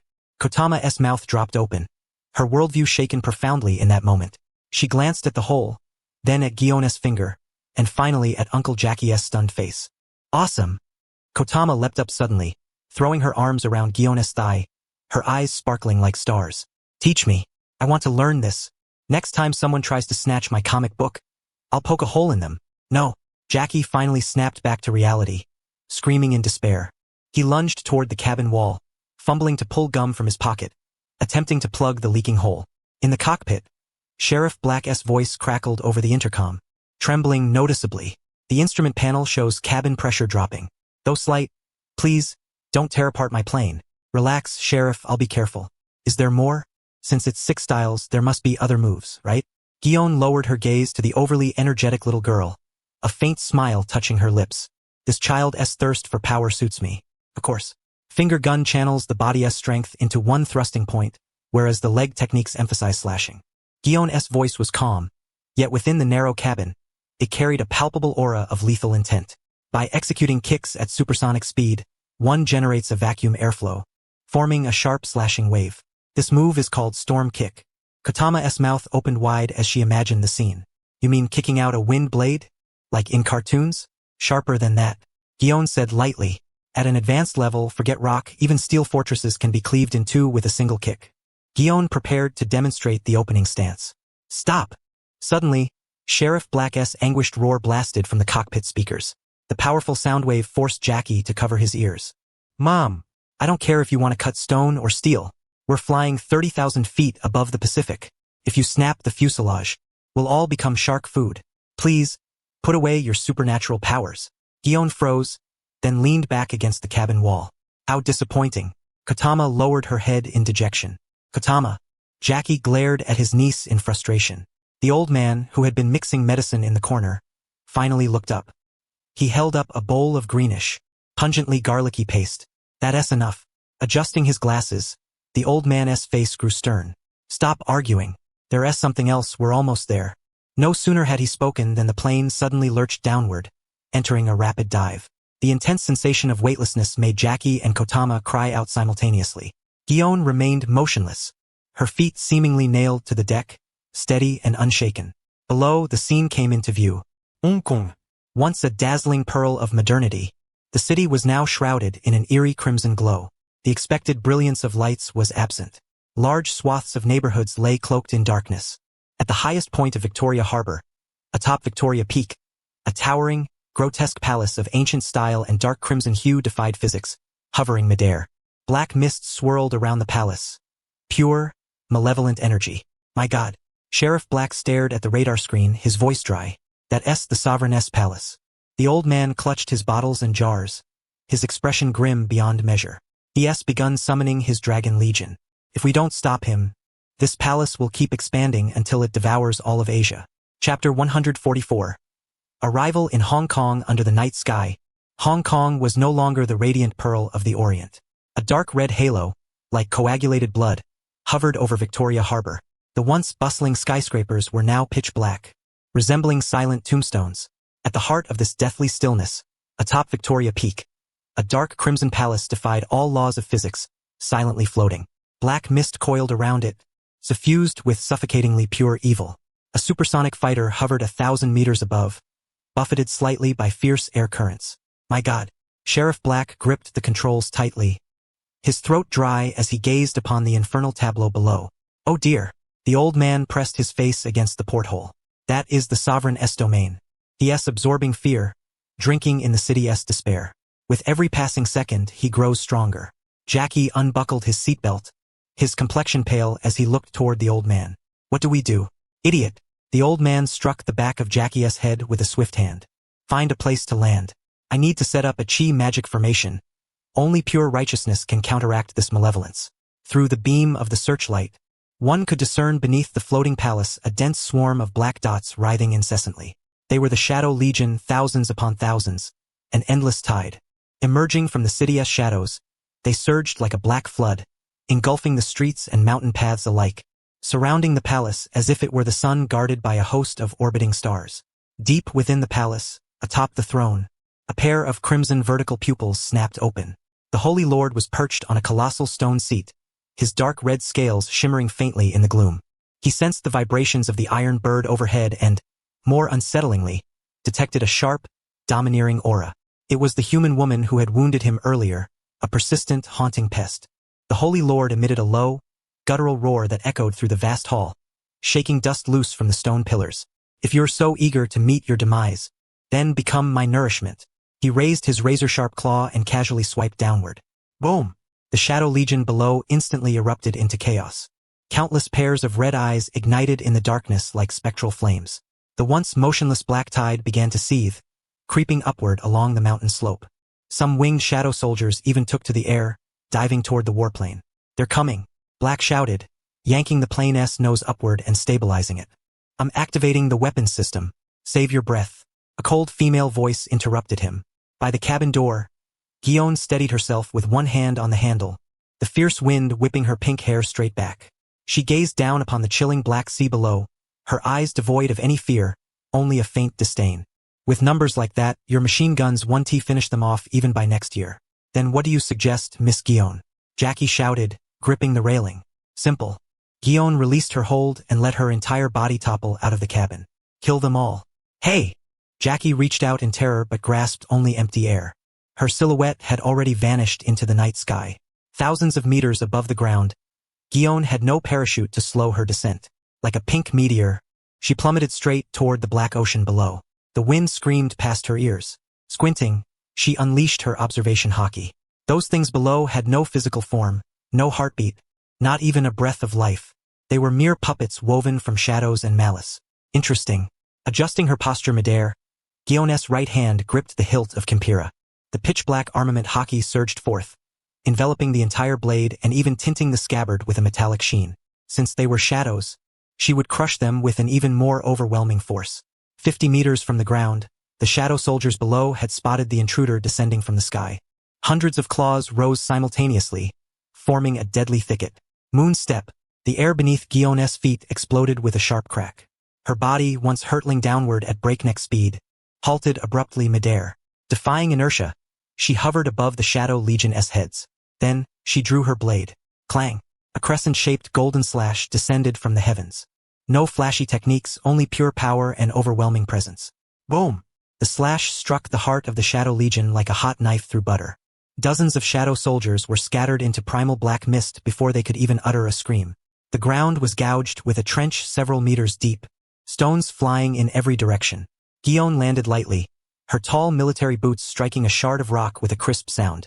The surrounding Shadow Legion hesitated for a moment before surging forward like madmen, throwing ninja darts, swinging samurai swords, slashing with claws in a relentless onslaught. Too slow. Gion's eyes chilled with deadly intent. Slash. Her figure vanished from the spot without a trace. The next instant, she appeared amid a cluster of shadow soldiers 10 meters away. Blade light blossomed like a lotus. Puk, puk, puk, puk. A series of muffled explosions rang out. Dozens of shadow soldiers were severed in half, their severed edges bleeding no blood, only dissipating black smoke. Amazing! Aboard the warplane, Xiaoyu pressed against the window, mouth agape wide enough to fit an egg. Even from this distance, she could see the pink figure darting freely through the black tide. Each flash of blade cleared a vast area.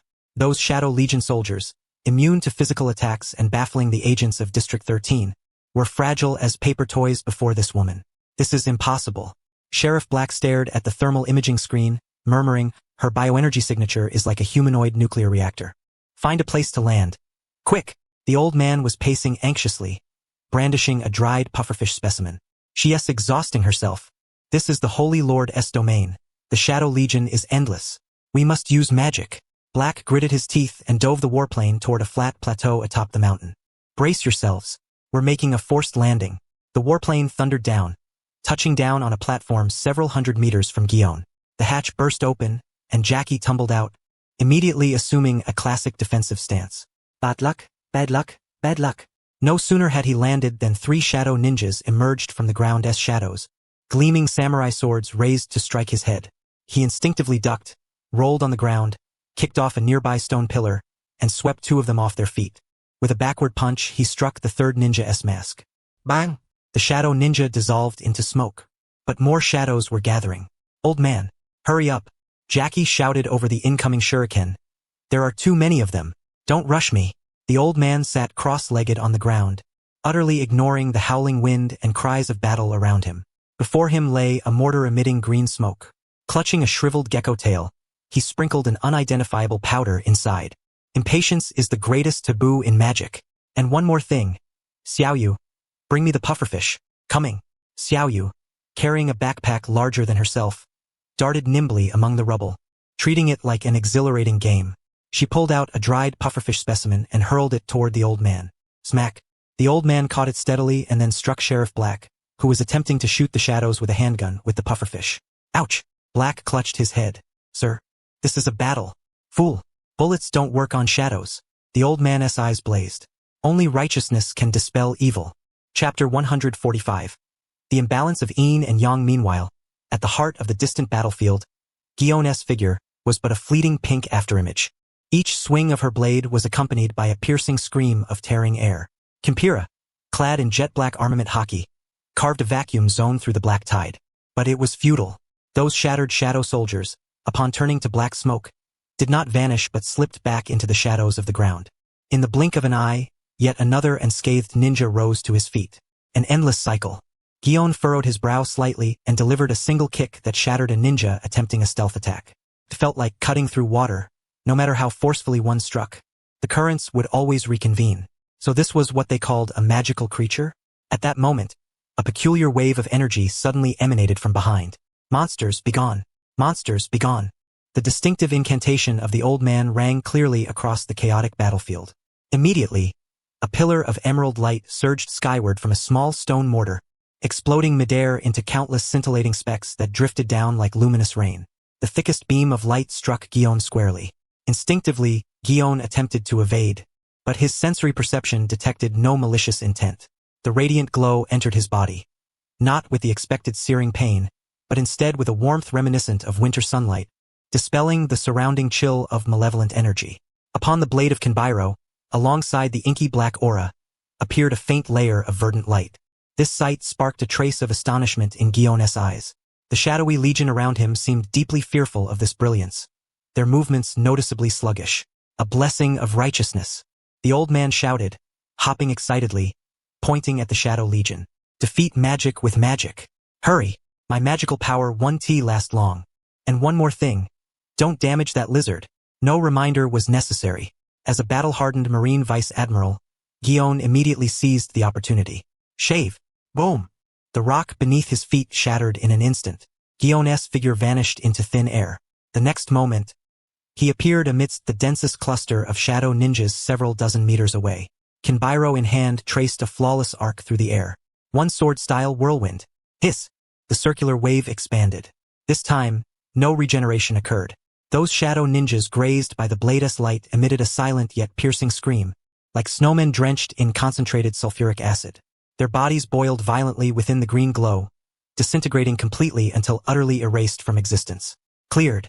Within a radius of 100 meters, not a single shadow stood. Awesome! Koyama clung to the hatch, nearly losing his grip from excitement, waving his hands frantically. Uncle Long, is that a Jedi's lightsaber? Even Chung Long was dumbfounded. Such speed, such destructive power. It was monstrous, surpassing even the Holy Lord. The blade in Gion's hand quickened relentlessly. With a means to utterly annihilate his foes, he no longer conserved his strength. The suppressed fury now poured forth in full. That bastard called the Holy Lord had dealt him a severe blow before. Now, he would exact interest from these mere foot soldiers first. Storm kick frenzy. Gion leapt high, his slender legs transforming into countless afterimages midair. Swish, swish, swish, swish. Dozens of crescent-shaped vacuum slash waves roared forth, each imbued with the sharpness to slice through steel, accompanied by that green light known to suppress evil. The Shadow Legion below toppled like ripe wheat. The ground was carved into a shattered mosaic.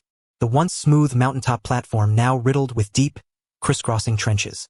So strong. Sheriff Black swallowed hard, his gun lowered. Is this truly a power attainable by humans? The old man, however, frowned, his dried pufferfish trembling slightly in his grasp. Something's wrong. Something's wrong. He stared at the compass in his hand, its needle spinning wildly as if out of control. The energy is too intense. The yin-yang balance here was already fragile. His face turned grim as he shouted toward Gion's direction. Stop! Stop immediately! You cannot wield such overwhelming power. But Gion was caught in the heat of battle, and the howling wind drowned out the old man's warning. With the Shadow Legion mostly cleared, the path to the floating palace had been opened. A cold gleam flickered in Gion's eyes. Since the minions are dealt with, let us tear down that so-called palace directly. He took a deep breath, gripping the hilt of the famed blade Kinbairo with his right hand. The jet-black armored haki surged madly toward the blade, dyeing the entire sword in an ominous ink-like hue. This strike would sever the palace itself. Kinbairo crescent moon slash. Gion swung the sword sharply. A colossal, crescent-shaped wave of pink-gold sword energy roared forth, spanning nearly 20 meters in width, tearing through the sky with overwhelming force, striking straight toward the floating, dark crimson palace. Boom! A tremendous explosion thundered across the heavens. The fierce airflow buffeted Changlong and Koyama, sending them staggering. Even the heavy warplanes slid backwards several meters. Yet, the anticipated collapse of the palace never came.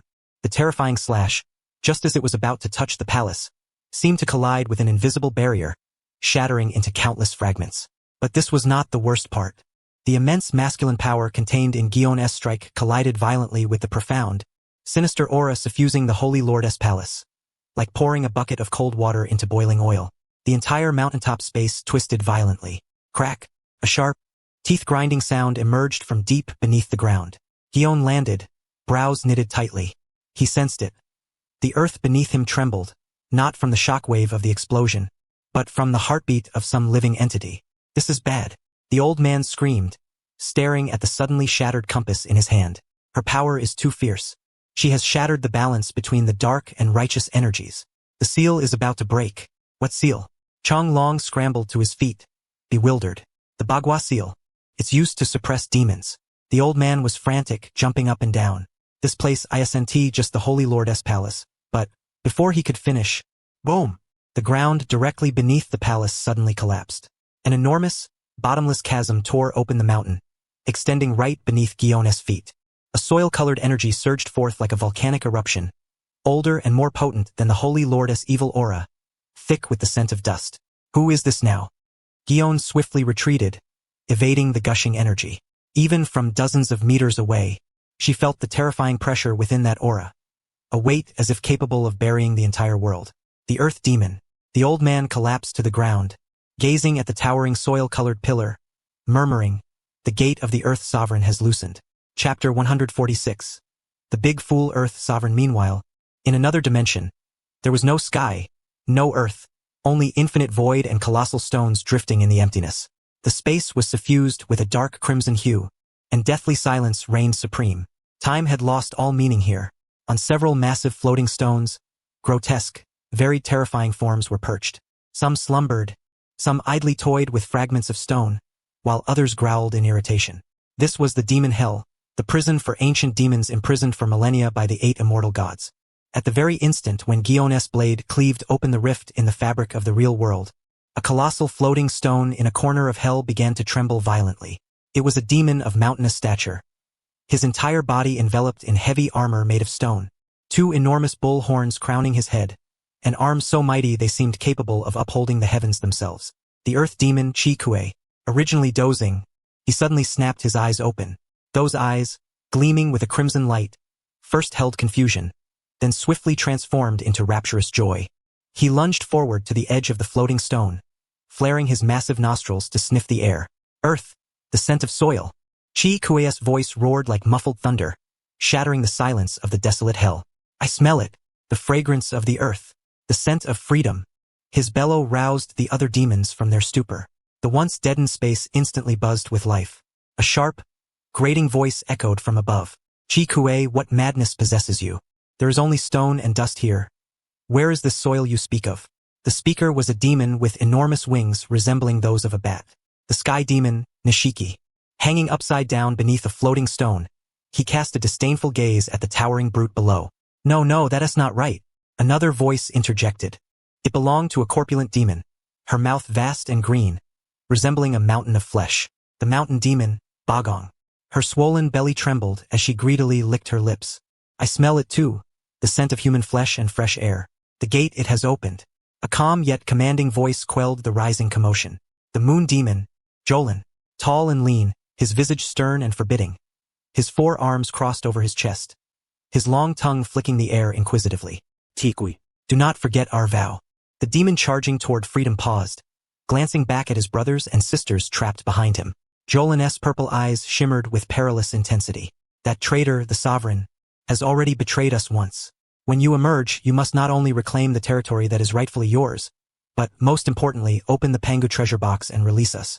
Bagong waved her stout arms furiously, shouting, Chi-Kue, I want to feast. I want to devour everything in that world. Don't kill all the humans. Save some for me. The water demon, Basha, her flowing form undulating in the void, added, if you betray us like the sovereign, we will curse you for eternity. Kikui unleashed a deafening, maniacal laugh. Rest assured, once I have trampled that world flat, I will shatter the gate completely and set you all free. The era of demons is about to return.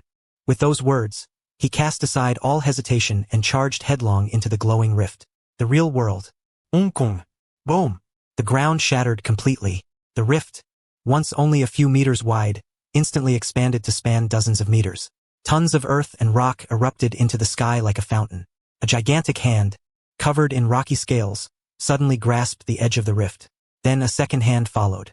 Amidst an overwhelming sense of oppression, a massive figure with twin horns atop his head and rippling muscles emerged slowly from beneath the earth. With his appearance, the surrounding gravity seemed to multiply several times over. Pebbles floated at his feet before crashing down heavily. Standing atop Victoria Peak, Chi-Kue inhaled deeply.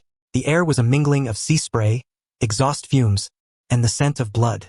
Yet to his nostrils it was the sweetest fragrance in the world. A roar tore from his throat, lifting his head to the heavens. The sound wave solidified into a tangible shockwave, uprooting the remaining trees around him. Even the sovereign's floating palace in the distance trembled slightly under the force of the bellow. What in the hell is that thing? Sheriff Blake felt his throat dry, instinctively tightening his grip on his empty pistol. Against this towering demon god, standing over 10 meters tall, human technological marvels seemed fragile and laughable. At that moment, the crimson gates of the floating palace swung open. A slender silhouette, accompanied by the howl of the wind, dove swiftly downward. It was a half-dragon standing upright, his crimson eyes burning with savage flames. The sovereign. He landed before Chi-Kue, his tail flicking carelessly and shattering a boulder into pieces. My brother. The sovereign spread his arms wide, his voice hoarse and deep, laced with the arrogance and false warmth of one long accustomed to power. Welcome back to the mortal realm.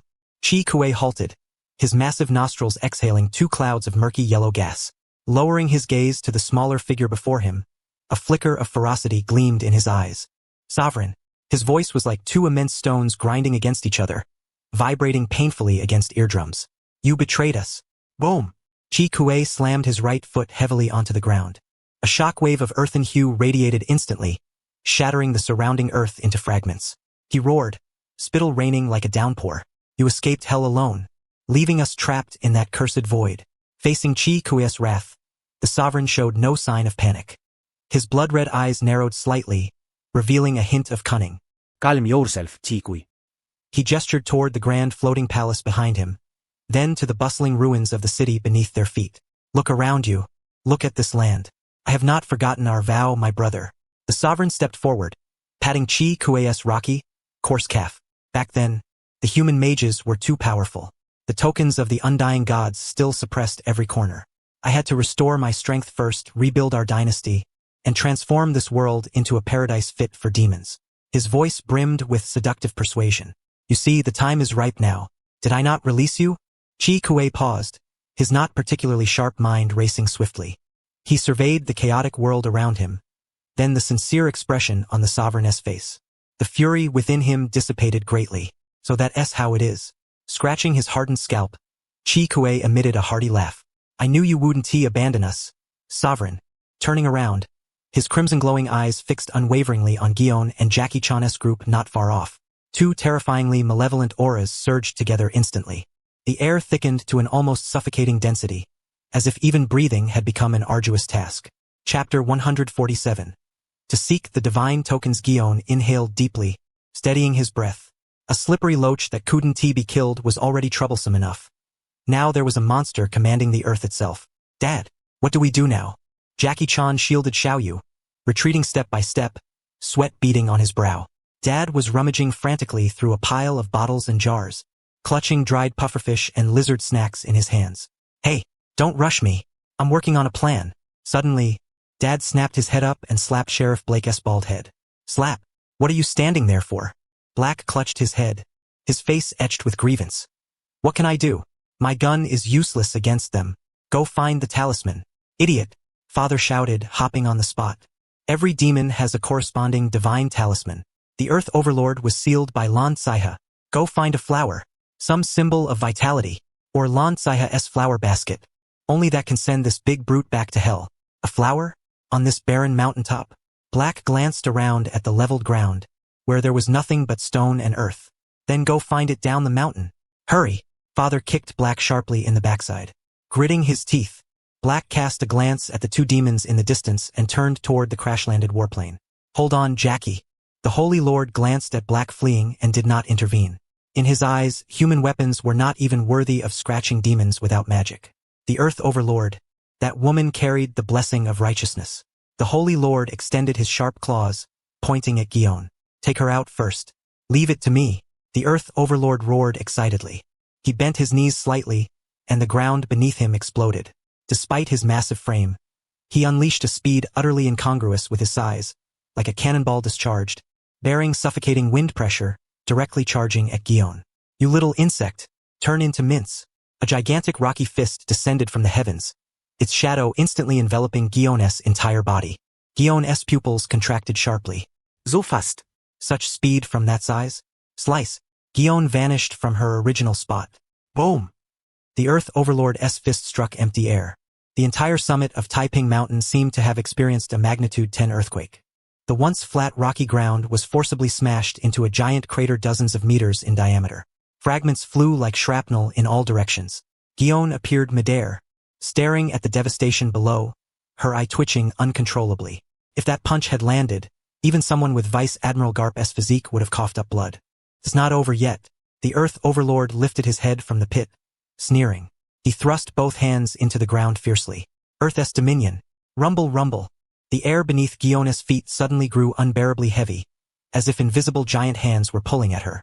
Simultaneously, two enormous rocky spikes burst from the ground directly beneath her, aiming straight at her landing point. Moon step. Gion stepped repeatedly in midair, forcibly elevating her figure. But the Earth Overlord's assault was relentless. He casually grabbed a boulder the size of a truck and hurled it like a baseball, whistling toward Gion in the air. Single sword flow, broken waterfall. Gion twisted her waist midair, and the Kanbiro blade traced a jet-black arc SSS. The boulder was neatly cleaved in two, skimming past her body. Before she could catch her breath, a scorching pillar of fire blasted from the side. It was the Holy Lord. While supporting the Earth Overlord, he was advancing toward Father S' position. Armament hockey. Gion could only envelop herself in her aura, crossing her arms to guard her front. Boom! The dragon burst struck her head-on. The tremendous impact sent her flying like a ball, slamming heavily into the mountainside. Rocks crumbled and collapsed, burying her. Sister Gion. Xiaoyu screamed, wanting to rush forward but was firmly held back by Jackie. Don't go. That's a battle between immortals. Jackie was sweating profusely with anxiety. Father, is it ready yet? That female officer can't hold on much longer. All right. Stop pestering me. Father held a mortar bowl filled with green liquid, his expression desperate and resolute. Jackie, hold out your hand. Huh? Jackie instinctively stretched out both hands. Without a word, Father grabbed a handful of the green paste and smeared it onto Jackie's palms. The paste emitted a pungent aroma of garlic and lizard. What is this? So disgusting. Jackie grimaced. This is the magic absorption curse. Father S' expression turned grave, his words rapid. That demon called the Holy Lord. His source of power lies in the 12 talismans within his body. As long as you pull out those talismans, he will be resealed. This potion allows you to extract the talismans barehanded. Jackie stared at his hands, covered in the slimy, foul-smelling green paste, his features contorted. Father, are you sure this stuff works? That's a demon, the fire-breathing kind. Enough nonsense. This is concocted from 3 chen of gecko tails, 2 chen of dried pufferfish powder, and my century-old treasured garlic. Father hopped on one foot, pushing Jackie outside. In the distance, the Earth Overlord's enormous rocky fist was raised high, about to slam down on the ruins where Gion had been buried. The terrifying pressure was so intense that even from several dozen meters away, the ground seemed to wail. Unlucky, unlucky, unlucky. Jackie howled, steeling himself to charge forward. There was no intricate tactic, no earth-shattering momentum. Just an archaeologist in a blue t-shirt, brandishing 2 green-gloved hands, stumbling wildly across the rubble-strewn battlefield. Hey, big guy, over here. Jackie casually picked up a stone and hurled it with all his might toward the Holy Lord's nape. Thwack. The stone struck the Holy Lord's scales, not even leaving a scratch, bouncing off instantly. But that was enough. The Holy Lord's crimson vertical pupils slowly turned, his gaze shifting from the ruins to this reckless human. Again, it's you. His voice was deep and hoarse, dripping with undisguised disdain. That old guy's lackey. I'm not a lackey. I'm Jackie. Archaeologist. Jackie shouted as he darted left and right, using the terrain to close the distance. Reckless. The Holy Lord didn't even bother to use his talisman powers. His thick tail whipped out like a steel whip, slicing through the air with a roar. Incredible speed. Wah! Jackie slid across the ground, body pressed low, narrowly evading the sweeping strike. The gale overhead made his scalp tingle. But before he could rise, the Holy Lord's claws descended like a guillotine. Jackie felt a sharp prickling on his scalp. Not an illusion, but the wind pressure from the Holy Lord's fingertips snatching away several strands of hair. Wah! He rolled clumsily on the ground, utterly graceless, like a drunken man who had stumbled, yet narrowly escaped the dragon claw capable of crushing steel. Boom! The dragon claw embedded deeply into the rocky ground, sending debris flying. Several sharp stone shards grazed Jackie's cheek, leaving bloody scratches. Don't run, little insect, the Holy Lord growled low, flipping his wrist as the enormous claw swept horizontally, as if to swat this flea dead against the wall. Jackie had just gotten to his feet with nowhere to dodge. Instinctively, he leaned backward, executing a perfect bridge move. Whoosh! The rough dragon scales brushed past his nose, the stench and heat nearly suffocating him. Dragon burst. A blazing pillar of fire erupted, instantly engulfing the area where Jackie stood. Uncle Dragon. Xiaoyu screamed in terror. As the flames dissipated, the rocks were scorched to a glowing red, their surfaces even taking on a glazed, almost vitreous texture. Yet atop this scorched earth, the familiar blue figure was nowhere to be seen. The sovereign narrowed his eyes, his pupils slightly constricting. Where is he? Hey, big guy, I'm up here. Chapter 148. The demoness' most stern father, Jackie Chan. The sovereign abruptly lifted his dragon head, his crimson eyes rolling upward, only to catch sight of a fluttering corner of blue fabric before him. Jackie Chan clung tightly to the two spiral dragon horns atop the sovereign's head, his entire body like a tattered rag fluttering wildly in the fierce wind high above, rustling noisily. Get down here, damn insect! The sovereign roared in fury, his slender neck thrashing wildly. Jackie Chan felt as if his arms were about to dislocate, and his stomach churned violently. So unlucky, so unlucky, so unlucky. Gritting his teeth, Jackie Chan clamped his legs firmly around the sovereign's neck, freeing a right hand coated with green magical potion. Seizing the moment, he pressed hard against the hardest, most peculiarly pulsating scale on the back of the sovereign's neck. Jackie Chan sensed a change beneath his palm. A muffled pop. In Jackie Chan's hand appeared a gray, octagonal stone talisman. Etched upon its surface was the image of a running rabbit. With the talisman severed from the sovereign's body, the once lightning-fast movements of the sovereign instantly slowed. My talisman! It worked! Uncle Dragon got it! On the ground, Xiaoyu leapt up excitedly, pointing to the sky and shouting, well done! That's the rabbit talisman.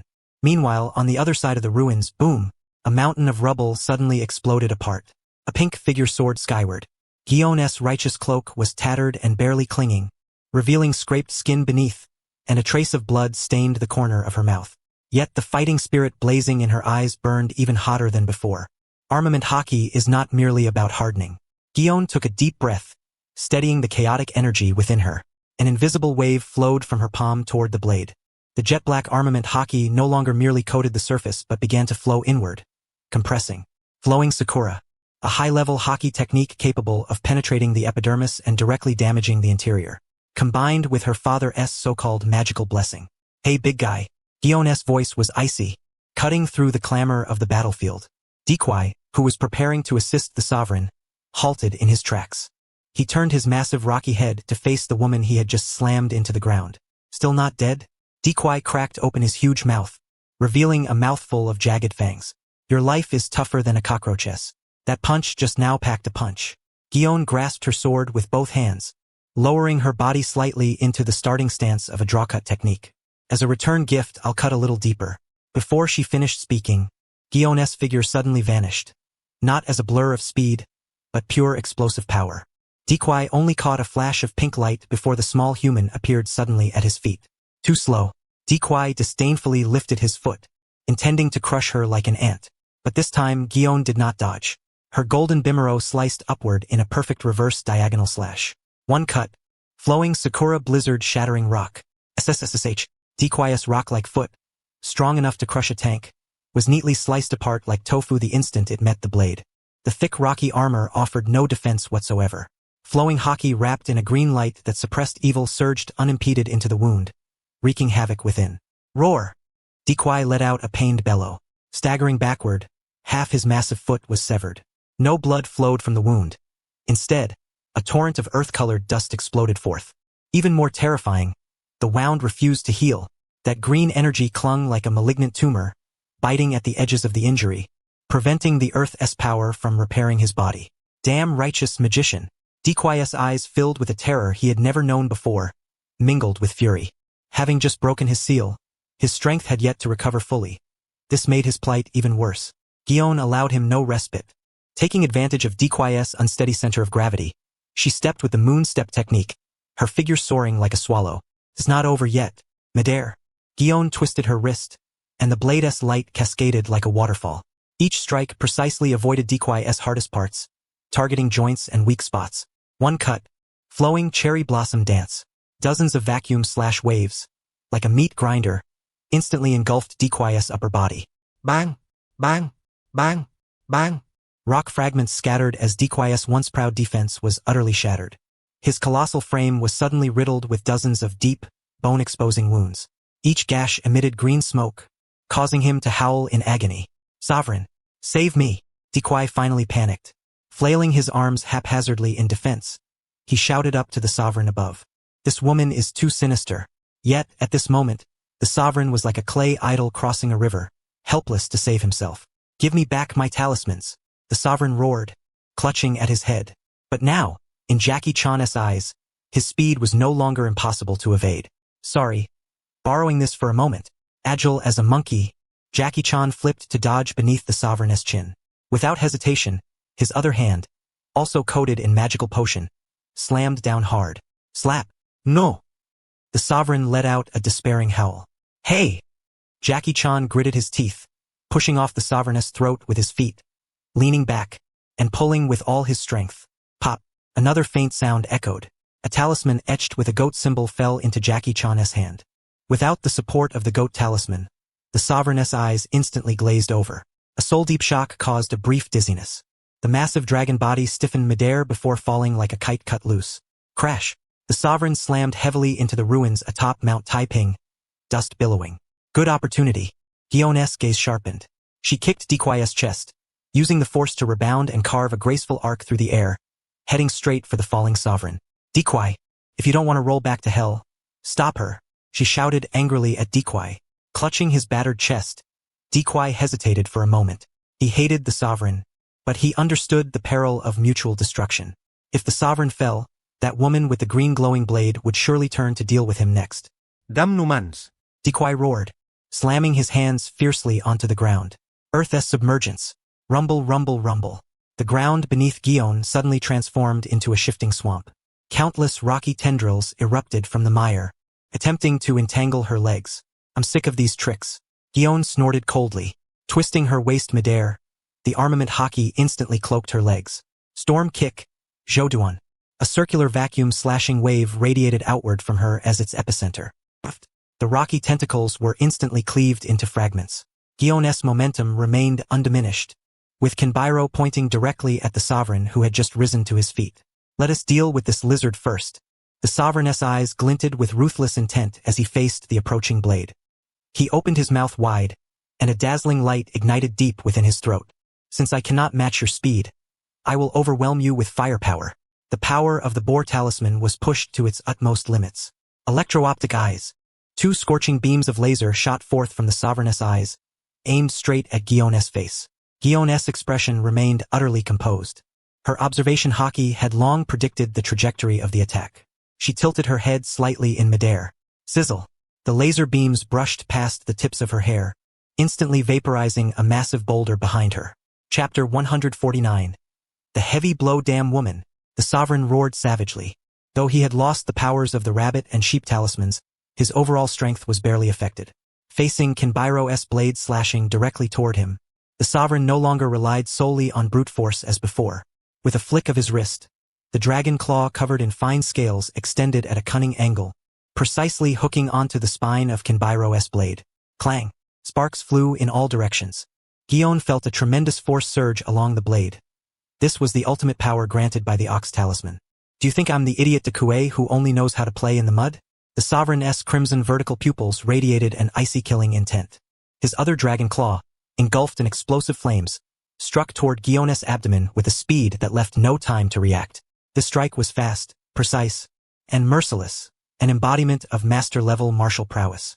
Gion's pupils contracted sharply. Armament hockey instantly hardened her abdomen, and using the recoil from the blade, she violently retreated backward. Boom! Flames exploded where Gion had stood moments ago, the shockwaves scattering nearby debris. She adjusted her posture in midair, sliding several meters upon landing, her expression grave. This dragon was nothing like the lumbering brute who had just taken a beating moments ago. Why the hell didn't you show this skill when you fought Chonglong? Gion flicked her wrist, and Kinbairo emitted a crisp humming sound, its green righteous aura intertwining with dark hockey. Then let us go again.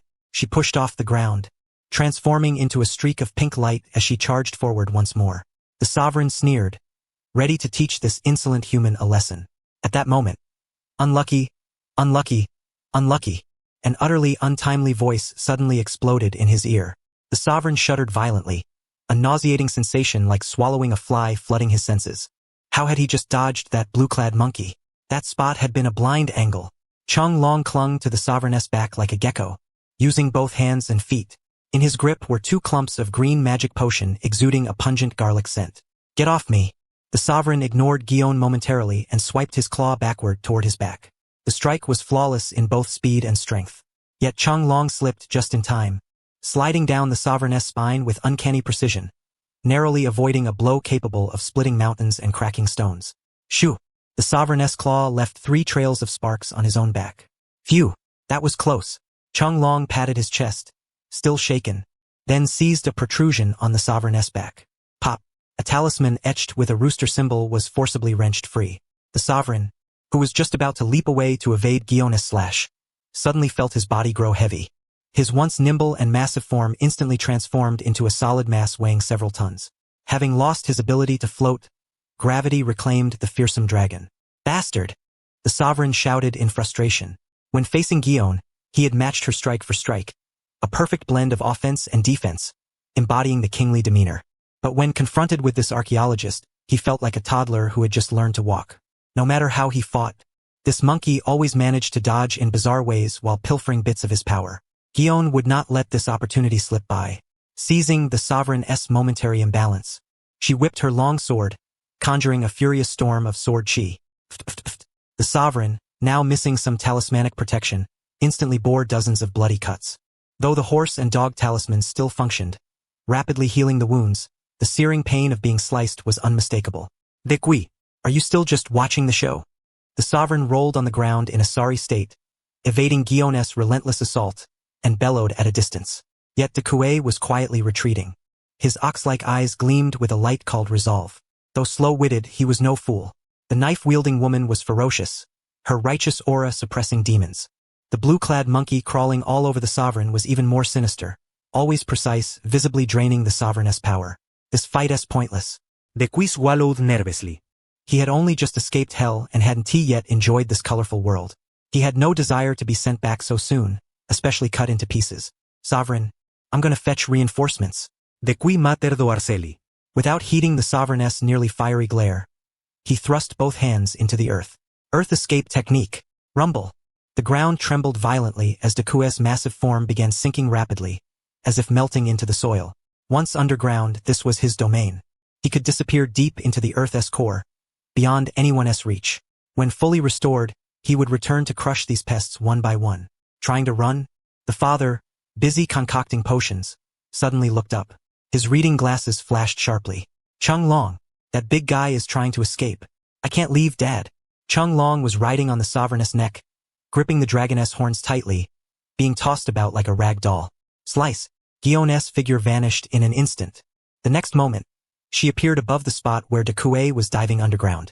By now, Dekui had submerged more than half his body, leaving only a massive head and shoulders exposed. Seeing Gion suddenly materialize, Dekui's eyes nearly popped out in terror. Don't come any closer! He screamed in panic, doubling his diving speed. Come out here. Gion gripped her sword with both hands, raising it high above her head. Armament hockey infused the blade without reservation, transforming Kinbairo into a colossal obsidian weapon. Boom! Instead of striking Dekui directly, she brought the blade down heavily on the ground beside him. The earth immediately fractured. A terrifying shockwave coursed through the strata, violently shattering the surrounding soil. The once solid ground turned into a loose, quicksand-like structure. Dekui merely felt his body lighten. The rocks he had relied upon for support shattered entirely, and he was jolted upward like a radish struck from below. Ouch! Dekui screamed in agony, feeling as if his brain were about to be thoroughly rattled. But it was far from over. Gion, suspended midair, whipped out her right leg like a whip. Thud! A muffled impact echoed. Instantly, a large bump swelled on Dekui's iron-hard head. His eyes rolled back, nearly losing consciousness. The massive figure was brutally kicked backward, tumbling across the ground like a rolling gourd for dozens of revolutions, finally coming to a halt against a colossal boulder. It hurt so much, Dekui clutched his head, tears threatening to fall. Is this woman some kind of monster? At that moment, the sky was rent by the roaring thunder of an engine, like the bellows of a forge. A warplane, trailing black smoke and wobbling precariously, surged up from the foot of the mountain, half a branch still clinging to its wing. Sheriff Blake.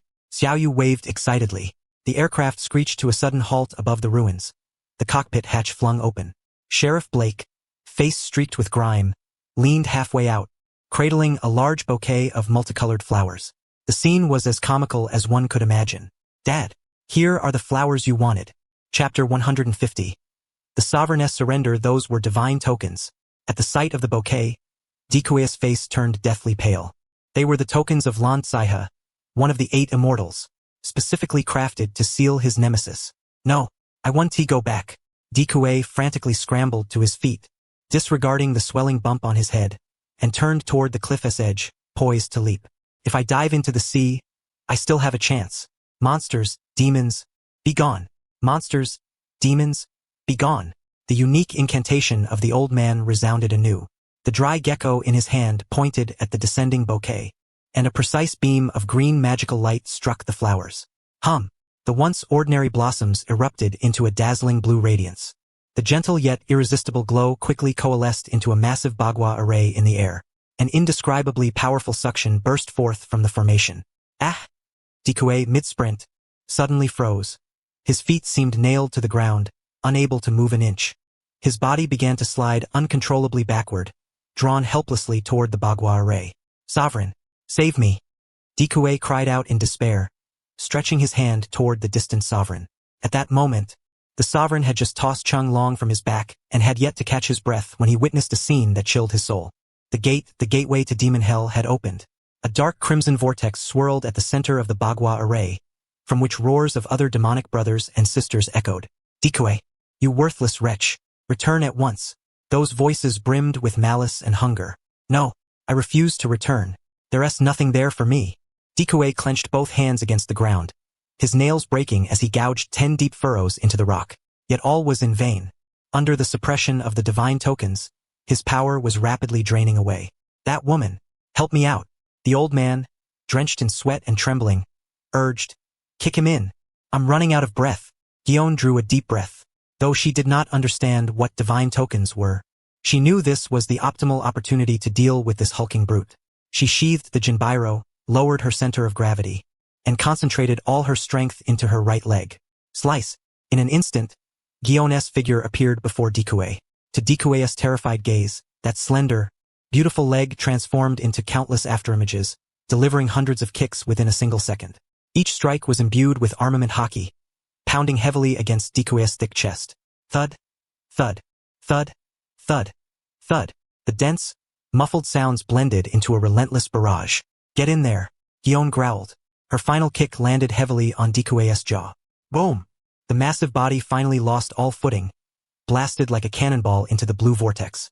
Sovereign, I'll wait for you in hell. Dikue's voice, thick with resentment, echoed in the air before abruptly ceasing. The light retracted. The bagua array rapidly shrank, eventually dissolving into a streak of radiance that slipped into the flower basket Blake had dropped. The world immediately fell silent, save for the howling wind. The sovereign stood rigidly, staring at the spot where Dikue vanished. For the first time, his crimson vertical pupils revealed an emotion called loneliness. Dikue was gone, sealed. Now, only he remained as a demon. Chung Long crawled out from a pile of rubble, clutching the chicken talisman he had just plucked, glancing awkwardly at the sovereign. Still want to fight? Gion turned around, drawing the Jinbairo anew. Her righteous coat, torn into strips, revealed skin marred by abrasions and burns. Yet her fierce aura had only grown stronger. Step by step, she approached the sovereign, green light rippling along the blade's edge.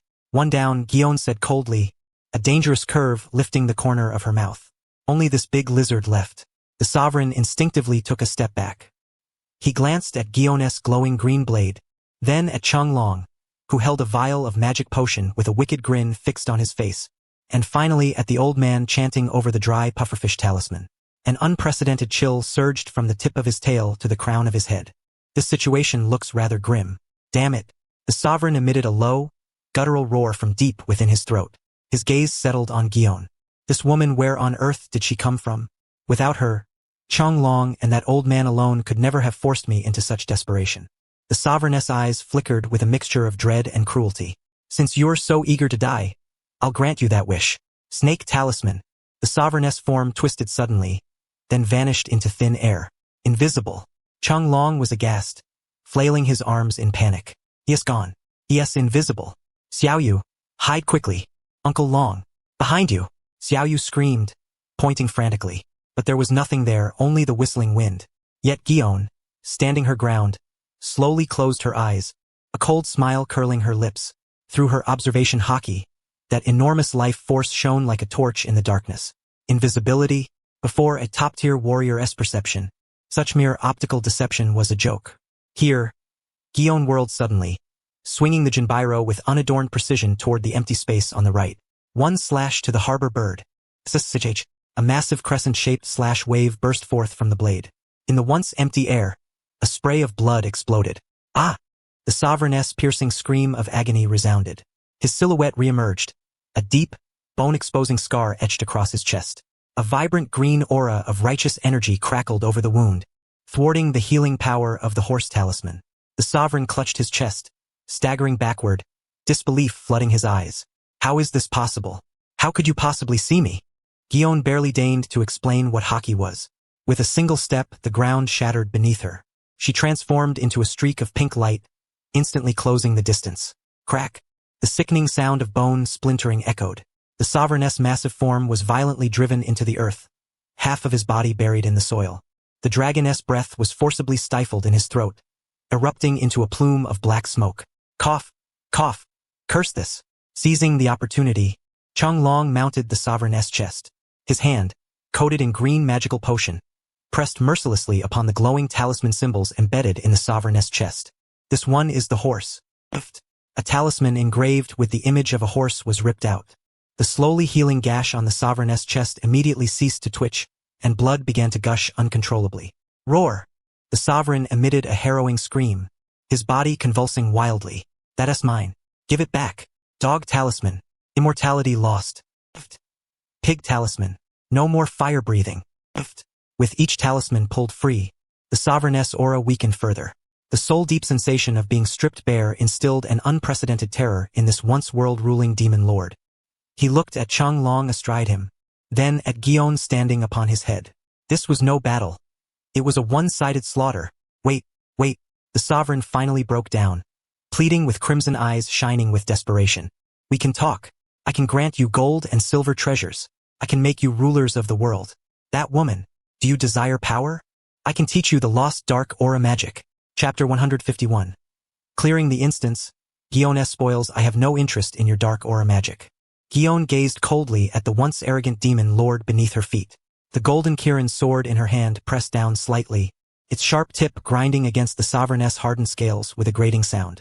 As for ruling the world, she pressed down harder, the armament haki coiling around her boots as she stamped the sovereign's enormous dragon head deeper into the earth. The justice of the navy required no charity from demons. Without hesitation, she gripped the sword's hilt with both hands. The armament haki surged to its peak, the once black blade shimmering with a faint crimson glow. PSHHH. The long blade pierced through the sovereign's thick chest, stabbing directly into his heart before sinking deep into the rocky ground. Roar! The sovereign emitted an earth-shattering scream. But it was not over. Gion released the hilt, leaping high into the air.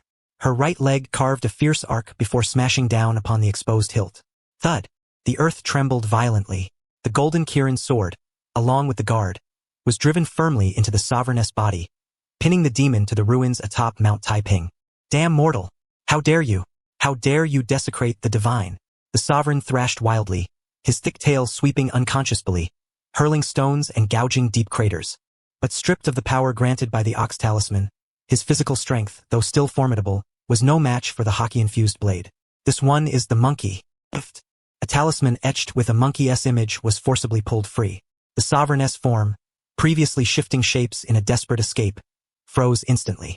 His ability to transform at will vanished. Return my power. The sovereign roared in despair, his dragon claws digging into the ground. And this one, tiger. Changlong pulled out another talisman. The Yin-Yang balanced tiger talisman detached. The red glow in the sovereign's eyes dimmed dramatically. The endless wellspring of power within him was severed. No. One talisman after another was extracted by Changlong found it. Changlong's eyes brightened as his fingers brushed against a warm, octagonal stone. The rat talisman. Stop, mortal. I curse you. I curse you to a wretched death. With a final soft sound, a talisman bearing the rat's image was raised high by Changlong. Time seemed to freeze at that moment. The sovereign's roar abruptly ceased. His eyes, filled with hatred and cruelty, remained fixed on Gion and Changlong, but the crimson light faded visibly. In its place arose a lifeless grayness. Crack, crack, crack. The fine sound of petrification spread from the tip of his tail. The once vibrant flesh and hardened scales lost all luster in an instant, transforming into rough stone. No, the sovereigness throat emitted a last, dry whisper. Then, grayness swiftly engulfed his entire form. In its stead stood a twisted, snarling stone statue of a coiling dragon. Gion slowly withdrew her foot from the dragoness head. She grasped the golden Kirin sword lodged in the statue's chest and pulled hard. Clang! Sparks flew as the long blade was drawn, trailing shards of stone. Phew! Gion exhaled heavily, her body swaying, nearly collapsing. The intense battle, coupled with the final forced overexertion of Haki to restrain the sovereign, had pushed even a Navy headquarters lieutenant commander candidate like her to her limits. Victory! Uncle Long is amazing. Xiao Yu cheered, bouncing forward like a little cannonball, and threw herself around Chang Long's neck. Ouch! Easy, easy. My bones are going to fall apart. Chang Long grimaced and shouted. Dad strolled over leisurely, pinched the rat talisman from Chang Long's hand between two fingers, examined it carefully, then flicked it sharply against Chang Long's forehead. One more thing. These items must be secured in the safe of District 13. It's south the safest place in the world. One more thing. Dada's hungry. I want mung bean sandwiches. One more thing. Hearing that familiar, noisy voice, Gion's taut nerves finally relaxed. She lowered her gaze to the blade in her hand. The edge bore several chips, marks left from striking both the Earth Demon and the Sovereign. Is this the power of another world? This demon called the Sovereign possessed 12 bizarre abilities in total.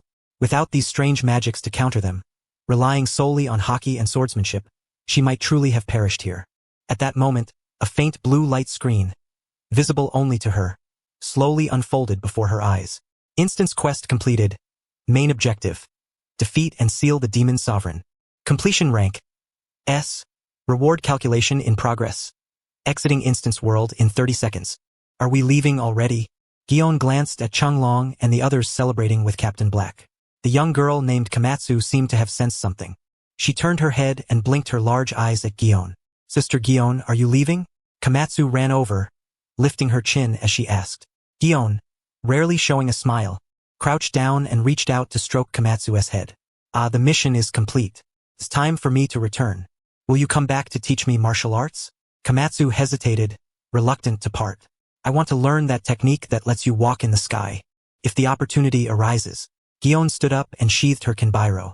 Farewell, everyone. Huh? Miss Gion, where are you going? We can see you off. Changlong was about to speak but suddenly widened his eyes. Gion's body began to turn translucent, transforming into countless points of light that gradually dissipated into the air. Dungeon cleared. Clear rating. S with a mortal body, directly confronting an ancient demon and assisting in sealing the earth demon and the fire demon. Distributing clear rewards, 2 gentle beams of light appeared out of thin air before Gion. As the light faded, 2 octagonal gray talisman stones quietly hovered in midair. One bore the engraving of a running rabbit. The other depicted a galloping steed. Gion was stunned. This was, trembling. Gion reached out and grasped the 2 talisman stones. The moment her fingertips touched the stones, a vast torrent of information surged into her mind. Rabbit talisman. Grants the bearer the ability of superspeed movement. Horse talisman. Grants the bearer the power to heal all injuries and ailments caused by external forces, and to dispel all negative states within the body. Gion's pupils contracted sharply. Even with her composure as a Navy admiral, she couldn't help but gasp inwardly. Chapter 152. Transcendence into the divine East Blue Windmill Village. The afternoon sunlight lay languidly, streaming through the windows of the Makino Tavern and casting a warm glow upon the wooden bar counter. Byakuya held a glass of rum with ice in his hand, his eyes seemingly vacant yet actually focused on a virtual screen visible only to him. Congratulations, host.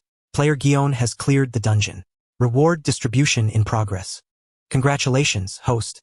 You have obtained Template of the Sovereign at the height of power, including the power of the 12 talismans and the black chi magic of the fire demon. Boom!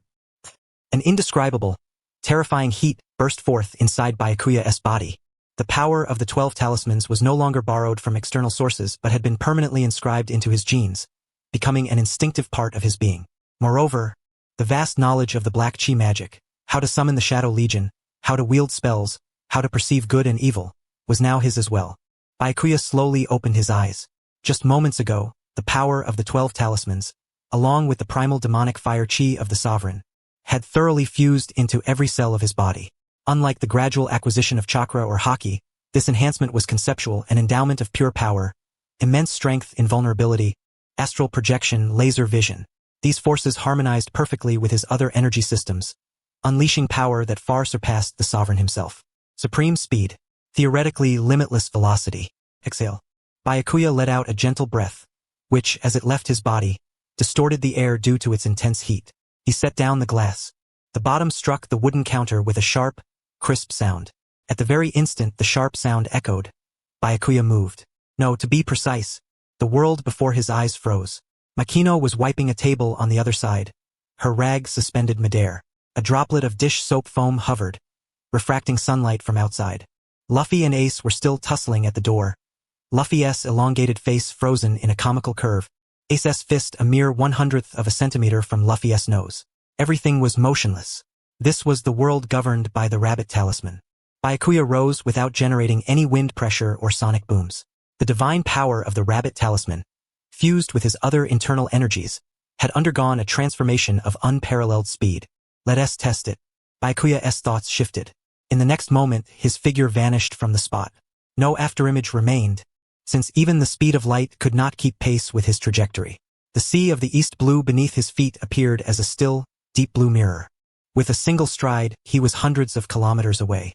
The power of the wind god Barbatos endowed him with an innate ability to control the airflow, allowing him to precisely sense everything around him even at this superluminal speed. Reverse mountain. Red soil continent. The Grand Line. Within this frozen world, Byakuya was like a ghost passing through a photograph.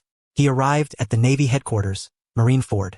Inside the Fleet Admiral's office, Sengoku was about to bring a senbei to his mouth but had not yet bitten down.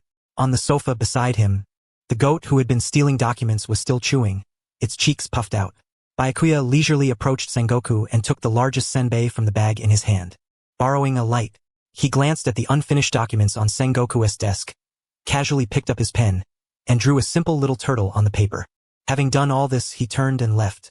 Next destination, the Holy Land Mary Geos. The so-called epicenter of global power, the Pangu City, was now like his own backyard. He stood before the vacant void throne for a moment, gazing at the weapons planted in the ground, shaking his head in boredom. Boring. No obstacles. No alarms. In the face of this speed, Kanbunchiku Haki was a joke. Because by the time you perceive danger, the danger is already over. At full throttle, he even felt as if he had touched the barrier of time itself. If he wished, he could even flow backward, returning to moments ago. No, that's too cheating. Byakuya retracted his scattered thoughts. Turning his body, he once again crossed the sea, back to the Windmill Village tavern. He sat once more on the high stool, picked up the senbei pilfered from Sengoku, and bit into it with a crisp snap. It was at this moment that the gears of time began to turn once more. Crack. The sound of the glass being set down finally propagated through the air. Makino's rag fell onto the table. Outside, a scream of pain from Luffy echoed.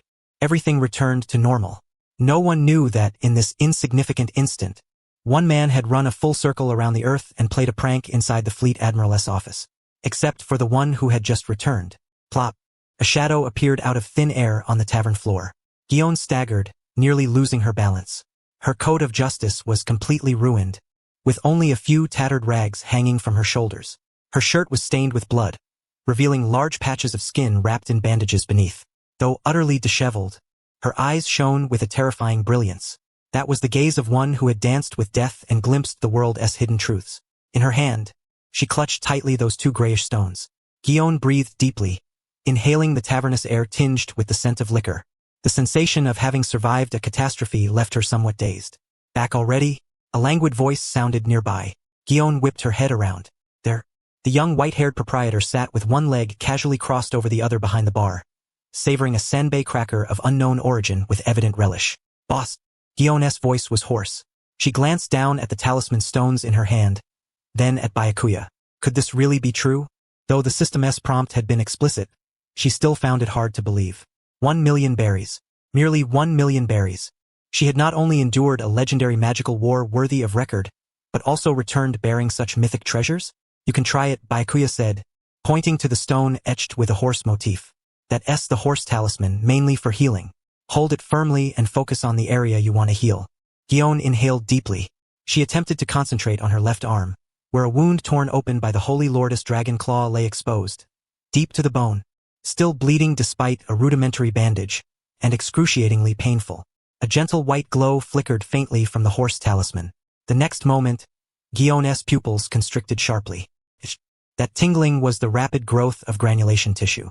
She watched with wide eyes as beneath the blood-soaked bandage, the once grisly wound visibly closed, scabbing over, and then the scab peeled away. In less than 3 seconds, the skin was as smooth and pristine as before, without a trace of a scar. This Gion was utterly dumbfounded. As a prospective Navy Rear Admiral, she had witnessed countless comrades forced into retirement or meeting grisly ends due to grievous injuries. On this vast sea, losing limbs was commonplace. Even the finest doctors could never achieve such instantaneous healing. This was no mere treasure. To her, it was tantamount to immortality.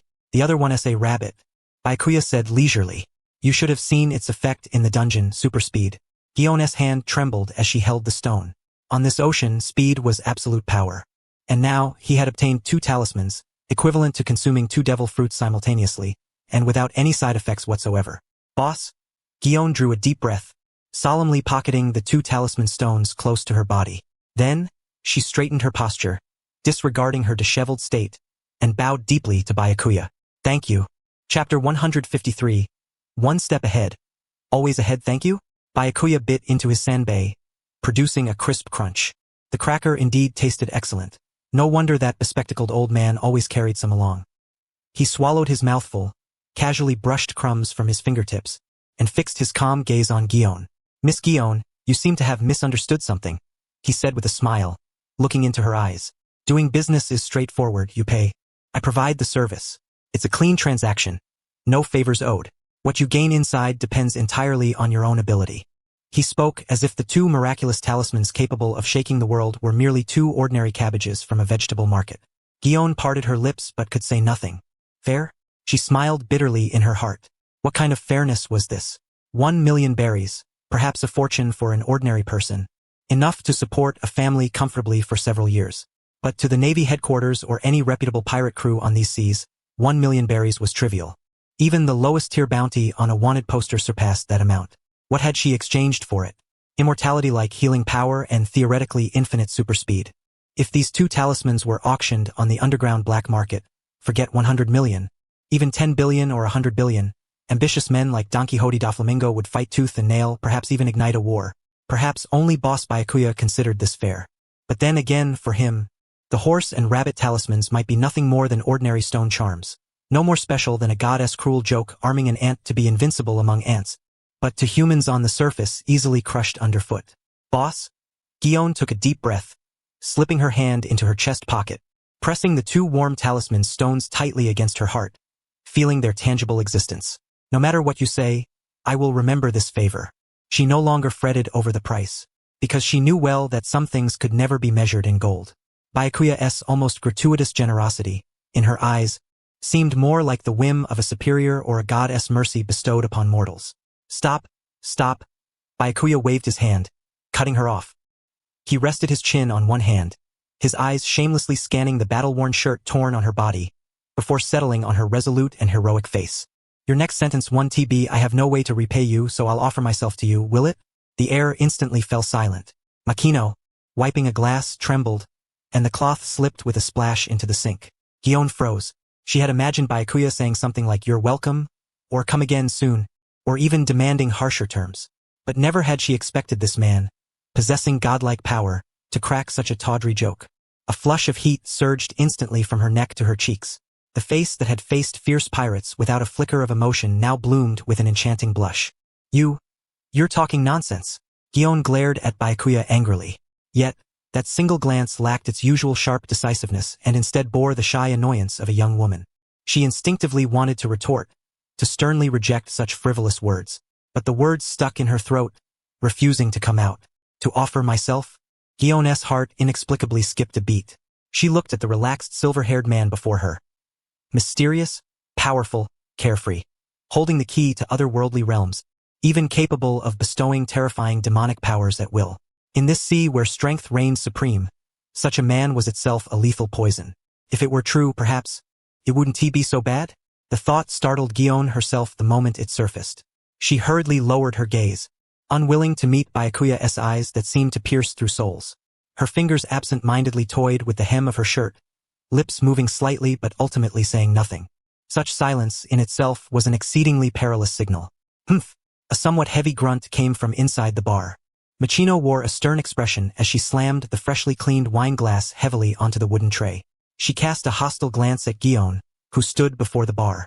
Although Gion appeared disheveled now, her clothes tattered and her body wrapped in bandages, the unique allure of a mature woman and the aura cultivated from years in a high-ranking position remained unmistakable and impossible to conceal, especially beneath that torn shirt, where the astonishing curves hinted at themselves. Machino pursed her lips and glanced down at herself. Though not lacking in appeal, before the naval vice admiral codenamed Peach Rabbit, she indeed seemed somewhat insubstantial. Unwilling to accept this, Machino drew a deep breath and stubbornly straightened her chest, making the curves beneath her apron appear more pronounced. She picked up a dry cloth and vigorously wiped the already gleaming bar counter, her gaze intermittently darting toward Gion like a sharpened blade. Ha ha ha! Byakuya laughed heartily, amused by the subtle tension between the two women. Of course, he was merely joking. Although Gion was indeed a great beauty, he currently had little interest in romance. Comparatively, abstaining from beef was far more engaging. All right, no more jokes. Byakuya reined in his laughter and pointed towards several portals of light that had suddenly appeared in the tavern's open space. Your comrades should be coming out now. You'd better check if any of them are missing limbs. No sooner had he spoken, buzz. Several blue whirlpools materialized from thin air. Immediately, several figures were spat out like jujube pits, landing clumsily on the tavern floor. Cough, cough, cough. Vice Admiral Doberman was the first to rise.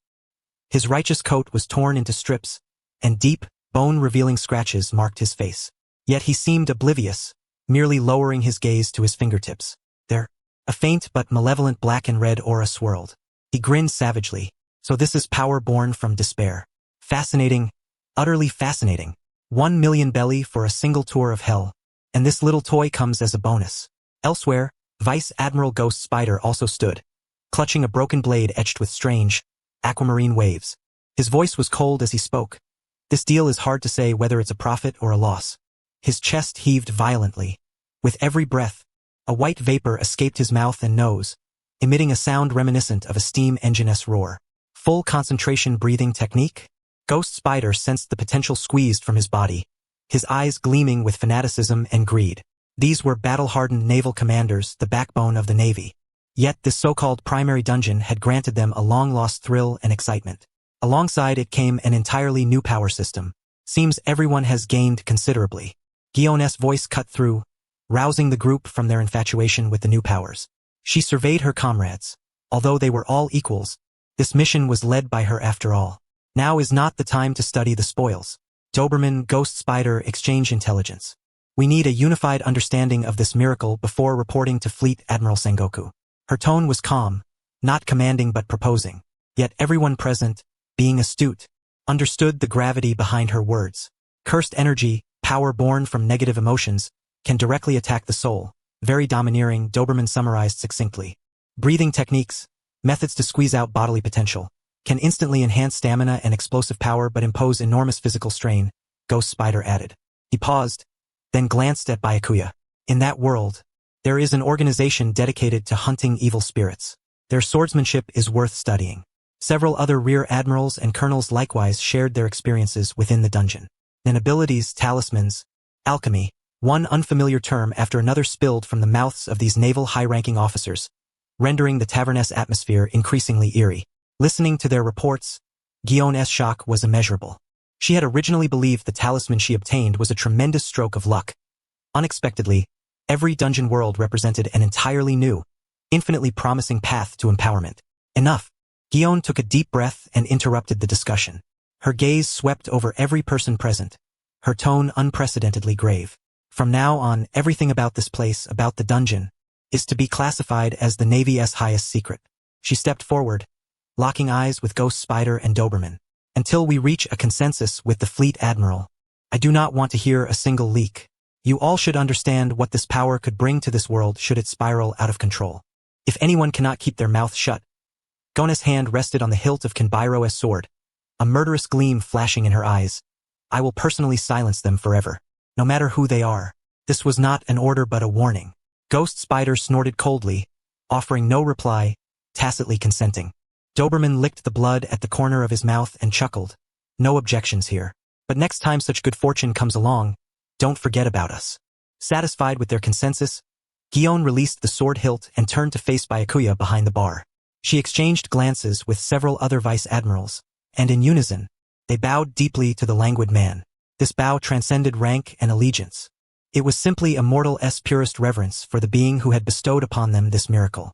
All right, gentlemen. Byakuya tapped the table and gestured toward the door. This establishment operates on a cash basis. No credit allowed. Since the deal is done, shall we meet again next Thursday? Confidentiality? In this world teeming with gossip and news hawks, secrecy was the least reliable thing. Moreover, he had no intention of letting the Navy monopolize this prize. The more the merrier, naturally. Pirates, revolutionaries, even agents of the world government. Anyone who paid, he would not refuse. Chapter 154. The night Yaksha arrives. The sea breeze in the east blue still carried its salty tang, but as it passed through Windmill Village's harbor, it seemed to carry a heavier metallic scent. The once modest pier, capable of docking only a handful of merchant and fishing vessels, was now unrecognizable.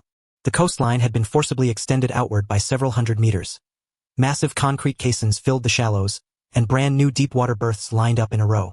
Dozens of Navy warships adorned with the seagull insignia stood like a forest of steel upon the water, their masts rising to obscure half the sky. This was no longer a remote rural port but more akin to a burgeoning center of the world. At the shore, the recently dungeon-baptized naval vice-admirals gathered together. Ghost Spider touched the hilt of his waist sword, still resonating with the strange rhythm called breathing technique.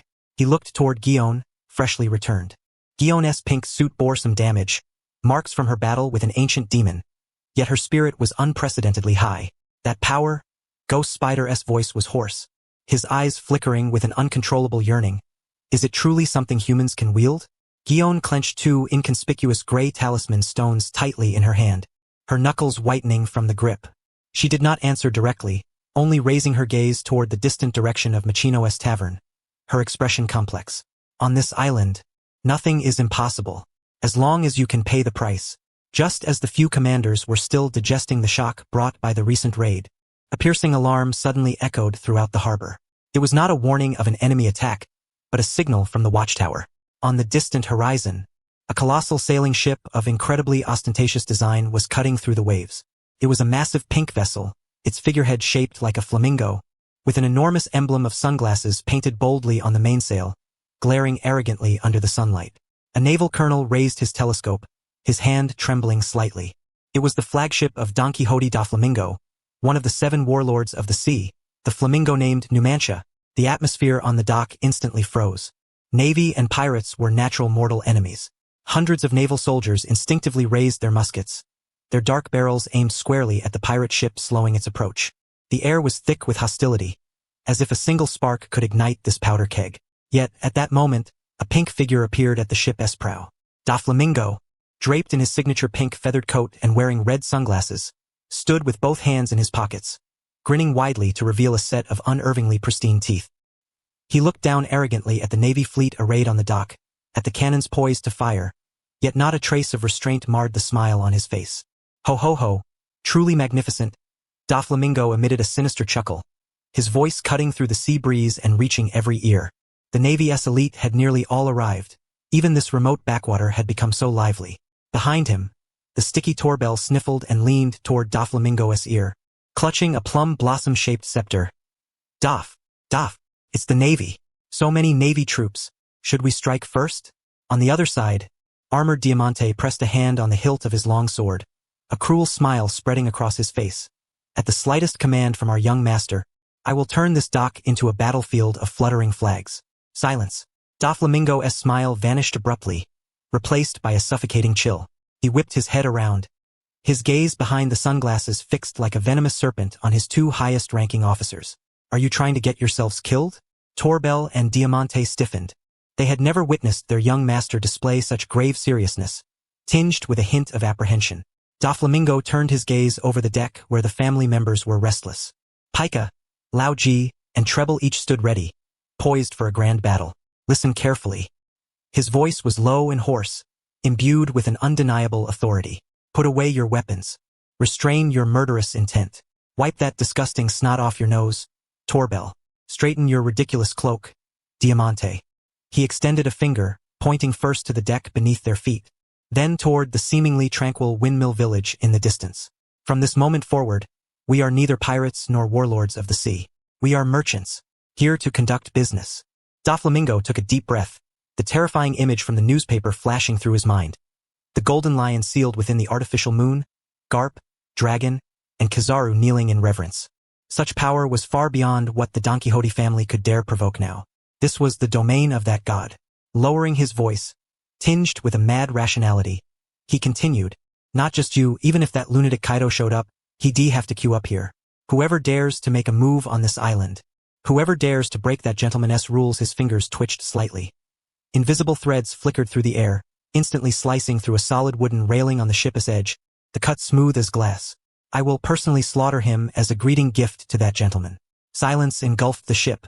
Every family executive felt the resolute determination behind Doflamingo's words. They had never seen their young master so cautious, even to the point of servility.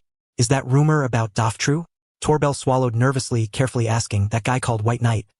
Really, even the Golden Lion is it true? Use your own eyes to see. Doflamingo resumed his cynical smirk, yet beneath it lay a profound calculation.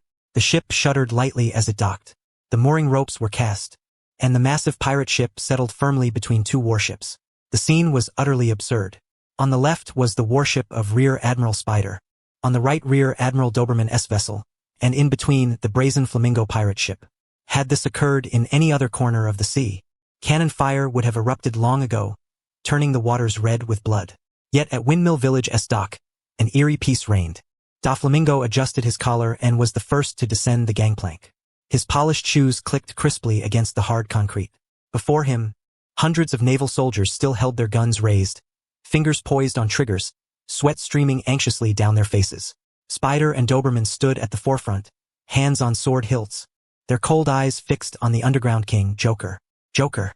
Doberman spat the name disdainfully. What are you doing here? Trash like you is not welcome. Doflamingo halted, hands in pockets, leaning back slightly as he unleashed his trademark laugh. Ho ho ho, Rear Admiral Doberman, such fiery temper. Did you get wronged by that gentleman and now want to take it out on me? Doberman's face tightened. Don't be nervous, Navy men. Ignoring the dark gun barrels aimed at him, Doflamingo strode confidently through the naval cordon. As he walked, he remarked casually, I am a legitimate warlord of the sea, an ally recognized by the world government. More importantly, he stopped before Vice Admiral Guion, appraising the newly empowered female Vice Admiral through his sunglasses. I'm here to deliver money to Boss White Knight. On this island, customers are gods, aren't they? Doflamingo's mouth stretched into an exaggerated grin. Do you Navy intend to break the rules here and make a move right at the doorstep of a god? His words struck like a dagger, piercing the Navy's vulnerable spot. Guion took a deep breath and relaxed her grip on her sword hilt. Let him pass. Though calm, her voice carried an unyielding command. Vice Admiral Guion. Spider protested grudgingly. This is Mr. White Knight's rule. Guion glared coldly at Doflamingo. So long as no one initiates violence, anyone may enter the tavern. Or do you wish to clear house on Mr. White Knight's behalf?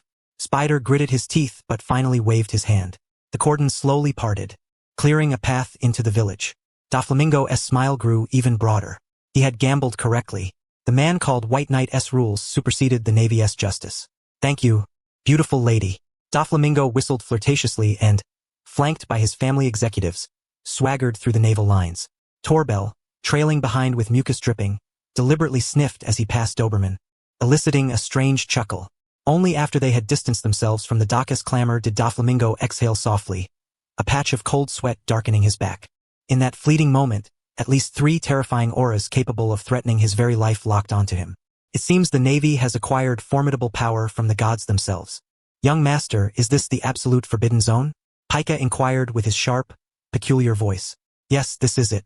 Don Quixote Doflamingo lifted his gaze toward the seemingly ordinary tavern atop the distant hillside. There, he sensed an oppressive presence even more dreadful than that of Mariehua. Yet, the fervor in his eyes only intensified. The era of chaos had commenced. The old order was crumbling. And here lay the epicenter of that chaos. The very source of power. Prepare the items. Doflamingo instructed Torbol behind him, his tone tinged with the madness of a gambler. The facsimile of the historical manuscript, and all the treasures we plundered in the North Blue. As long as we can obtain that kind of power, even if it costs us the entire Don Quixote family, it will be worth it. Chapter 155. Doflamingo breaking out in cold sweat. Clack, clack, clack. Don Quixote Doflamingo strode down the newly paved cobblestone streets of Windmill Village with a ruthless gait, his pointed leather shoes producing sharp, crisp sounds. Behind him, Torbol dragged 2 long strands of snot, oozing sluggishly like a giant snail. Doflamingo, Doflamingo, it's much livelier here than I imagined, Torbol said as he drew his face closer, the rank, sickly sweet stench assaulting Doflamingo's nostrils. Navy, pirates, revolutionaries. Who would have thought they could coexist here unscathed? Truly unbelievable. Doflamingo paid no heed to his subordinate's incessant chatter. His sunglasses reflected the scene on both sides of the street, a spectacle bordering on the surreal. The once simple fishing village's wooden cabins had been mostly razed, replaced by a series of buildings each distinct in style. Some resembled white fortress-style structures plucked straight from Mariewa, the Navy's stronghold. Others were ostentatious villas lacquered in gold, guarded by 2 pure gold lions at their gates, no doubt the handiwork of some pirate lord. Even a few figures cloaked in Revolutionary Army capes could be seen haggling with fishmen by the roadside, debating the price of some deep-sea delicacy. Truly a world gone mad. Doflamingo pushed up his sunglasses, the mocking curve of his lips deepening. Doflamingo, shall we buy a plot here too? Torbol slurped his perpetually unclean snot, wielding his iconic spade-shaped cane like a giant soft-bodied creature inching forward. The land prices are bound to rise. I have a hunch this is a big deal. Shut up, Torbol. Doflamingo waved his hand irritably. Had this been before, he might have entertained such land speculation, but not now. Such trivial pursuits would only profane his sacred resolve. He had come here for something purer, power. Power potent enough to overturn this world and topple the celestial dragons from their lofty pedestals. The group passed through the bustling market.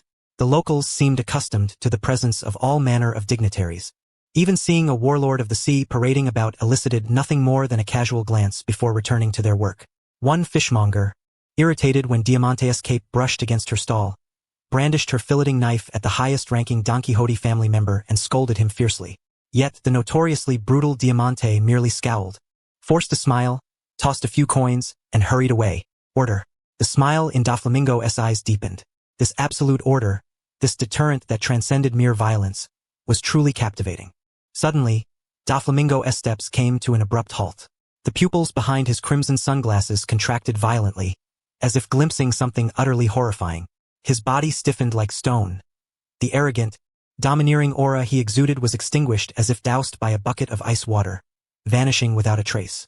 Doflamingo, Pika, trailing behind, nearly collided with his master's back, emitting a sharp, puzzled voice. Doflamingo did not respond. He even held his breath. A bead of cold sweat trickled down his temple, slid along his cheek, and finally dropped onto the parched cobblestone, shattering into fragments. About 10 meters ahead, a figure clad in a pale floral shirt and donning a wide-brimmed straw hat stood before a fruit stall. An apparently ordinary tourist, slender to the point of frailty, holding a freshly purchased orange and gazing downward. He looked every bit the noble scion vacationing in Windmill Village. Yet Doflamingo's very soul trembled.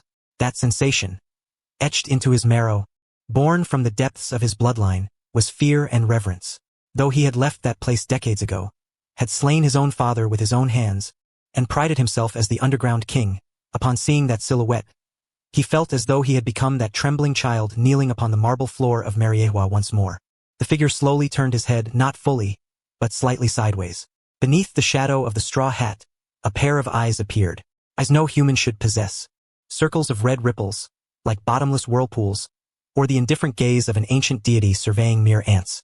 No emotion, no killing inting, no anger, no curiosity. Just as if gazing upon a roadside stone or a wild plant. Emo, the god who sat upon the empty throne, worshipped by the 5 elders, who had ruled this world's 800-year history. Doflamingo's teeth chattered. He wanted to flee, to turn around instantly and escape this island at top speed, to the ends of the earth. But he was immobilized. Those red eyes lingered on him for less than a tenth of a second before shifting away. The figure took the orange, paid, and then ambled leisurely toward the other end of the street, just like a genuine tourist savoring a tranquil afternoon. Only when that figure vanished completely from sight did Doflamingo gasp for air, as if hauled from the ocean's depths. Huff, huff, huff. He bent over, hands resting on his knees, sweat soaking through his expensive pink feathered coat. Young master, what's wrong? Torbol and Diamante were terrified, rushing over with caution, scanning the surroundings for some invisible mental assault. Are you all right, Doflamingo? What did you see? Iem fine. Doflamingo shoved Torbol away, who had tried to support him. Straightening up, his facial expression twisted and strange. Part extreme terror, part maddened exhilaration. Order, order, order, order, order. He suddenly threw his head back and burst into hysterical laughter. The sound echoed down the street, drawing curious glances from passersby who stared at this oddly dressed man as if he were mad. Doflamingo, Torbol was somewhat at a loss. So that's how it is. Don Quixote laughed until tears nearly streamed from his eyes. He seized Torbol's sticky collar with one hand, bringing his face close to the other's unsightly broad visage. His voice hoarse yet exhilarated. We bet right, Torbol. What, boss Byakuya? Don Quixote pointed toward the tavern on the distant hillside, his finger trembling slightly from excitement. A genuine deity. Even the master of the empty throne has arrived. What does that signify? Guh. Don Quixote released his grip and tidied his somewhat disheveled collar. Once the fear subsides, what remains is boundless ambition. Chapter 156. The first encounter with Emu. The streets of Windmill Village were narrow, paved with weathered cobblestones. The afternoon sun was just right, elongating the shadows of passersby. This place ought to be bustling.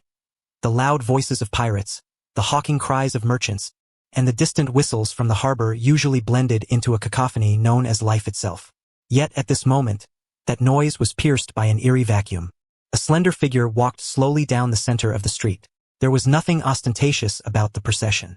No armored guards clearing the way, no worshippers kneeling in reverence, not even a hint of the so-called aura of sovereignty. The figure wore a hooded cloak, the face concealed in shadow, revealing only a pale chin. But wherever he passed, the crowd instinctively parted, not out of fear, but from a primal instinct. Like ants scattering at the stomp of a giant elephant, without even the courage to glance upward. Stray dogs along the roadside tucked their tails and whimpered into the depths of an alley. The cicadas in the trees abruptly fell silent. A guest. An untimely voice shattered the silence. At a stall on the corner, a young merchant enthusiastically held up his wares.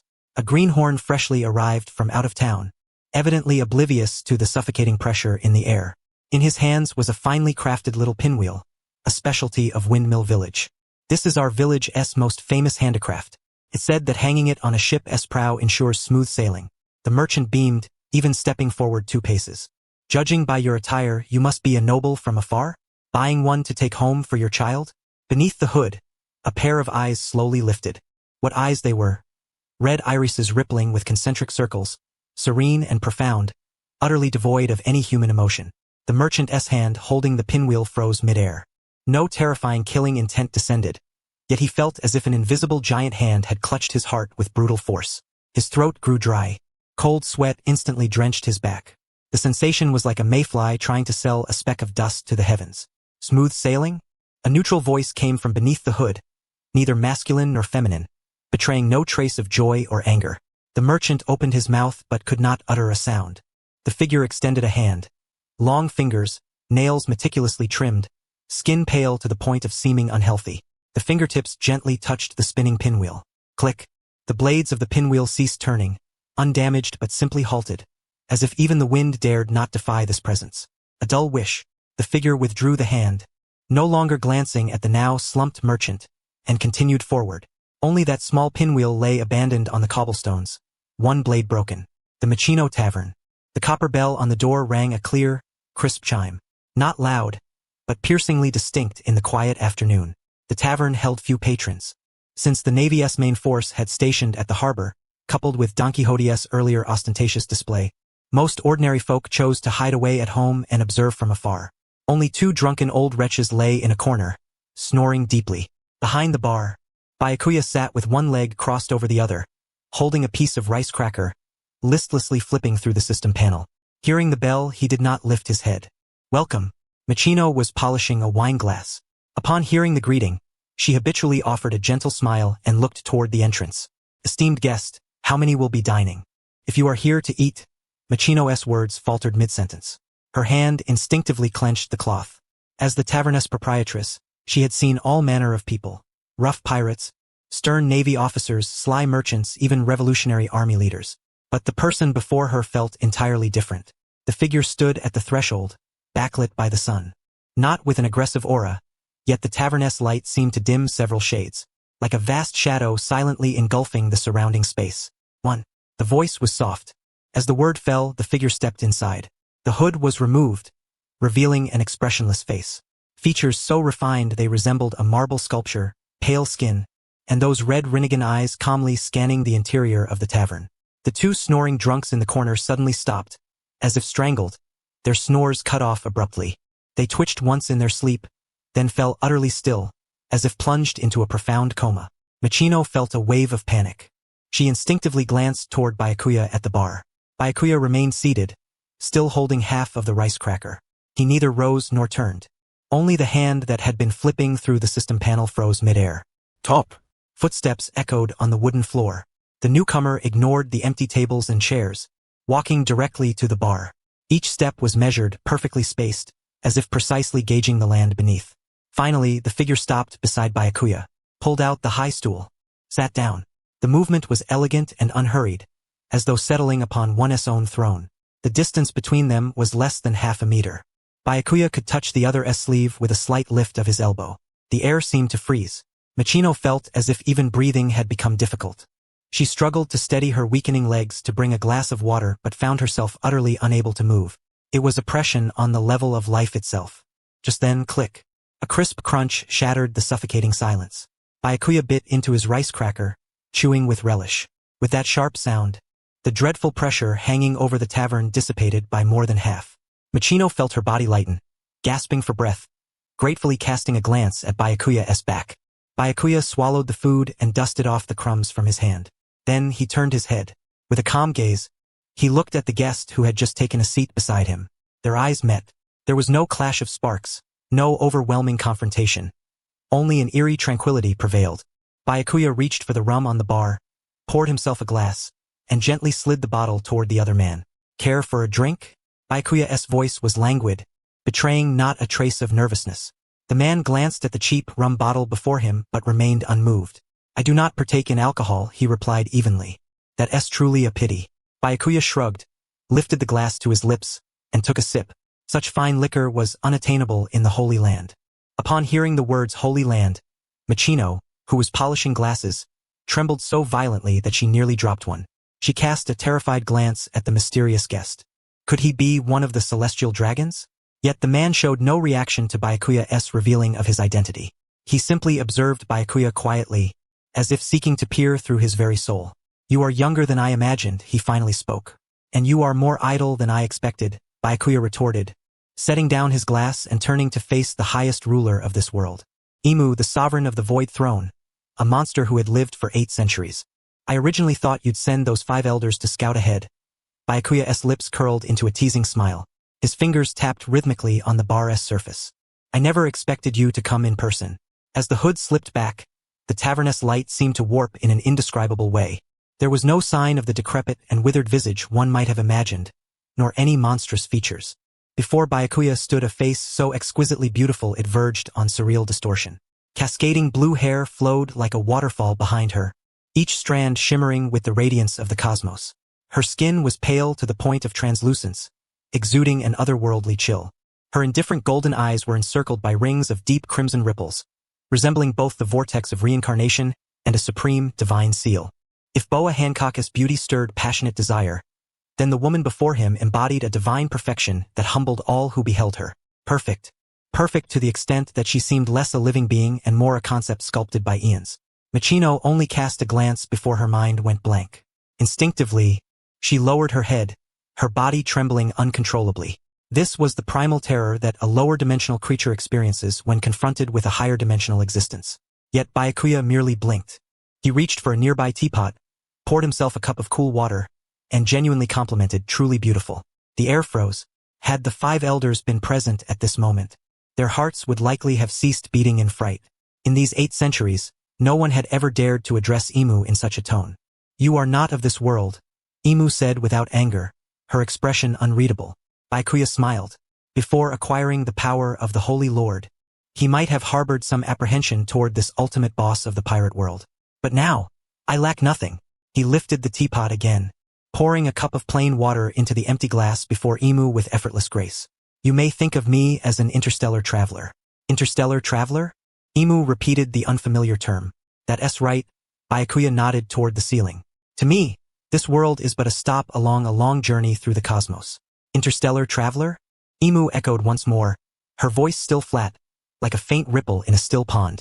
Originally, she regarded this newly kindled flame with mere curiosity. For 800 years, she had sat alone upon the void throne, isolated and lonely. What she had expected to be a minor amusement in her endless life was instead a man who, without any energy fluctuations, simply by sitting there, inspired in her a desire to worship.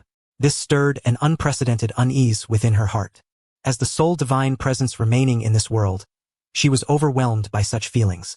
What could this man's origin possibly be? For the first time in 8 centuries, Imu's once still heart quivered. Do not concern yourself too much with my identity.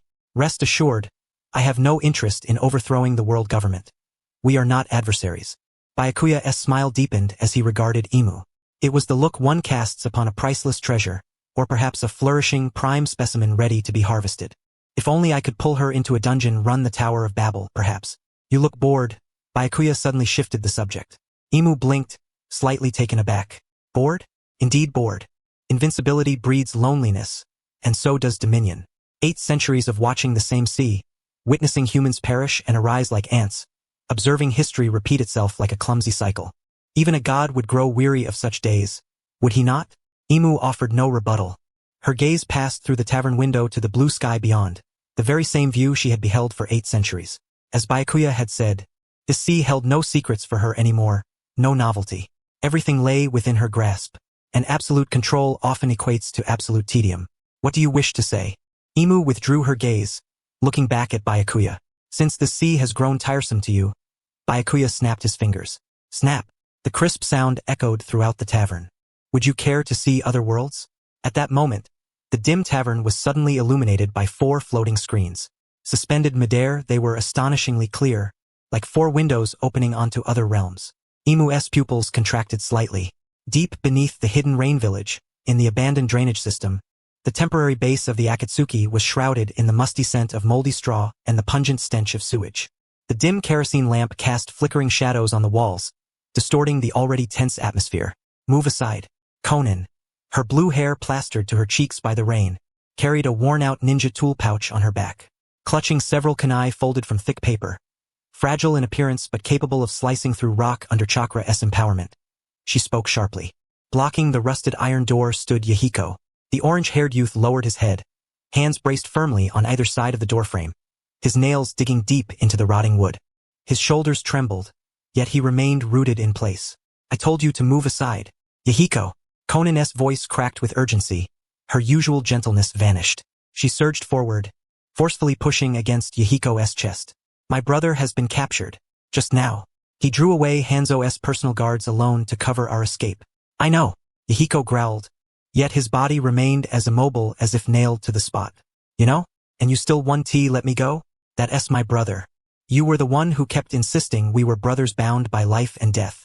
Konan, as if possessed, pounded on Yahiko relentlessly, her fists raining down upon his chest, shoulders and face. Tears streamed down her cheeks, falling into the puddles on the ground and stirring faint ripples that barely disturbed the water's surface. Do you not understand who Hanzo is? If he falls into Hanzo's hands, can your brother survive? If I go now, perhaps there's still a chance. If you go now, it's a death sentence. Yahiko suddenly lifted his head. The eyes that were usually filled with sunshine and innocence were now bloodshot, terrifyingly red. He gripped Konan's wrist with a strength that made her wince in pain. That is Hanzo the Salamander, a man revered as a demigod by the 3 great nations. Even Konoha's 3 legendary shinobi fled miserably before him. What are we in comparison? Konan was stunned, staring at Yahiko as if seeing this companion she had grown up with for the very first time. So what then? Konan's voice grew cold, tinged with an incredulous tremor. Because he is a demigod, because we will die, does that mean we give up on our brother? Let him wait there to die. It's not giving up. Yahiko released her wrist, clutching his head in agony as he slid down the doorframe to the floor. It's Amigakure. It's him who forbids us from going. He pulled out a crumpled note from his pocket and handed it to Conan. The paper bore a single line of hurried writing, blurred slightly by rain but still brimming with resolute determination.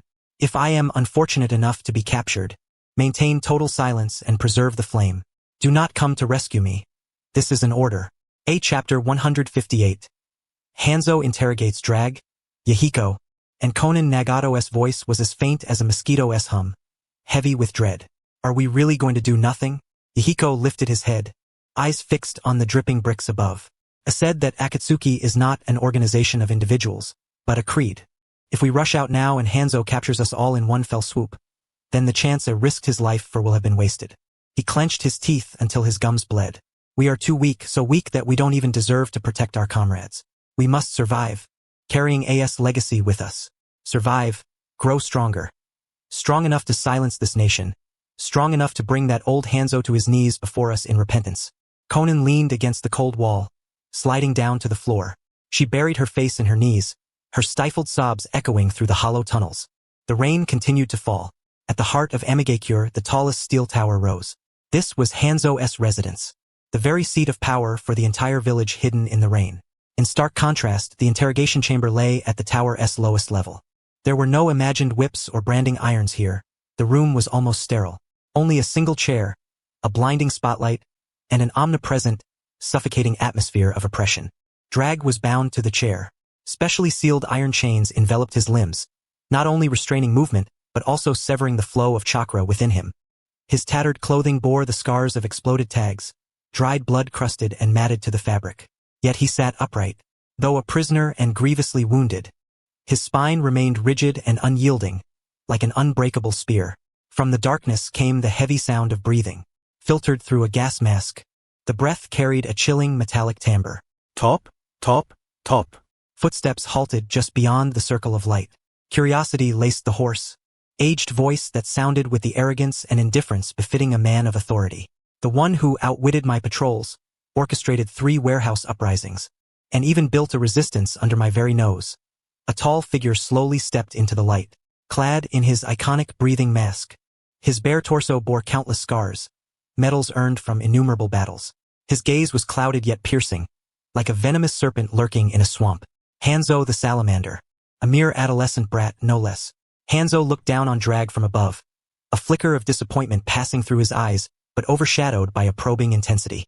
The spotlight's heat scorched the skin, a nauseating contrast to the chill air surrounding the chamber. Drag sat in the chair, iron chains chafing his wrists until blood dripped from his fingertips. Drip, drip. The sound echoed endlessly in the deathly silent room. Hanzo remained at the edge of the light, the gas mask hiding most of his face, revealing only a pair of murky but still sharp eyes. He made no haste to begin torture, merely scrutinizing Drag with the gaze of one appraising a lifeless object. I dislike wasting time. Hanzo spoke, his voice muffled and distorted through the mask, as if coming from inside an iron barrel. He approached Drag, black leather-gloved fingers seizing his chin, forcing him to raise his head. Your father is also a shinobi of the village hidden in the rain, fighting on the front lines, bleeding and risking his life to protect this village.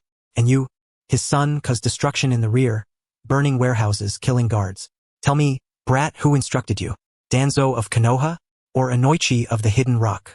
If you confess, I can grant you a swift end, perhaps even recall your father from the front lines. The spotlight's heat intensified, tightening the skin uncomfortably. Opposite it, the interrogation room's air was near frozen, thick with hostility. Hanzo released Drag's chin, wiping his hand disdainfully on a handkerchief as if it had been sullied. Silent, Hanzo paced behind his back, shrouded in shadows beyond the spotlight. I can guess even if you won Tisei, an operation so organized, disciplined, and capable of turning my own men against me could never be the work of a mere child like you. His voice reverberated through the empty chamber, filled with certainty. It must be Konoha's root, that old Danzo Shimura. He loves these underhanded dealings in the gutters. Drag remained silent. He only strained to move his neck, the chains clinking sharply in response. He lifted his head, those black eyes locking onto Hanzo's shadowed form. No fear. No please. Only a chilling calm. Hanzo. Drag's voice was hoarse but clear, reaching Hanzo's ears. Why do you hide in the shadows? Hanzo's footsteps halted. What did you say? Drag painfully straightened his back. though the movement tore at his wounds, causing cold sweat to break out. He forced himself to appear as if negotiating rather than pleading. This is your territory, the deepest part of the village hidden in the rain. Before you sits only a youth bound in chains, powerless. Yet you remain in the shadows, masked and fully armed. A faint smirk curled Drag's lips, dripping with derision. What are you afraid of? Hanzo turned, his cloudy eyes narrowing as a murderous aura instantly filled the space. Afraid? I have roamed the shinobi world for decades. Even the 3 legendary shinobi bow before me. Why should I fear a wet behind-the-ears brat like you? Then why do you not dare stand in the light? Drag suddenly leaned forward, the chains snapping taut. There he was, exposed beneath the searing spotlight, bloodied and filthy, yet standing like a gilded statue. I have chosen death, so I am unburdened. You, though alive and wielding great power, have a heart grown old and rotten. You fear this light, lest it reveal the weakness and ugliness beneath your mask.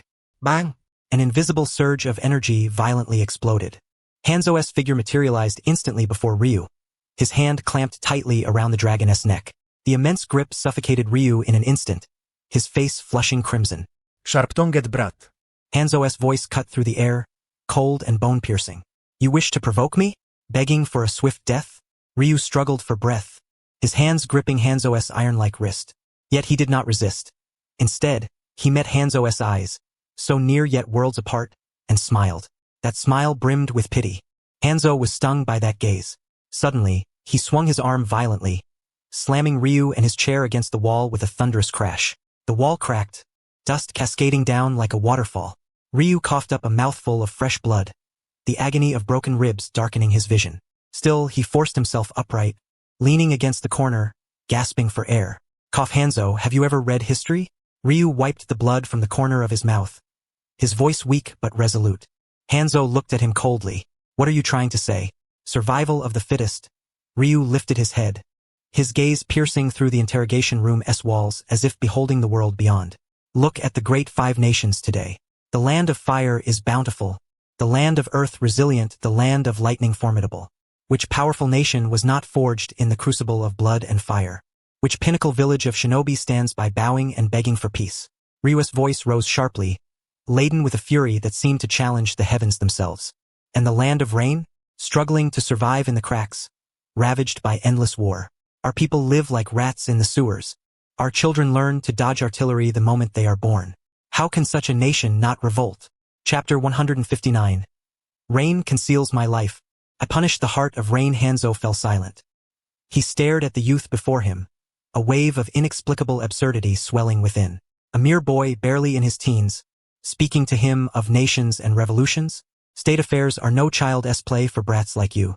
Hanzo snorted coldly, his tone tinged with disdain and a barely perceptible weariness. Do you think I do not wish to strengthen the land of rain? Do you think I do not want to drive out the 3 great nations? But this is the land of rain. To survive here, we must learn to bow and to maneuver. The village is not easy to maintain. To uphold this fragile peace, how much effort have I poured in? What do you know? You don't understand? Ryu suddenly laughed. The sound tore at his wounds, forcing a harsh cough. Yet still he laughed, tears streaming down his face. All I see is that you've handed our land over as a battlefield to the 3 great nations. I see the ninja of Iwagakure freely requisitioning food in our village.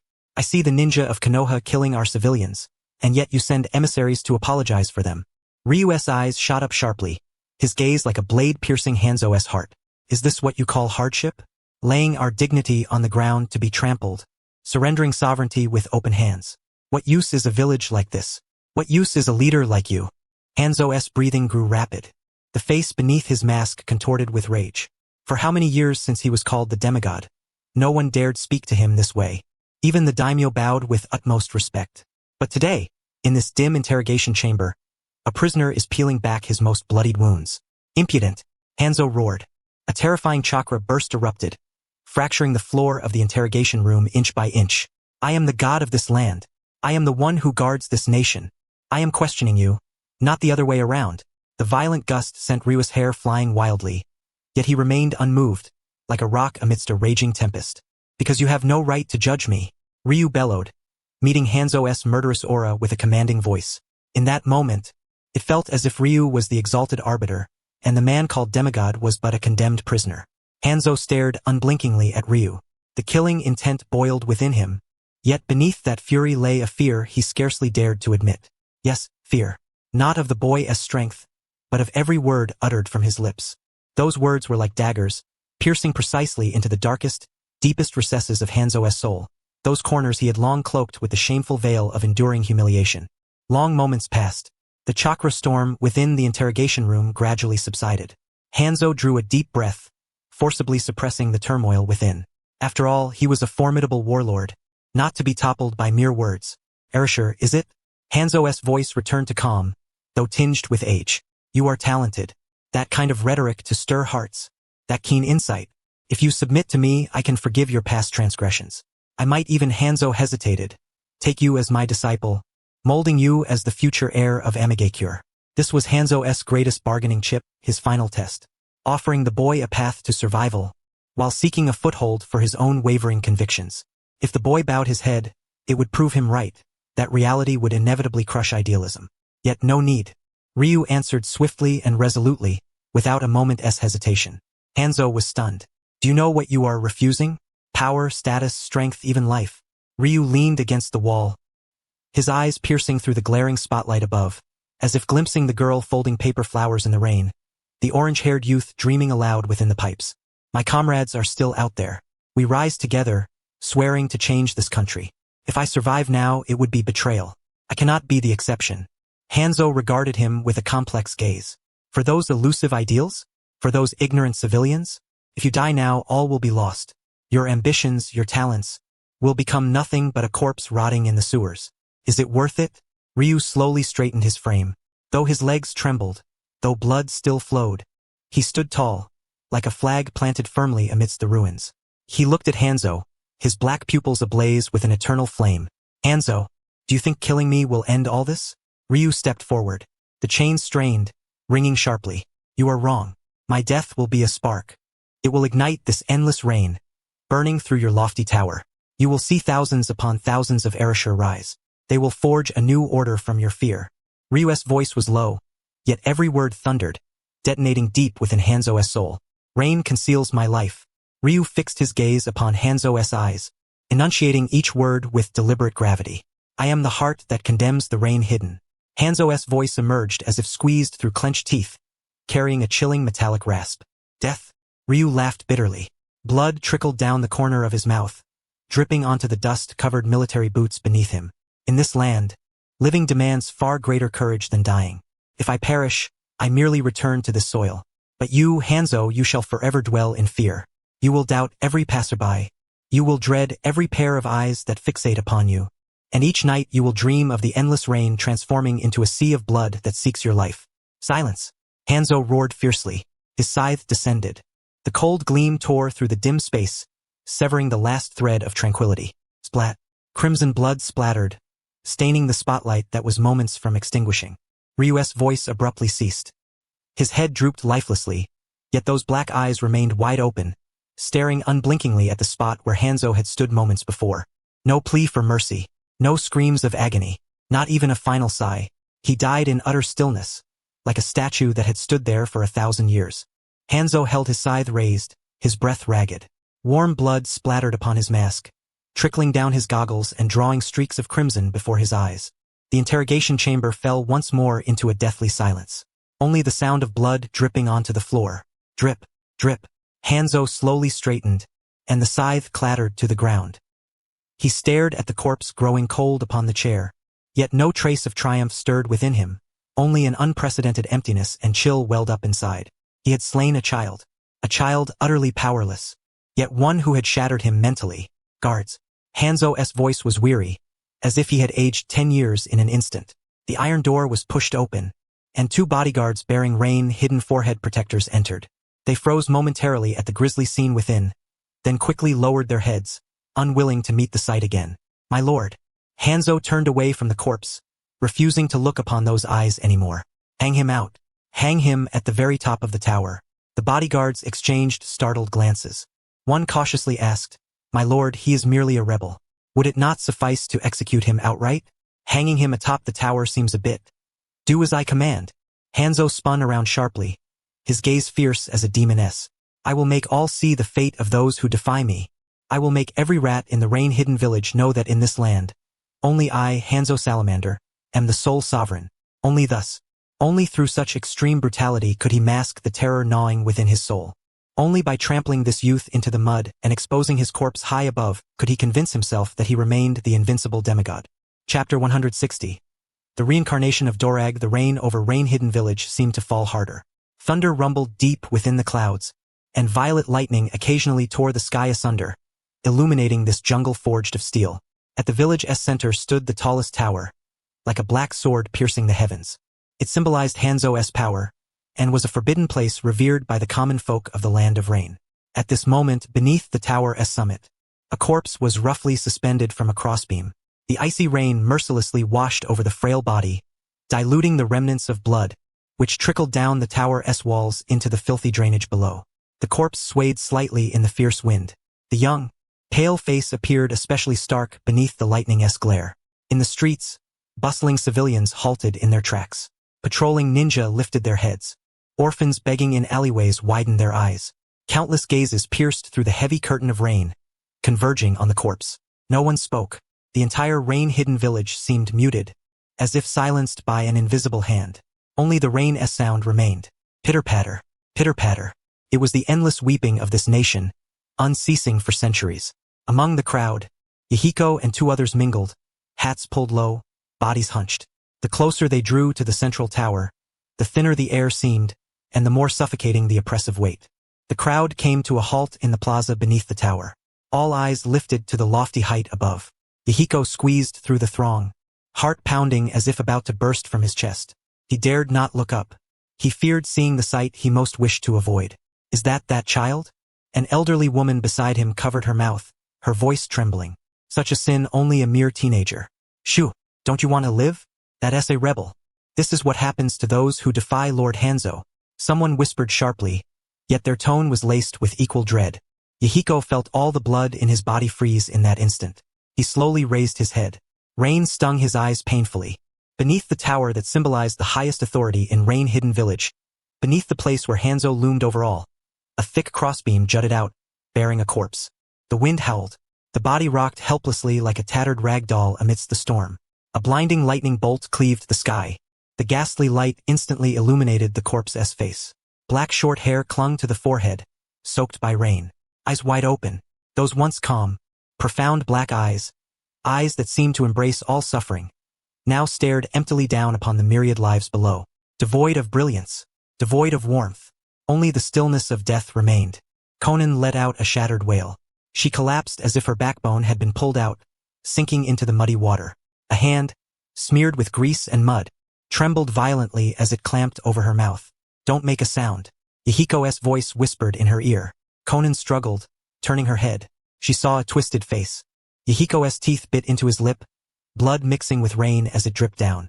His eyes were bloodshot, veins bursting, yet not a single tear fell. They'll find us. Yahiko gripped Conan's shoulders tightly, his strength nearly crushing her bones. Erasure had said that if anything happened to him, they were to maintain silence. We must survive. Carry the hope he fostered. Nagato crouched behind the two, his long red hair obscuring most of his face. He neither cried nor moved. He only stared through the strands of hair at the corpse swaying in the wind atop the tower. Those pale purple Rinnegan eyes glimmered with an eerie light beneath the gloomy rain.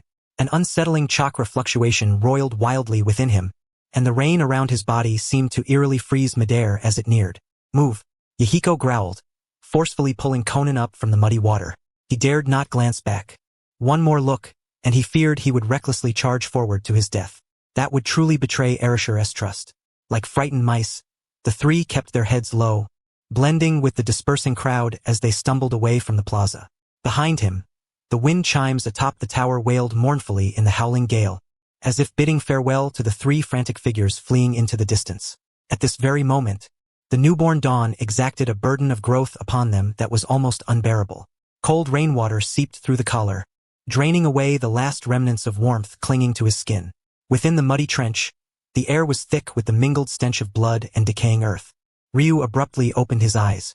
No longer did he meet the blinding spotlight of the interrogation chamber, nor the repugnant mask of Hanzo. Instead, his gaze fell upon a bleak, overcast sky and sandbags bleached white by relentless rain. He was alive. Or rather, he had returned to life. Instinctively, Ryu clenched his fist. A crisp snap echoed from his knuckles. The feebleness, the burning sensation in his lungs with every breath, had vanished. In its place surged a vitality coursing through every fiber of his being. Though not yet at his prime, the familiar sensation was awakening within him. The armored haki, like a dormant beast, flowed slowly through his veins. His observation haki expanded instantaneously, vividly imprinting every rustle within 100 meters, the sway of grass in the wind, even the trajectory of raindrops upon his mind. 50%. Ryu silently assessed the state of his new body. This reincarnation had lifted half of the power seal imposed upon him. For this so-called shinobi world, it was already an astonishing feat, though death diminished the rewards of the mission. He harbored no regrets. "Hey, Captain, how long are you going to sleep?" A gruff voice shattered Ryu's reverie. He turned his head. Two men clad in rain ninja uniforms squatted nearby, one polishing a kunai, the other hunched in a corner, puffing on a low-grade cigarette. The speaker was the man cleaning the kunai, his face rugged and marred by a vicious scar over his left eye. "The mad dogs from IWA could be on us any moment. If you don't wake up now, I'm thinking of tossing you out." Scarface spat disdainfully, his tone hostile. Ryu ignored the provocation, slowly rising from the muddy water. Fragments of memory swiftly reassembled in his mind. In this life, his name was Matsu, a chunin from the village hidden in the rain, tasked with defending a frontline outpost. This was the border between the land of rain and the land of earth, a meat grinder at the very front. "Don't get so worked up, Goji." The man smoking in the corner stubbed out his cigarette, his voice hoarse. "Matsu's just worn out. Yesterday, he held off an entire IWA squad alone to cover our retreat." He rose, brushing dirt from his weathered clothes, revealing a face etched with the hardships of life. Probably in his 40s, his temples streaked with gray, the wrinkles around his eyes heavy with fatigue. The moment Ryu saw that face, his pupils contracted sharply. Though older and more haggard than in his previous life, the contours of those brows and the gentle yet bittersweet gaze, this was Erashura's father. Chapter 161. "The age of rampage is about to dawn, old man. You're just too soft." Scarface named Goji snorted and sheathed his kunai. "In a hellhole like this, mercy is a death sentence." The middle-aged man gave a bitter smile but offered no retort. From his bosom, he produced a hardened ration pill and placed it before Ryu. "Eat a bit, Matsu. No matter what, you need strength to survive." Ryu looked at the rough hand. Calloused and scarred, blackened mud lodged beneath the nails. These very hands had held up a family, the sole sanctuary of Erashur and Conan's childhood. Silently, Ryu accepted the ration pill and placed it in his mouth. Dry, hard to swallow, with an earthiness to the taste. Yet, a lump formed in his throat. "Thanks, Daichi." Ryu uttered the man's name. A simple, almost casual name, much like the countless humble commoners of this land, insignificant as blades of grass. "No need for thanks." Daichi returned to his corner, carefully retrieving a small cloth-wrapped bundle from his bosom. He gently peeled back oil paper layers, revealing a slightly yellowed black and white photograph. In it, a young woman smiled sweetly while cradling a crying infant. Daichi's rough thumb caressed the photo tenderly, his gaze softening immeasurably. "When this war is over, I'm applying for retirement. My boy must be around 14 now. Don't even know how tall he has gotten." He sighed, yet a hopeful smile tugged at his lips. His name is Erashur, a smart kid. Though not the strongest, he is mature beyond his years. If Lord Hanzo can drive out those great nations, I'll take my wife and kids to the countryside to farm. No more being a shinobi, it's too exhausting.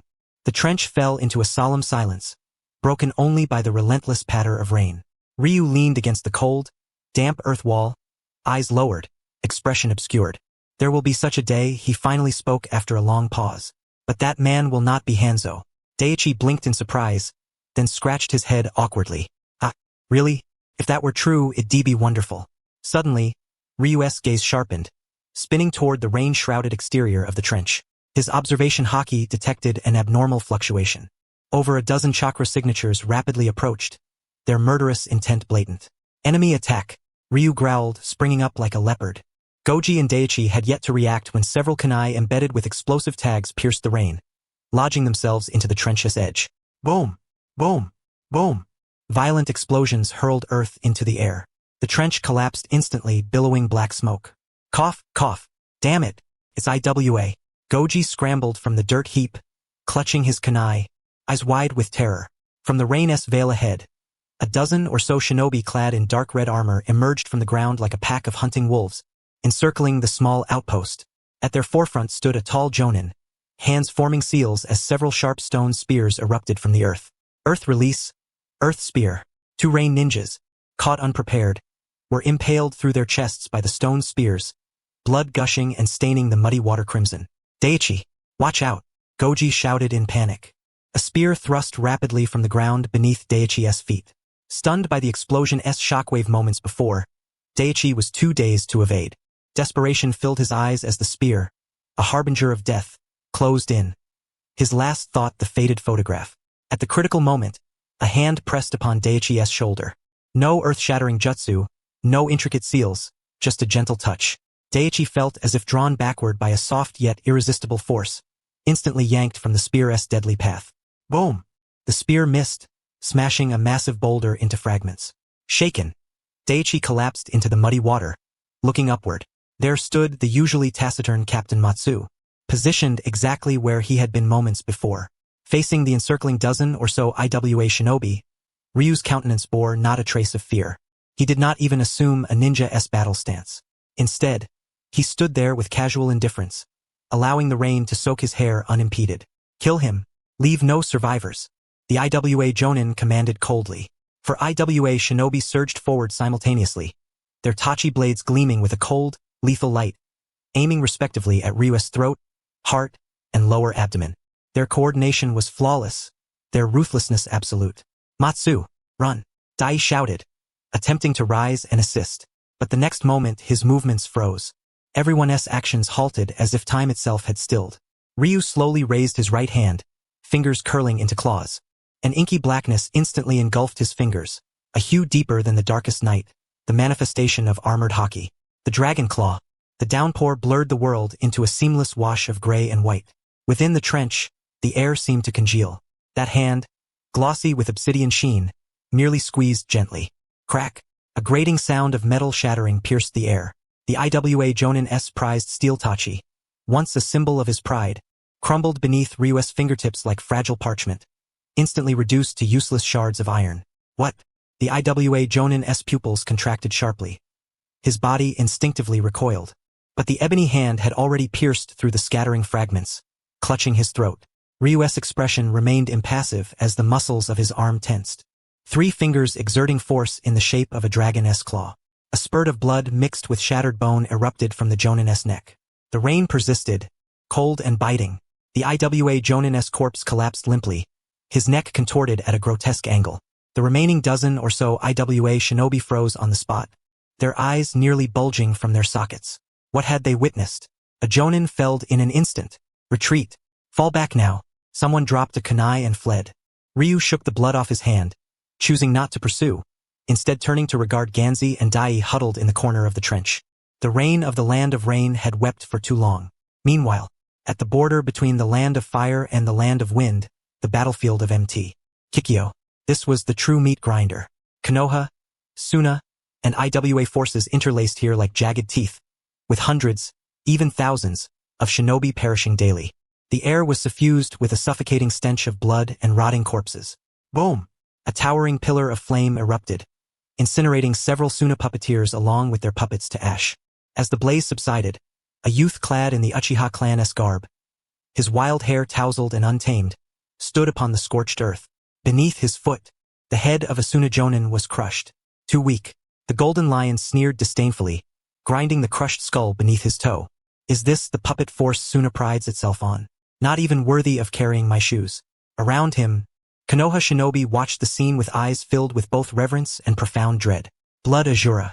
Someone whispered the name that had become synonymous with terror on the battlefield. In merely half a year, Uchiha Tsubasa had become a nightmare for shinobi across the nations. He was like a berserk lion among a flock of sheep, leaving only ruin and death in his wake. Those crimson, triple tomo Sharingan eyes seemed like an invitation from the grim Reaper himself. Damn brat. Let go of the captain. Several surviving Suna shinobi, their eyes blazing red, manipulated their shattered puppets and charged. The golden lion glanced at them, a cruel smile stretching across his lips. Ah, brave, but foolish. With a swift motion, he drew the long blade at his waist. It was a chakra-conductive weapon he had unearthed from the Uchiha treasury. Though inferior to his famed swords, Sakuraju and Mokigare, it was serviceable. If you're eager to die, I'll gladly oblige. The golden lioness form blurred. Pure speed, pure swordsmanship. Puffed, puffed, puffed. 3 sprays of blood blossomed almost simultaneously. Those Suna shinobi barely glimpsed his strike before their throats were slit. Their bodies collapsed. The golden lion wiped the crimson droplets from his blade, licking his lips with lingering satisfaction. Bored. So utterly boring. He howled to the heavens, his voice laced with frenzy and dissatisfaction. These eyes, the Sharingan, the ability to perceive every move, to replicate every jutsu, tailor-made for him. Yet it was not enough. The golden lion touched his eye sockets. The triple tomo spun, emitting an eerie glow. Not long ago, from the decrepit Uchiha Setsuna, he had learned the ultimate secret of the Uchiha clan. The triple tomo was not the end. Above it lay the legendary Mangekyo Sharingan, the fabled power of all creation and destruction. Yet, aside from the ancestor Uchiha Madara, no one else had awakened it. Damn it, what must I do to open that door? The golden lion kicked the corpse beneath his foot, irritably scratching his hair. That old bastard Uchiha Setsuna said that to awaken the Mangekyo, one must endure immense psychological trauma, usually witnessing the death of a loved one or someone dear. Loved one? Dear? The golden lion scoffed. In this damned game, what family do I have? Am I to be trapped here forever? He was unwilling.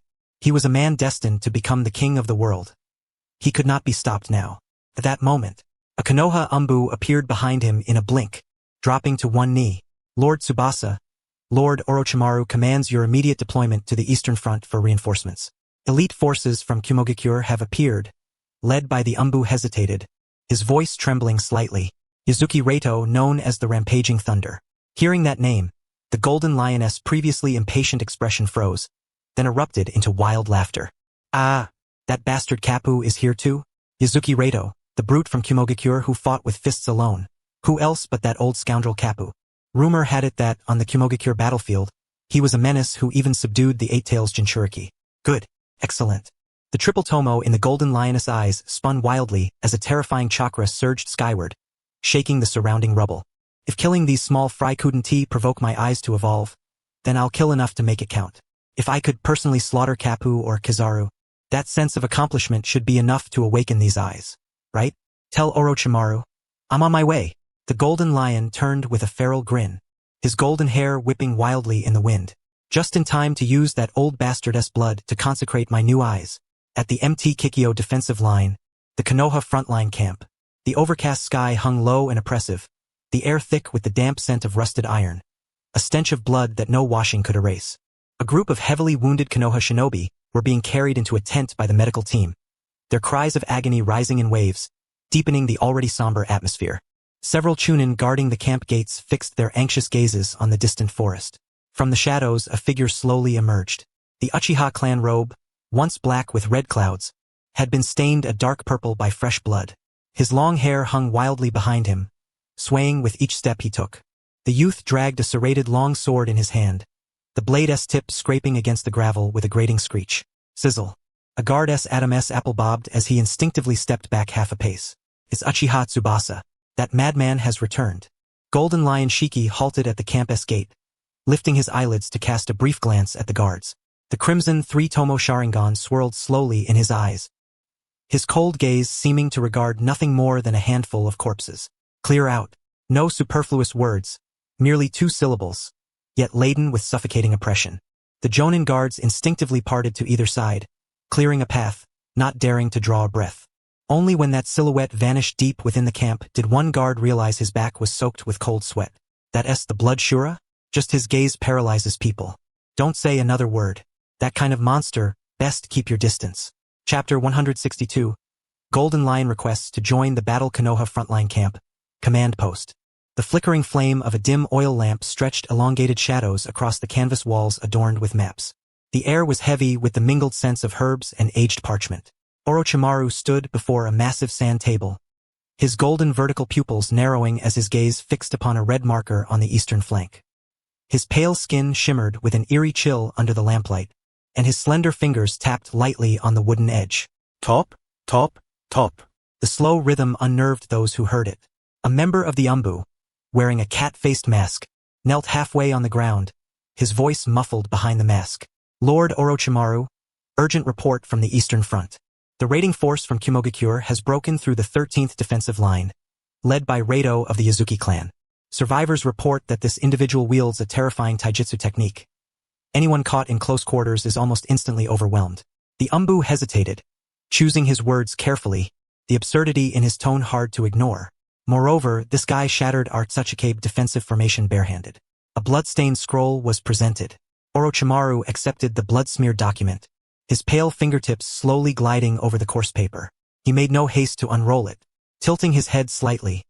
His golden vertical pupils locked onto the flickering oil lamp, whose wick crackled softly. Anything else? His voice was hoarse yet magnetic, chillingly cold within the oppressive silence of the command post. The kneeling Umbu tensed further, bowing his head lower. Besides the fall of the 13th line, our reconnaissance squad on the flank has been completely wiped out. Orochimaru squinted, his tongue flicking over his lips unconsciously. Such reckless tactics reminded him of someone. Tsunade.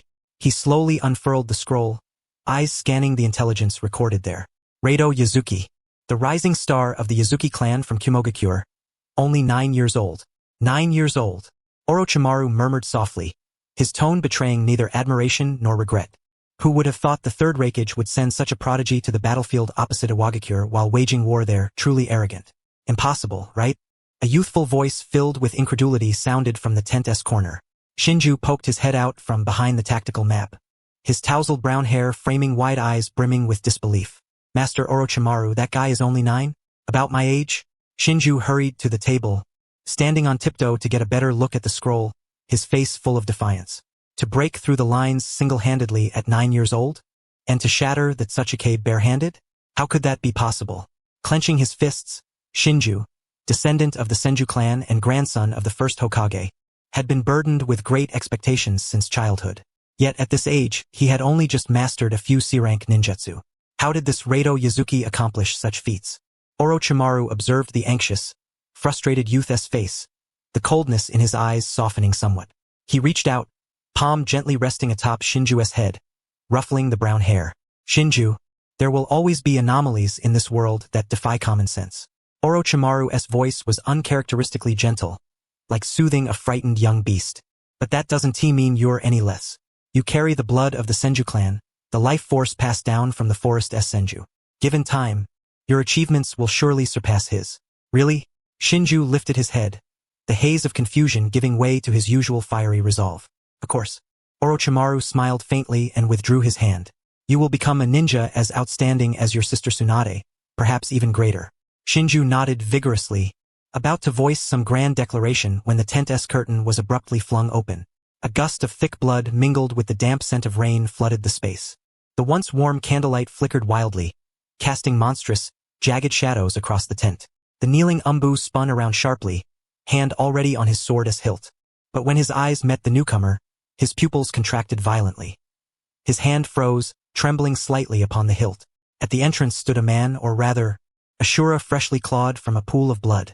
Uchiha Tsubasa, also known as Golden Lion Shiki, drenched from head to toe. His black hair plastered against his cheeks, rain dripping from the strands onto the floor where it pooled in crimson puddles. That was blood no rain could wash away. In his hand, he gripped the serrated long sword, its tip dragging along the ground, producing a grating sound that made teeth ache. Hey, Orochimaru. Golden Lion showed no sign of formal greeting, striding in carelessly. His scarlet three-tomo Sharingan spun in the dim light, exuding a chilling aura that stirred unease. Shinju instinctively shrank back behind Orochimaru. Though comrades from the same village, every time he saw this Uchiha Tsubasa, Shinju felt a visceral discomfort. Too feral. That gaze was not one of a comrade, but of a predator surveying a herd of prey. Tsubasa-kun. Orochimaru did not take offense at the blatant rudeness. Rather, he regarded Golden Lion's battle-worn form with keen interest. Looks like your fight was fierce. Just a bunch of trash. Golden Lion tossed the long sword onto the table with a clang, causing the maps to jump. He dragged over a chair and sat down with a casual swagger, utterly ignoring the warning glances from the Umbu. I heard there's an interesting one from Kumogakure?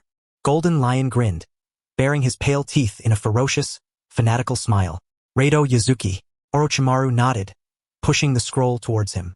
Indeed a troublesome opponent. His taijutsu is formidable, Our ninjutsu barely affects him. What? Tsubasa-kun interested in a purely taijutsu opponent. Ah!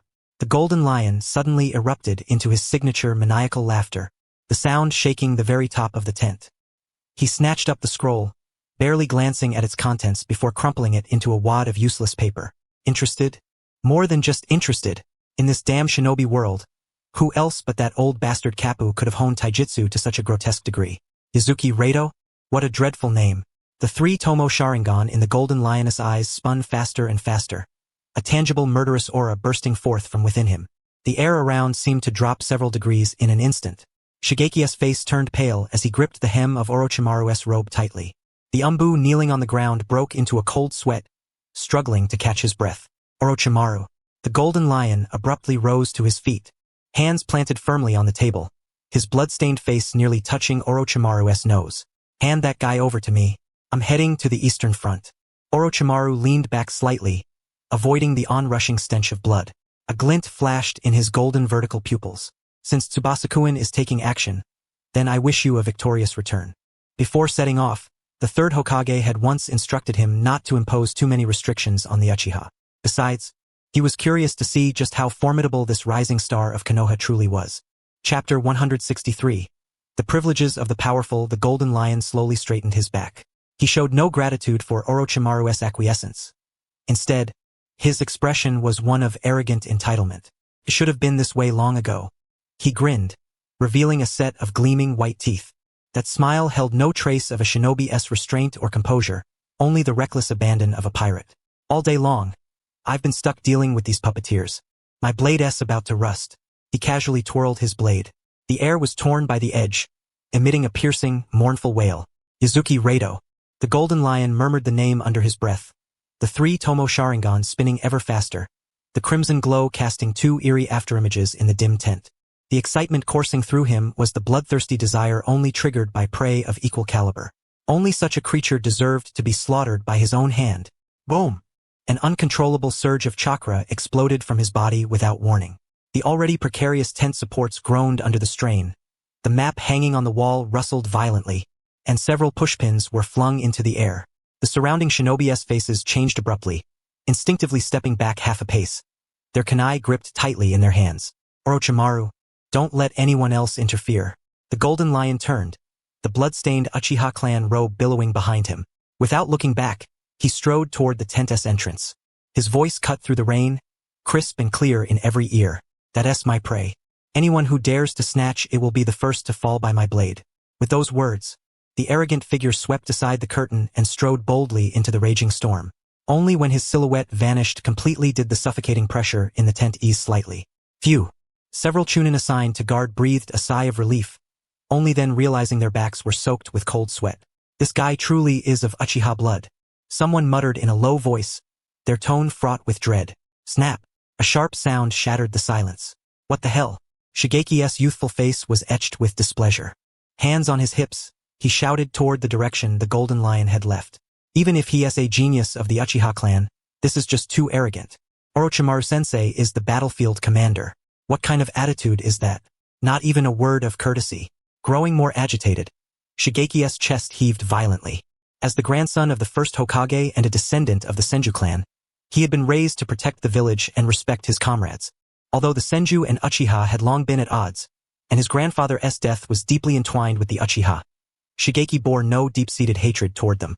He simply could not tolerate their arrogant, self-important airs. And that look in their eyes. It was infuriating. Shigeki clenched his fists, mimicking the golden lioness' earlier expression, scrunching his features into a ferocious glare. Only monsters are worth killing by my hand? Ha! What a show-off. We're all fighting to protect the village. Not some dead weight. Though he spoke harshly, there was little real malice in Shigeki's eyes.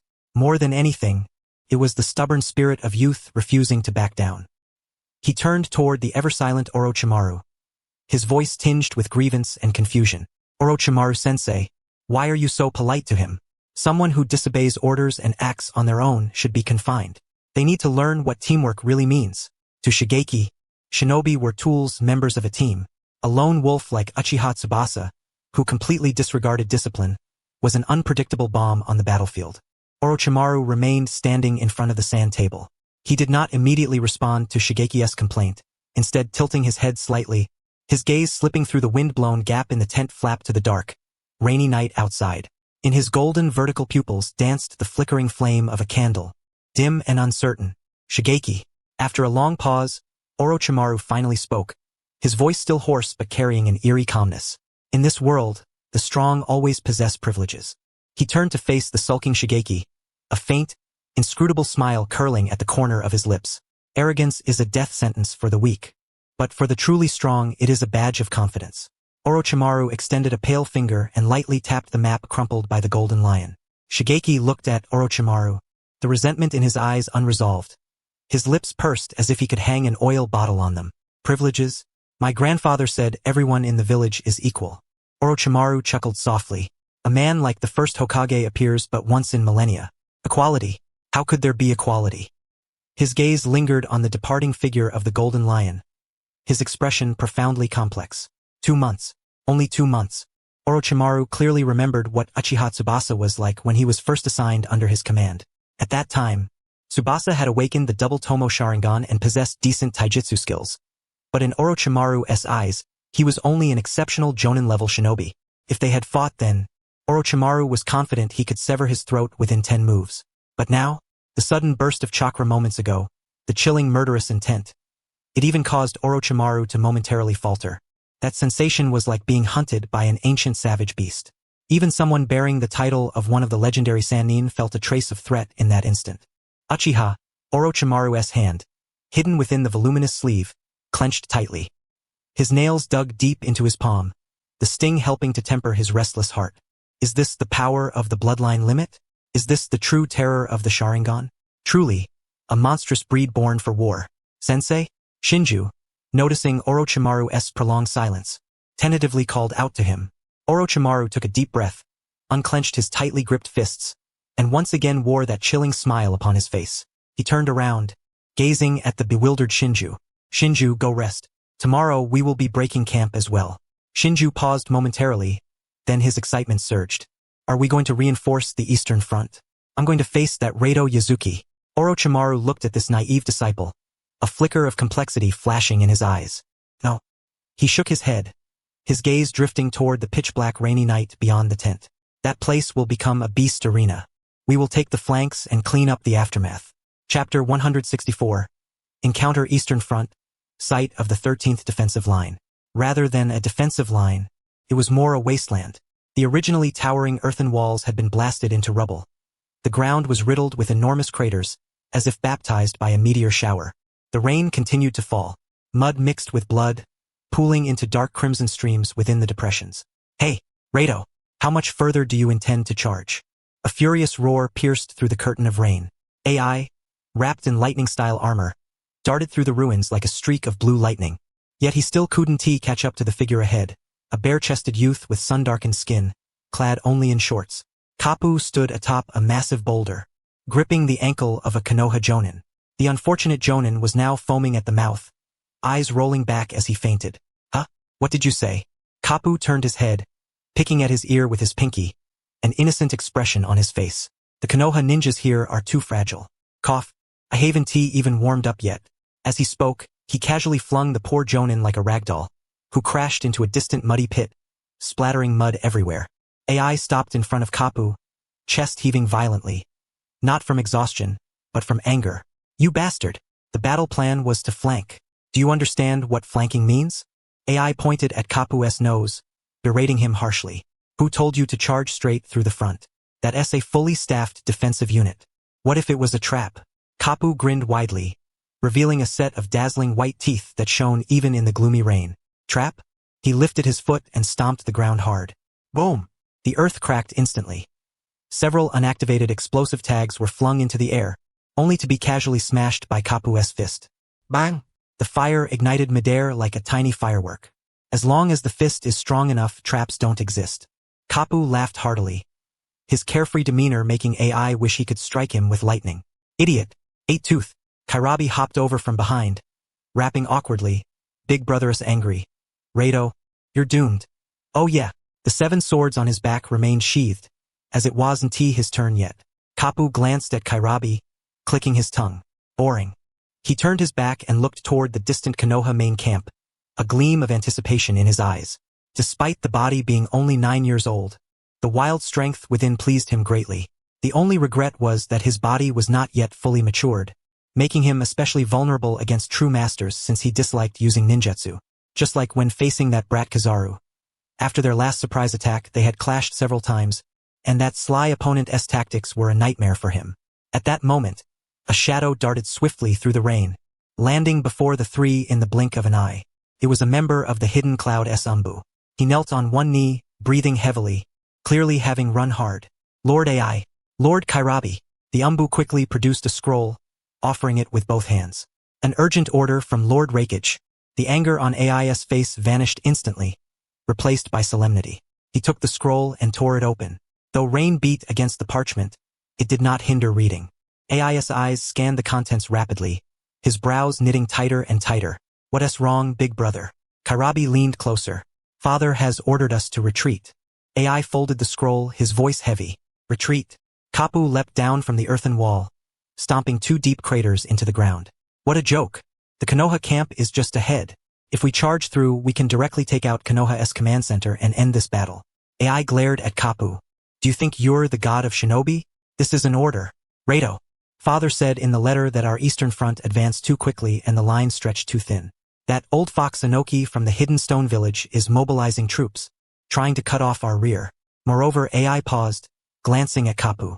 Intelligence reports indicate that Konoha's commander is none other than Orochimaru, one of the legendary Sannin. His strength cannot be underestimated. This is war, not a duel for you alone. If our rear is cut off, we will be caught in a pincer attack. Then forget about attacking. Surviving will be difficult. Though Ai had a volatile temper, as the future Raikage, he possessed a far clearer strategic vision than Kapu did at present. All units, obey orders. Pack up and immediately retreat 30 ri to regroup with the main force. Ai issued the command. The hidden cloud ninja around, though reluctant, swiftly began executing the order. Kapu sneered, unwilling though he was, knowing this was no time to throw tantrums. Even in this simulation there were rules. If this unit was wiped out, his score would surely be docked to 0. So dull. Kapu turned and dragged his heavy footsteps away. Suddenly, an icy chill struck without warning. Not from the cold rain and wind, but a bone-piercing murderous aura. The surrounding raindrops seemed to freeze in that instant. Kapu's departing steps halted abruptly. With his back to the source, his previously lax expression vanished, replaced by the alertness of a beast. This feeling was too familiar. Arrogant, domineering, reckless. Like the fiercest storm on the sea. Since it has come, there's no use hiding. Kapu slowly turned around, his gaze piercing through the thick rain, fixating on a patch of forest in the distance. Ai and Kairabi sensed the anomaly as well. Both instantly assumed combat stances. Lightning chakra exploded from Ai's body, blue arcs vaporizing the surrounding raindrops into white mist. Kairabi's hand rested on the hilt of a sword behind him. Who goes there? I demanded sternly. No one answered. Only the oppressive aura intensified, suffocating even the ordinary hidden cloud chunin nearby. Top, top, top. Heavy footsteps echoed from the shadows of the forest. A figure emerged slowly. It was a youth, clad in the Uchiha clan's high-collared dark blue jacket, emblazoned with the crimson and white fan crest on his back. Yet his gait was utterly unlike that of a shinobi. He swaggered with unbridled arrogance, his hands hanging casually by his sides, each step exuding an air of brazen dominance, as if this battlefield were not a ground of death but his own private backyard. What drew the most attention was his mane of golden hair, wild and untamed, cascading wildly even beneath the relentless rain. And then there were his eyes, crimson, adorned with the 3 Tomo Sharingan, gleaming with an eerie, otherworldly light in the dim, rain-soaked night. Retreat? The youth spoke, his voice hoarse and laced with unabashed derision. It took considerable effort to locate this place. If you were to just walk away now, where would my pride be placed? He halted, tilting his head, his gaze bypassing the alert Ai and Killer Bee, settling directly on the figure of Kapu standing at the rear. Chapter 165. The doctrine of the defeated, the golden lion stood there, the red and white fan emblem of his clan blazing conspicuously against the gloomy rain. It was the symbol of Konoha's mightiest lineage. The remnants of Konoha's forces, once shattered and hopeless after their brutal defeat at the hands of the 3 from Kumogakure, suddenly found a spark of light ignite in their lifeless eyes upon seeing that silhouette. It was the desperate grasp of a drowning man clutching at a straw. Uchiha Tsubasa, a chunin who had lost an arm, struggled to rise from the muddy ground, his voice hoarse but trembling with exhilaration. The legendary mad genius has arrived. Finally, reinforcements have come, though it is only one. Yet, at this moment, to these ragged survivors, this youth radiating an ominous chakra presence offered more reassurance than an entire company of reinforcements. After all, those scarlet eyes represented Konoha's pinnacle of power. Leading the Konoha elite was a jonin named Tanaka, clutching a grievous wound in his abdomen, blood relentlessly seeping between his fingers.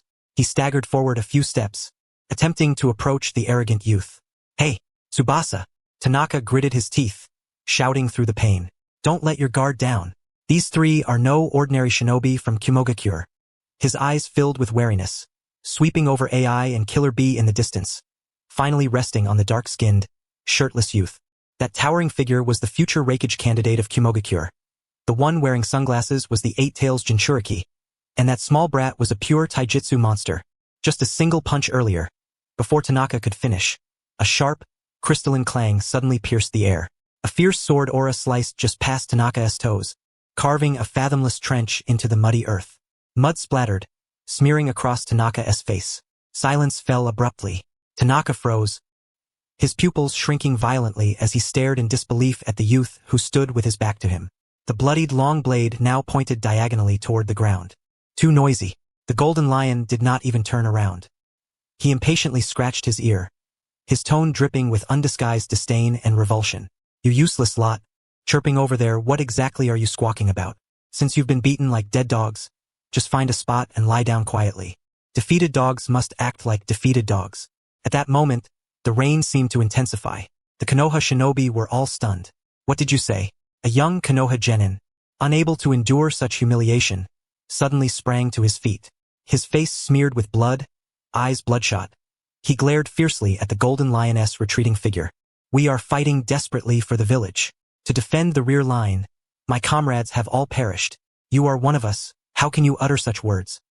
His trembling hand gripped a kunai. If not for the scant remnants of reason reminding him this was an ally, he might have charged forward recklessly. Desperation? The golden lion laughed suddenly. His laughter was low, hoarse, and chillingly cold, sending shivers down one's spine. Slowly, he turned his head. The crimson three-tomo Sharingan swirled in his eye sockets, his icy gaze surveying them as if they were worthless refuse. The desperation of the weak holds no meaning beyond moving oneself emotionally. The golden lion bared a set of gleaming white teeth. "Don't get me wrong. I did not come here to save you trash." He raised the long sword in his hand, pointing it distantly toward Kapu and the others who looked on with mocking expressions. "It's simply because the prey over there appears more appetizing. As for you lot," his eyes suddenly hardened with fierce hostility. "Don't get in my way. This battle no longer concerns you. Scram." The final word carried a violent killing intent, crashing down like a hammer upon the hearts of all Konoha shinobi. The young genin's face turned pale. His legs gave out and he collapsed into the muddy water. Too terrifying. This killing intent was even more dreadful than that of the Kumogakure shinobi opposite.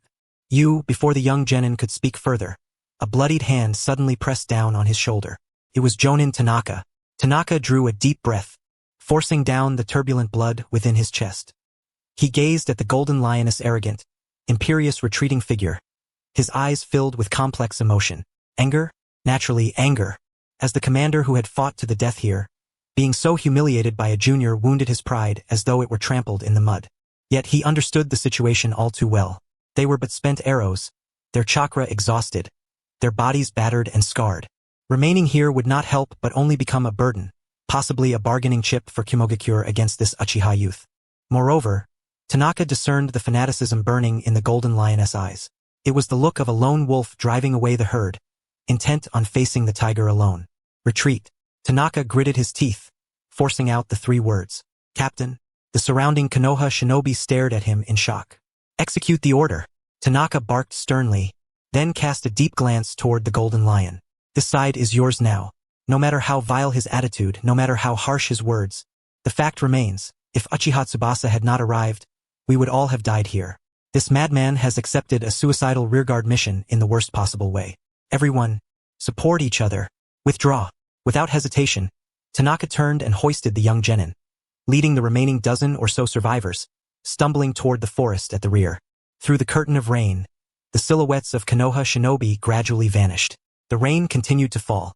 Cold droplets washed over the 13th defensive line, now caked with mud and blood, the air thick with the iron-like stench of blood. As the last Konoha shinobi disappeared into the depths of the woods, the battlefield, resembling a ruin, fell into a brief, eerie silence. The golden lion Shiki slowly turned around. His crimson three-tomo Sharingan glowed faintly beneath the dark rain, his gaze passing over AI and Killer Bee ahead, fixating relentlessly on the shirtless, dark-skinned youth. A wild, maniacal laugh erupted from deep within his throat, echoing across the desolate battlefield with its hallmark madness. Finally, it's quiet.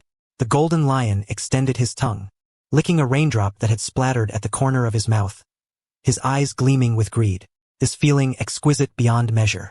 Even in his original world, as a wielder of the drift fruit's power, he had never perceived the world with such clarity. The trajectory of each raindrop, the rhythm with which the wind stirred the leaves, the subtle contractions of the muscles of three figures in the distance, all lay utterly exposed within these eyes. The world seemed to have been slowed to a crawl. Is this the Kekkai Genkai of the Uchiha clan? Truly, eyes born for the art of slaughter. Chapter 166. The golden lion swells. The rain intensified, washing away the maniacal grin on the golden lioness face, as well as the bulging veins on AI's countenance. Tell me, who is the prey? AI's voice squeezed through clenched teeth, while the thunderous chakra armor of his lightning release flared with even more dazzling sparks, stirring the muddy water beneath his feet into a swirling mist. The terrifying chakra fluctuations pressed forward like a tangible gust of wind, sweeping toward the golden lion. Yet the golden lion stood unmoved, not even the hem of his garment fluttering. His crimson three-tomo Sharingan eyes regarded AI with amused interest, as if admiring a somewhat worthy collectible. Perhaps there was something amiss with the Uchiha bloodline. The golden lion, as the flying admiral, was inherently arrogant and overbearing. Now, in the shinobi world, he acted with utter impunity, for he had yet to encounter a force strong enough to subdue the world. Even the third Hokage, hailed as the strongest Hokage, was merely mediocre in his eyes. At his prime, the golden lion was confident he could easily suppress him. Thus, the golden lion had grown complacent. The mightiest of Konoha was nothing special, and the cloud-hidden village, long oppressed by Konoha, was naturally beneath his notice. The only opponent who ever sparked familiarity and excitement in his eyes was that familiar black-skinned brat. As for this towering figure before him, crackling with electric light, large in stature, loud in voice, the golden lion casually dismissed him with a slight remark, then shifted his gaze past AI to Garp behind him, a more wanton grin curling at the corners of his mouth. Alas, in my eyes, you are but mere grains of sand. Et S pupille constricted sharply. Grains of sand? Arrogant brat. Pay the price for your hubris. Boom! AI was utterly ignited. As the future Raikage of the cloud-hidden village, he had never before endured such disregard and humiliation. The ground beneath him shattered with a roar. In an instant, AI vanished from sight, transforming into a surging bolt of blue lightning, leaving a trail of crackling electric arcs in the air. Lightning bomb. On est fist. Highly condensed lightning release chakra coalesced into an unstable sphere, carrying the momentum to annihilate all before it, hurtling straight toward the golden lioness face. Too fast. This was pure, unadulterated speed and power at their zenith. Yet the smile on the golden lioness face remained unshaken. Not bad speed, he murmured in approval, but his body moved like a ghostly shadow, swifter than any technique or flourish. Without forming any hand seals or flashy jutsu, he merely tilted his body slightly, evading the furious lightning sphere by a hair's breadth at an impossible angle. The lightning sphere swept past his golden hair, crashing into distant ruins, erupting with a thunderous roar and billowing clouds of dust. The strike missed, yet AI's assault did not cease. Centering on the golden lion, he became a flurry of blue afterimages, pushing his body flicker technique to the extreme, his fists and feet raining down like a tempest from all directions. Each blow carried the force of a thunderclap. Bang! Bang! Bang! The golden lion chose not to endure the onslaught head-on. His figure flickered unpredictably amidst the storm of attacks. Sharingan. Under the scrutiny of those eyes, AI's lightning-fast movements were dissected into slow-motion frames. Every muscle contraction, every flow of chakra, was vividly clear within his vision. Too straightforward. As he dodged, the golden lion shook his head with a casual critique. Your attacks are like a bull charging forward blindly. Bastard! I roared, his speed surging another notch as a terrifyingly powerful sweeping kick descended. This time, the golden lion did not evade. His gaze sharpened, and the blood-stained long blade in his hand emitted a faint chime. This was the culmination of years wielding swords as a master swordsman. Clang! A flash of steel. AI felt a piercing sharpness rushing toward his neck. The sound of the blade tearing through the air. Alarm bells blared in his mind as he twisted his body forcibly, transforming the sweeping kick into a downward strike, halting his momentum abruptly while recoiling backwards. SSS-rank. A line of blood spurted from AI's chest. His lightning release armor, capable of withstanding most physical assaults, had been effortlessly torn open by a deep, bone-exposing gash. AI halted some dozen meters away, clutching the wound, disbelief etched across his face. How was this possible? He hadn't even seen the blade's origin. I told you, your attacks are too predictable. The golden lion flourished his sword, scattering droplets of blood, licking his lips with a mischievous glint in his crimson eyes. Every attack begins exactly the same way, not a single change in your chakra flow. At the moment you lift your foot, I already know the angle of your whip-like kick. The speed you pride yourself on crawls like a turtle in these eyes. This was experience. The battle instinct honed over decades traversing the seas, clashing countless times with monsters like Roger, Sengoku, and Garp. Even in a different body, this marrow-deep experience was incomparable to a fledgling like AI. Nearby, Garp uttered a low sound, stroking his chin as his gaze grew serious. This sky fellow seems even more troublesome than before. Those eyes are truly formidable. Big brother. Killer Bee gripped the hilt of his sword tightly behind him. Don't come any closer. AI growled fiercely, his eyes locked on the golden lion. This is my fight. He drew a deep breath as the wound on his chest quickly staunched under the stimulation of his lightning release chakra. You are strong? AI's voice deepened. But the shinobi of the cloud-hidden village never fall twice in the same place. Boom! Even more furious lightning exploded from his body. Lightning release. Heavy current barrage. AI compressed his lightning release chakra to its utmost, winding it around his right arm until it seemed to have transformed into pure electricity. End it. AI vanished again. This time, he chose no detours, instead becoming a straight blue lightning spear, charging toward the golden lion with even greater speed than before, colliding with his body headlong. This was a fatal strike, sacrificing all technique to push speed and power to their limits. Facing this desperate blow, the smile on the golden lioness face grew wilder. Now this is more like it. He did not retreat but stepped forward boldly, raising his long blade high. Fire release. Great fireball technique. A massive fireball erupted from his mouth, surging toward the blue lightning spear. Yet all present could see that the scale and power of this fireball were utterly insufficient to withstand AI's full-strength strike. Was this a mistake? A flicker of joy gleamed in AI's eyes. Without hesitation, he charged straight into the fireball. The flames instantly engulfed him. But just as AI's figure was about to pierce through the fireball, his fist smashing into the golden lion's face, the golden lion smiled. That smile brimmed with the satisfaction of a cunning scheme fulfilled. His crimson Mangekyo Sharingan eyes, illuminated by the flames, suddenly spun fiercely. Illusion technique. The most basic yet deadliest genjutsu. Before AI's eyes, the firelight exploded, and the golden lion's figure instantly blurred and overlapped. His fist, which had gathered the strength of his entire body, hesitated for 1/10 of a second at the last moment. Among masters' exchanges, victory or defeat hinges on the blink of an eye. It was that 1/10 of a second. Piercing through the fireball was not AI's fist, but a cold, long blade thrust out from the flames. The blade precisely bypassed AI's primary lightning release armor defense and pierced through the armpit where his arm connected to his body. Time seemed to freeze at that instant. Rain, fire, and lightning intertwined into a surreal tableau. AI's body stiffened midair. He lowered his head, staring in disbelief at the tip of the blade penetrating his shoulder. His eyes filled with bewilderment and unwillingness.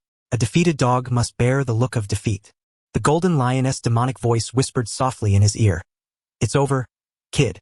With a sudden twist of the wrist gripping the hilt, he was about to utterly crush AI's heart. Bastard! Dare to lay a hand on my big brother. Hachigaya rode. Suddenly, a shout mixed with clumsy rap exploded from the side. A shadow swifter than AI's lightning, bearing 7 intersecting blade strikes like a whirlwind sweeping all before it, instantly swept toward the golden lioness side waist. Surprise attack 7-blade style slash. Chapter 167. 7-blade style surprise attack slash. Kairabi spun rapidly like an electric top. This was the 7-blade style that would one day leave Nijizaru incapacitated. colloquially known as the fear the weak and bully the strong blade technique, once a flashy move he used to show off, until he obtained a great blade named Sharkskin and mastered a powerful flying brick technique. 7 blade streaks, 7 completely distinct angles like a steel-woven net, instantly sealing off all the Golden Lion's evasion routes. The air was sliced to a sharp, whistling sound. This blade technique was utterly bizarre, defying all logic. Each blade's trajectory was cunning and strange, coordinating in combat to multiply their power. Yet, facing this storm of slashes, not a ripple disturbed the Golden Lion's face. He had encountered countless strange swordsmen on the seas. This blade style was mere flashy juggling in his eyes. His crimson Mangekyo Sharingan spun rapidly, discerning the trajectories, speeds, even the subtle muscular exertions of Kairabi gripping the blades, all with perfect clarity. Un flashy spectacle. The Golden Lion scoffed disdainfully. The blade in his hand did not even leave its sheath. Clang, clang, clang, clang. He merely stood in place, shifting his body slightly, sidestepping, twisting his waist, raising his hand, and with lightning speed, the scabbard in his hand struck the most vulnerable spine of the 7 incoming blades with pinpoint precision, producing a crisp, continuous clashing sound. That seemingly flawless blade net instantly shattered. Kairabi felt a surge of subtle force transmitted through the blades, numbing the webbing between his thumb and index finger. The assault of the 7 blades was instantly dismantled, and his form halted fatally midair. What? Kairabi's pupils contracted violently beneath his sunglasses. His surprise attack 7-blade style had been so effortlessly countered. No matter how many moves, the core was but one. The Golden Lion's voice carried a hint of playful condescension, his figure ghost-like as he closed in. Your flaw is yourself, idiot. Yeah. He even mocked Kairabi's catchphrase, dripping with scorn.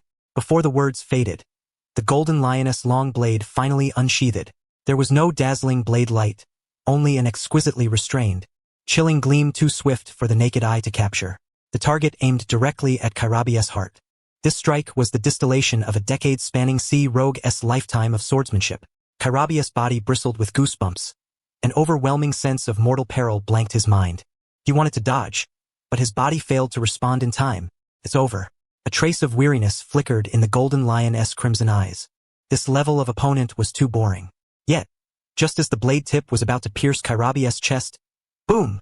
An indescribable, ferociously intense crimson chakra erupted explosively from within Kairabi's body like a volcanic eruption.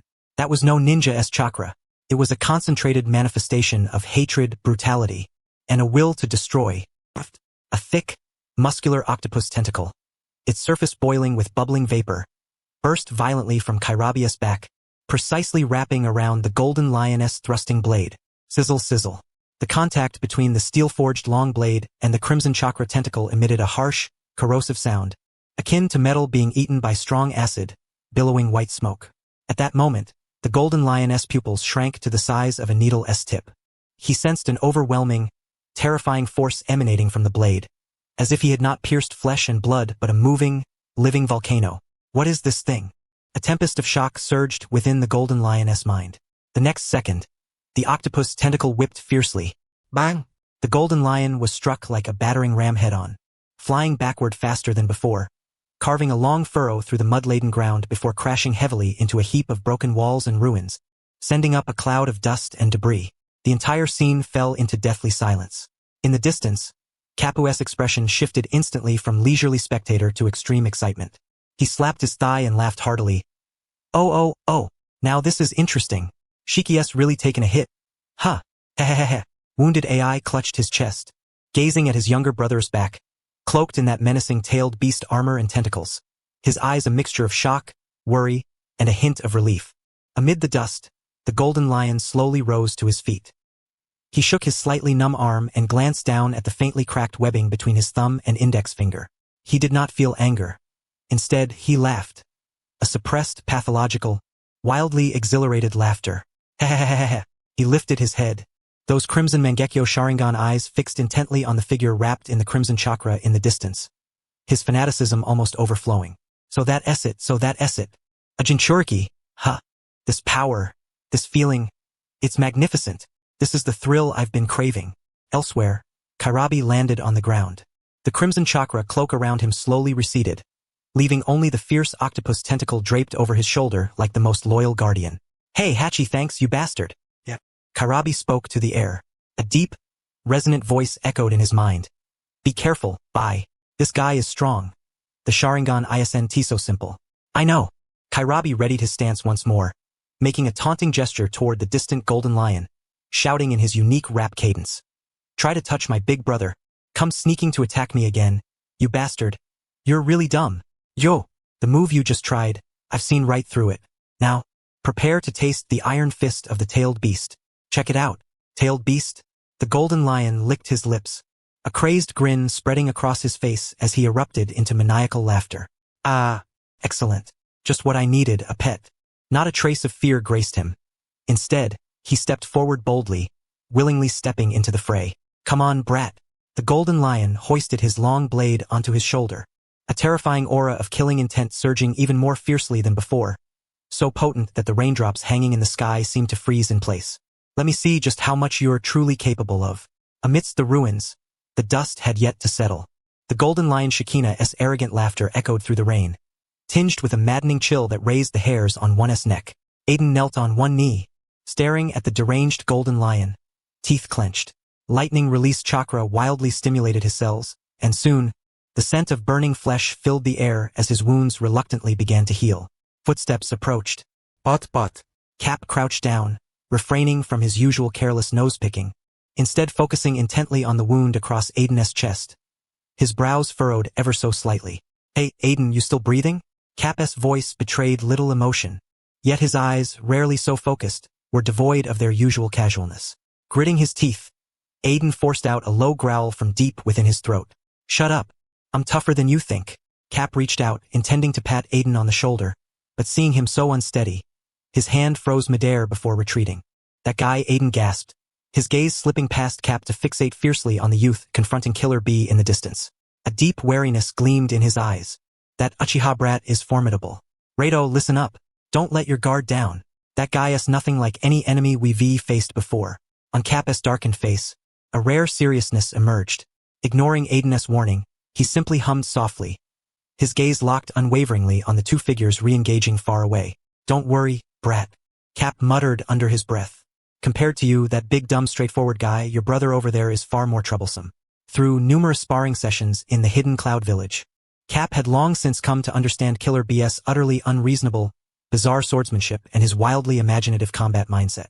That kid was a monster who fought on instinct and rhythm, much like himself. If the Golden Lion wanted to take him down, it wouldn't be so simple.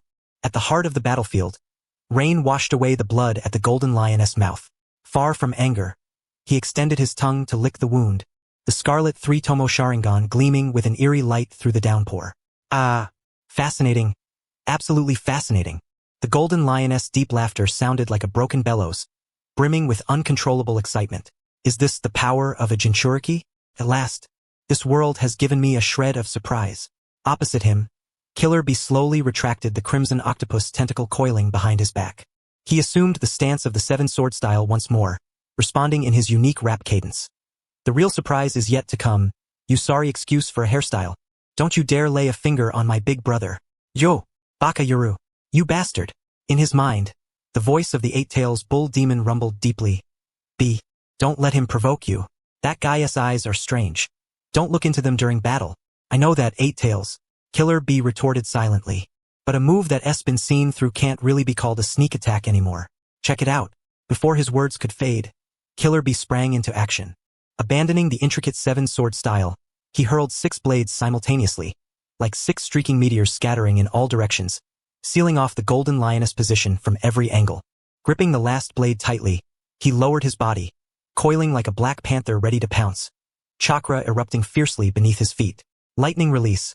Lightning plow hot blade. This time, the technique mirrored Aiden's, yet the aura was entirely different. Aiden's lightning plow hot blade was sheer brute force, an unstoppable force of destruction. Killer B's, however, curved with a strange arc along its charge, like a shark gliding through water, utterly confounding any prediction of his final strike. Trying to use the same move, the Golden Lion laughed wildly, the three-tomo Sharingan spinning rapidly. Through the IS insight, the violent flow of Killer B's lightning release chakra, every muscle twitch, even the subtle flaws deliberately left during his charge, all were laid bare. A decoy? Too amateurish. Brat. The Golden Lion instantly saw through Killer B's ploy. That lightning plow hot blade was a feint. The Real killers were the 6 short blades he had thrown earlier, now silently closing in from behind, above, and the sides. Yet the Golden Lion did not move. He stood his ground, even sheathing his long blade back at his waist. Raising both hands, he began to form hand seals. Snake, goat, monkey, boar, horse, tiger, earth release, earth flow wall. Boom, boom, boom. 3 massive earthen walls erupted from the ground, precisely blocking the short blades attacking from 3 directions. But the Golden Lioness hand seals did not cease. In fact, they quickened. Water release, continuous water dragon barrage. Ferocious water dragons roared forth from the puddles beside him. Each dragon opened its maw, clamping down on a short blade. In the blink of an eye, the 6-pronged assault was neutralized in a display bordering on artistry. Killer B's pupils dilated sharply mid-charge. What terrifying combat intelligence and reflexes were these? He could instantaneously analyze all incoming attacks and counter with the most fitting ninjutsu. The Golden Lion gripped his blade between his teeth, his scarlet eyes piercing through the rain to fixate on Killer B. A contemptuous smile curled his lips. Your little tricks are nothing more than a toddler's scribbles before these eyes of mine. It's over. The water dragons flung the captured blades back with even greater speed than before. Simultaneously, the long blade at his waist was drawn with a fierce slash. This time, the blade no longer gleamed with mere sharpness. It was enveloped in visibly scorching flames. Fire release, flame song. He did not breathe fire from his mouth. Instead, he infused the blade directly with fire release chakra. As he swung, a dozen fiery slashes scattered like petals cast by a celestial maiden, overwhelming Killer B from all directions. A fusion of swordsmanship and ninjutsu. This was the combat style the Golden Lion had painstakingly cultivated since arriving in this world. Killer B's expression darkened. He could feel the immense heat embedded in every fiery slash, and the Golden Lioness Sharingan had locked down every escape route. Eight-Tails.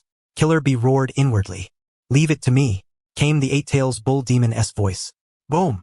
The crimson-tailed beast chakra surged once more from Killer B's body. But this time, it was no longer a single tentacle. 3 thick octopus tentacles emerged, like 3 massive shields, guarding him and smashing every incoming fireball to pieces. The collision of flames and scarlet chakra erupted with a deafening roar and billowing steam. It's not over yet. The Golden Lion laughed madly as his figure vanished instantly into the swirling steam. In the very next moment, he materialized beside Killer B like a phantom. His long blade entwined with flames, wielded with the fierce momentum to sever all in its path, aimed directly at Killer B's neck. It was astonishingly swift, utilizing the steam as a veil and the Sharingan to anticipate his opponent's reaction. This was a lethal maneuver only a battle-hardened warlord could execute. Killer B was utterly caught off guard, unable to respond in time. Clang! An ear-splitting clash of metal erupted. The Golden Lion's blade was halted. Blocking his strike was the 4th octopus tentacle.